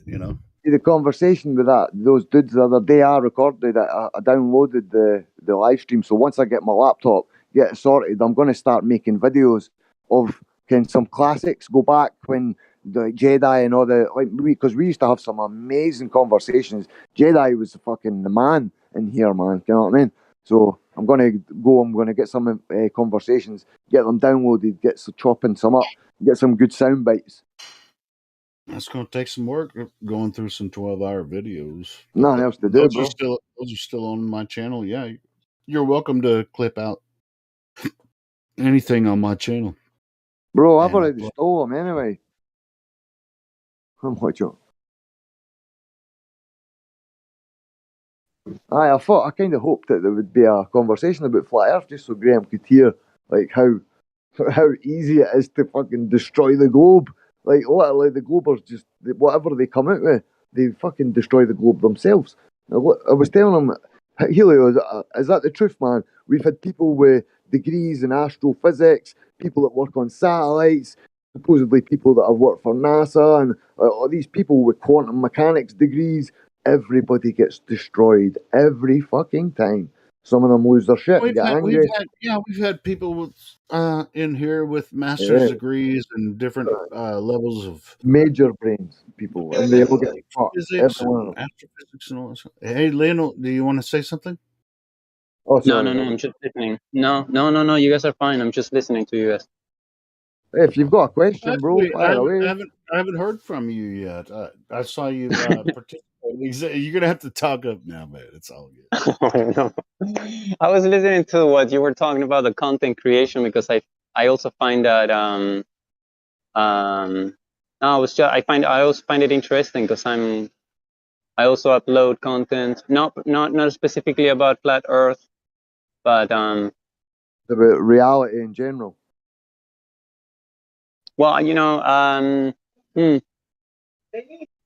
got some topics that I upload content to on Spotify. All right.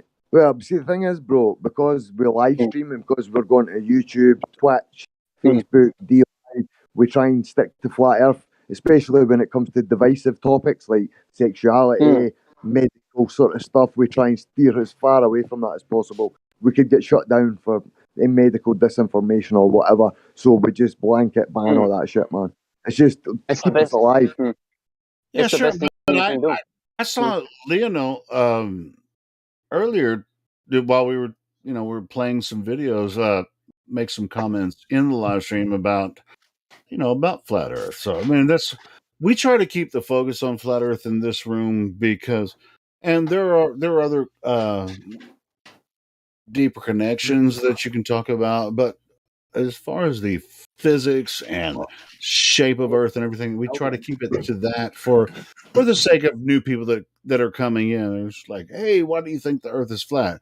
Well, we can give them a physical example that they can relate to. We try to keep it simple, stupid, no? Right? Yeah. As far as all the major politics involved and all that kind of shit, we try to steer away from that. But Lino, how long have you been part of the server? I mean, are you brand new? I mean, I see you have VC verified, right? So I entered about a month ago, I would say. Yeah. So do you join often? I mean, how long have? So you said about a month ago, but I mean, I'm sure you have other servers you're a part of, and you don't really pay attention much to the flat Earth, but for some reason you're hanging out with us today. Yeah. No. I mean, like, I don't. This is where I usually come first, to be honest. Really? So you're not like a gamer on other servers or anything, or you just? No, I wish. How did you? Well.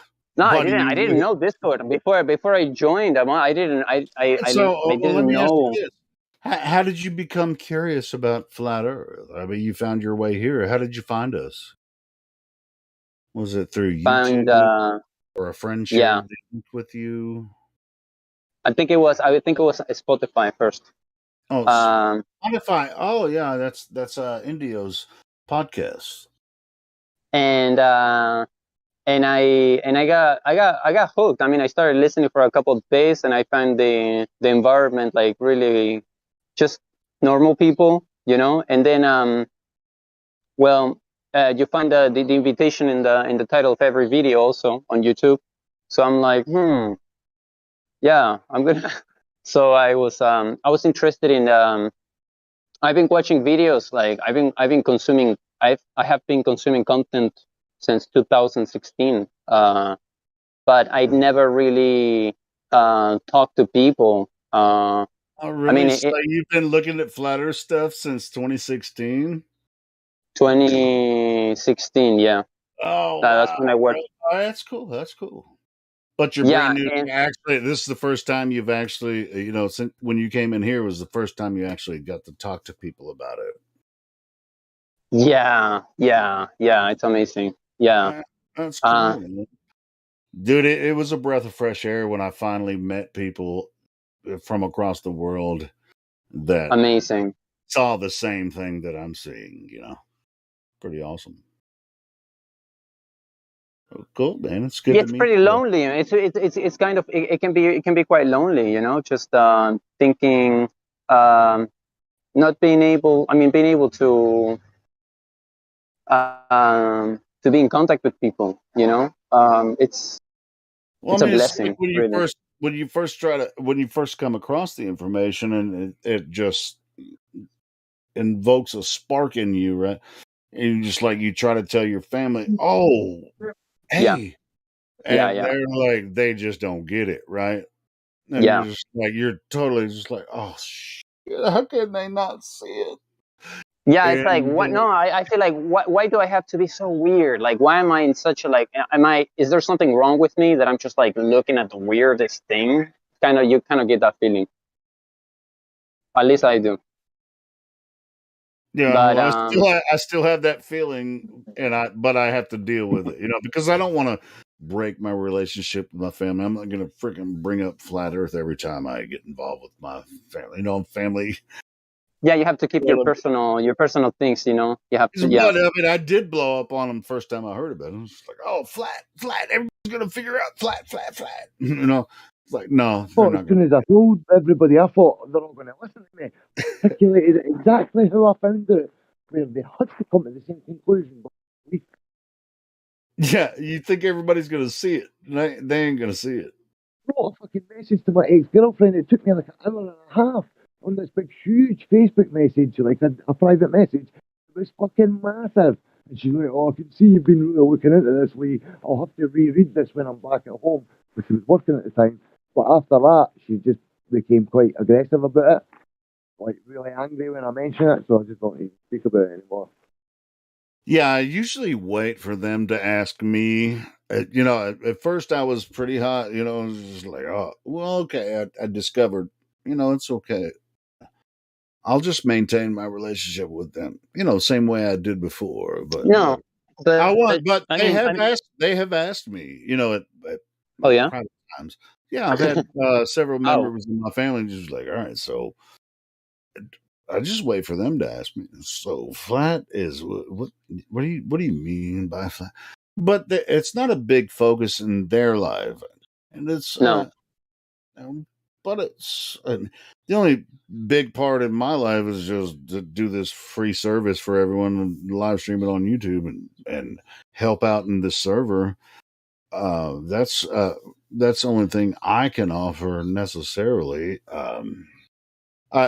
We have flat Earth meetups in my town a few times a year, and it's Wow. fun. Yeah, it's That's fun. so cool. Fun.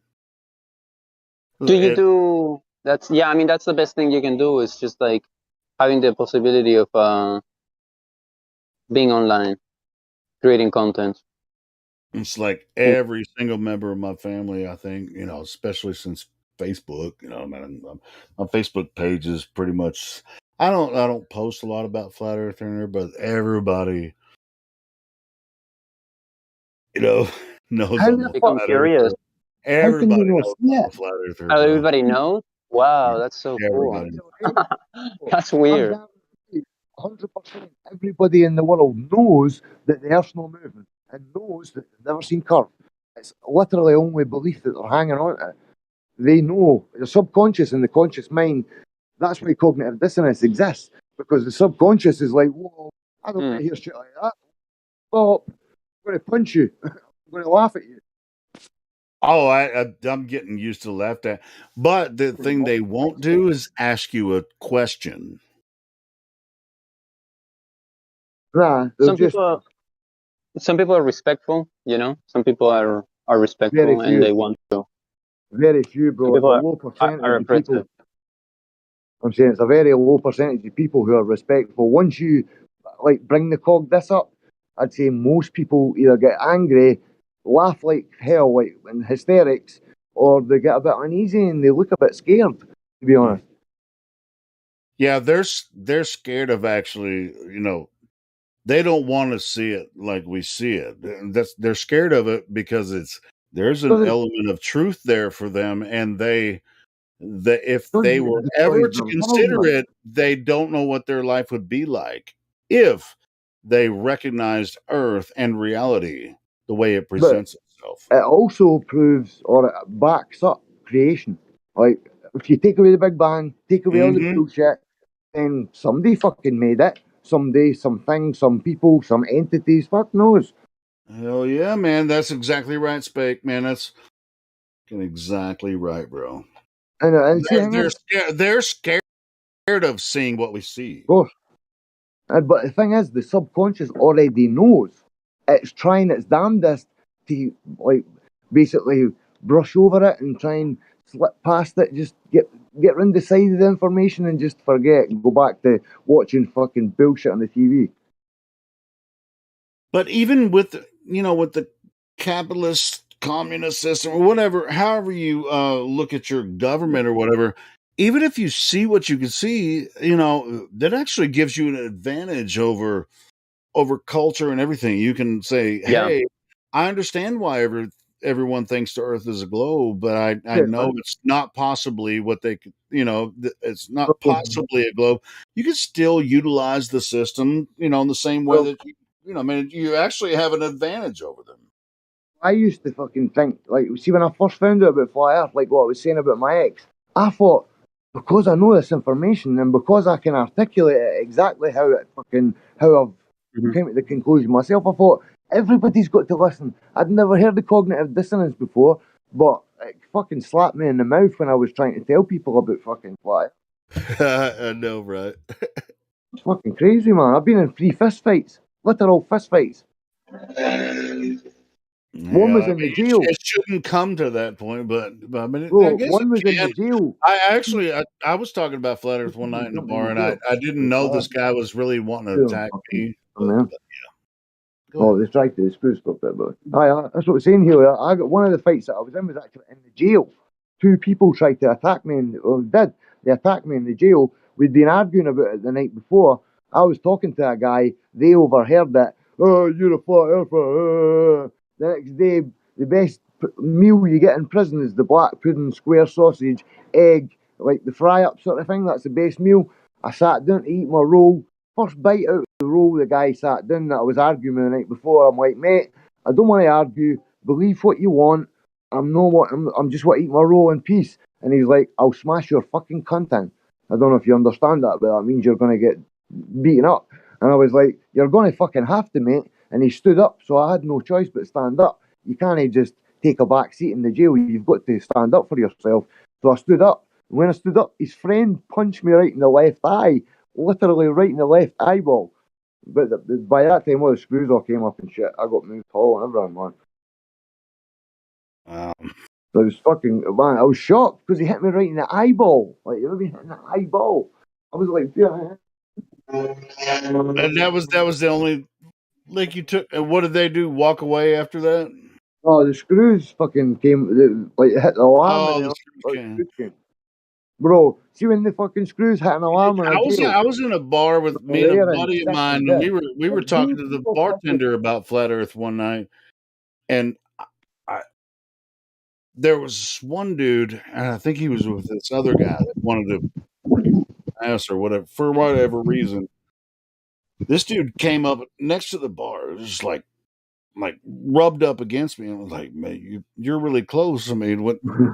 So I just turned to him and I said, I was already talking to the bartender about flat Earth, and I said, so I looked at this guy that was just like right up, it's like shoulder to shoulder, and it was like, "What do you think about flat Earth?" And his drunk friend was just like behind us, just like he was wasted, bro. And I thought I was just having a conversation with the bartender, me and my friend. You know, we were both flat earthers. We were sitting at the bar. That guy trying to take the piss and mock you, basically. Dude, yeah. And I was just like, because he brushed, you know, the way when somebody just like shoulder to shoulder, and like, Aye. and I was just like, all right, cool. Hey, step back a bit. And then I was like, what do you think about flat Earth? And then I started talking to him. Meanwhile, his drunk buddy is like behind us. He's like, this guy was just like, bro, man, this is fucked up. But no, I didn't get in a fight, thankfully, that night. But yeah, they wanted to fucking fight me because I was talking about flat Earth. What the fuck? That's because some bunches is desperate to hang on to the belief. No, some people are like that. I mean, they want to start a situation. I mean, they want to. It's not just. That's how they. That's part of their character. They're dumb. I guess belief, right? They're dumb or drunk, whatever. I mean, both.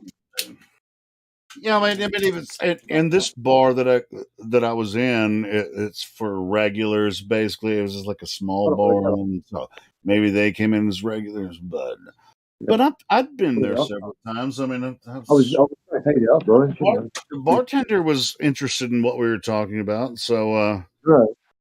Bartender's probably the best person you could speak to in general because they hear everything and every kind of person, every belief system.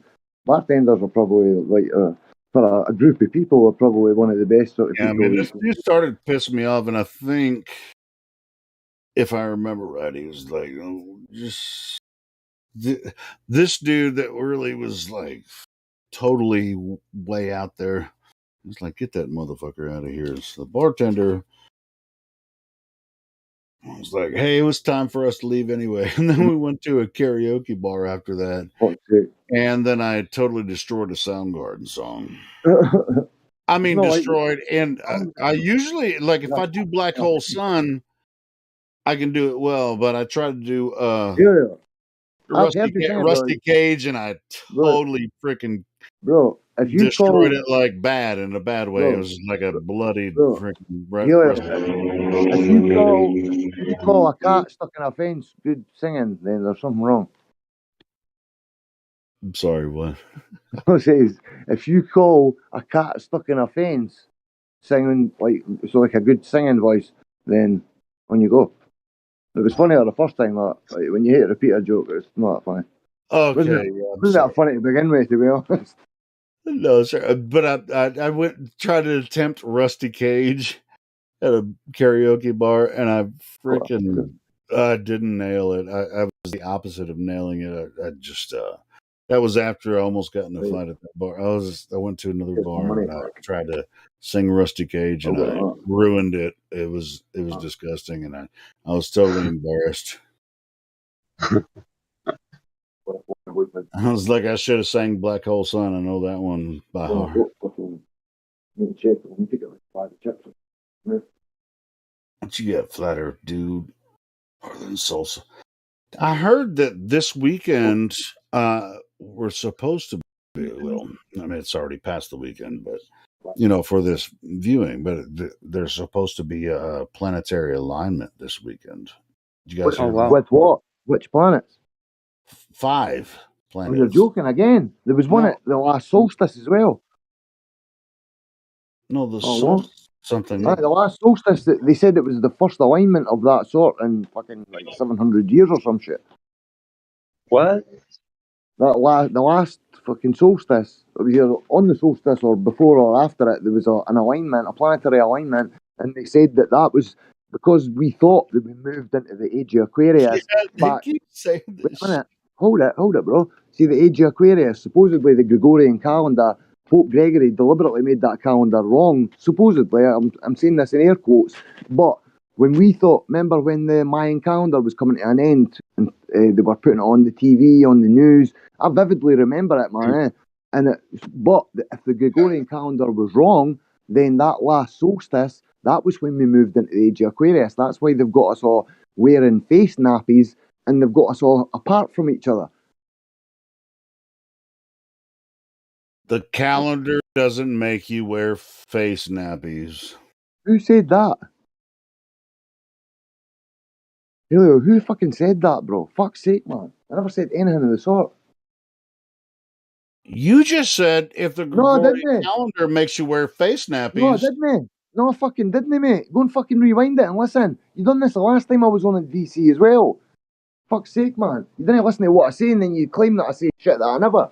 Fuck's sake, man. I never said that anything. I said that's why they've got people in face nappies and separated from each other, because if we move into the age of Aquarius, supposedly it's the age of enlightenment, and this is when if you put your mind and your body and everything about you into doing something, you want to be the best fighter or the best taxi driver or the best hairdresser, this is the time when the energy shifted according to this bullshit that I fucking found out years ago, that when this age of Aquarius hit us, that's why they had us all kept indoors in fucking face nappies. We can't see each other's faces. We're kept separate from each other.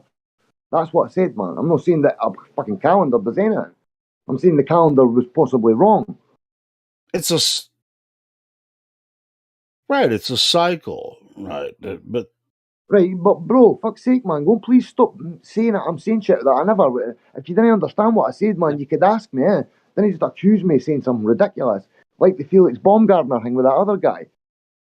Yeah? He says he never said anything about Felix. I know it was me that said it, because he said that he seen curvature from a commercial airliner, and I said, well, Felix Baumgartner never seen it at 127 feet. You were like, he never mentioned Felix Baumgartner, and I never said that he did. For fuck's sake, man. Why don't you just go and preach your sermon, Spake, the whole time? You know, just go and tell us everything. What are you Without talking any about? feedback. Sermon? Give your sermon, bro. What are you talking about, Julio? What are you talking about, man? Every time we talk, we get in an argument. So I just you refuse just to talk to you shut up, anymore. mate. You just fucking said that I said something that I never. Again, you do it every fucking time, Julio. I say something, you didn't hear it right, or you ignore a part of it, and then you accuse me of saying something ridiculous. Fuck's sake, man. Preach my fucking sermon. Listen to that. You've got a hard fucking neck.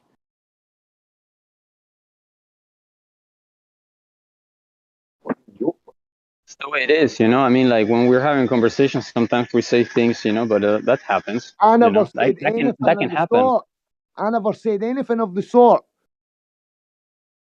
But it's okay. No, it's fucking every time I come on VC, which is very rarely. I get accused of saying shit that I never. Every fucking time. You're not being accused. He fucking just said that I said something ridiculous. And it was the last time I was on VC, done the exact same thing. He said that guy never mentioned Felix Baumgartner. I know he never. I mentioned Felix Baumgartner because he says that he saw curvature from a commercial airliner. They're under 40,000 feet. So obviously when I said Felix Baumgartner never seen it, that was my reason for it. I wasn't finished there, bro. You didn't need to speak over me. Fuck's sake. Yeah, I mean, you're right, but like, you know, we're socializing with people, you know, like you're gonna find that all the time, bro. You're gonna find that you're gonna find people doing that all the time. Bro, we're staff. We're meant to be fucking professional here. You're gonna have a bad day every single day of your life, bro. Bro, I've had a bad enough day. The best time I've had since I found Discord. When I found this place, it's the best thing that happened to me, basically.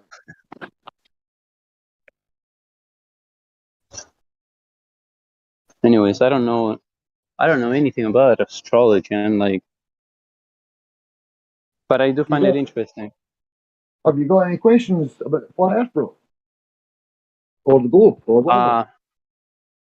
No, it's like I find it I find it interesting, but I'm not.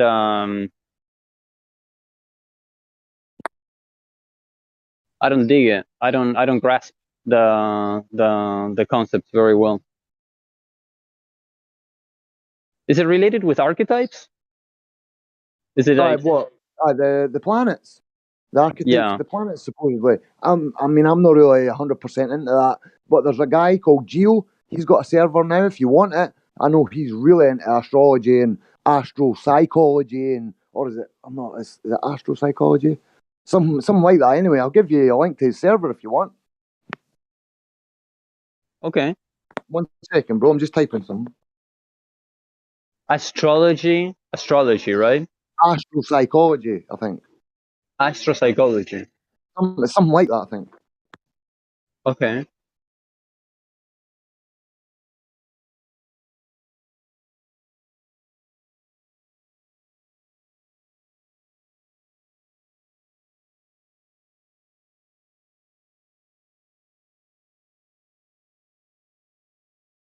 Astropsychology.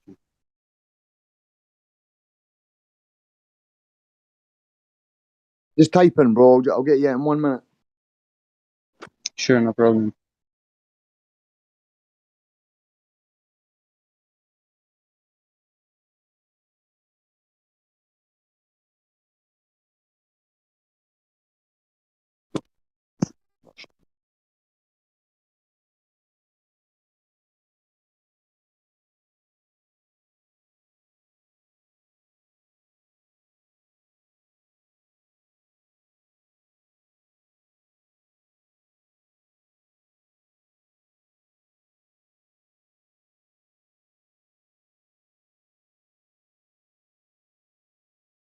Bro, how long have you been investigating the topic? Which is flat Earth? Yeah. Well, really the globe Earth, because it's the globe you really need to investigate and falsify. Because the flat Earth, I mean, it's all around you. You experience flat and stationary Earth. You've never seen curve. Most of the water No. surface, Yeah. like No, water equilibrium. And so, like, basically, we live on a flat stationary Earth according to our senses. TV, that's a different story. I've never got into the heliocentric model. Like I've never been really interested in Man, I loved it, investigating. bro.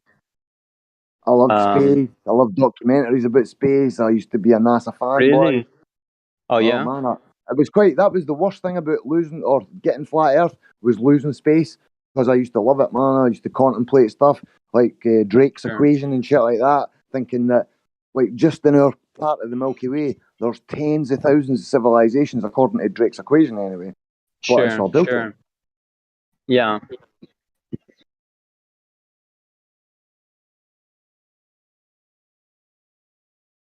I've always believed in aliens, you know, like since I was a little kid. My mother used to take me to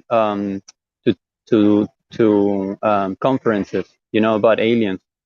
So my mother was really open-minded, and she has always been, you know, and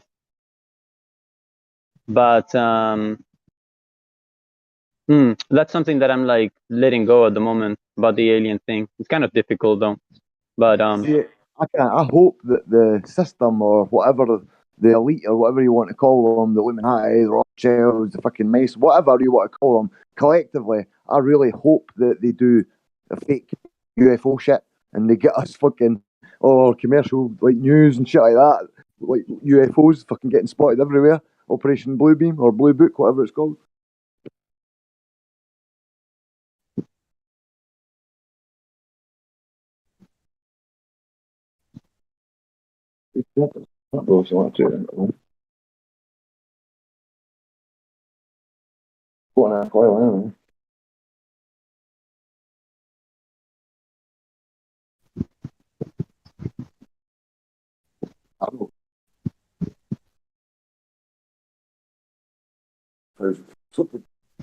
the galactic family, right? The galactic family.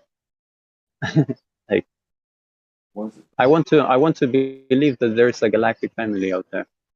I think there's possibly other life forms for different, like, I don't know, realms or like different areas. If we are in this little pond thing and there's more ponds and more suns, I don't know. Like, I mean, I would stake my claim and say this is what it is, or there's a dome when we've got no proof for a dome. It makes sense, but making sense isn't the science, eh? Just because something makes sense and because we can only have pressure with containment on Earth, who knows what's up there? The laws of physics might be completely upside down and inside out. Everything up there might be, like, it might just be completely, like, we think this is reality, the matter, like I'm sitting on this bed, but according to atom theory, all these atoms are made of empty space. So I'm sitting on a bed made of 99% empty space. So I struggle to even believe atoms can even exist, because the word atom came from the Greek, which meant indivisible, so it can't be broken or split. It's the smallest particle, supposedly. So how the fuck did they split the atom at Hiroshima and Nagasaki? And they built up. As soon as those fucking bombs went off, they built up. There's millions of people in those fucking cities already. Where's the nuclear? Yeah, that's another that's a topic, huh?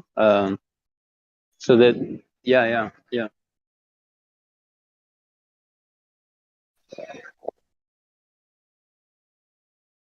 Sorry, I One thing missed when that you said. uh-huh. Go on, you go. Oh, you're No, you go. sending your the What, sorry? Are you going to send me the link by direct Yeah, man. Yeah, I'm message? just typing a message, bro. I'll do it as soon as I'm done. Oh yeah, no worries. Thank you. Who am I speaking to? Lee O'Neill. My Lee O'Neill. profile is a green circle. Yo, man. You what? Just DM me, bro. So I've got you in my DMs. Just send me out. All right. Okay. Sure. Perfect, man. And as soon as I've done this, I'll get to you, man. Thank you.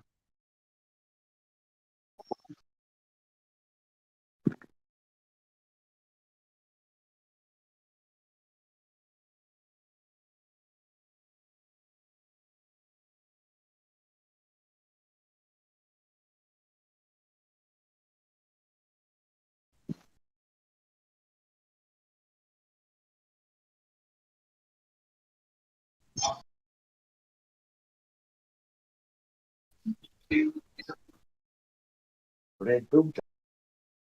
Strut. Dude, well, it's blatantly fake as fuck. One camera. So it's called. Oh, what? Plane. Plane's only flying at 40. Long run, they'll wait down. So, that was all.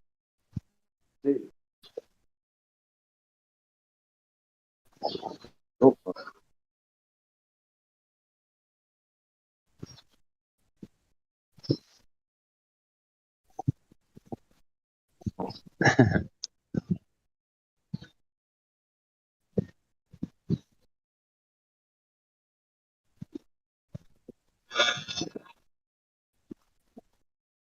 Mexico.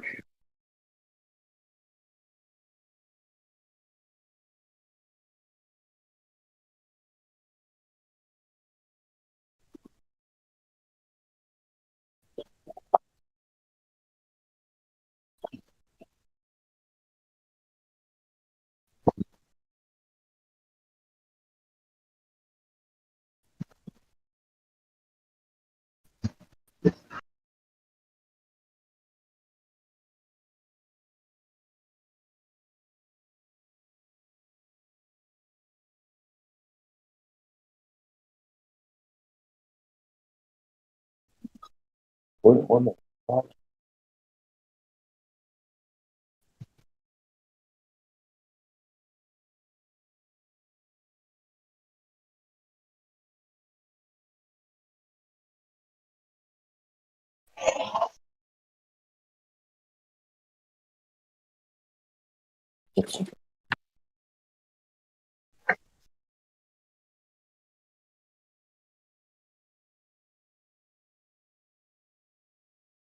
Hey, Gabby Catface. Gee, there. Is this your first time here?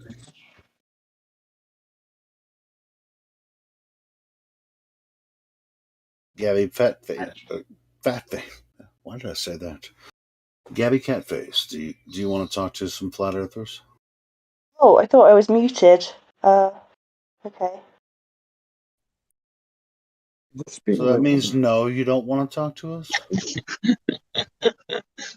Sure, I've just joined the server, so I thought I'd just come and see what was going on, you know?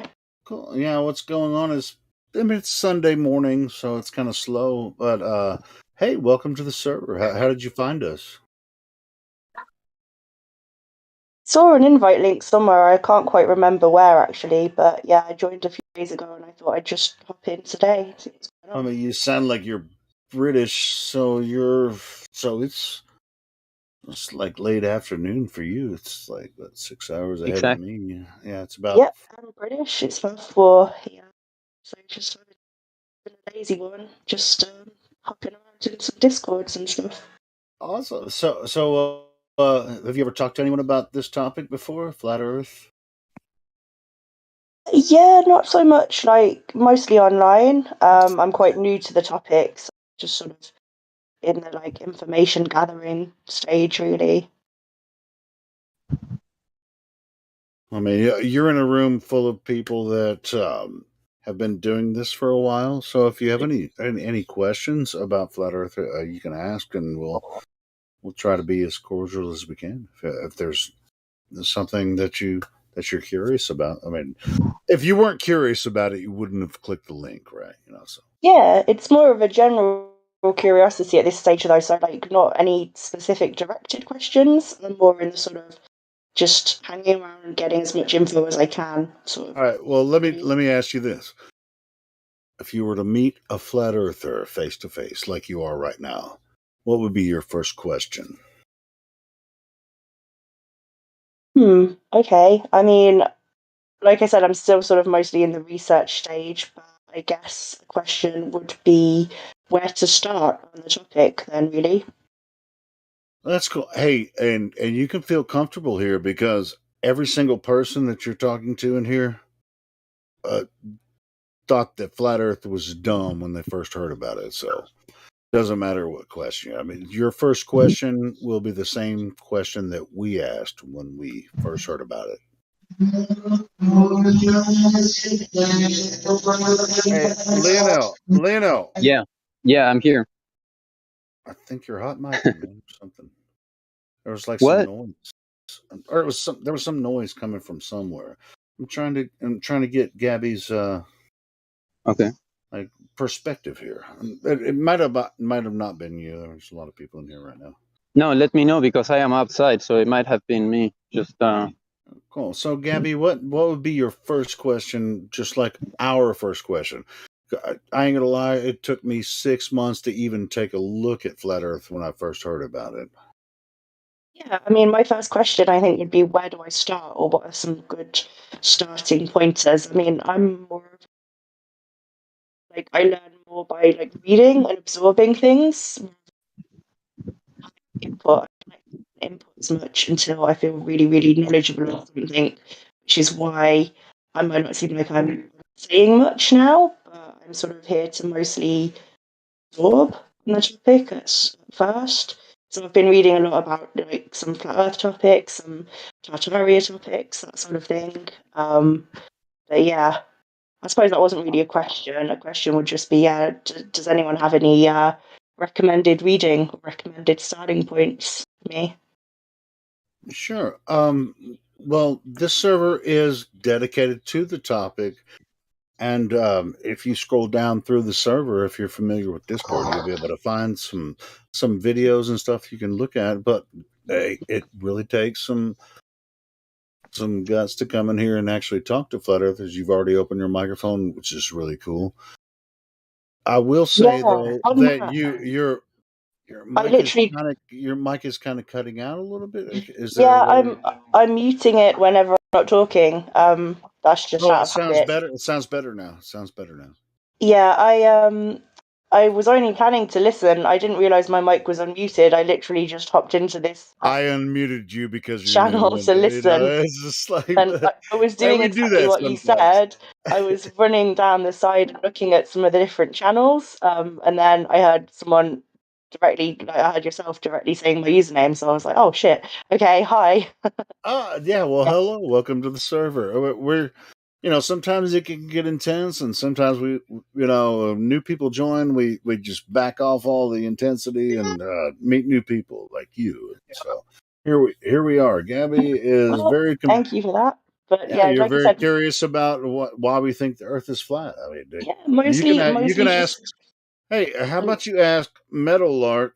Wait, no, he was in here a second ago. Now he's gone. I was gonna get you to talk to Metal Lark. Anyway, so I mean, one of the first questions: why do you guys think the Earth is flat? Anyone want to answer that question for Gabby? Because I know that's one of the first questions On they the ask. spot here. Like, I'm totally happy just lurking and listening. You guys keep talking about whatever you were Yeah, talking about before I swung by. I don't yeah. much like You attention. don't have to. You don't have to talk, but yeah, if you're willing to listen, we do have a live stream on different platforms too. You can listen there, but but you're always welcome here as long as you're cordial and everything. Hey, what I'm going to go ahead and do, what we have when we meet new people, we have what's called a VC verified role, and that means that we've talked to you and you sound pretty cool. So you're not here to troll or freaking cause problems because we obviously get a lot of trolls in the Flutter server. Yeah, So I'm going to that's give you the VC understandable. verified role.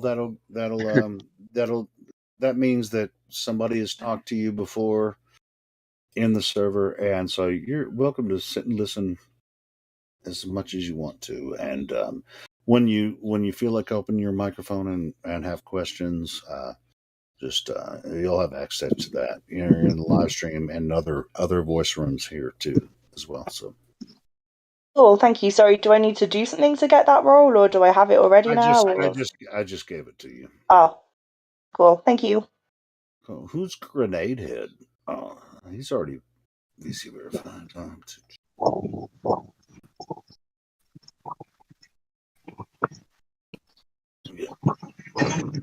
Hey, I'm out cutting grass right now. Just listening Your microphone sounds like shit, Grenade Head. Well, let me step away from the weed whacker. I'm using my weed whacker out in the yard. So, I recommend that you don't use your weed whacker while you're trying to talk to us. well, yeah, no, I set it down. So I'm just listening to you guys while I'm weed whacking. That's what I'm doing. Cool. How long has it been since you've been joined the server? I see your VC verified. Oh, I've been on for a while, but I just come and listen. That's all I'm doing right now. I just I like having a little bit of something to listen to when I'm cutting grass and stuff. So I jump around a bunch of different places. Why flat Earth though? Why flat Earth? Oh, it's always interesting. It's always interesting. You're always I listen to a lot of audiobooks, and that's fiction. Well, I do that too. It's just one of the many things I do when I'm cut grass, and I seem to have a lot of grass to cut lately. Awesome. The shit doesn't stop growing. I don't know why. Hey man, I recommend you can keep listening, man. If it's something that's a question to you about flat Earth versus globe and all that kind of stuff, yeah, man, find some really good videos and you're welcome. Yeah, you guys anytime. always have interesting stuff on there. Yeah, I've been looking at it here, man. I've been, but today I'm gotta get this grass cut. We don't cut it. All right. Hey, get your weed whacking done and then come in here with a good mic. All right. Not the background noise. All right. Well, yeah, that's good. I haven't talked to him before. That's pretty cool. So yeah, Gabby, this is a really good place to listen. I mean, Sunday mornings are often very slow, so it's fun. Yeah, I'm glad we met Gabby. Sounds pretty cool. Curious about flat Earth. Nice.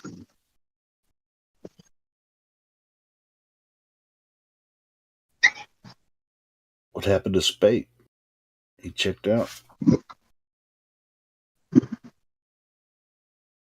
Hey, you guys want to continue listening to what I was playing before Spate jumped in? What was it? Was it like? Yeah, it was a wakey wakey presentation. It was part 2 of 3 of his Flat Earth presentation in Zurich, which I believe is in Germany, or is it Switzerland? Zurich is Switzerland, I think. Yeah, I think it's Switzerland.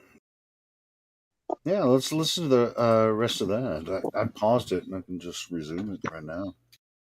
Pretty good stuff.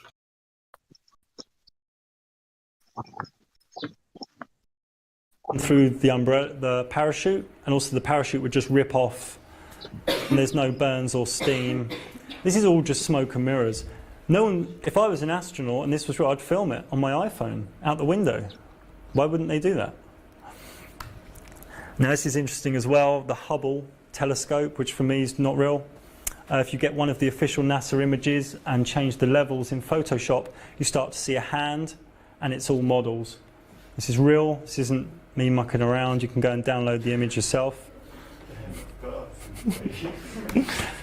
Hubble telescope, if you look into it, they said they did 5 service missions, didn't film any of them, and they were traveling at 8 kilometers a second, and they hooked up to it and changed the lens. And the Hubble telescope came out the year Photoshop came out.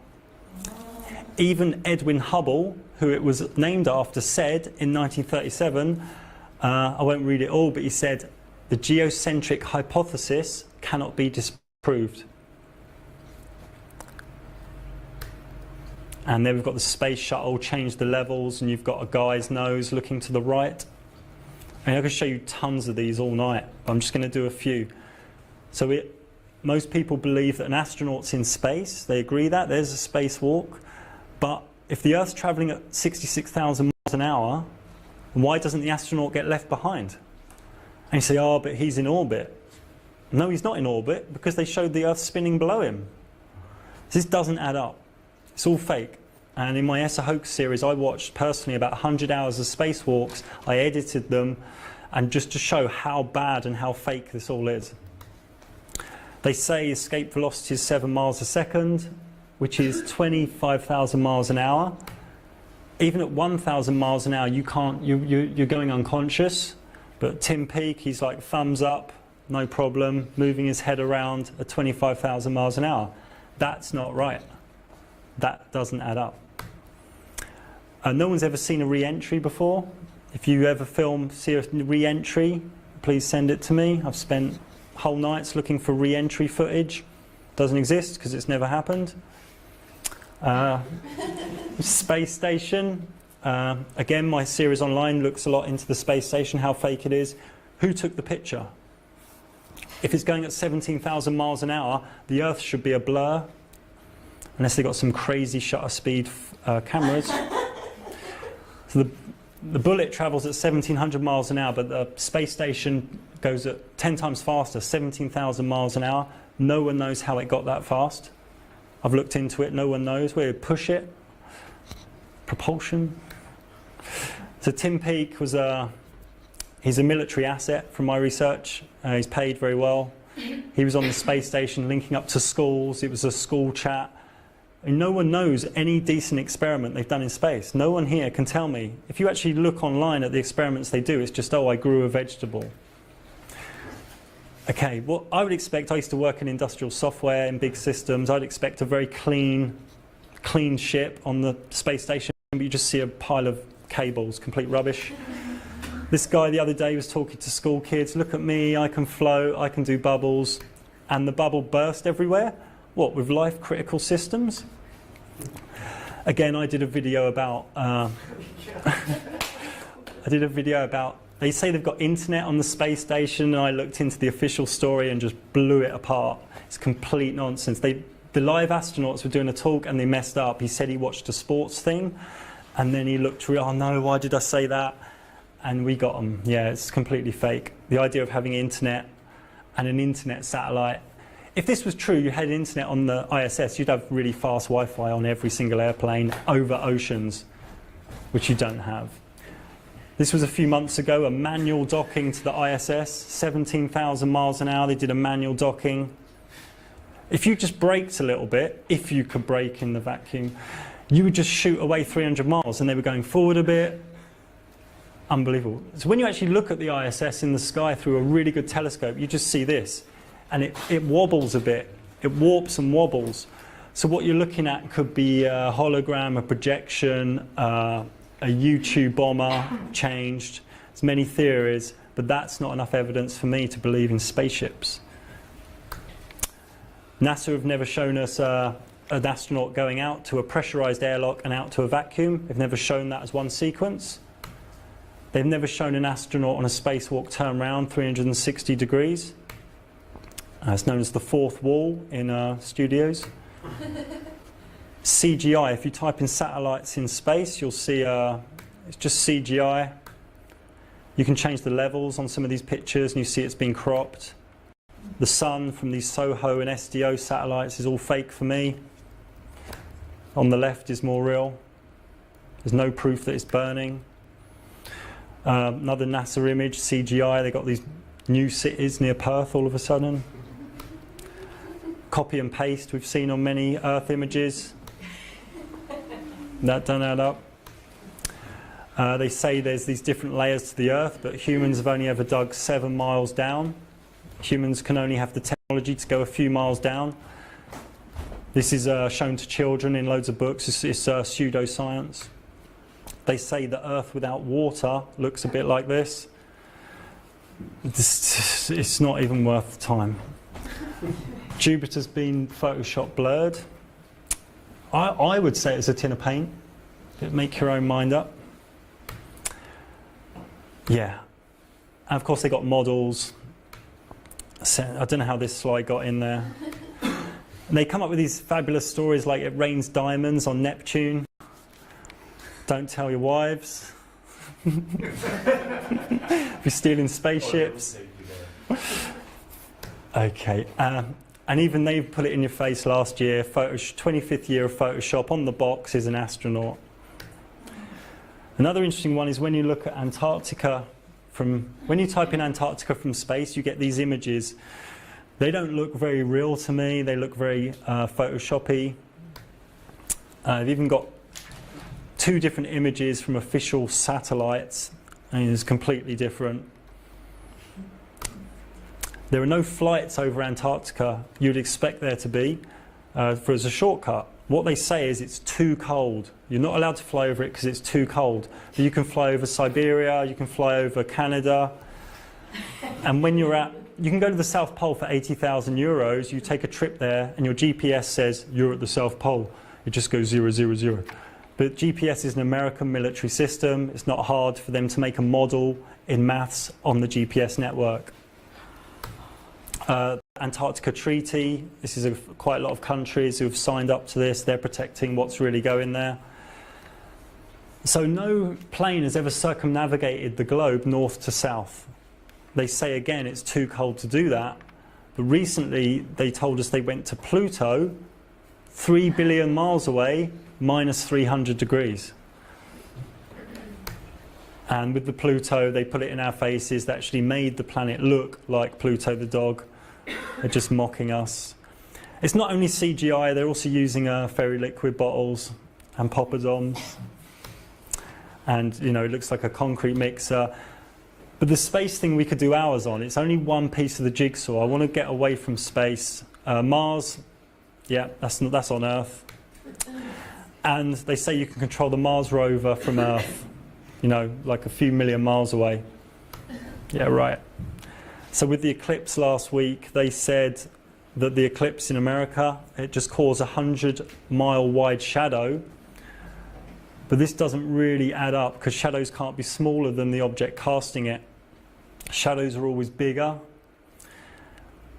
What they're actually saying is, I'd rather use this image. Shadows don't work like that. Is this? They're saying this happened. That doesn't work. Shadows don't work like that. I've written a book about the moon which goes deep into eclipses. We'll touch upon it later, but eclipses are like the complex part of this true cosmology. There are a few different theories out there, but they make more sense than this garbage. How does an object cast a shadow smaller than itself? It doesn't. You can do your own tests, get a torch, get a ball. Yeah, it's repeatable, observable. So the mainstream science says these are the eclipse viewing areas. mean, there's some wild ones in there. I mean, you see this one from 1970. I mean, I don't know where the sun and moon went in 1970. There's too much LSD in the 70s or something, I don't know. And last week I was watching all these NASA balloons. I was there online, and this is what they gave us for $50 million a day. It was just moving around crazy. They blacked out the sun. Just rubbish, garbage. Now, what they should do, they should have all these satellites filming the eclipse. None of these satellites film the eclipse. Don't you think that's strange? But the ISS, the space station, did this. It showed a shadow on the Earth, but there was no one filming it. There was no one who looked up at the moon or sun. They just showed this shadow. But when the program finished, they cut out the Earth and left the satellite there. It's complete garbage. So just want to wrap this section up. What these globe Earth proofs, when you ask yourself, what's my number one proof of living on a spinning ball in a vacuum? When you ask yourself, when you really ask yourself, you haven't got much going on. You haven't got much you can come up with. You can just repeat stuff you've been told, but there's no actual scientific method. And when I say scientific method, I mean observable, measurable, repeatable, and scalable. And I look at this true cosmology as a modern day IQ test, because all the people I know who are into this, they're all really smart. I'm not saying I'm really smart, I'm saying the people I know into this are pretty smart people. Doesn't agree. Don't know about this. That's so good. Yeah. Yeah. Okay, now we're going to look at the hands behind mainstream cosmology. We're going to go quick because there's a lot to cover. Who built this model? Why was this built? Who did this? So it started with Copernicus, but he said, don't let anyone from astronomy tell you anything. That's what Copernicus said, and he's the one pointed to as being the main source. He said astronomy can't really tell you anything concrete. It can tell you theories. And Copernicus was seen with the compass, a lot of Masonic symbolism, but I don't want to get into this too much. Copernicus, Galileo, Kepler, Newton were all seen with this sort of compass and what we now know as Masonic symbolism. Newton said in his big book, he didn't know how far away the sun was. In his big book, he also said he didn't even know that the moon, he wasn't sure that the moon created tides. He said that was kind of a crazy thought. And Newton wasn't a scientist, he was an alchemist, and he was into the occult. He was, you study Newton's life, he wasn't a scientist, which is what they tell your children in school. Einstein, he was having sex with his cousin. Yay, Einstein, really clever, incest. He said in 22, I've come to believe that the motion of the Earth can't be detected by any optical experiment. And Tesla, he said, this was in 1935 in the New York Times interview, you can check this out yourself. He said, Einstein's theory of relativity is a magnificent mathematical garb which fascinates, dazzles, and makes people blind to the underlying errors. The theory is like a beggar clothed in purple whom ignorant people take for a king. Its exponents are brilliant men, but they are metaphysicists rather than scientists. So there's a lot of people against relativity, but they grab your kids and they treat it as fact. So what they did in the 1700s to promote this ball Earth, they did the Cavendish experiment, which was 2 balls in a shed, been debunked, proves nothing. And they did in the 1800s a big PR stunt in Paris called the Foucault pendulum, where a pendulum moves, it's never at rest. It was more to it, but they said they did an experiment with a pendulum and said it proves a spinning ball in a vacuum. It's been debunked. Look into it yourself. If the pendulum experiment was as they said, they made leaps of faith, these wrecking balls would be out of control. A small part of the jigsaw, we'll come onto it later, Charles Darwin said, it's another part of this through history, how this ball Earth model came to be. Darwin said, to suppose the eye could have been formed by natural selection seems like absurd in the highest possible degree. And these fossil records have never been found, but I don't want to get into a debate on evolution, I just want to throw it in there. Some images of the Masons being involved with the space. Now in the 60s, I believe it was Stanley Kubrick who filmed the moon landings. Here we've seen with Arthur C. Clarke, a sci-fi guy. and some astronauts, all filmed in Hollywood. He sort of alluded to this in the film The Shining in code, and he was taken out soon after. So what they did in the 70s, just after the moon stuff, they pushed out 3 massive great films: Alien, Star Wars and Space Odyssey. They're great films. I really love these films, and they pushed these films really hard. Probably everyone in the room's seen these films, really promoting space. Big budget films for their time, probably the biggest things Hollywood had ever done. They even, in the 70s, they did a toy called Major Matt Mason, and with toys and comics. Now on the right, I don't know what planet they went to, but I don't know what she's been eating there. I wouldn't go there myself. I'll pay you later, guys, for laughing at the jokes. So then they brought out the golden age of sci-fi. A lot of great sci-fi writers came out in the 60s and 70s and wrote some great sci-fi books to just kept things going. I love a lot of these old sci-fi books. BBC, very controlled organisation, always pushing the globe. Universal Pictures, Hollywood, always pushing the globe. They put out these experts. I mean, one's a failed actor, one's a failed comedian, very good on TV, very likeable characters, very appeasing to the family. They are the bad boys. Brian Cox is the English guy. You know, he claims science, goes with a theory that contradicts observable reality. I've called him out. I said, let's have a debate online. Just ban me from his Facebook. Yeah, and he's sort of like a housewife's favourite. They put him in the English press as being very fun, so you get your kids in front of him, very child-friendly. And they keep saying the word science until you believe in monkey people. And what they do is they tell you everything's millions and billions of trillions of miles away with no proof. I've made a video about this if you're interested. So they push things away from your consciousness. They also do it with history as well. They push things millions of years away. It's another subject, but this is a key thing they do. They push things away from you so you can't get at it. They do PR stunts like the Red Bull jump. You can see a level horizon out of one window when he goes to jump a curve. You can see they freaked the curve so much the pole is curved. They took a few shots in the studio. The word zenith was on differently. If he were, if the curve was true, he would be like a 2,000-mile high astronaut. So they're using all these different organisations around the world to put in the PSYOP. They're grouped together. It's a pyramid system. Not many people know about it. It's compartmentalised.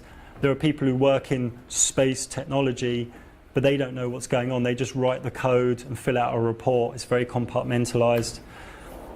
So, images like that, do you yourself believe that these 3 Chinese people fell to Earth in that at 20,000 miles away because an image told you so, because your government told you? Do you trust your government that much?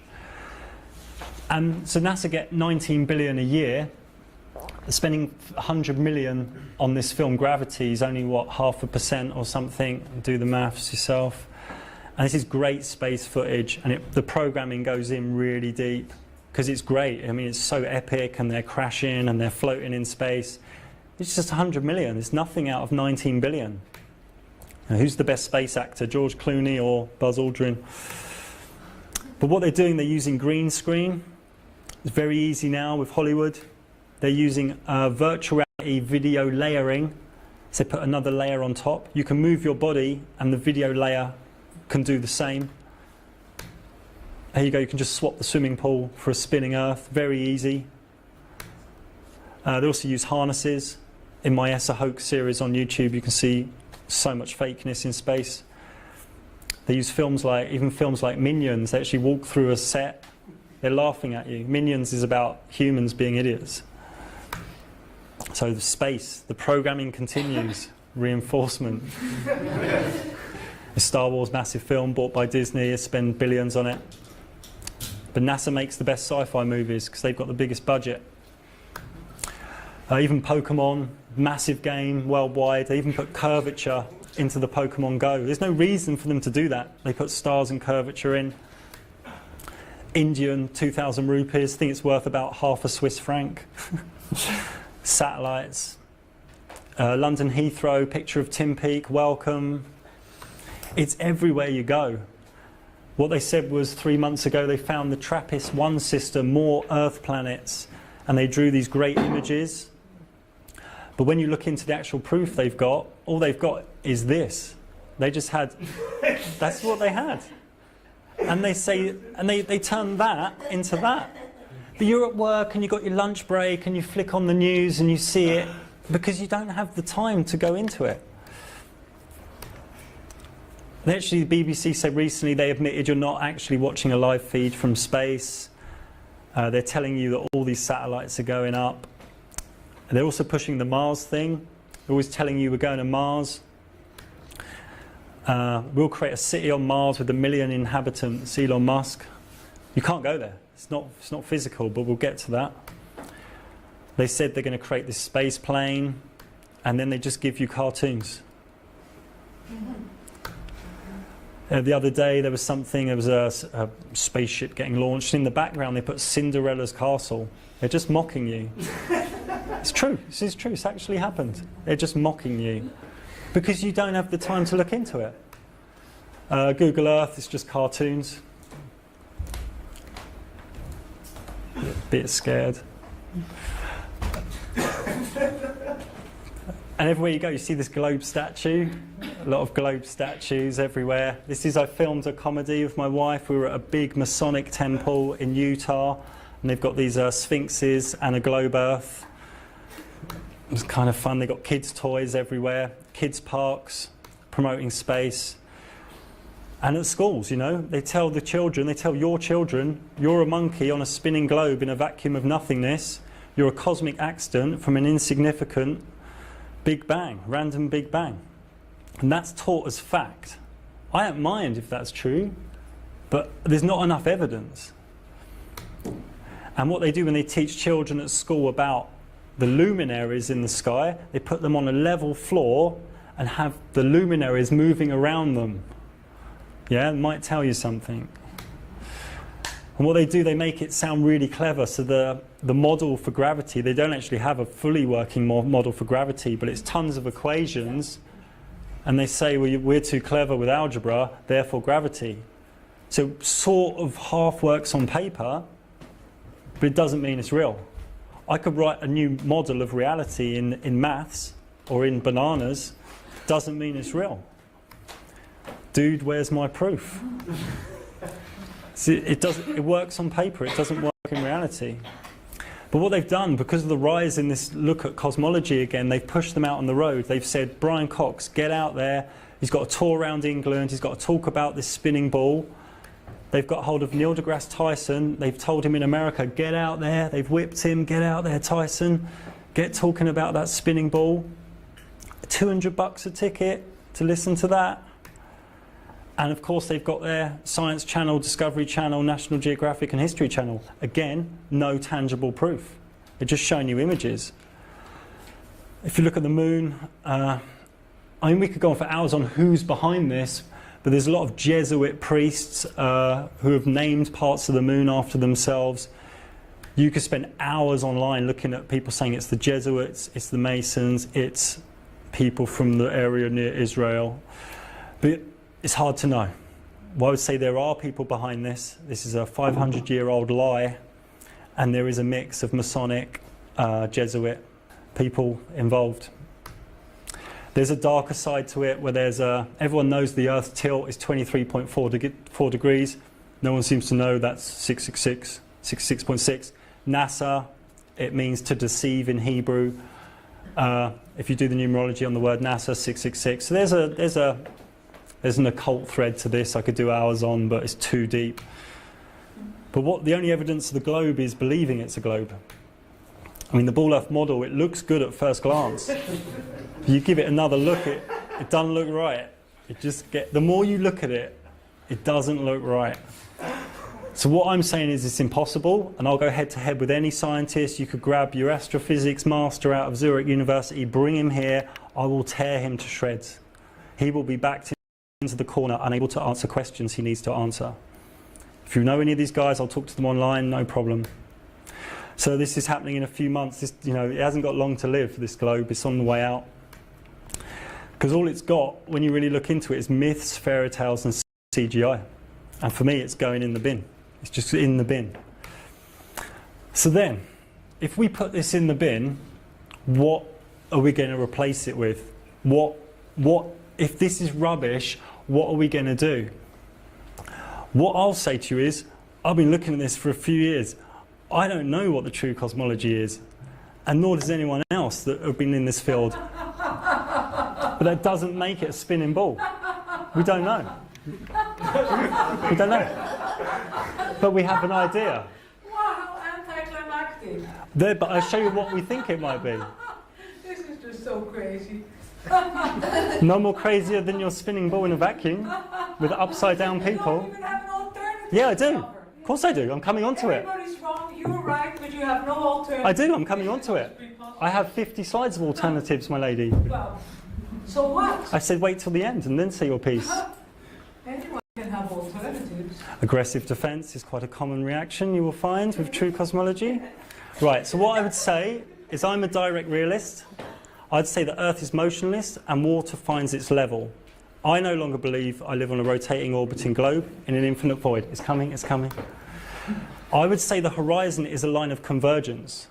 When you look at the sea doesn't go up, but you see it go up, and you see the sky go down. The sky doesn't go down, the sea doesn't go up. It's your human eye has a line of convergence. It is not the curvature of a ball. And where it converges is your vanishing point. When you go up 10 meters, 50 meters, 200 meters, the vanishing point goes further. I believe buoyancy and density are real. I don't believe in gravity. I believe if something's heavier than something, it falls.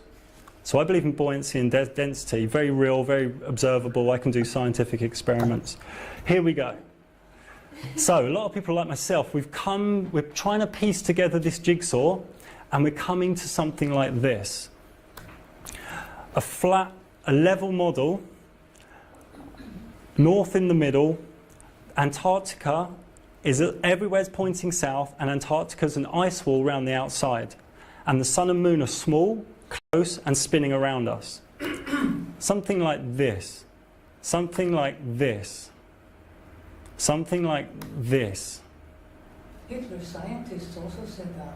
No, they didn't. They were looking into cosmology, though, in Antarctica and with the Tibetans. Something like this. So the sun lights up where it is. The sun goes round once every 24 hours. The moon goes round once every 25 hours. Automatic. Why don't we fall off the edge? There's an ice wall. Why can't I see China with a decent telescope? Laughter doesn't prove anything, so if you're going to laugh, I'll ask you to leave, because it doesn't prove anything. If you wait to the end, you want to prove your ball. Anything either, and we still have to listen to it. You don't have to listen. But you're not going to disrupt this, because it's pathetic. If you can't accept it, the chemist is still open if you want some, there's some globalitis pills at the chemist. I think it's still open a little bit longer. Brainwashing people, you're bombarding them with all images. It's not brainwash. When we came here to be glad to listen to this, because we've been bombarded with shit all our lives. Thank you. I'm happy to be proved wrong, and I've been looking at this for years. This is not brainwash. Everyone else looks into it, comes to the same. It doesn't matter. It's like many things in medicine. You can't prove them, but it still works. Right, you're getting barred. You have to leave if you can't be listening and have your piece at the end. Believe in yourself. So people say, why can't I see China with a good telescope? It's because you can't see through buildings, hills, mountains, dense atmosphere. People automatically say, well, people have circumnavigated the globe. You can circumnavigate it this way.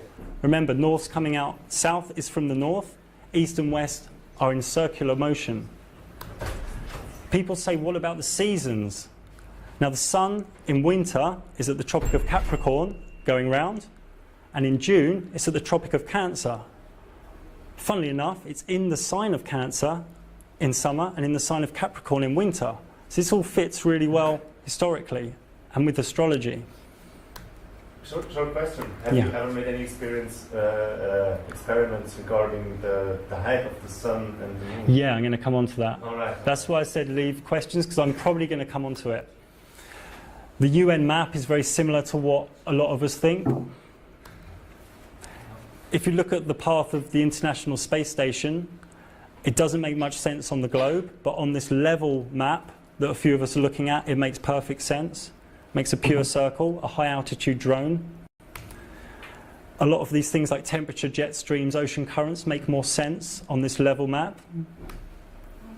Flight paths make more sense. Why would a flight from Moscow to Cuba hug Greenland and hug the North Americas? I got sent this recently, the map on the right. Again, we haven't done true cartography. We don't know exactly where Australia is. We don't know the size of Africa. But the map on the right got sent to me recently by someone who's been doing quite a good study. I would say the sun comes and goes. It doesn't set. Again, past the line of convergence. So if you get a coin on a table, it goes, the coin appears to set. And that's what I believe is happening. The sun comes and the sun goes. Also, I believe the sun turns to the right ever so slightly, because if the sun is revolving above us, the sun would sometimes, it would appear during a sunset to slowly go to the right, depending on your viewpoint, where you're viewing from. This is from Thailand, Phuket, and the sun, as you can see, is just half a degree, just moving to the right. The sun, for me, from an aeroplane, doesn't look 93 million miles away. Anti-crepuscular rays. This is reverse the sunset. Where a sun is going, which we know is setting in mainstream terms, behind you, every now and then you can see an anti-crepuscular ray. This is very strange and doesn't work on a globe. Sun dogs, a very real thing, doesn't work on a globe. I don't know what it is in our real cosmology, but it doesn't mean that it's a spinning ball. Like the lady here, if I don't know the answer to something, it doesn't mean it's a spinning ball. So going back to the height of the sun, now a lot of people have looked at this. People believe it's around 30 miles wide and about 1,000, some people think it's 700 miles away, some people think 2,000-3,000 miles away. It's very hard to know because with a sextant, which is the measuring tool, you can only really measure angles. You need to know the diameter to know the distance, or you need to know the distance to know the diameter. We don't know the diameter or the distance. So it's hard to, do you know what I mean? You need two of the three. But by mapping and sun tracking, we believe it's around 700 to 2,000 miles away and around 30 to 50 miles wide. Close in our atmosphere. So you can look at the date and time website and put it onto the map that a lot of us are looking at. Now, we don't know if date and time is correct at the solstice because what goes on at Antarctica we don't really know. You can look to biblical references. I'm not a Christian, but the biblical reference has always said you live on a level earth with the sun and moon revolving, very small and close, water above. Again, this is biblical. They say there's a dome. This is the Book of Enoch. Again, level with a dome. Enoch, Bible. Some people think there's multiple domes. Some people think there's multiple lands. I mean, yeah, it's a crazy thought. But once you deconstruct the ball Earth, this is what you got. This is what we've got as a real thing. Some people, again, think there's other Earth. There's different images of this. How many Earths could there be? How many different pieces of land? I mean, certainly they're spending a lot of money in Antarctica in the ice. What are they actually doing there? Why aren't we allowed to go to Antarctica? You have to go through a proper tourist group. I tried to go there, they phoned me up, they sent me emails, they went crazy. Who are you? Da, da, da. I was interested in the Vedic cosmology, a very ancient scripture. They say we're on a level plane and there's lots of different lands. We're just on one of them. Above are sort of etheric astral worlds and below are sort of etheric darker worlds, and we're in the middle. I did a documentary in India interviewing people. Again, the Vedic cosmology says we're on a level plane in the middle. This is Buddhist that comes from the Vedic. It says we're one of these 9 continents with sort of a mountain in the middle. Again, Buddhist stroke Vedic with these 9 continents and that we're on one of them. Again, Vedic. It says we're in Bharata Varsha at the south. You can look at this another way. This is Vedic again. Ancient scriptures says we're a group of these islands, just like about 7, 8 of them. You know, one's Australia, one's at different continents. Some people think, though, that this Meru thing is in the middle. It's at the North Pole, and that the Vedic scripture is all about the reality that we know. I can show you that here with the sun and moon, and that these 9 continents are actually your Australia, your Australasia, your Africa, your Americas. And this is, I actually went to, again, there's another picture of maybe there's something at the north, which a lot of these scriptures present. I don't believe these people who go to North Pole and say, I've done an ice expedition, this is just mainstream garbage. This is Zoroastrianism. They also said the same, that there's a big mountain in the middle or a big tree in the middle. I went to India and I spoke to a lot of Tibetan guys, and they said, all our scriptures are wrong, NASA proved us right, NASA proved us wrong. I went to see yogis, some were totally on board with the level plane. I went to see some high Jain priests. There was this massive temple in the middle of nowhere with level earth stone tablets everywhere. And he was talking to me about everyone in the West has been brainwashed. This guy's got a whole lineage. I mean, there are temples in India based on this, a level plane. I've made a documentary online called Wakey Wakey Goes Vedic. It's a 3-hour documentary I filmed in India. It's not just me making this up, this is ancient scripture. This is a map from the 1500s. It's got, the middle's been scraped out with blue ink. Someone's put blue ink on it. Around the outside you have all these extra pieces of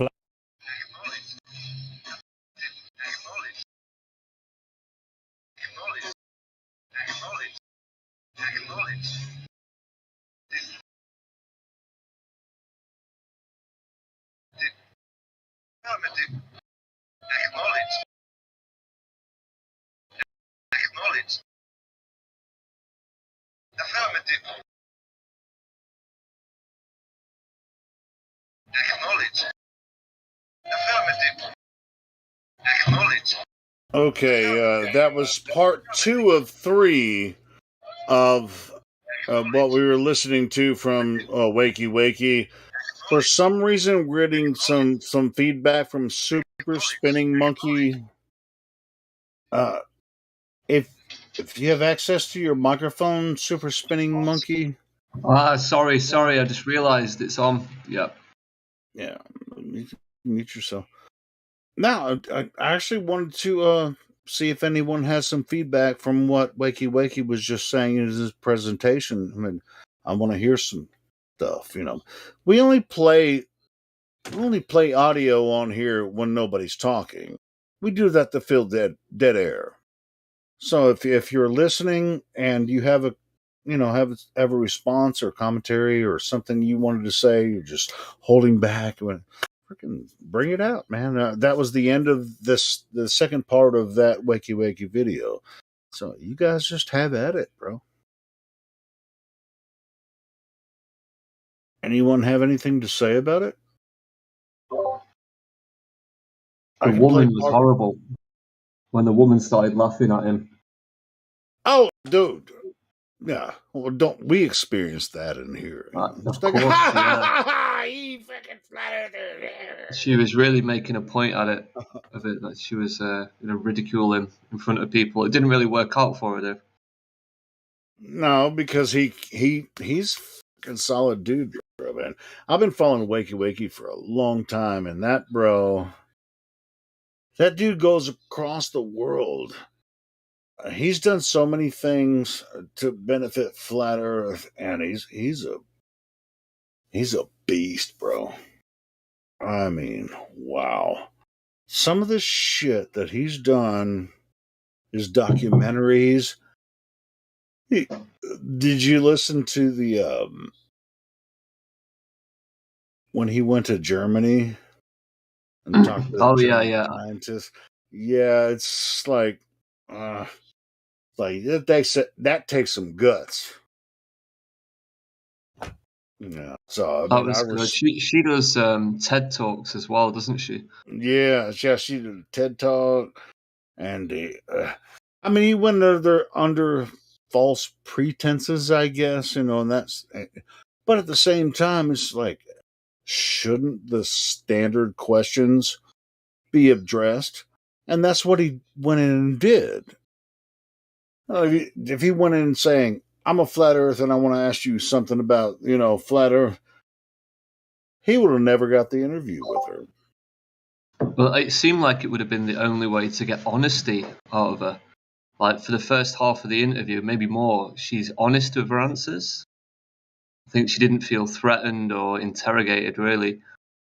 And Sure, he said, "Hey, my students have these questions," and that it was his questions, but it was under false pretenses. But she gave honest answers, right? So, who's more honest, him or her? Probably her, which kind of exposes how she's been manipulated, I mean, he came in present, but he said, my students have asked me these questions, and they wanted me to ask you these. And then they answered the questions, or she answered the questions that his false students asked. And so anyway, I don't know. I mean, you could take it for what it is. You can call him an asshole for freaking coming in at this German scientist, with that, but just take her answers, because if he came in as he was, I'm wakey, I'm coming in to ask you as a flat earther, what do you think about, he would have never had access to her, so. I don't know. As far as the efficacy,